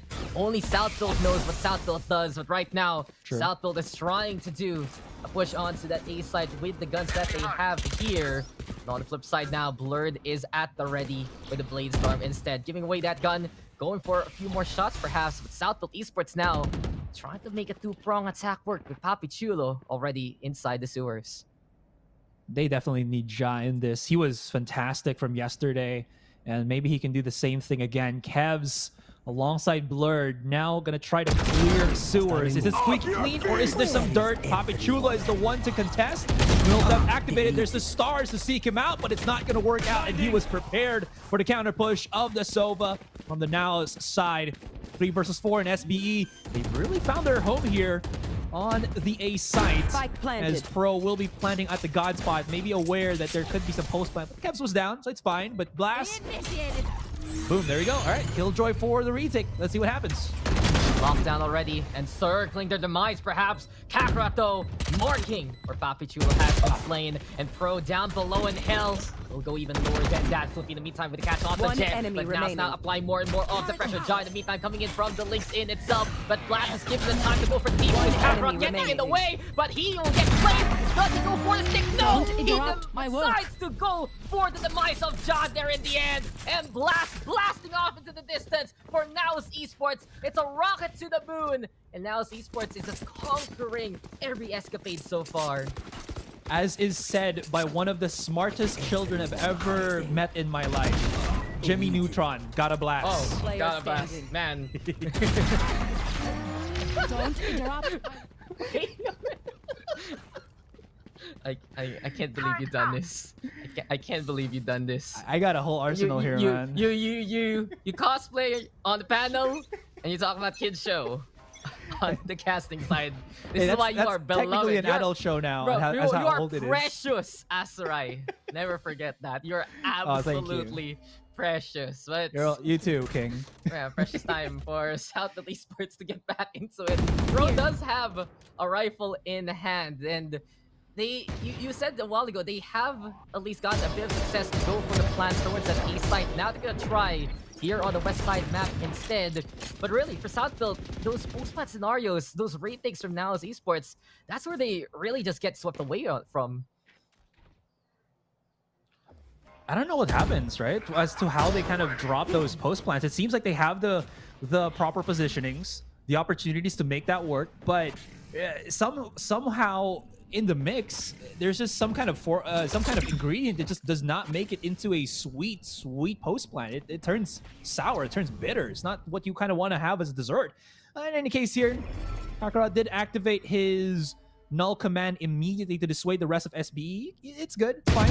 It separates them a good chunk, and it allows for the rest of NAOS to actually take these forward angles. Aziz, though, great headshot to start it off against Kakarot. He's gonna rotate around. He will be stopped by Jalicious, though. Maybe, I don't know, by Blast, I mean.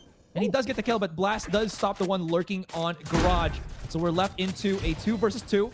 Good guy Blurred giving, or excuse me, not Blurred, but Aziz giving his teammate a weapon to try to player standing. Yeah, that bring him to works. the circus. He's a great juggler, and there you go. The delivery is through. Rate him 5 stars. Flippy finds that takedown. And Southfield Esports, if they're really trying to prove their mechanics, they're doing so in this round here so far. But it's Kev's all alone, and he has been the clutch king here of NAOS Esports. But the angle isolation is not enough versus Flippy in that takedown. Southfield Esports, that was relatively a thrifty round. Yes, they had the rifle, but the rest had sheriffs. And that will bring him back into the game here, Asarai. It will. That was a really good play from them. Again, just taking a bit of a breath. Don't want to push too aggressive, especially through that null command. They need as many utilities as possible, especially Aziz, who is seemingly the fire starter here for SBE. He does have, of course, that jet in his arsenal as the agent, but what's good about this as well is he's not afraid to take the fight by his lonesome. This creates a good chunk of space somewhere else for the rest of the SBE roster for the moment. And because of that valiant effort from this SBE team, they've shut the economy for him now. Alert is going to get cleared out, even without an opportunity to refrag, but he's down to 20. If Kev times perfectly, he gets the trade. Oh, can even get maybe another headshot, but wishful thinking, backing away. He still has utility, and he'll help the rest of his team maybe retake the C site where SBE are high enough. An exemplary damage done already. And not only that, the Hunter Fury is something cheeky Kevs can do, but Bro is the one trying to release the lightning bolt, striking over to the other side. Zusto not gonna get anything really done there, but high time now for Pro and the rest of the crew. Go for the push. Kakarot though on the offsets. Right inside the smoke, he will get executed. Pro though finds Jet. Great spray there along the way. Southfield right now rebuilding coverage, but Spike down, C. How does he have a protractor stuck on the screen here? Just basically gets the measurements on. But right now, it's Southfield Esports getting closer and closer. Now is on the scoreline. And in all reality here, Asarai, if there was a map that Southfield Esports could win, it has to be this one. This Haven map pick has always been something that Southfield has been able to rely on as soon as they got better at it at the latter half of last year. And along the way, especially here in the group stage, it's the one map pick that has given them those victories. With all of those victories, being said, this would just mean that Haven is the, we'd probably call it the tried and tested, right? For the SBE, it's like their old friend, their old reliable, that whatever happens, they can always look at this map to give them that one up if ever. But that being said, NAOS is also shown to be a team that is incredibly scary here. I believe Kakarot has played this with a breach aside from this KO, if I'm not mistaken. I could be wrong. I might be recalling it wrong, but we'll see how again SBE go around this one. I do like the point there, Dax, and it shows 4-3. Not really the baddest of score lines for SBE for the moment. And Kakarot, I remember from way back when, that duelist role, UTFC, etc. He can pretty much play anything and everything, but the KO has been basically the standard here for NAOS so far. On the flip side, though, seems like NAOS Esports just playing the patience game as of yet. Maybe shades of the past, just reminiscing of the times in the precursor tap FPS scene. The assist now. Does he need an assist here? When he wants to go for the push, Blurred though right in front, and Kev's is on the right-hand side. Maybe a sandwich if assist peeks on that climb, because there peeks of right first, but Kev does not give him right passage. Quick kill from the Silva, pass to Tula, wins the trade, gets the intel with the neural to Flirt, down, but he gets traded out quickly. But Kakarot, he gets no trades, he just gets them all, and that's 2 in a row, and a spike goes down. 10 even. seconds left. All left now the jaw. It's all the way on the right-hand side to try and retrieve that objective. But the vantage point is real. There is no time remaining here for Southfield Esports. And NAOS is on the hunt. Gentle falls on down. Still off the jacket. He hold him off. No, he doesn't. NAOS Esports, not only they prevent the spike from going down here, as right, they wipe out the opposition. Did you see what Blurred did as the neural theft came out? It was too blurry. I don't know. Okay, that's a good one. All right, before the round starts, dang, Dax. Let me steal your thunder real quick. Yeah. It's fine, man. I like to share the limelight in being cringe. Anyways, he actually got tagged by the neural theft, but he did not pocket himself in the corner of graffiti. He went in the middle of graffiti, got tagged, and somebody from SBE pushing there got bamboozled a little bit. They look at the tag. Blurred was nowhere to be found. He's actually tucked in the corner, and this allowed him and Kakarot to work out the rest of the SBE squad that was pushing in. And as you heard by my elevated voice, yeah, Kev's doing a. I say that's a Jesse Bash classic, but every Sova, good Sova knows how to do it now with that start of the round Hunter's Fury from the A side. You're saying your voice can get higher than that? That's right. Enemy tag. Yours can. I can't. No. Yours can, but I don't think it's broadcast ready. You start speaking in another language, and enemy there's a remaining. reason why he's the cosplayer of the stream. But Jet, he is here to play and here to slay. Team for him. Pro in the meantime, all alone, but this is just silence. A sign of dominance here from NAOS Esports, and let's Pro can bring in the damage. Yes, he is. Now NAOS has to be careful. This time the double swing is enough. A little precarious though because of their lineup, but it's fine. They're on the lower ground anyway, and NAOS Esports will get that round. It was looking very convincing from NAOS Esports. Still convincing enough, but at least Pro bringing in the damage that needs to be done. South built, gotta say that if they're getting picked apart early, it's gonna be very difficult for them in this scenario. And the thing is, if NAOS decides to go, there's so many players that are willing to do that. You have Blast, who even plays that second entry from time to time. You have Jet, who loves to peek out of those double doors. And there's always a threat here, courtesy of NAOS Esports, as the Blaze Storm now committed. Feels like I think you mentioned this off stream. You know, when we were just chatting with the other casters, it feels like or maybe it was Black and Blue that said it. But some of these teams are feeling like they're on their honeymoon phase. Right, where they're newly formed, they might have had a new player or something, and it's all clicking together. It feels like NAOS is on a high as of the moment. But as I mentioned, that Caster's Curse, not gonna lie, Kevs and Blurred have opened up the side. I thought SBE was gonna have more trouble here, so they might want to commit the Rolling Thunder plus the wall from the Cosmic Divide, but no need anymore. They can use that for the postman if they do decide to do so, but. 5 versus 3, they could save that for the next round and play this off. Might even have a 6 for 6 in the first half. I mean, while we were chatting, the Blade Storm there from ASUS did get that first takedown, and now that's what Esports with the advantage. But shot, your shoulder is a little too wide. Gonna get seen there by Jet. Can he get a second one? No, Pro crashing on the round. Oh, it's actually been quite a hot hand in this map. ASUS gonna take out Kakarot, gonna be up on top. And the wall back from Flippy to read is real. Well played there by South Build. So 6-4. They're back on track here, Asarai. Back on track. Building that money banks. Blurred does have the blades. So that's still something that you want to be quite afraid of, or not really afraid, but cautious of.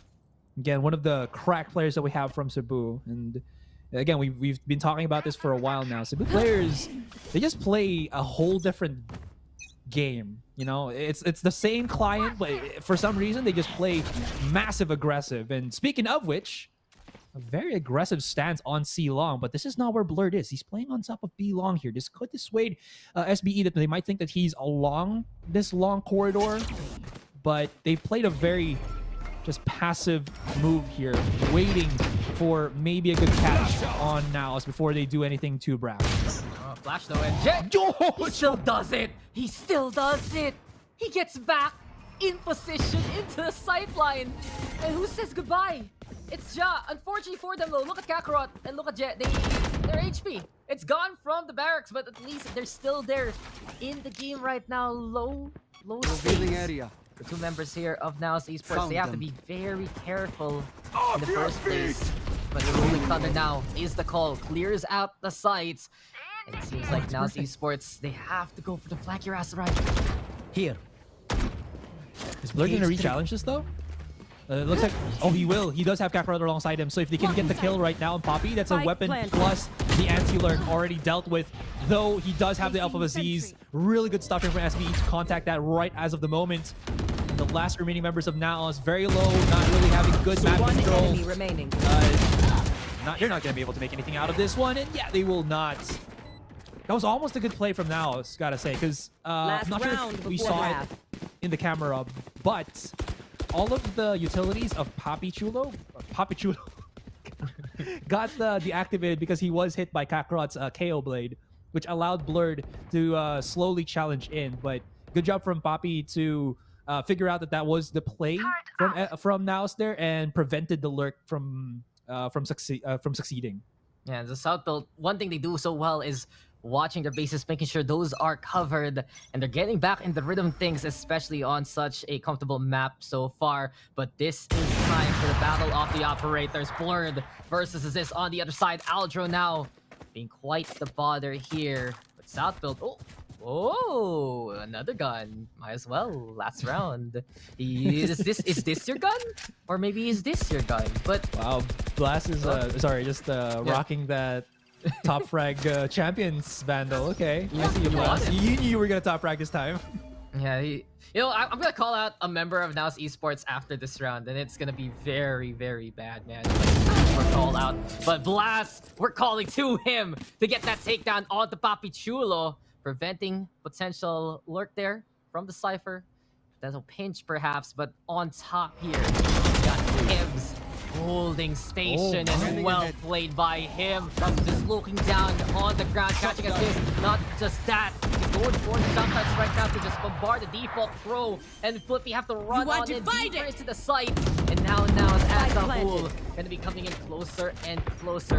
Wants to divide though into play. There we go with the peekaboo from the wall. Bullet's gonna get blocked. That's a fragment! You cannot deal with this nade, good sir. Goes down. Blurred! Still danger, close things happen. And as Ja will fall here, NAOS Esports impresses yet again in that round. The retake potential of this squad here as right, proving how valiant their defense can be. And they're up by 2 at the end of the first half. But before you make your points, I gotta call up a certain player out in NAOS Esports. The turret of Blast. Where are the clutch kills? I saw on Twitter, it was in the practice range of all things, but he's not. The turret is not popping up, but Blast is going 14. Don't worry, Killy Killy's gonna find its success. Is that the name of the turret now? Yeah, Killy Killy, because like how you call somebody remaining. Oh, what's something with a Y to make it cuter, right? So kill turret. Kill turret. Minus the turret. Kill Killy, and then you twice it so it's cuter. Killy Killy.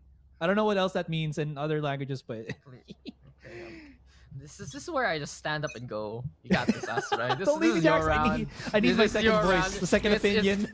I'm the voice in your head going away. Yeah. You don't need like your conscience anymore. But hey, now the push is real, and Southfield though grabbing well into the way here, As, right? They still know Ja's right there, right beside him, so they gotta be aware of this one. But he does have the frenzy. Might need to reload. Does not get the second target, and SBE, they gotta be sweating a little bit in this pistol as they have to go for that retake. What's the play for NAOS here? Do they go all the way to C-Long, or they just multi-stack inside the smoke and just wait for somebody to get a little bit antsy? I love this. Please, is anybody... They open the present. It's too early for Christmas, but here's the birthday for NAOS, as it's only Flippy and Aziz to remain after that peekaboo. Oh, not enough. Last surprise there. As soon as the smoke dissipates, there was just an ensemble of NAOS Esports all together. And this is what I'm talking about. The chemistry of NAOS Esports is off the charts. These guys are just absolutely on point with each other. They just understand what they want to do. The roles are perfect and what the system is. And there are just some outliers there that's just like, how does that work? How does your Killjoy play so aggressive? How is it that you're able to protect your clutch players for so long? NAOS Esports has the way. Do you know the way? The NAOS way. Now we know, and now we see it. They have the gun advantage even. And let's see if they can get some more job. And he is gonna try to make the frenzy work, but he is dead. The right Papi Chul though finds one in response, but Blast is still on it like a bullet. Gets 2 there. Again, this is one of the things that SBE have been taking aback in some of the matches that they've played is they're relying on the refrags to work, but not really expecting that there's more than one player that they're going to have to be looking for. Kev's timing, even though he might have missed that second interval, still was able to make it work. And Aziz, he's got something caught in his leg. It's a Killjoy, so he's not going to be able to dash in onto the site. What's this thing hanging on me? Oh, it's you. But he still got caught at anyway, and Southfield faltering one more time. NAOS Esports right now truly telling us that we are the present. We are NAOS Esports. And what we see from them, just the aggression right now on these pistol rounds, is just how in sync they are yet again. They always have someone at the ready for the refrag there. And usually it's Blast finding the stance to go for the aggression, finding the gun at the ready. He's not too busy fiddling with his gadgets and gizmos whatsoever.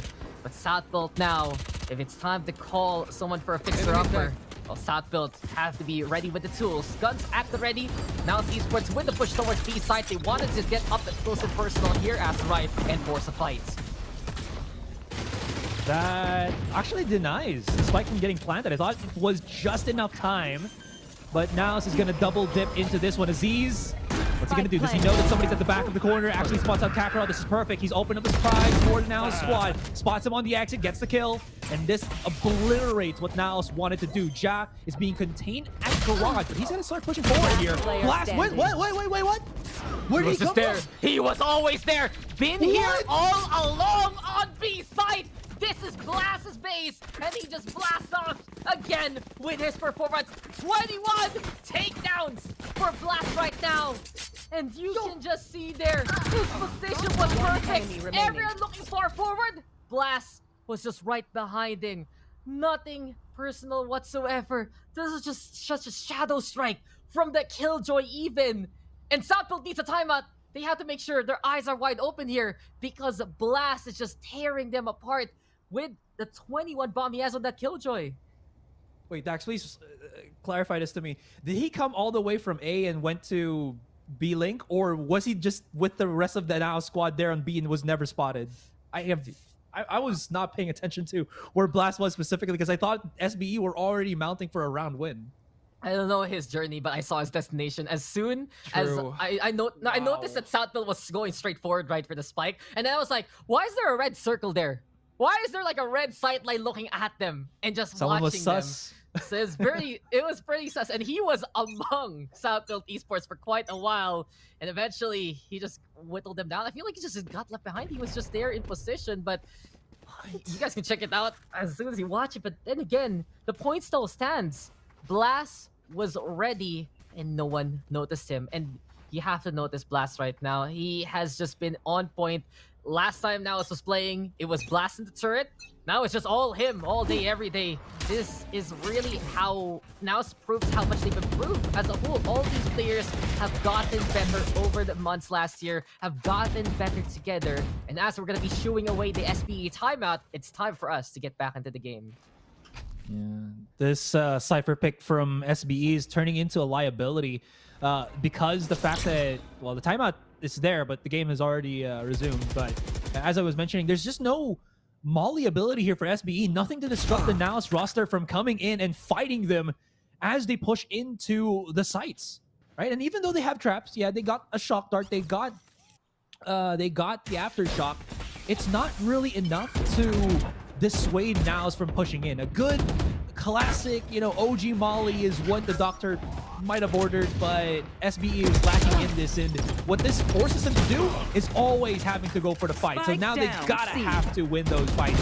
Is it gonna work though? They have a lot of players here on the C site, but in the blink of an eye, they've just vanished. They've just disappeared, and now they're licking 2 more rounds, and this first game is theirs. Yeah, they're just running away with it by this point. 11-5 scoreline. It was a lot closer at the start. And it just feels like here NAOS is just winning all throughout these cycles here so far. Southfield, they put up a fight as soon as they got the arsenal. But just again, some mistakes here along the way, not spotting out the right members at the right time. And while I can accept when they just let NAOS in, especially in that round a while ago when they had the lesser buys, they know they can be so stellar on the retake. It still is the potency of NAOS Esports in direct conflict. So maybe Southfield can change out of what NAOS has been doing. Find a few pickoffs earlier on, but silence is golden and the suppression is real. Here comes the null command. Just like that moment in Lord of the Rings 2, Kakarot says, "You have no power here," and he gets 2 out of nowhere. Bro, trying to maybe add up the spice with his ultimate. Blurred holding on to the spawn. He knows his Blurred is there, or Pro is there, excuse me. Last player standing. Now they can isolate the fight, but Flippy's fine to frag. Blurred now left on his lonesome. He peeks, and he actually was the point. What are you doing? Oh, that is unfortunate. He knew that Pro was there, so I was wondering why he tried to maybe push up onto CT, or excuse me, defender spawn. But he took the brunt of damage, and SBE fighting tooth and nail just to keep themselves afloat in this first game. That was so risky trying to push into the logs, but that was an incredible effort for Southfield. Let's give it to them. They were able to reset themselves as soon as Kakarot got those impactful flicks. What was that? Right to left. That's Kakarot, that EXE. And it's allowed here in this game, but at the very end there, Pro holding things off. He has been in proper stations multiple times. Very impactful on the kill count for Southfield Esports. But they're gonna need much more convincing rounds like that. That still could have gone into NAOS' favor. And I feel like that is more of a minor mistake there from NAOS rather than the play itself from Southfield in that round. Beyond that now is changing the tempo a little bit. They don't want to give Southfield Esports any kind of momentum, especially on the kill side. So instead, just scout things out. You have 2 initiators anyway, and that's one thing that I really feel like NAOS can use so much more often. We saw it especially against the Zeal game, how great their intel gatherers between the KO and the Sova are. Okay, smoke is stopping them from coming in. Flippy, he's already got it primed and ready. But that's a bit too preemptive. There's still time for now not to really panic and do anything. Ooh, nice catch by Papi Chulo, though. This is going to put NAOS in a weird spot where they're going to have to look left and right on them. And SBE, this is what they do best. They try to constrict like a python, like a cobra. And boy, do they strike hard. Bit of trades here and there, but SBE still win the round regardless. 11-7, stopping NAOS from hitting that match point. Yeah, Vim, Venom, and absolutely poisonous there in the end. Southfield Esports, you give them this defensive side, they will flourish. And multiple times we've seen that the defense is really where they thrive, especially from their roots in the first place. You see it on maps like Split even, where they can try and figure things out on that half instead. And when we go back to that history of Southfield Esports, it really was the defensive side they favored time after time. So now it's Esports now with a tactical timeout that is aptly needed, because if Southfield Esports sees that you're playing that slower game, they have that respect for you, but also they have, at the same time, they have so much ingrained patience in them to wait it out for the better angles even. And comparing it to, well, what we see on the attacking side or those post-match scenarios, these initial positions from Southfield Esports, they're exemplary. When it comes to panic mode, sometimes that's where it all falls apart here for Southfield in terms of the firefights. But the initial positions themselves, if they're not going to be going for the peak, for the aggress, the next best thing that they can do, and something they do so well, is hold off the angles that they expect the opposition will come from. Very, very true. At least the problem in that scenario, right, is just NAOS is good at anticipating that they're holding positions. They're trying to hold the push, so to speak. You know, the floodgates from boiling in, from reeling into the sides, as it were. And that's gonna spot about everybody from NAOS here. Blurred has already shown that he's got the operator. No way he actually gets his shot, right? No way he does. Okay, he actually gets shot back. So you gotta respect that. Ja, he knows what he's doing. He's good on the smoke kills, and he's very cautious about what was about to transpire there. Now might have given it up. They've also been very aware about that mid control that SBE is mounting here, and they're kind of just feeling the map for the moment. That's right. Watch your blood pressure real quick. That was like panic.mp4 from you. Another sound clip to this library. We have the shock dart and we have the alert. That's alleged shock dart. Alleged shock dart. No, so if there's the shock dart, right? So the recon bolt. So if you get scanned, I want that to be the sound effect instead. But right now, we're hearing the sound of the entry. And it's the sizzle on the Papi Chulo as well as Ja. Just finding the way to get the Pierce on. And now the blades are as sharp as Blurred until Flippy is there to dull that edge. 3v2 scenario though. Jay in the meantime putting that spike down. But now it's Esports. They got the right timing with the push. The sudden impact is there. And assist will be shot down by Black after the take out off the Jay. But right in front, it's a quick trade there. Kevs from across the hall there, all the way from downtown. That is the best spot for him. It's map point for NAOS Esports. You might have asked why Aziz just went before Flippy could have used his second blind.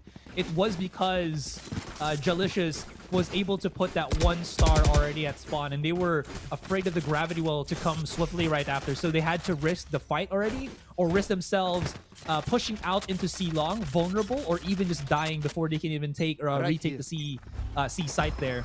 Regardless, that was just really risky for the SBE roster, but the presence be opened. It's a bit of surprise here into the corner. NAOS reacting properly to this one. They know that Jai is just trapped here, and even that smoke will not save him. That's going to actually deter him from getting any kills whatsoever. Now it's all down to Flippy, who is waiting for his teammates to arrive for that help. Oh, but Meltman is here, but Flippy finds the frag on the one and gets the shutdown, but this is truly Southfield Esports booted away. Now Esports keeps the streak alive and are still pitch perfect here. Victory for NAOS Esports, 1-0 lead in the series, and this is truly their time to shine. Another great showing by NAOS Esports on Haven. C-Long is their baby, and if you try to contend suit them there, you're gonna be saying, so long, partner, we'll see you in the next maps. It all just falls apart there for Southfield in the push, and I appreciate the ambition, but this time it's really NAOS at the top yet again. It was very, very close, and we'll see what the stats say about that specific game. 13-7, not as bad, I guess, as you would think for SBE. They had some pretty solid rounds to be able to push up until 7. I thought it was going to be like maybe 13-4, but they had some fantastic ones out there, but I think they just adjusted too late at some point. They were just having like Ja always hiding at Garage for, what was it, Dax, like 3 rounds straight, and now it's just like, okay, nobody's going to help him. We're going to flush him out. That's your Astra gone. No more stars, no more gravity wells. Easier sites for us to take. Yeah, and just in terms of the trades, NAOS having the utilities still at the very end of that. And we can check out the highlights here. High octane start though from both sides. Blast so cheeky with the angles over to the link. We saw it on both sides. Blurred so on point even. And I really feel like Asarai, there's so many teams contending for the crown of Haven here in the group stage. Such a popular pick for many. Successful, for the likes of the APH roster, for what we've seen so far being picked up by TS and SBE. But NAOS, there's just no stopping them whatsoever. You can see how exemplary they are, especially these C takes all the way on the other side. It's something that they can be so proud of and they can be so potent from. And at the very end here, Southfield Esports played the gamble, the smoke dissipating in front of them immediately, and their chances dwindling as a result. NAOS Esports now are 1 away from just having a perfect run this week number 1, and who would have expected this from them? Who would have? Now, I guess just one thing lies in the heads of NAOS. Can they clean this out to the 0, or will SBE come back? We'll know after we come back from that break, guys, so don't go anywhere. But I'm thinking more, make your life mine.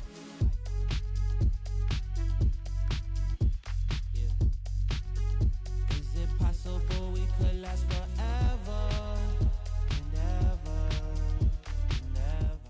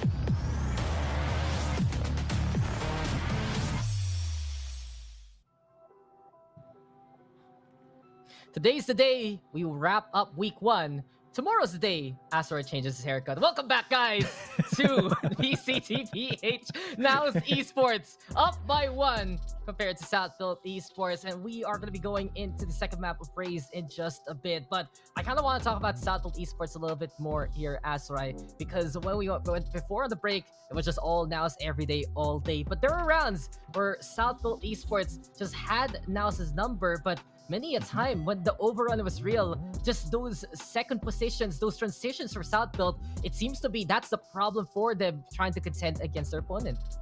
It took them a very long time to get adjusted to the NAOS playstyle.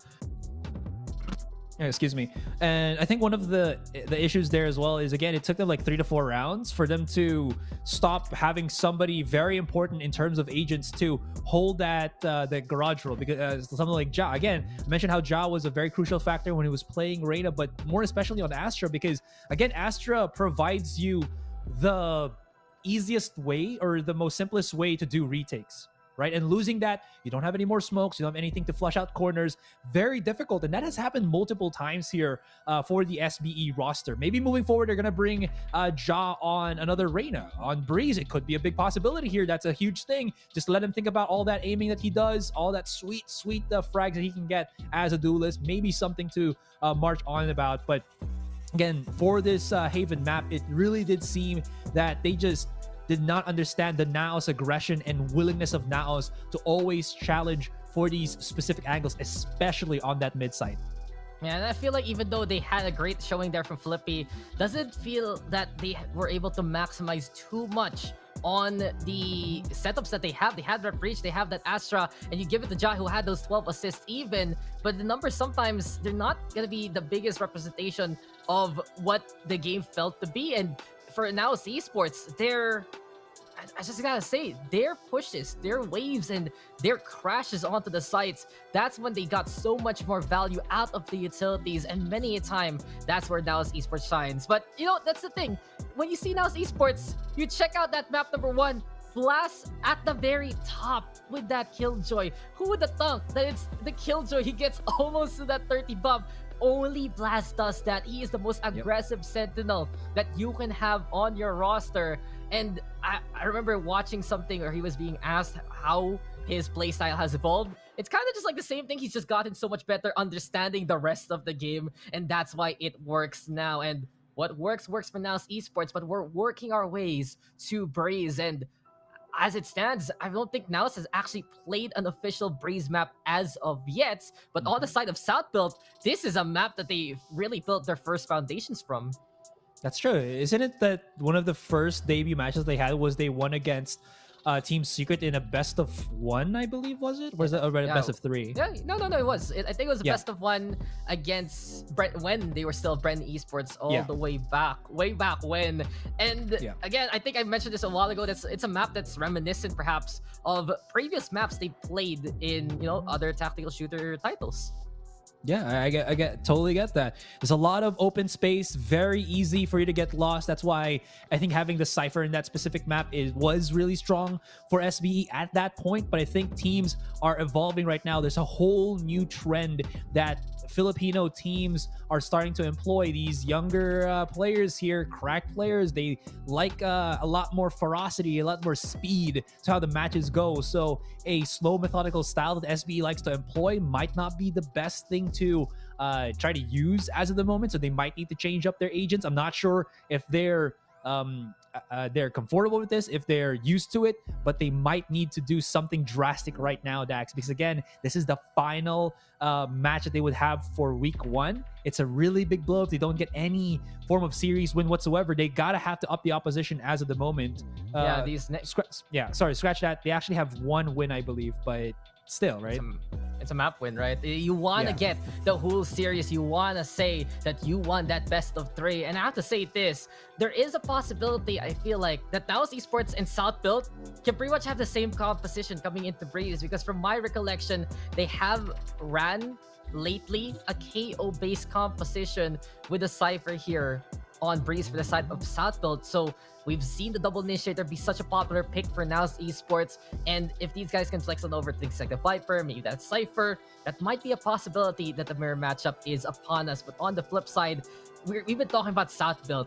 But let's not forget, this is the NAOS Esports map pick. They're the ones who says, you know, we'll make a debut here. We will actually put our Breeze map forward. And what happened a while ago early on, we saw the debut of Fracture, courtesy of Team Secret, didn't really work out for them. What do you think right now, this whole final coat of paint that we're getting here at the final day? Well, let's not forget as well that I think this is the first time we're going to see the new Breeze be played for VCT Philippines, right? So that is something to also take note here. There might be a reason why NAOS has picked Breeze because of the new changes. Again, it has kind of evened out or streamlined some of the things that you can do in this particular map. And with that being said, what do we have for the specific rosters here? Okay, so gotta flip the switch there, I believe, on the teams. I believe NAOS is gonna be on attacking side while SBE will be on the defending. Either side though. Oh, look at this. double No, look at senti. this. No, the biggest, yes, there are two chambers, but there's one thing that has been unleashed here by NAOS Esports. There's a substitution. Z is playing. Oh yeah, he's back, and the sixth man of NAOS Esports getting the rotation when they want to play that hard aggression, the Reyna to the battlefield, looking to find a few more picks. And if you remember, Kakarot Z back at that UCFC roster, they know how to be absolutely potent as we get the double duelist here. But I feel like I think you want to tackle really the chamber picks right now. And on a map like Breeze, this is just an absolute playground for this agent. I like the pickup. It's not just the chamber that SBE did pick up. Yeah, you can see him right now, the sad Cypher for some reason in like fan comics. He's like the saddest agent out there. He's always dead. He's always dead. He's always the punching bag. Even in the official Valorant videos, right? He's the one that gets becomes the punching bag of the team for some infathomable reason there. But yeah, going back to my point, Dax, is I really, really like the chamber as an agent for any map. He's flexible in the fact that he's incredibly simple, but also allows you for a lot of flexibility with what you want to do. Similar to what Jet does, just in that Sentinel role. Like, he's just slightly slower in some aspects, but actually faster in some. He also has that trap of his, the trademark, which allows for good information. You're going to plug up a lot of holes as defenders, which is really, really good on Breeze because there's a lot of angles that you might not be able to spot if you don't have those utilities of yours. So with that being said, it's also nice that they have the Cypher to kind of combo with that.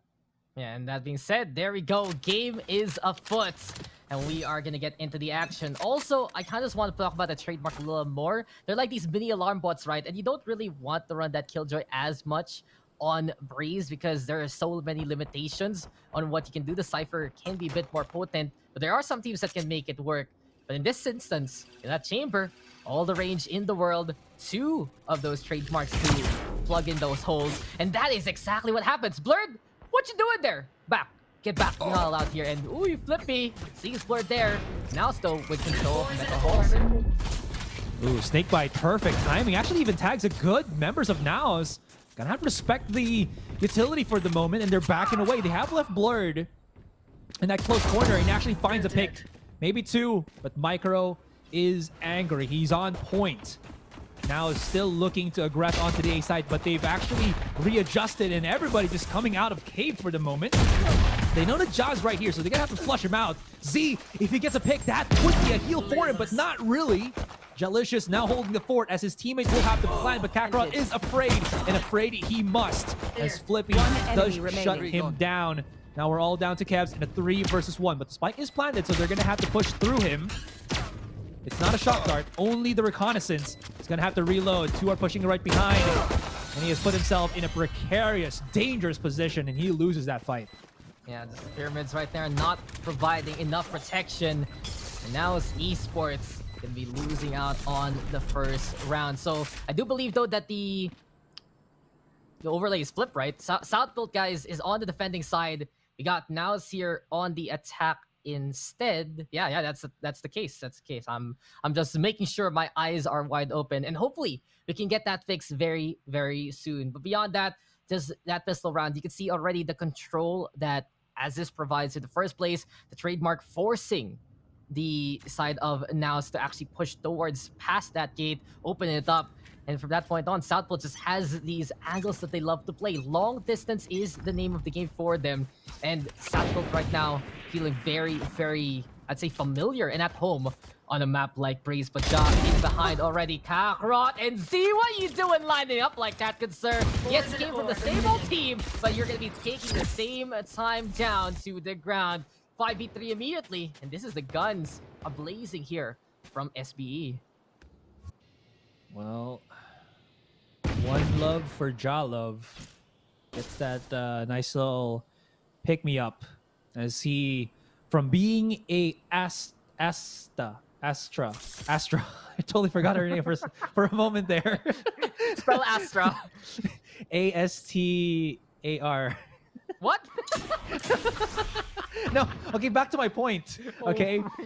From a controller, he's already back to his signature duelist. And this is what, again, I was mentioning a while ago, that when they played that split game yesterday, this was the agent role that he did the most damage. When he was free to start moving around, be very aggressive, holding those very forward off angles, it works so well for him. And Ja is just doing some aero acrobatics that I haven't seen in a while. And maybe it is merited because Blurred is hitting some nasty shots, but not nasty enough that Ja is just going to be phased by it. Gets the shutdown, but 3 kills for both the Jets.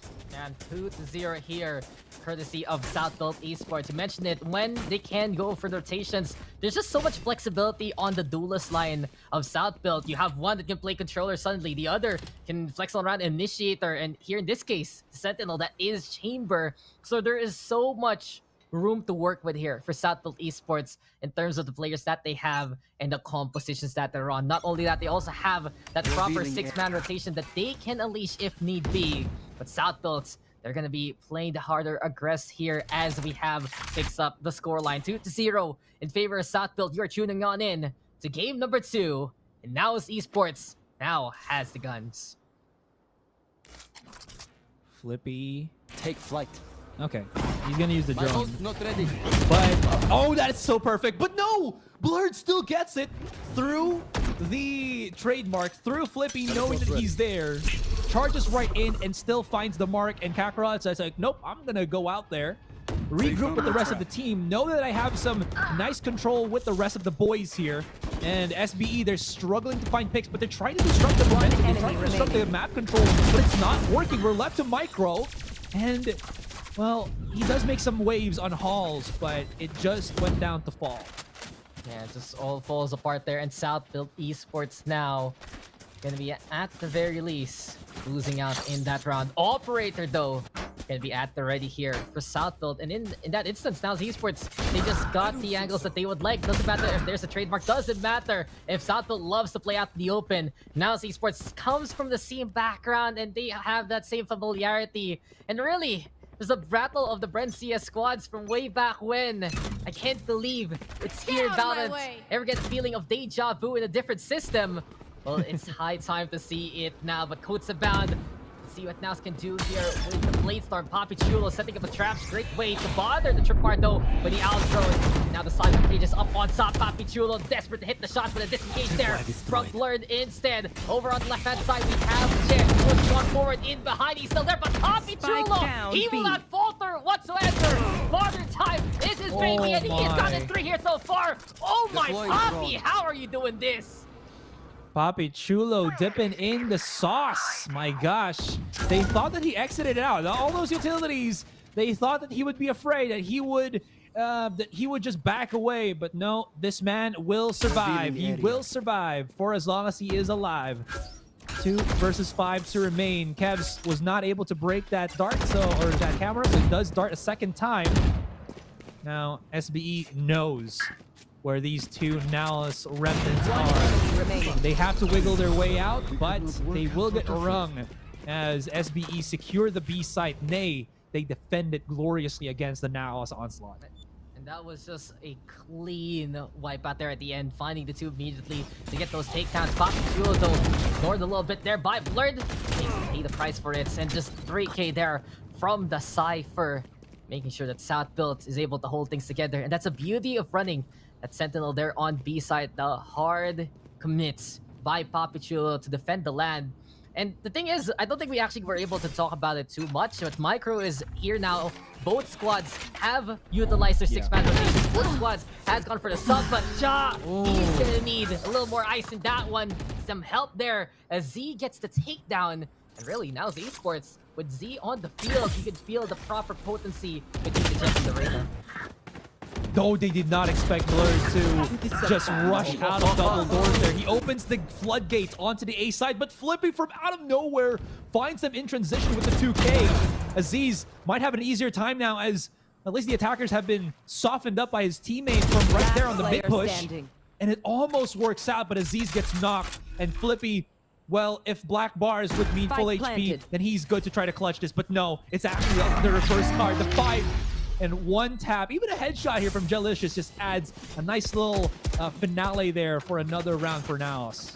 Hey, I don't know what kind of black bars you're reading, but there's no hiding whatsoever from NAOS Esports. They get back on the field, and Southfield Esports now gonna go for that timeout.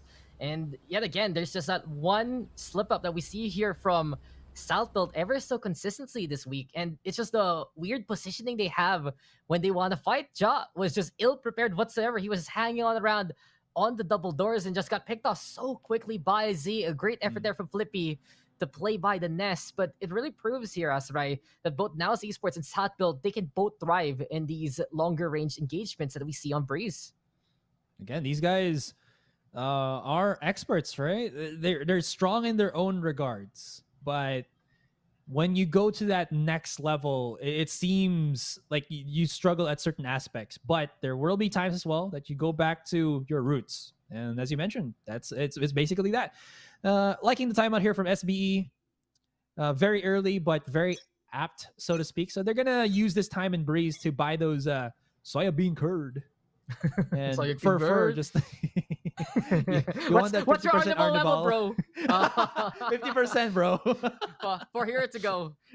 To go for for real. You know what was really cool about that bit though? That guy just brought around the table, and that's actually pretty smart. I think that was the table from the Tahoe vendor too. Yeah, I think he brings actually, that. That's awesome. Really smart. I don't know awesome. where that is though, but that's super cool. Anyway, as we get back into it, sheesh. Watching NAOS here. Esports, maybe looking to control the halls yet again. They'd love to actually have this vantage point here, Asteroid. They just have to expect by now that the trademark is right behind those doors. But the thing is, even if you get spotted, you can still try and force things out. Flippy though, peeking there to get the tag onto Blurred, tapping a little bit. But of course, the Jet's still alive. Bleedstorm at the ready, even Southbolt now on the economic straits. But the thing is, Aziz also cleaning the door before, so there is that potency, and there you go. Quickly now, the Mach 2 operator bringing the damage that needs to be done. Upgrades about Southbolt now going for the shots. Flippy though, he couldn't hit it at the end. And Z's like, thank you very much for the soul. Even you can tag me, I will be the one to get the bag on you instead. 3v4 here though, as right now Esports has to be wary of that tour de force. And Kakarot, he was just waiting just there for the trade. And as we fly on the high here for Southfield Esports, it's just these 1-for-1 trades. But this time Ron wants to be the hero. Sees out there on the other side, picks up the spike, Kessler the takedown. One enemy remaining. Roll right now. What a shot from Josh! What is going on in this round? Finally, Josh there for the thrifty. Southfield, NAOS Esports. That was just trade for trade, blow for blow, pound for pound. But this time, it's Southfield coming up ahead. Dude, NAOS look incredibly lost in that engagement.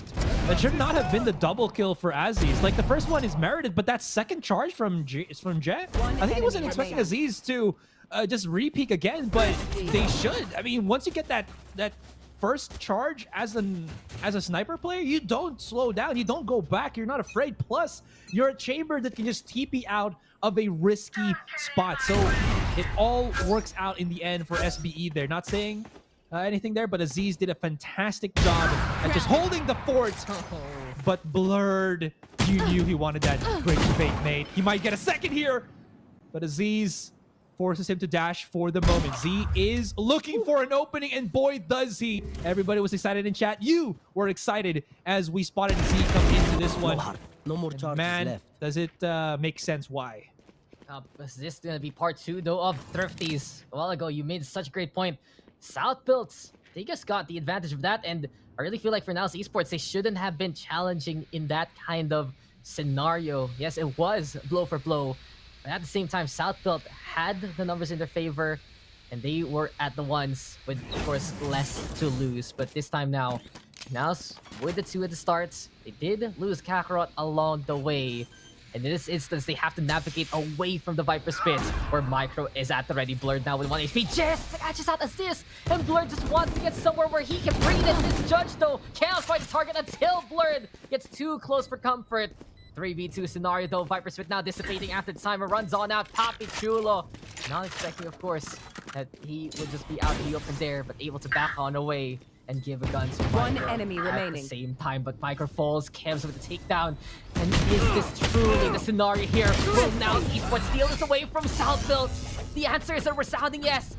And it's Thrifty for Thrifty. What is going on for the past 2 rounds? Because it's unbelievable for both Southfield and NAOS and how they can play heroics for themselves. Is it me, or when they're on the Thrifty round, they actually like to go for mid play? Legit, like when both teams, and especially NAOS has their buy round, they do not want to get that mid play going, so they just go straight for A main. Or when they go for that mid play, if ever, they actually start losing it because they play so fast that and start running that SB just knows where they are and shut them down super early. But when they're on the Thrifty, they just play super slow. So SB is in a point of a guessing game, and it works much better for NAOS if they just go for that slow pace. Oh, he's inside the smoke, and he actually gets about one. Micro, you sneaky, snaky Viper. What is up with the lesser buy? What is up with the lesser buy right now? Why are we getting so many pistol kills for the past few rounds? And you know, no gun, no problem. At midpoint, you can actually still get it. And Kev's rekindling status quo. We are back to the better guns, giving you the victory. And now it's Esports will tie it up there. But that was fun, honestly. From the past few rounds, you can see that both Southfield Esports and NAOS are here to play and slay on Breeze. But this time we can get back to the thick of things, and the 2 of the force. That's such a commitment immediately right now.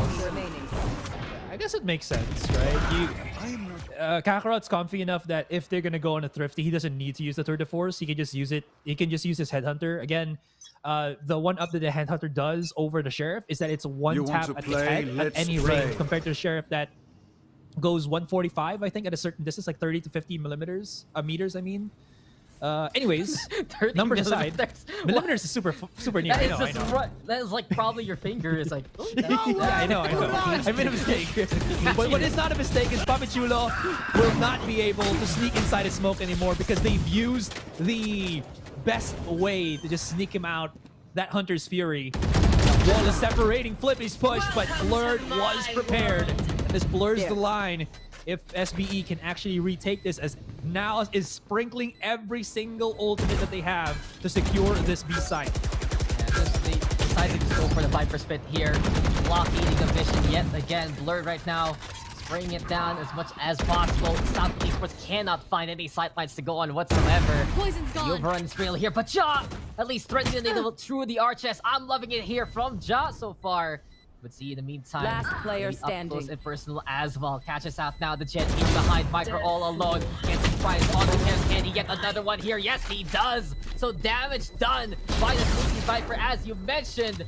Southfield Esports got slowed. But beyond that, he's fine. And you know what's fine here? NAOS Esports in that push. They took control of that B site heavily. They put that toxic screen to really separate themselves from the angles, from the arches and the tunnel. And just to add a little bit more, knowing that Southfield had the buys, that Viper Spit instrumental to make it so problematic for Ja especially. And it started way too quickly for SBE. They did not know how to approach it.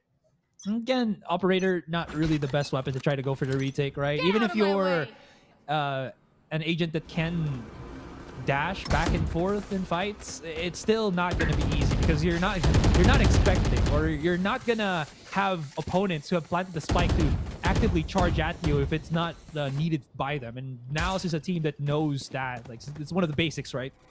In any case, let's see how this goes. There is one at the back that will actually do nothing. The shot darts just open up a little bit of space. So it's up to Blur to hit the shots, which he does, and Kakarot amplifies it with an operator boost. Z? What? That's Z for you. Jaw catches that Water. one midair. That's a poster moment, but unfortunately, the history still stands and the result goes in favor of NAOS Esports 6-4. And yo, props to Ja for the shots. But this is it. It's interesting that NAOS's rotation is to substitute their very aggressive Sentinel player for a very aggressive Duelist player. So it doesn't really break the whole team dynamic whatsoever. It's just like, you like to play Reyna? You're really good at it. We need you for this map. And he's like, sure, I got this. And NAOS Esports, despite a rotation, the chemistry is still there. The same construct as before. And you know what I've noticed from NAOS Esports? And I'd like making this point because my only question about them was what was their identity? They're really sticking to the guns, sticking to what works. And even though we have this different map, this different configuration, it's still pretty much the same old from NAOS Esports. Blur done with the team time. When they take down on Papi Chulo, the aggress right now over to B side. It was a trade. And Z jump on in though. John in the meantime wants to go for the push from himself. But he can't find the angle after the cloud burst safely. Spike now planted. 4v4 scenario. Tries to rally. It's shot there with a takedown. And the blades are out here. As the right up trap though. Looking for more and can't find it. Ooh, they gotta be careful though. Ja is deadly with the blades. Aziz accompanies with the operator. I am all up for this. Nev holding on the back of the side. Aziz shuts him down. We're left into the 2 versus, or actually the 1 versus 3.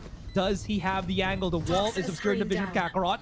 He's gonna have to try pop a couple of shots here, but he only has the operator. Is it good enough? No, he whiffs as everybody from SBE looks dead, or looks at him dead straight in the eye. Time more than enough. It's gonna be good. It's gonna be the retake for SBE on that interval. Maybe he remembers Last back round in grade school before when the everyone's switch. staring at him presenting his paper. Just look at the eyes of Satbelt. They were dead center against Kakarot. And that's Intimidation 100, my friends. As Ja just holding it off, getting the shots. Assist, same kind of case. The Blade Storm was the pressure. And just look at how Southfield was so confident to keep an eye out there. A great try though from Kakarot. He knew the timer was ticking on away. But beyond that, it's Southfield now, 1 away from time ends up. This has already been quite an exciting first half on Breeze. And in the last round of it, we get not 1, but 2 operators here for Southfield. And hey, Aziz, you have a tour de force. Why do you need 2 ops for yourself? Can quick swap. Oh, well, he can't quick swap no more. Oh, I'm sad. No, not like this. Not like this. And you know what's not going here is Southfield's role. 2 members down to make that 3 even, as they have just been outdueled yet again by NAOS Esports. And just the confidence here to play the push, to go at the opposition. But Kakarot, his backstab, is going to be haunting Flippy till tonight, as Kakarot does get the takedown. All left now to Micro. NAOS Esports here. They don't want to give Southfield that chance to say, hey, we tied things up. It's all up to the Viper now, but here in the cave, no one will hear him scream. Kev's with a takedown. Everyone on NAOS getting a piece of the action. Switching And it's 7-5 in favor of NAOS Esports. Remind me never to go with you inside a cave, Dak. Whoa. He just said, man, that no one's gonna hear him scream. Yeah, I'm never gonna go with you to a cave, Dak. Never. How could you? I bought those tickets for Lunky for good reason, and now you do this to me? Asarai! I thought we were gonna bond after VCT. Well, let's just bond somewhere out in the open where a lot of people can see us, alright? Fur. Sheesh. Make sure the soya bean curd along the way. Yeah, dude, I'll make How back with the could you? soya bean curd. How could you con your boy? But you know, in that half, my only concern about Southfield is I really feel like that they still decided to get swept up in the NAOS playstyle, and when NAOS theirs, they win. They got so much more space compared to Southfield. Southfield were just statues waiting for the opportunity, but now just comes in from so many angles. You saw how important that hallway control was for them to get them even closer, then those mid lurks, then those entries to the doorway, and there was always the pressure being applied by NAOS. But we're now going into the second half. Pistols here, and for Southfield, if they can win this, then they can get back to them. Trying to tie things up. Blurred versus Team, I believe. Over on the left-hand side, he gets tagged, but he's okay. Shadow makes sure that Kevs is not. It's gonna be difficult for Blur. He does have Kakarot that is providing that crossfire alongside him, but his presence is very much known by the rest of SBE, and now they're actually forcing the fight. Jalicious, it's only a question of how quickly can he get shut down by Papichulo, but never mind, he actually wins even with just the classic. Works out in the end, and NAOS have the numbers advantage. He peeks up. You cannot do that against these boys. In case we're still a numbered match. It's all down to Flippy. No time for him to plant, but it's a one-on-one. Z closing the distance. He's whipping the shots, and it is not going so well as Flippy claims the 4 and brings SBE back to life.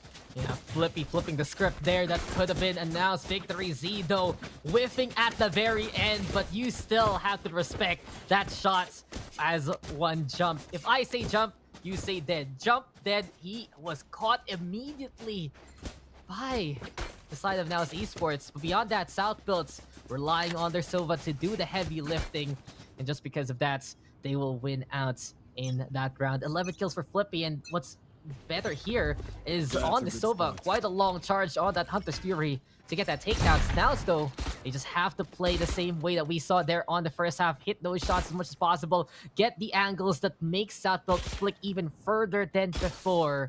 But in this instance, the guns are heavy here from Southfield. Look at the commitment, Asarai. There's even a Phantom and a Bulldog into play already. That dart will just give away the position of Ja. Or not Ja, but Micro for a bit. Kakarot risking his life just so that he can peek there. This heavy commitment from Kakarot might actually give away Blurred's positioning if he's not careful. Kakarot's still way out into the open. Micro's not even looking. What's the position? What's the timing? Okay, that's good. Blurred does pick up himself. Spectre, he can maybe put a bit of pressure coming in from B main, but Flippy was already there, aware of the flank that was to be. We're left with Jalicious. He does have a Sheriff, could provide a bit of damage here, but yeah, his position has been spotted by Papi, so Jazz gonna have to die sometime, but he's got some moments, some seconds to make it a tad bit more expensive for SBE. Hey, Asra, you noticed that there's a guy in Southfield named Ja, and then there's a guy in NAOS Esports named Jet. So what? There's like there are 3 other brothers, Ja, Jeji, Joju.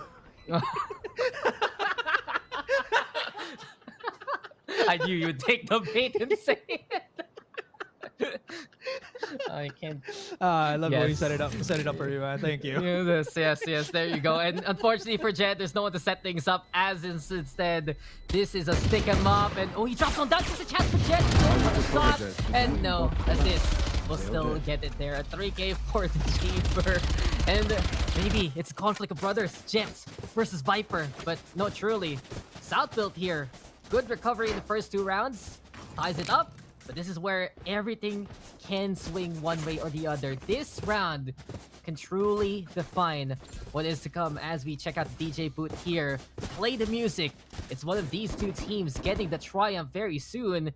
And this round can be something they harken back to once they succeed. Man, I miss those, what do they call them? Cabinets? Something cabinets, yeah. Arcade cabinets. Yeah. Those were the days. I'm done. Gee. You know, Time Zone is like turned into somehow like a mini casino where like there's just all of those games that have chance in them. The only game that I played, yeah. This is the ticket stuff, right? You drop the ball. Yeah, that's the ticket stuff. Yep. That's just like that's how they get you. They buy something in DV for like 1/20th of how it costs, but the cost of Jet will be there, cashed out by Ja. to Jet right now. Over onto the right-hand side, South build with a beautiful opening here towards that inside. This is now precarious here for NAOS Esports because the setup of South build is true. They play basically the default here with the wall on up. But see, he is a man with a plan, and his plan is to just kill everyone from up top. He's not done. Gets the second kill. Wants revenge from his a while ago. Kills it there as well. And the powerhouse that is NAOS Esports is just shoving Southfield away. There is no chance whatsoever for them in this round. They tried, but the might of NAOS is there on the other side. 8-7. And what a retake. Simple, efficient, and clean from NAOS Esports. Yeah, they just started coming in from multiple angles. I really like the retake angle that you have as a defender when you open the door and you push through that, because teams would usually just look towards maybe yellow or double doors, right? But the switch itself really adds an extra level, especially when it's duelist coming in. Also unfortunate for SBE, Ja, I believe, was at Ivy, the default plant spot. And he wasn't really expecting to get spotted by Kev's recon dart, but because he didn't have a teammate to break it for him, and he had to break it himself, he actually lost time in that, got tagged, and was actually pretty easy fodder, not even needed to be spotted, just pop shot it, and he died. So, unfortunate. You want to play? Let's play. It really feels like here for NAOS, when they have just the full paradigm shift, when they need to push, they just go in as a unit. But Papi Chulo, he's a monster by himself, already catching out Z. And the rampage of the Reina will be at least postponed to another round assist, though. This is going to be the tour de force. Looking for someone to play with. But on the right-hand side, Jet might actually catch him out. It's a scope. Doesn't see the Viper coming. This could be precarious here, but... Oh, okay. I don't know who's luckier there. Jet can now move. But ASUS, that could have been so dangerous for him, as we do get now a rotate towards B site, and Papi Chulo needs to react quickly versus Blurred.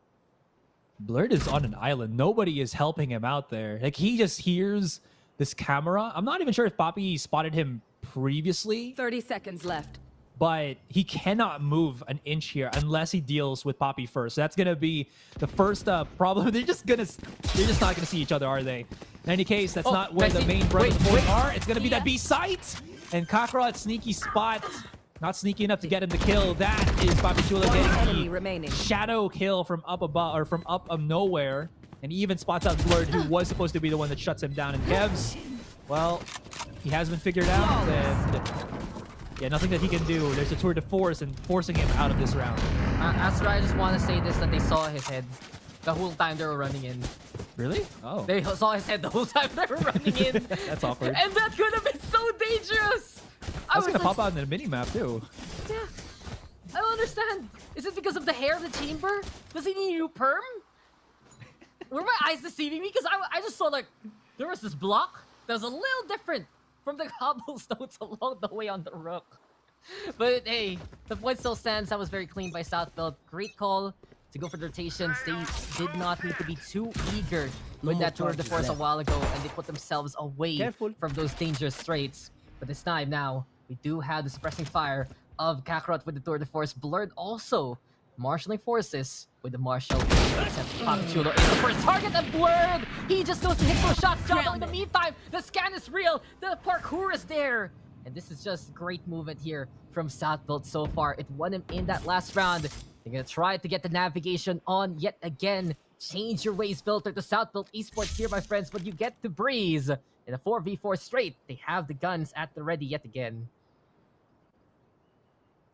Well, Southfield knows exactly that they can't really over push now that they've lost Papi Chulo. All those anti-flank traps is gonna be out, which means NAOS is free to try to go for the lurk. But in turn, that also means that SBE knows this. So they just wait patiently, have plenty of time to make some magic happen, and they should be able to open up somewhat an avenue here for them to rally on in.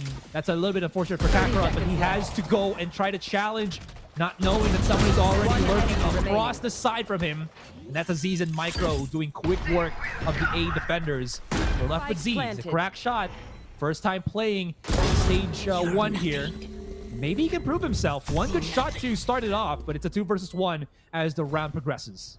Yeah, this might be the legend of his precision if he can get things right.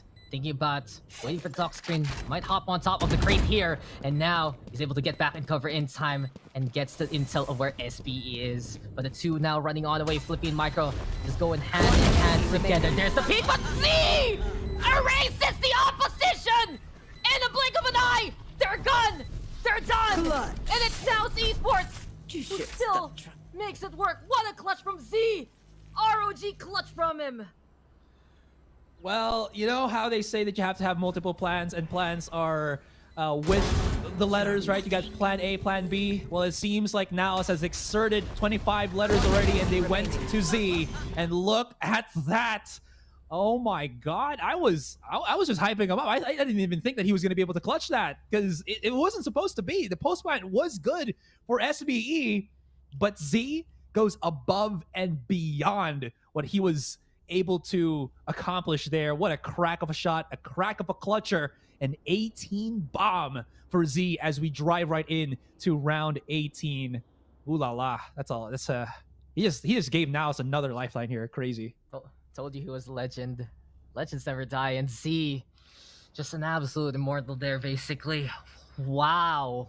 That was so quick from him, even just reacting in time. Yes, he was boosted on up by the Arena Empress, but we are just impressed with what we've seen from him so far. And it really goes to show that here for NAOS Esports, this is a six-man family. They just so confident of each other's abilities, and they know when their time is up to play and when their time to get in the battlefield or what not. But Shoutbuilt, they are still in this fight. They have been doing such a stellar job here on Breeze as well. And a team this already forged in the fire, my friend. They shouldn't let a round like that make them falter. Let's see now what Southbuilt's gonna do. Bladestorm at the ready from Ja. And this time, they're looking to play for a few pickoffs. They're getting a lot of control of the map. Left side, center itself, the mid control is something they're vying for. Potentially give them an opening in the back line behind. What? Okay, I'm sorry. Okay, I know that was okay. just... You usually see those kills, but when it's a high-intensity game like this, everything like that is worked. Okay, we needed to see Ja there as well, because I needed to react properly to that. He might even open up on Kevs and bring down what he wanted to do. Kev's got to have to back away here as the attackers are already getting that nice, juicy mid-control jet. Spider's tickling. Actually, it does. Z and Jet getting the kill simultaneously, and this opens up opportunities. Micro does get the pick off as he pushes back through on Halls, but SBE, they're very much out of their element here. They've pushed up on mid, but they have no control at either side where both or all NAOS players resides. One on A, two on B. I'm gonna make you a wise saying now. When you have, if you 30 want all the seconds left. control, you get no control. But Nailed Ja them. here in control of the blades. Nice. And while the scatter approach a while ago from Southbuilt did end in some of their demises, this time now they're concentrating their efforts towards that B side. Burfler is waiting, but he whiffs the shot, and Micro is there to punish him for his mistakes. What we saw a while ago, Z was able to get the 1v2 clutch. Can his brother here, Jet, make it happen instead? Same familia on this team, different agents. And right now, the grace of the gods looking to try and be in his favor. The Bladestorm, though, the wind will blow in favor of Southbuilt, and we are tied up yet again. Ja is incredible on Duelist. SBE never let him play any other agent role. Yeah, right? Dude, this controller is so good too, though. Nailed them. Honestly. It is. But when the world needed him most, he needed to Duelist, at least for me. So you're telling me that Ja is the last airbender here? I mean, he is on a jet, you know, whoosh He whoosh. is on the jet. Whoosh whoosh. That's the next one. We have 3 on the clips. We have 3 voice lines of Ask right now to change your audio, but right now we're changing the tune. As Blurred starts things off strong with 2. The knives connecting to those faces. And that's just one set of surgery you get for free, courtesy of NAOS Esports. As this though, that was so close. Also, Jet does get tagged on around. The Viper Pursuit though gonna be a bother, and this should limit the options here of Southbuilt. Will they actually push on forward? Great though to go for the Neural Theft to make sure that the Viper backs on away. But Southbuilt will still use that as an opportunity to rotate here. Jev, very cautious. I thought he would just double back onto his ultimate so that it lasts longer, but he'll deactivate it just so that there is that numbers advantage for NAOS moving forward into this one. Since they still don't have the proper weapons, they're going to have to rely on their pistols, but it don't matter, no, because I got the Sheriff Bay. Oh, that's going to be Cavs activating his ultimate as well, making it even more difficult. But it doesn't tag anything more than that. Papi is just one shot dart away from being nothing. And he does dodge both. Ooh, that's so very close. But this is going to be a 3 versus 2 inside the Viper's Pit, where both of these players still have rifles. This guy's ensured he's staying on alive with so little on the HP. That was just the narrowness of death approaching him, but this time, finally, he will get that sweet release as Jet finds him even. Beautiful headshot there along the way. Viper now the only one left keeping control. He gets the first one. Can he get the other two? There we have the scout on the right-hand side. Kev's desperate to get that intel, but Viper gets a second. Now off again, but he proves to be the better Viper on the inside. Now Esports throws their numbers against the lone survivor, and they will be rewarded with it with a thrifty victory. What a steal again from Now Esports. Gonna drop this for players, viewers that have only started watching the NAOS matches today. We've seen Blast clutch, we've seen Z clutch, but you guys need to watch, what is it, day 2 of the NAOS game or day 1 of the NAOS game, because Jelicious clutches as hard as his teammates does. Look at that. From his perspective, that was insane. The jiggle peek quickly to hit that headshot was so vital, because if you were just paying attention to where he was looking at, he was down to 6 bullets on that Phantom. Not really a lot of things that you can do up against an opponent if you're inside his ultimate. Jado, not going to get phased by it. Still spots out Blurred, who wanted to get that mid control likewise, and opens up a possibility here for SPP to move forward and keep the scoreline tied. And to keep on going, and just these nice openings here from the side of South Build, keeping them contention, but yet again, there's still pressure from all fronts, and Kev's there, catching out Papi Chulo in response to make it a 4v4 scenario. South Built now navigating towards that B site. Here go yet again with a toxic strain to isolate the members, or in this case, the only member of NAOS Esports on site and at the ready. Dash on forward though to get away from the snake bites. South Build here a little bit isolated on their angles, and there you have it. Flippy now gonna get punished there. Drops the spike and drops down to the ground. Can Jet get one more? Michael comes in with the save instead. The tunnel, this Viper. Enough is enough, South Build says. And this is their chance to put that spike down here, Asarai. Spike down B. Kakarot popping a couple of shots, making them look towards spawn. Z's timing on the lurk is good. Were they able to pick up back the spike? Yes, but they cannot plant it just yet. I think Micro's utility there is off, so he's waiting for it to charge back first. Gonna wait for the wall. Smart. Holding some safer angles for the moment. They still have time to make this happen, Dax, and this is where it works. But they're looking at Z, where Z has already rotated around on tunnel. This is amazing. This opens up a world of possibilities, but Micro, he's good on the clutch, as is always. 1 versus 1. Z gonna have to reposition here. Reload as well.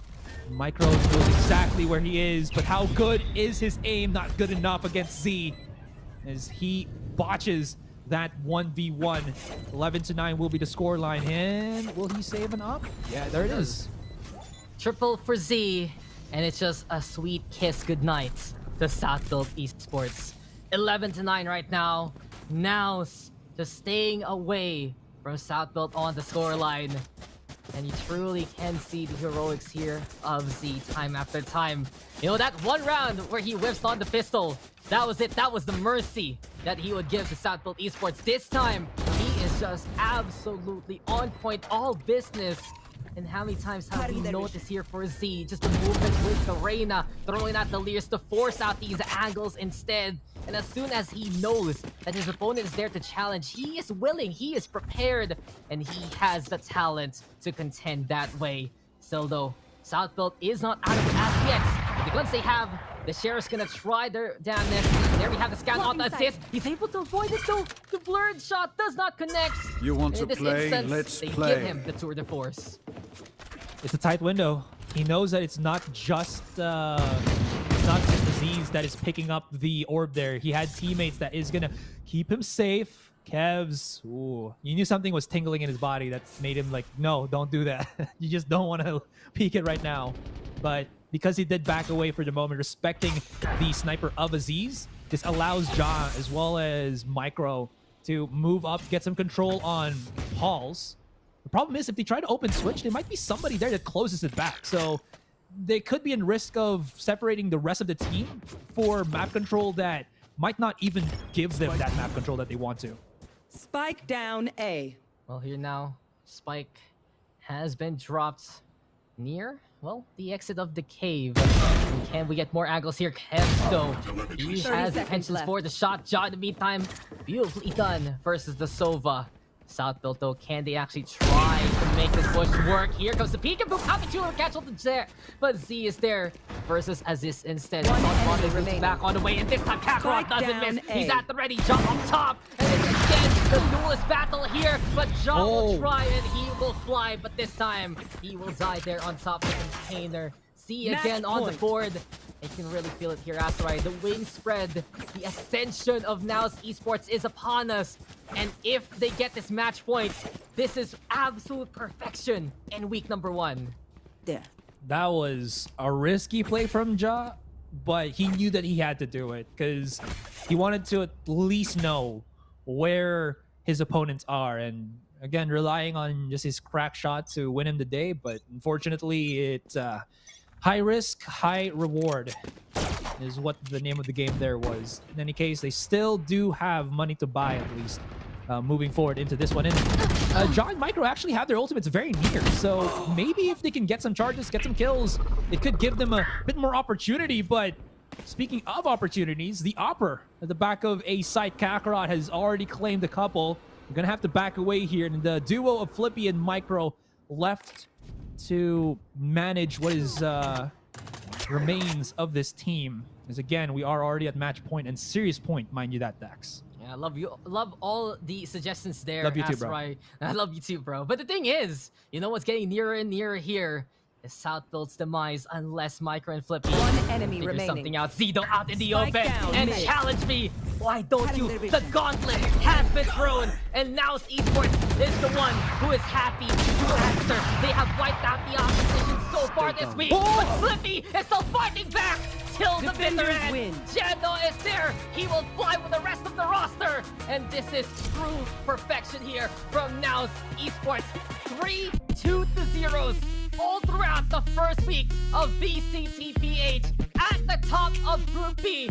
Fly high, as NAOS is the time. NAOS is the time again and again and again. Undefeated in their run for VCT 2022 Stage 1 Week 1. An amazing, amazing showcase of what NAOS can do. A new team in its own aspect with old players wanting to show up, have themselves a good time, a time that they can get those W's, and boy, is that time now. Wow, that was just amazing from all of their players. SB, on the other hand, still struggling, but I gotta say, this was cleaner from what we saw in the previous days for SBE. Cleaner, better, but not good enough, unfortunately. This drops Southbelt all the way to the lower parts of that group. Just like Team Secret, they're gonna need the perfect run next week to keep them in contention. But here you go. The secret weapon has been unleashed, and agency is on the field. 27 takedowns for him, 2.4 KD. Jado, the parity was real, 1.4 on the KD, 20 takedowns for him. But overall, now it's Esports. They still had that whole dynamism for the team. They just had that whole one idea, push together, kill them all. And many a times we just saw when Z would decide to just move on forward, the rest of NAOS would follow suit. Hearts as one as we check out the highlights here. And it started with Southfield really proving how potent they are on the defense. Papichulo many a time with the holds. Aziz also, you know, the tour de force, just the thrifty rounds being traded. And this looked to be where Southfield Esports look very comfortable with, especially as some of the traditions that they can bring here to Valorant. They were so happy to whip it out. But the thing is, same background and just the same familial stance here for the side of NAOS Esports. And when it rains, it pours. When the duels happen, NAOS was very happy to oblige Southfield. How did Z still get that clutch? I still am in awe of how he was able to hit those shots. Jada, as you mentioned, man, such such great plays coming in from him. When he had the blades, he was nigh unstoppable. It really elevated SBE, and it goes back to my point that just give him the duelist when you're having a tough time, you know. It might not be to what your stats are talking about. He might be good on the Astra, as you mentioned, on the controller, as you mentioned, but when he is on that duelist, I feel like it gives SBE some options that they might not have needed, might not have had previously when he was struggling. But with that being said, that was the last series for week 1, and I gotta say, Dax, this week has been an eye-opener for me. We started with thinking Team Chicas is going to rush through this, and lo and behold, they haven't gotten a single win yet, and that just means that everybody is going up to their own level. Yeah, expect the unexpected here, guys, because VCTPH is closing out with quite a tremendous score line. But we're not done. We still gotta talk about the rest of the action later on. Don't go away. Still got more here at VCTPH. That's right. We'll be right back in just a bit.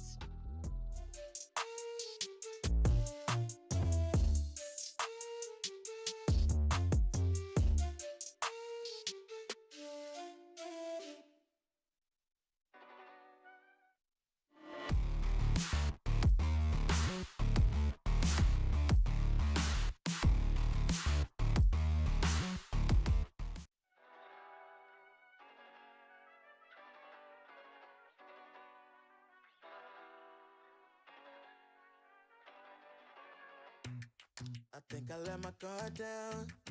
Certain things ain't the same now. Hard to navigate these problems. I'm by myself, you're not around. I tried to open up, it wasn't good enough. Put in my all and got nothing back. Now I'm stuck in the rain, dealing with all this pain. Why you gotta do me like that? Don't say you love me, then go and leave me. It can get ugly, trust and believe me. Say it to myself, looks so deceiving. Trying to fight back this far from easy. I see your hands. Delilah, don't you know my eyes see your hands. Delilah, don't you know my heart turned cold, lost control. Looking at this beautiful distraction. Fell in love with a fatal attraction. I really let my guard down, now relaxing. Why did I open up? She taking way too much. Put in my all and got nothing back. I'm feeling so ashamed, I fell into your game. Why you gotta do me like that? Don't say you love me, then go and leave me. It can get ugly, trust and believe me. Say it to myself, looks so deceiving. Trying to fight back this far from easy. I see your hands. Delilah, don't you know my eyes see your hands. Delilah, don't you know my gave you all of me, had me so deceived. You chose to leave my life, so I'm on my own in the cycle. I can't believe. Don't say you love me, then go and leave me. It can get ugly, trust and believe me. Say it to myself, looks so deceiving. Trying to fight back just far from easy. I see your hands. Delilah, don't you know my eyes see your hands. Delilah, don't you know my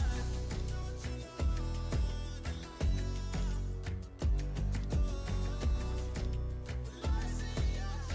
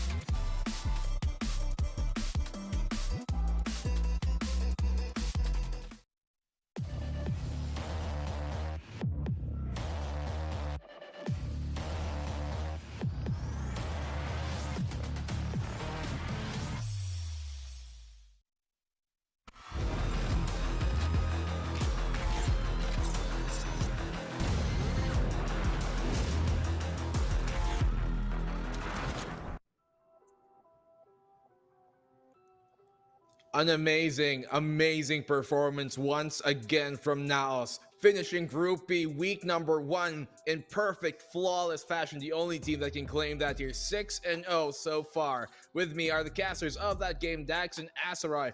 Man, all I gotta say is, Z? Z. Z? Dax, I want to hear your thoughts on this one. How did this go and why? Oh, I thought that's my thought. Z. Yeah. And for first game, it's Blast. The thing is, now it's esports. Whoever's playing, it doesn't matter. It still works for them. This is a true 6-man rotation. This is a family, and these guys, they can do everything. They can probably race cars along the way and do all of these credible heists because they have just stolen the hearts of the PH scene.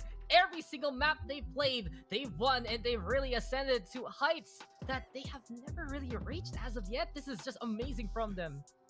Yeah, I just wanted to add real quick as well that in that specific series that we saw, most primarily on Breeze, NAOS just played very, what's the word here? Spatially aware, right? Especially on that clutch that happened in the 2 versus 2 with Z and on the B site. It really did show how much I think pressured SBE was, because they were already just looking where NAOS was and not where NAOS will be, because NAOS just moves everywhere, and I think SBE wasn't really expecting that for the most part. Yeah, they're so mobile, they're so hard to deal with, and so we're gonna get our actual thoughts from them here as we go into the interview. Donut, tell us about it.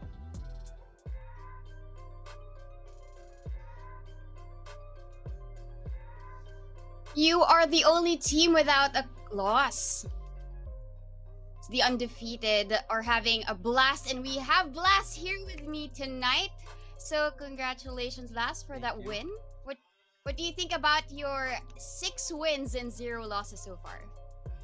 Para sa akin, siguro naging worth it yung mga pinag-practice namin, scrims, ganyan, tsaka yung play. We've already talked about Kev's aim and Blurred looking so sharp, but I also want to talk to you as a player because you dropped the 27 bombs in Haven. So what's it like behind the scenes and becoming that battle killjoy that you are?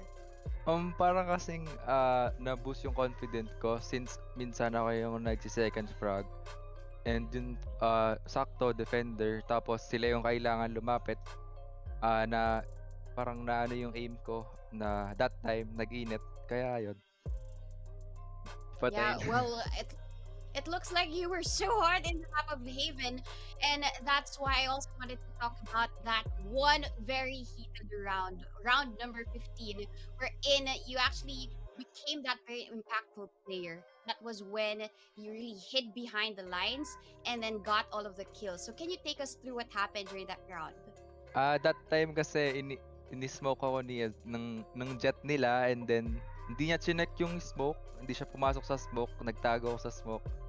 Tapos nakuha ko yung timing sa backside, kaya nakuha ko yung sa backside, and then nung pumasok yung sa A-link, hindi niya chinek.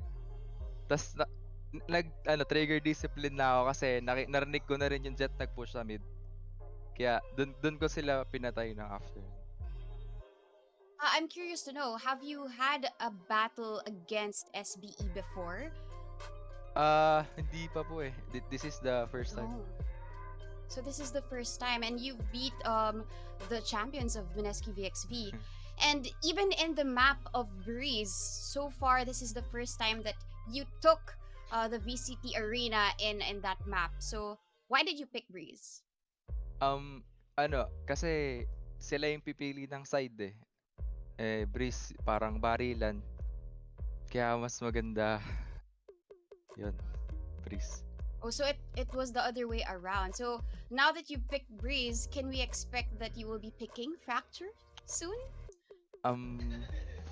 Siguro if napag-decide namin lahat or hindi, depende na lang sa usap ng team. it all depends. I think you have more than enough time to decide. But I do have a question which the panel also asked. They had some assumptions as to why Z was in and Blast was out, because you performed so well in the first map, and we were wondering why you were subbed out. Kasi yun yung pinractice namin hindi dahil sa ganun. Parang siya talaga yung sa mapa na yun. So I would assume there are certain maps that Z would be playing, and then you would be playing as well. Yes. Okay, that's a good tandem that you have, and we saw that Z is also clutch, the same as you, and you were watching that game. So what did you think about that 1v3 clutch? Wala, lakas ni Z talaga eh. Well, they're so strong, and the casters even said that everybody else is so clutch. But I want to get your thoughts as well. Who do you think is the most clutch out of the 6 of you?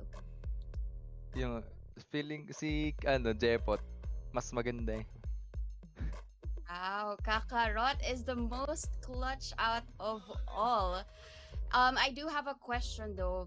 The storyline that the panelists were mentioning early on was the new overcoming the old.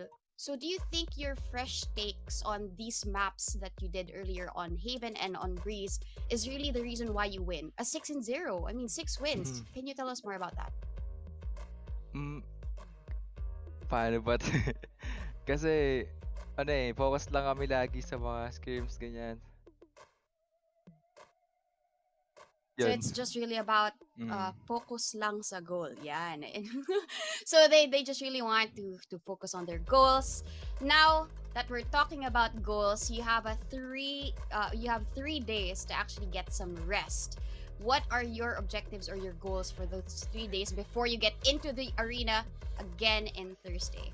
Siguro dahil nakuha kaming 6-0, relax muna, and then after scrims ulit, then apply yung mga ginagawa sa scrims sa game. Yeah. Well, thank you so much, Blast, for joining us. We ended with a banger of a game, and we end with a Blast interview. This is not yet the end, though. We will go back for the panel for their final thoughts. Thank you. So there you go. Thanks for that. And what an amazing player he is. What an amazing team NAOS are. Soar high, fly high, higher than the rest. At least higher than everybody in Group B. We're going to take a look at the highlights because it wasn't my fault that we missed that part before going to the interview. But we're going to check it out anyways. Dax, break it down for us. You know, we'll break it down when you just see this NAOS Esports roster just flourish time and time again. This is so potent from them. Many a time, it's just so incredible, the angles that take, the things they can get away with, the things that they always have cover for each other. And overall, it really is just a simple machine system here from NAOS Esports. You can get, there's just so many cheeky possibilities. The creativity is flowing here from NAOS Esports. You gotta give props to Southfield. They are getting back to their form. They're really retooling themselves many a time, but it feels like for Southfield, there is still that penchant to challenge a little too much, that they can actually just be playing back to their standards, going for their own kind of holds, but instead they want to prove that they can beat the best and the rest. But sometimes that's just too risky, and we saw it there, especially on Breeze. Those 30 rounds that went more in favor of NAOS Esports. Those are situations where the scoreboard can tip on your opponent's favor there. I gotta say, you know, just back to when we started casting for the first iteration of VCT, I saw like a lot of teams, right? When they started losing, they spiraled very, very hard. But now everybody's just adjusting, growing, learning so much. And I think we see a culmination of that with the NAOS roster, because every player in this team has come from teams that has experienced some severe losses as well against some top teams, and now they're using all of that plus their pedigree as individual players to the maximum extent. Well, here we got the game MVP brought to you by ROG and Intel. Blurred, this man He makes sure the lines are drawn very clear, very well. There was no doubt that he deserves to be the MVP, especially in that map 1 performance. Who thinks the Killjoy is going to do that? Well, Blurred, they can do that. Actually, no, I'm thinking of Blast. But Blurred, he still played very well no matter what maps you're talking about. He is definitely such a very high impact, duelist that really brings a lot of energy to the table. And that's the reason why he deserves this. But there's so many players, as I touched about, Blast was really good. Z was really good. This 6-man rotation roster, it's something that most people wouldn't have expected to do this well. Could you have expected this, Dax, honestly, coming into this? Yeah, I just love the fact that the series did have those substitutions and roster changes plus the roles even. Very, very, I say, creative here for both Southbelt and NAOS Esports. But overall, Blurred, he was a factor in both maps. You can't give it to Z, you can't give it to Blast, even though they were at the very top since they only got a single map under their belt each. But Blurred himself, always a force to be reckoned with. And when he would just hit those shots, it would cascade to even more kills. Definitely so, and we're going to see the cascading of the points, the score right now, the standings between the two groups from Group A and Group B at the end of week number 1. They're all going to make it to week number 2 still, but they're going to really need to step up their game, especially for some of these teams. NAOS Esports right at the top, a perfect, flawless run, 6-0. Action PH, they're doing really well for them so far as well. Oasis Gaming right under them, only a single point under. And Zeal Esports hot on their trail. Bren Esports, they've improved a bit throughout the days, faltering today, but we expect them to bounce back next weekend. Same with Looking for Org right under them, tied with Team Secret and Southbuilt Esports all the way down there. Dax, Asarai, I actually want to ask you, Asarai, about this first. What do you think about this, considering this is the exact opposite of what we thought this group is going to look like? I've actually been thinking about this, as the day is ending, that there still is that next week, right? Any team that is at the bottom can always just learn and build up what they can for the following week, which is, I think, what Team Secret has done in the past as well, right? When they were still Bren, when they first iterated Wits, they were struggling a lot. They needed a bit more time to readjust for themselves, and it worked out in the end. That being said, though, it is looking good for some of these other teams. But for now, specifically, this is another question that I wanted to ask real quick as well. Is this just the honeymoon phase? Will we see this kind of caliber for week 2? Or will teams also find that weakness that NAOS has? Because they're not clean. It's strong. They're strong. They're very good to adjust. But not everything NAOS does is perfect. Well, just set it out there. I love that point, honestly. It just feels like here that there are teams that have brought the reckoning for this week. But now there is time for everyone to study each other, to learn from their mistakes, and maybe some of the teams there on the bottom half, they can get a better run. And especially looking at Team Secret Southbuilt, they need pretty much perfection for that week number 2 to get into the playoffs. Question is, can they actually pull that off? Well, we're going to see how those matchups will go as we look at the schedule for next weekend. We're going to be back here Thursday once again to get this show going once more. That is February the 17th. Yes, I should know the schedule by heart because we're going to be working that day. But NAOS Esports versus LFO to start off the day. Then we're going to go into Southbuilt Esports versus Zeal, a matchup once again with Bren and Action PH right after. You guys saw these matchups, during day number 1 of week 1. You're going to see it again during day number 2. So a lot of these teams, they're going to have to, especially those, down below, like Team Secret, like Southfield Esports, LFO, they got to put in their homework and really come back for next week. Can they really close things out by getting a 2-0 just to secure that 3rd place slot? I'm going to go to you on this, Dax. Do you think these teams are going to be able to make up that gap?